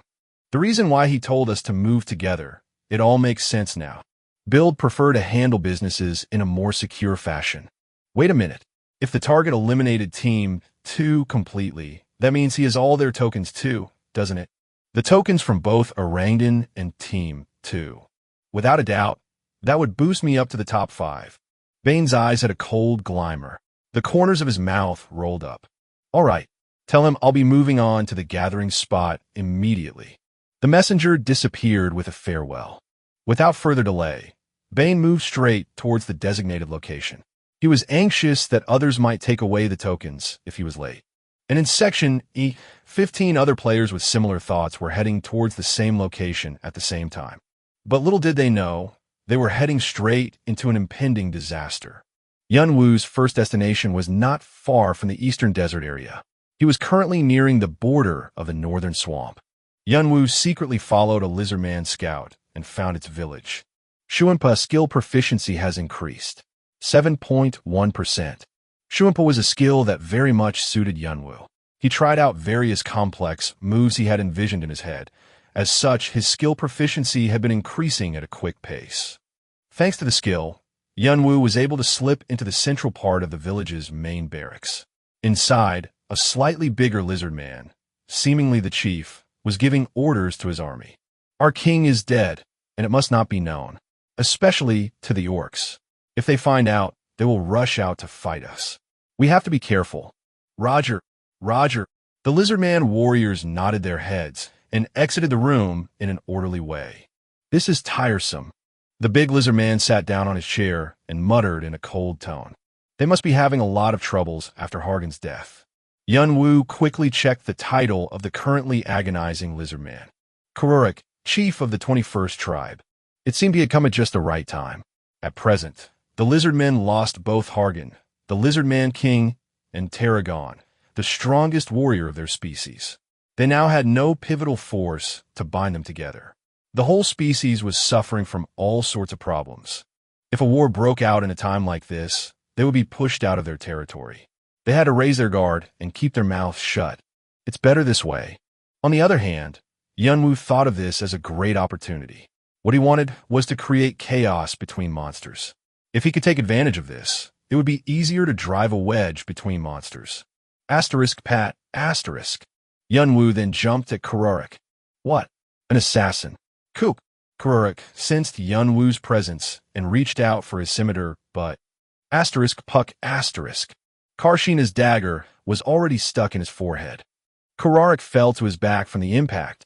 It was a pitiful end for one of the 25 tribal chiefs representing the lizard men. Yunwu threw the corpse of an orc he had killed on his way here next to Kurarik's body. Then he smashed a couple pieces of furniture. When the lizard men find this, they will think that Kururik died fighting against an orc assassin. And the bigger the damage, the better the effect will be. Yunwu spread out his hand and cast Flame Infusion. Rush. A flame shot up over his palm. It was small due to his lack of proficiency, but it was still enough to set something on fire. Yunwu threw the flame a small distance away from the corpses. Being a flame created by a skill, it quickly spread and engulfed the barracks in seconds. Fire! Chief! Something's wrong with our chief. Soon, The whole tribe fell into great turmoil. Watching the chaos unfold, Yunwu leisurely walked away and moved on to the next place. He had several places to visit this evening. Overnight, the whole swamp was plunged into utter confusion. Lizardmen were already on high alert over the death of their king and queen. The tension reached its peak as the chiefs and some other warriors were found murdered. And when they found out that orcs were related to those cases, they all went into rage. The orcs have killed our king and queen. Orcs are about to invade our territory. Orcs will be coming here soon. A shout was heard among the crowd, and it was enough to stir up the whole tribe. We shall strike before they can. This is a war, and we will have our revenge. And the next morning, the northern swamp quaked. Armies of thousands of lizardmen began their move towards the eastern desert area. In the meantime, Yunwu was moving towards the jungle in the west. I've been using carcass for everything that's non-human, but I think corpse should be better for humanoid monsters. But I'm too lazy to go through all the previous chapters and check. Anyway, correct me if I'm wrong since English isn't mine nor TK's first language. Chapter 38. Akasha's Snake 6. The fire in the western jungle started as a small spark. However, the flames swelled up as they devoured the now in ruins kobold village, and the fire gradually spread until it engulfed the whole jungle. Goblins and kobolds who had lost their home to the fire began to migrate away from the unstoppable inferno. Numerous conflict occurred between monsters that inhabited the area, but even so, they had to abandon their habitats soon after. Confusion spread throughout Section E like a domino effect. Everyone had to be on high alert, including both players and monsters. Black smoke and red flames could be seen everywhere. Kiek. All hell broke loose in the goblin village. Flames were consuming everything in it. Cries of help were heard from all over the place. Chief, we're in a bind. Coop. A goblin flung open the door, hurriedly entering the barracks, but soon a hatchet flew in, splitting his head. I'm not a chief. I am your king. The goblin king frowned in annoyance as he looked at the other chiefs. You sure it was the orcs? Yes. The destroyed villages, there are as many as my fingers. And the orcs, their bodies were found in all of the villages. The goblin king gritted his teeth. Those damn orcs. It wasn't enough to trample on our villages, but you also dare set them on fire. More than 8 villages had been confirmed destroyed, and countless numbers of goblins were still asking for help. Upon investigation, they had found that the orcs were the ones responsible for their present predicament. They massacred whole villages and set them on fire, burning down everything in it. They even let 1 or 2 survivors escape to other villages in order to follow them and continue killing the goblins. Even someone's worst enemy couldn't possibly be this cruel. And neither had they declared war, nor there had been clashes between them. On the contrary, they had recently made a promise of cooperation because of the increased number of humans. But in the end, it was only the goblins who got stabbed in the back. About a third of their power had evaporated in one night. Orcs, I don't know what you want, but we goblins will never forget what you have done. The goblin king's eyes blazed with fire. Then suddenly, a goblin barged in. My lord, kobolds and gnolls have sent messengers. They are asking us to take revenge against the orcs together. They want an alliance. The Goblin King then turned towards the goblin standing at the door. It wasn't just us. For a second, he smelled something fishy going on, but his doubt didn't last for long. What was more important right now was to retaliate against the orcs. Lead the way. I'll meet them. Orcs, we will kill them all. The Goblin King sprang up from his seat and rushed towards the place where the kobold and gnoll messengers were. Other monsters were also experiencing similar situations. We're just like you. The orcs attacked us. Our worst enemy. The orcs killed our king too. Together, we must avenge. When the Goblin King heard their stories, a thought suddenly crossed his mind. It looked like orcs had gone mad and provoked all the monsters around them. If so, the orcs must have attacked not just the monsters here, but also other monsters in this region. The Goblin King immediately ordered his minions to check on other monsters around them. And then, many other races, they were just like us. Trolls and ogres were hurt too. They also asked for an alliance. Then suddenly, the Goblin King was struck with an idea. This is a chance a chance to be the real king of the entire forest. Since his childhood, it was often said that he had great intelligence for a goblin. He even knew something was off about this whole situation. But for now, he didn't care if the orcs were the real culprits or not. What really mattered was that he could use this as an opportunity to bring together the angry monsters and stand tall as their hero. He could be the true king of the forest like he had been yearning for his whole life. And when he heard the report about the armies of lizard men heading eastward, the Goblin King pounded on the table as he shouted out loud, "There's no time for this. Even those cowardly lizard men are waging war on the orcs. How can we be simply standing here? Follow me. I will cut the throat of the Orc King." Was it the Goblin King's charisma that captivated the other monsters? Their eyes started to burn with determination. The loss of their home and the anger towards the orcs had pushed them into complete madness. Follow the Goblin King. For revenge. Kill the orcs. Led by the Goblin King, a monster outbreak started. They were armies of monsters consisting of thousands of monsters, and they had only one destination: the Eastern Desert. You have created conflict between monsters and led them to start a war. Additional karma will be provided. You have acquired 1,000 additional karma. Exuding quest barra monster outbreak. Content. It is an unwritten rule among the monsters in section that they don't intrude into each other's territory. But the rule has been broken just now. A war between the monsters has begun. Survive and eradicate the source of the war. Rewards. 1. The title, Monster Hunter. 2. The Goblin King's Eye. 3. 5-colored Jewel of Monsters. 4. Additional Karma. Yes, it's progressing just the way I want it. Yunwu smiled as he watched Goblin King giving out his speech in front of thousands of monsters. Akasha's snake would revive faster proportionally to the number of monsters it consumed, and currently, waves of lizard men and the monsters were heading towards the orcs. No matter how much power the orcs had, it would be impossible to block them. The revival won't end up being just a normal revival. Perhaps it could be the biggest Akasha's snake in the entire history of the tutorial. Now the seeds were sown. The only thing Yunwu had to do was to sit still until the fruit was ripe. It's a shame it turned into a sudden quest.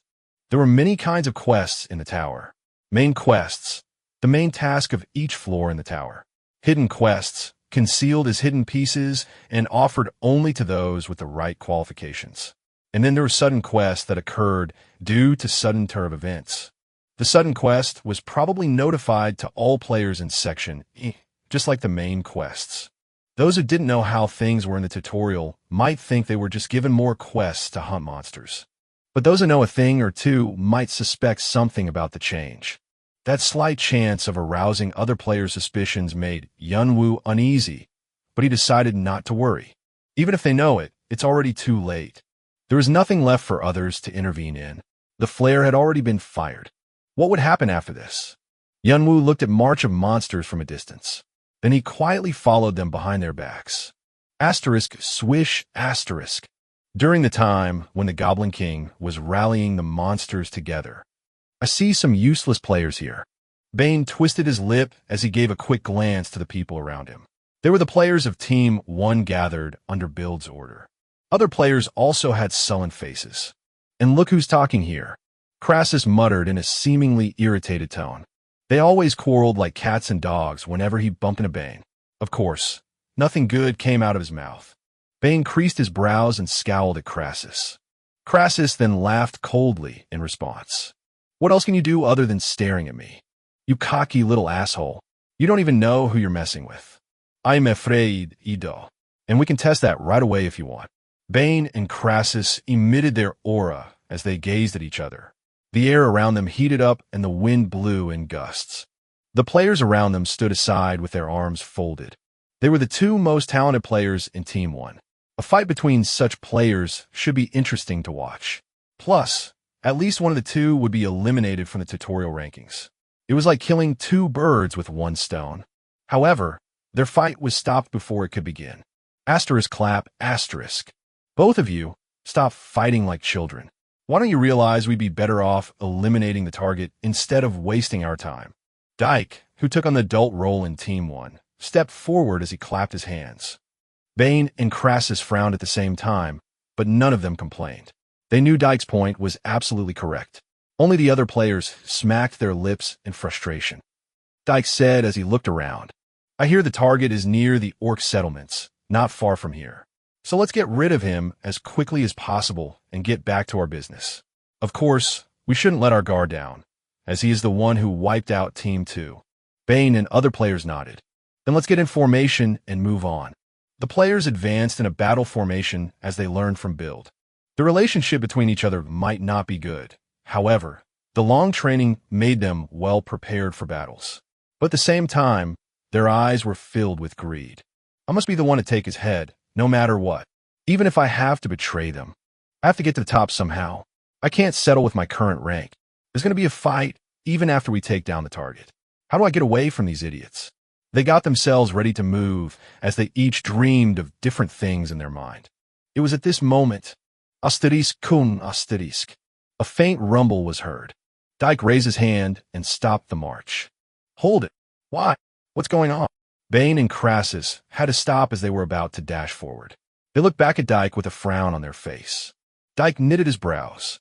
"Did you not hear it?" Bane was about to yell at him, but suddenly another rumble rang in his ears.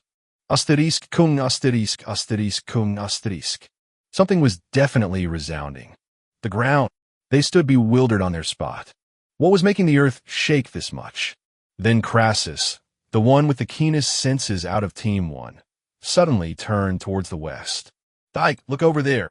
When Bane, Dyke, and the rest of the members turned their eyes towards the direction he had pointed, the expression on their face froze. Asterisk kun asterisk asterisk kun asterisk. Asterisk creek asterisk quong. There was a massive tidal wave sweeping over the forest towards the dry wasteland. It was a wave of monsters. The numbers were at least tens of thousands, even at a rough estimation. It seemed like all the monsters in Section E had rushed out. "Teach, this is ridiculous." None of them had ever seen anything like this before, or even heard of it. Especially the sight of monsters like goblins, ogres, and trolls that could not get along together marching as one army gave them chills all over their bodies. "Dyke." Crassus quickly turned to Dyke. Dyke gritted his teeth. No matter how excellent they were as players, such an amount of monsters would easily trample over them. Retreat. With Dyke's shout, the players of Team 1 began to run away desperately. However, "Get out of my way. Human, stand in my way and you'll die. Die humans." For the monsters, the humans in front of them were nothing more than a mere obstacle blocking their way. Hatchets flew in from all directions, and poisonous darts poured out like rain.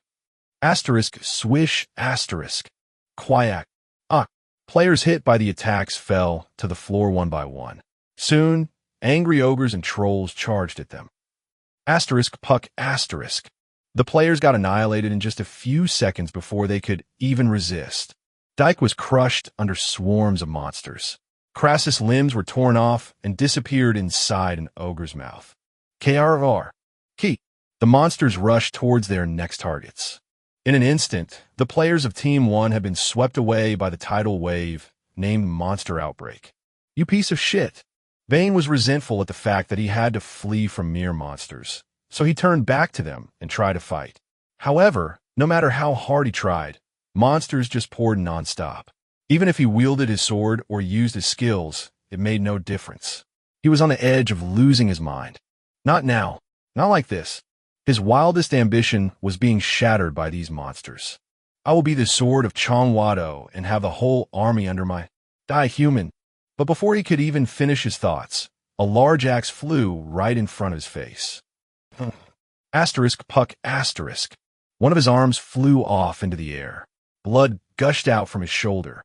Before Bane could take any action, the Goblin King held his halberd up in the air as he let out a deafening roar. "Death! Death to all those who stand in our way." Chapter 39. Akasha's Snake 7. The whole forest was thrown into utter chaos in no time. Flames were devouring the woods, and monsters were pouring out like a swarm of zombies. Keek. Giek. Fuck. What the hell is this? I've never even heard of anything like this. Wasn't Orangdan supposed to keep things like this from happening? Most of the players still in Section E had been wiped out within minutes in their search for tokens and hidden pieces. Whether it was attacking with a sword or defending with a shield, none seemed to work in front of this monster outbreak. At times, the monsters appeared in groups. The next moment, they had already split up. The players had to deal with attacks coming from all sides at the same time. Even those who organized themselves in battle formations with other players found themselves adrift when facing this swarm of monsters, and were soon swept away. No matter where one looked at, scenes such as goblins chopping off players' heads or trolls biting player into pieces could be seen. This must be what hell looked like. A few players managed to run away with their lives intact. But even so, it seemed they wouldn't be able to outrun the monsters that were everywhere they looked. It was unbelievable how so many monsters had remained hidden in Section E. The flames made matters even worse. No matter where they went, they were quickly met with a sea of fire engulfing the forest and caught in between the fire and the monsters. Somebody tell me what's going on. Few players who had thought of it as a simple event of the tutorial were now screaming at their desperate situation. They belatedly realized the crisis that had struck Section E. Collect 99 tokens to ascertain your qualifications. To ascertain one's qualifications, it was a task that required them to risk their lives, just like in any other section. Cleaving through the waves of monsters, players began to rack their brains in order to find a way to survive. Those who had a team banded themselves together, and solo players united with other solo players. In the meantime, *Pat*, there was a shadowy figure darting between the trees with muffled footsteps. *swish*. It was Yunwu. You have acquired 12 tokens. You have acquired 4 tokens. You have. While remaining stealthy thanks to Shuanpa, he read the movements of the monsters with his strengthened senses and killed the monsters that were already in their last breath. As a result, he was able to accumulate tokens at a rapid pace. Is this what they call? Yunwu laughed coldly. Reaping what others have sown. Recalling the phrase his troops used back in the military, Yunwu quickly headed back to where the orcs were. Their destination was the snake's den. It was time to take out Akasha's snake. The orc village was turned upside down. Chwick! The lizardmen started a war. The lizardmen crossed the North Barrier. The 32nd Tribe's orc chief that was in charge of guarding the north brought a report to the orc king. The orc king gave an angry frown. Why would they start a war all of a sudden? I don't know. They said we killed their king. King, help us.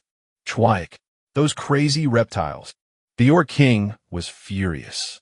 Out of all times, they had to come right in the middle of the revival ceremony. He was already angry for having missed the humans who killed their god, and now this was happening. Still, the orc king tried to remain calm. He couldn't let this ruin the ceremony. Rather, he could think of it as having more food to feed their god. Chwick, you go tell the shaman. We're going to have a lot of food ready for our god, and we'll be coming back with it soon. Roger, Chwick. After giving orders to one of his minions, the orc king pulled out a sword that was hanging on the wall and headed outside. It was the sword that made him the greatest warrior of their race. As long as he had this in his hands, victory would always be his. However, when he stepped on the battlefield, his excitement was quickly replaced with shock. It was not only the lizardmen, the battlefield was also filled with other monsters. Far up in the broad horizon, he could see all the monsters rushing towards them. Only then did the orc king notice that something was wrong. It was a trap. A heinous trap that had plunged all the monsters in the forest into chaos. But the orc king wasn't intelligent enough to think that far ahead. After all, he had ended up having to face the monster outbreak head-on. Build a wall, Chwick. Chwick. Bring the handcarts, anything. We have to stop them, Chwick. The orcs made their best efforts trying to stop the monsters, but things turned out contrary to their hopes. When the monsters broke through their improvised walls, they could only helplessly see their village being destroyed.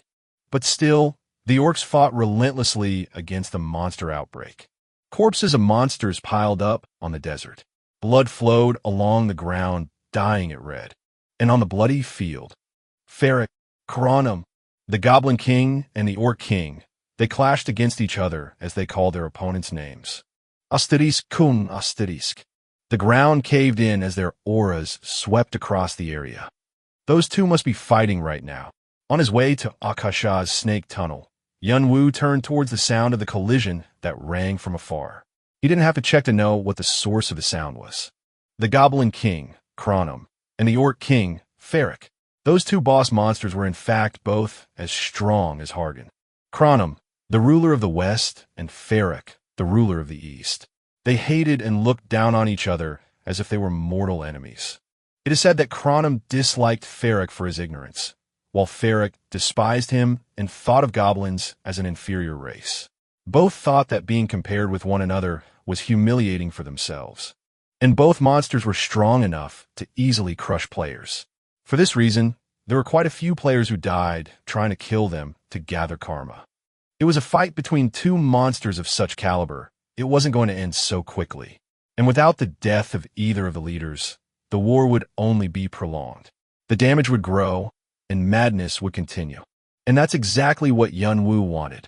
Therefore, he needed to bring Akasha's snake as soon as possible to this place full of food. You have entered Akasha's snake tunnel. Greeted by a familiar message, Yunwoo once again traveled into the tunnel. There he found Ka, Chwick. Oh God, please. Kook, Chwyk. God is angry. God is mad. God is punishing us. Chwick. Rue, run away, Chwick. Just like the outside, the tunnel was in confusion. It seemed like Akasha's snake had gone out of control. Now 5 meters in size, the snake had gone berserk and kept devouring the orcs. The altar was completely destroyed. The orc shaman who was supposed to be leading the ceremony was nowhere to be seen. The orcs, as faithful believers, tried to calm down Akasha's snake, but it didn't work. Some tried to run away, but Akasha's snake never missed its prey. Whenever they tried to run away, the snake would spit out its venom and melt them, and if they stayed close, they still got eaten up. There was no way to run away from Akasha's snake. I knew it. Yunwoo looked at the eyes of Akasha's snake, now red with madness. It's intoxicated with blood. Akasha's snake was not some sort of great being to be served as a god. It was nothing but a big and strong snake driven by hunger and thirst. And currently, the snake was very hungry from its resurrection. If so, what would happen? It smelled the bloodshed outside the tunnel. There's no way it would stay calm. This was his goal in the first place. If it wasn't drunk, he was planning on making it drunk. But it seemed to have worked a lot better than he had expected. Thankfully, there was nothing else he needed to do for his plan. So he silently watched the situation. When Akasha's snake devoured the last remaining orc, it let out a big shriek towards the ceiling. The snake swelled up to about 10 meters and had blood and pieces of flesh all over its mouth. But as if that wasn't enough, the cry continued for a long time. It rammed its head into the wall a couple of times and suddenly made a hole in the ground, digging downwards with incredible speed. It's moving. Yunwoo kept focused, concealing his presence in case Akasha's snake noticed him. At the same time, he tried to track down the snake using his senses. It was swimming across the ground, heading towards the outside. The direction was southwest. It was the very place where the monsters were tangled with each other. Yunwoo then sprang up to his feet. The snake's den without Akasha's snake. The moment he was waiting for had finally arrived. It will take quite a while for Akasha's snake to eat up all the monsters on the battlefield. But still, I can't waste my time. A hidden piece wasn't called a hidden piece for nothing. Considering it was the place where Akasha's snake lived, there surely must be something important hidden deep inside the tunnel. Even his brother mentioned something like this in his diary. There was always a reason for a hidden piece to be where it was. Akasha's snake has a difficulty unfittingly hard for players in the tutorial, but there should be a reason as to why it was there. But not only was I, nor did Galliard, who has been chasing the snake for a long time, able to find the reason. However, if there are things I can tell for sure, is that the reason isn't going to be something small, and that in the whole history of the tower, no one has ever found said reason. A place that no one had ever found in the long history of the tower. What if he could be the first one to find it? Yunwoo landed in the middle of the cavity as he calmed down his pounding heart, and he cast draconic eyes. He scanned the whole tunnel looking for the nest that Akasha's snake used to rest. Considering the habits of a snake, there must be a place where it can relax from outside threat. At that moment, his draconic eyes detected something. There was a narrow passageway along a wall. Of course, narrow only meant small compared to the size of Akasha's snake, but it was still wide enough in Yunwoo's perspective. Yunwoo quickly used Shuanpa and passed through the passageway, going further down into the deepest part of the snake's den. Just then, whoosh, suddenly, a chilly wind came blowing from the inside. Thinking he was nearing the secret, he immediately set his foot towards the source of the wind. And there, Yunwoo had found it. So this is it, a scene quite different from the barren wilderness outside. A piercing wind was whirling along the wall, and the floor was covered with soft snow and slippery ice. And instead of stalactites, there were icicles hanging from the ceiling. It was truly a scene that would draw admiration from anyone who saw it. And in the center, there sat a little boy that looked of about 5 years old. I think I found the reason. Chapter 40. Akasha's Snake Ate. The boy was sitting cross-legged lost in meditation. He gave off a cute impression befitting of a fairy tale. One could wonder why he was in a cave like this. But the reason why Yunwoo was surprised was quite different. Isn't that a snow ginseng? In fact, what looked like a boy was not a real person. It was an elixir that took the shape of a human being. Humanoid snow ginseng. Classification: elixir or mystical creature. Rating: A+. Description: a ginseng that only grows on icy plains while being exposed to the energy of the moon for hundreds of years. Because of its childlike shape, many people mistake it for a human. It will increase mana upon consumption. However, the increased amount depends on the ability of the consumer. Its ingestion method is also very tricky. A ginseng that looks like a human child and that only grows in snowy environments. Only a handful of such rare elixir exists in the tower. I've only heard about it being one of the 5 best elixirs. I didn't expect this coming. Yunwoo's eyes sank deeply. Now I see why Akasha's snake settled down here. Akasha's snake was probably growing the snow ginseng. Judging by its size, it looked like it was about 300 years old. According to his knowledge, its effects would reach their peak at around 500 years of age. He presumed Akasha's snake was also waiting until then. Too bad, it's going to my stomach now. Yunwoo slowly pulled out 3 daggers from his waist. Added to the rarity of the snow ginseng was catching it was also a very difficult task. The moment Yunwoo started approaching it, it opened its eyes. Pat. Yunwoo immediately threw the daggers he had in his hand. Kayak. The snow ginseng let out an eerie shriek as it jumped in the air and reached the ceiling. Some elixirs had appearances that make them indistinguishable from mystical creatures. And because of their sentiency, some even say they tend to choose their owners. At first, I didn't think much of it. But when I got a chance to have one for myself, every second that I looked at it, it felt like my heart was breaking apart. Gosh, it was leaking its precious energy with every step it took. His brother once got a hold of an elixir similar to the snow ginseng. However, little did he know that it could move on its own, and by the time he caught it, it had already lost some of its energy. But thanks to the diary, Yunwoo was well aware of that fact. His strengthened senses quickly located the snow ginseng despite its nimble movements. Run all you like, you're still trapped in this cave. Yunwoo drew another 3 daggers and threw them to his right. Swish. But the ginseng dodged the daggers as if it was just too easy. Then, the 3 thrown daggers struck the ceiling. Rumble. The icicles hanging on the ceiling shook slightly. The snow ginseng landed on the ground and gave a horrible shriek, a behavior unbecoming of its cute face. I'm sorry, but I eat monsters like you for breakfast.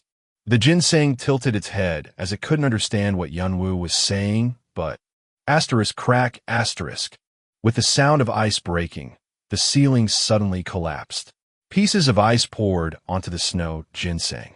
Startled by the sudden collapse, the ginseng jumped away from the spot in an effort to escape through the collapsing ceiling. However, the moment it broke through the ice pieces, I got you.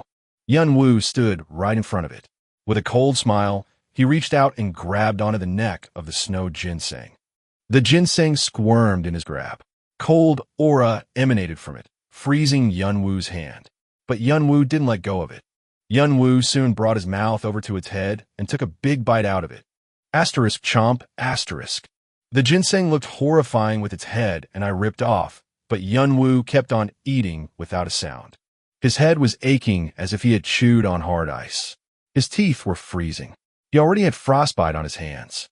His muscles were swelling, and bones were ringing. The moment he finished eating and licked his own fingers. Asterisk whoosh, asterisk. He felt something exploding in his lower abdomen. It was a feeling akin to the one he felt when he first activated the pocket watch. A feeling of mana taking place in his body, or that of reinforced physique settling down. But the amount of mana he felt this time was incomparably larger than those previous ones. You have obtained the hidden piece humanoid snow ginseng. The spirit energy is exploding in your body. It will be converted into magic power. The mana floating in the air or the spirit energy stored inside mystical creatures did not suddenly become one's own when ingested. It had to be absorbed, processed, and settled. And only then could it be transformed into magic power. Of course, a considerable amount of mana would be lost while processing the snow ginseng's spiritual energy. But I can't lose that either. Yunwu withdrew the senses he had expanded towards the outside and concentrated them inside his body. Mana was circulating at high speeds.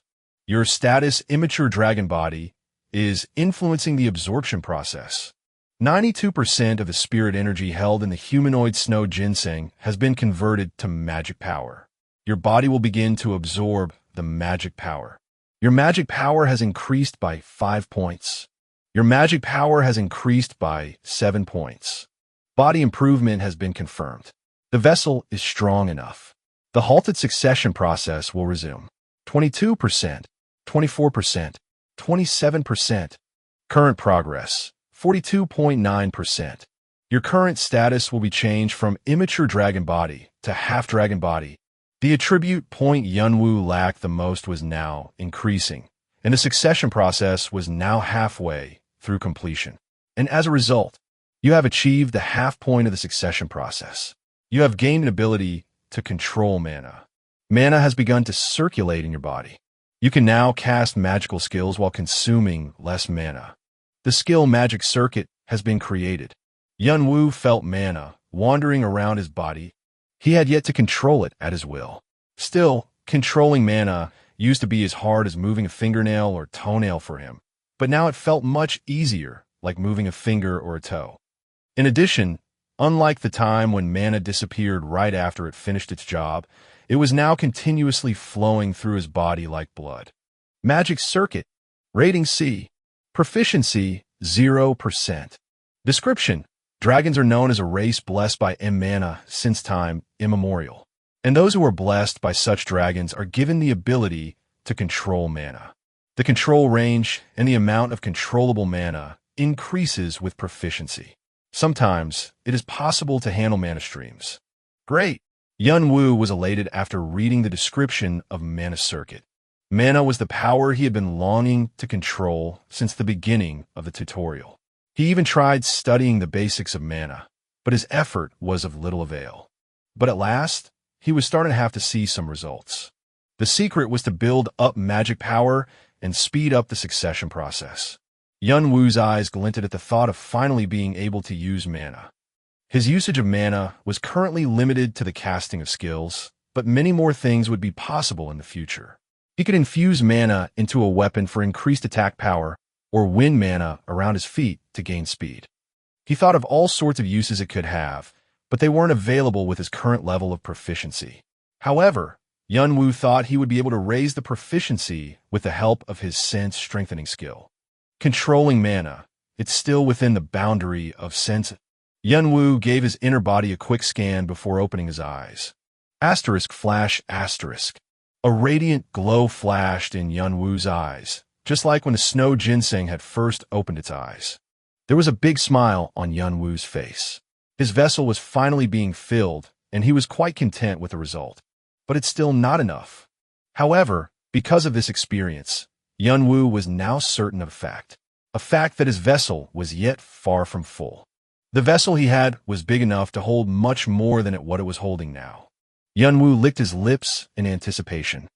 He felt a strong desire welling up in his heart, a desire to take the essence of Akasha's snake. Right before leaving the snake tunnel, Yunwoo looked around, checking if he missed anything. Then he found something on the spot where the ginseng was sitting. What is this? It was a small pendant, a rusty, badly thumbed pendant. It was not classified as an artifact, a necklace full of memories. Classification, pendant. Rating, F-. Description, a necklace full of someone's precious memories. It would be nice to return it to the owner. The owner? Yunwoo was thunderstruck at the description of the pendant. He examined the pendant meticulously. There was a seam on the side, hidden under the rust. Yunwoo wiped off the rust and opened it. Inside, he found a picture of parents and their daughter with happy smiles on their faces. The face of the father was especially familiar. It was Galliard. This is what he has been looking for. Yunwoo let out a small groan. No one could understand why Galliard always chased after Akasha's snake. He never hunted it down for himself. He only gave out trials to test players wanting to hunt the snake and pass down one of his skills as a reward. But if it was all to find his belonging, which contained his cherished memories, it all made sense now. That wasn't in the diary either. Yunwoo rolled up the pendant and put it in his pocket. He was going to give it back to Gillard as he was on his way anyway. Then, he turned towards the exit of the snake's den. Manhwa was briskly traveling along his mana circuit, and his body was brimming with vitality. He was feeling better than ever. Now, shall we go hunting? Yunwoo fixed his white mask and... Pat, asterisk. He flung himself towards the exit. Chapter 41. Akasha's snake ate. Just a little more. Just a little.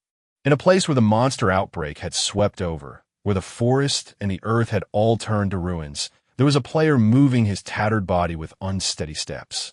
It was Bane. Just a little more. Clutching onto his shoulder with his one remaining arm, Bane struggled to move forward. He was filled with a burning desire to complete his mission. He had managed to survive the assault of the Goblin King, pretending to be dead and waiting until the monster outbreak passed by. He once thought of giving up on the mission and heading back to their base. That was how hard the monster outbreak had struck him. Team 1, Orangden's most prized group of players, had evaporated in a moment, leaving no trace behind. And the aura of the Goblin King had been so ferocious that he hadn't been able to do anything but stay frozen in his spot. Nevertheless, he chose to pursue his mission till the end with only one thought in his mind.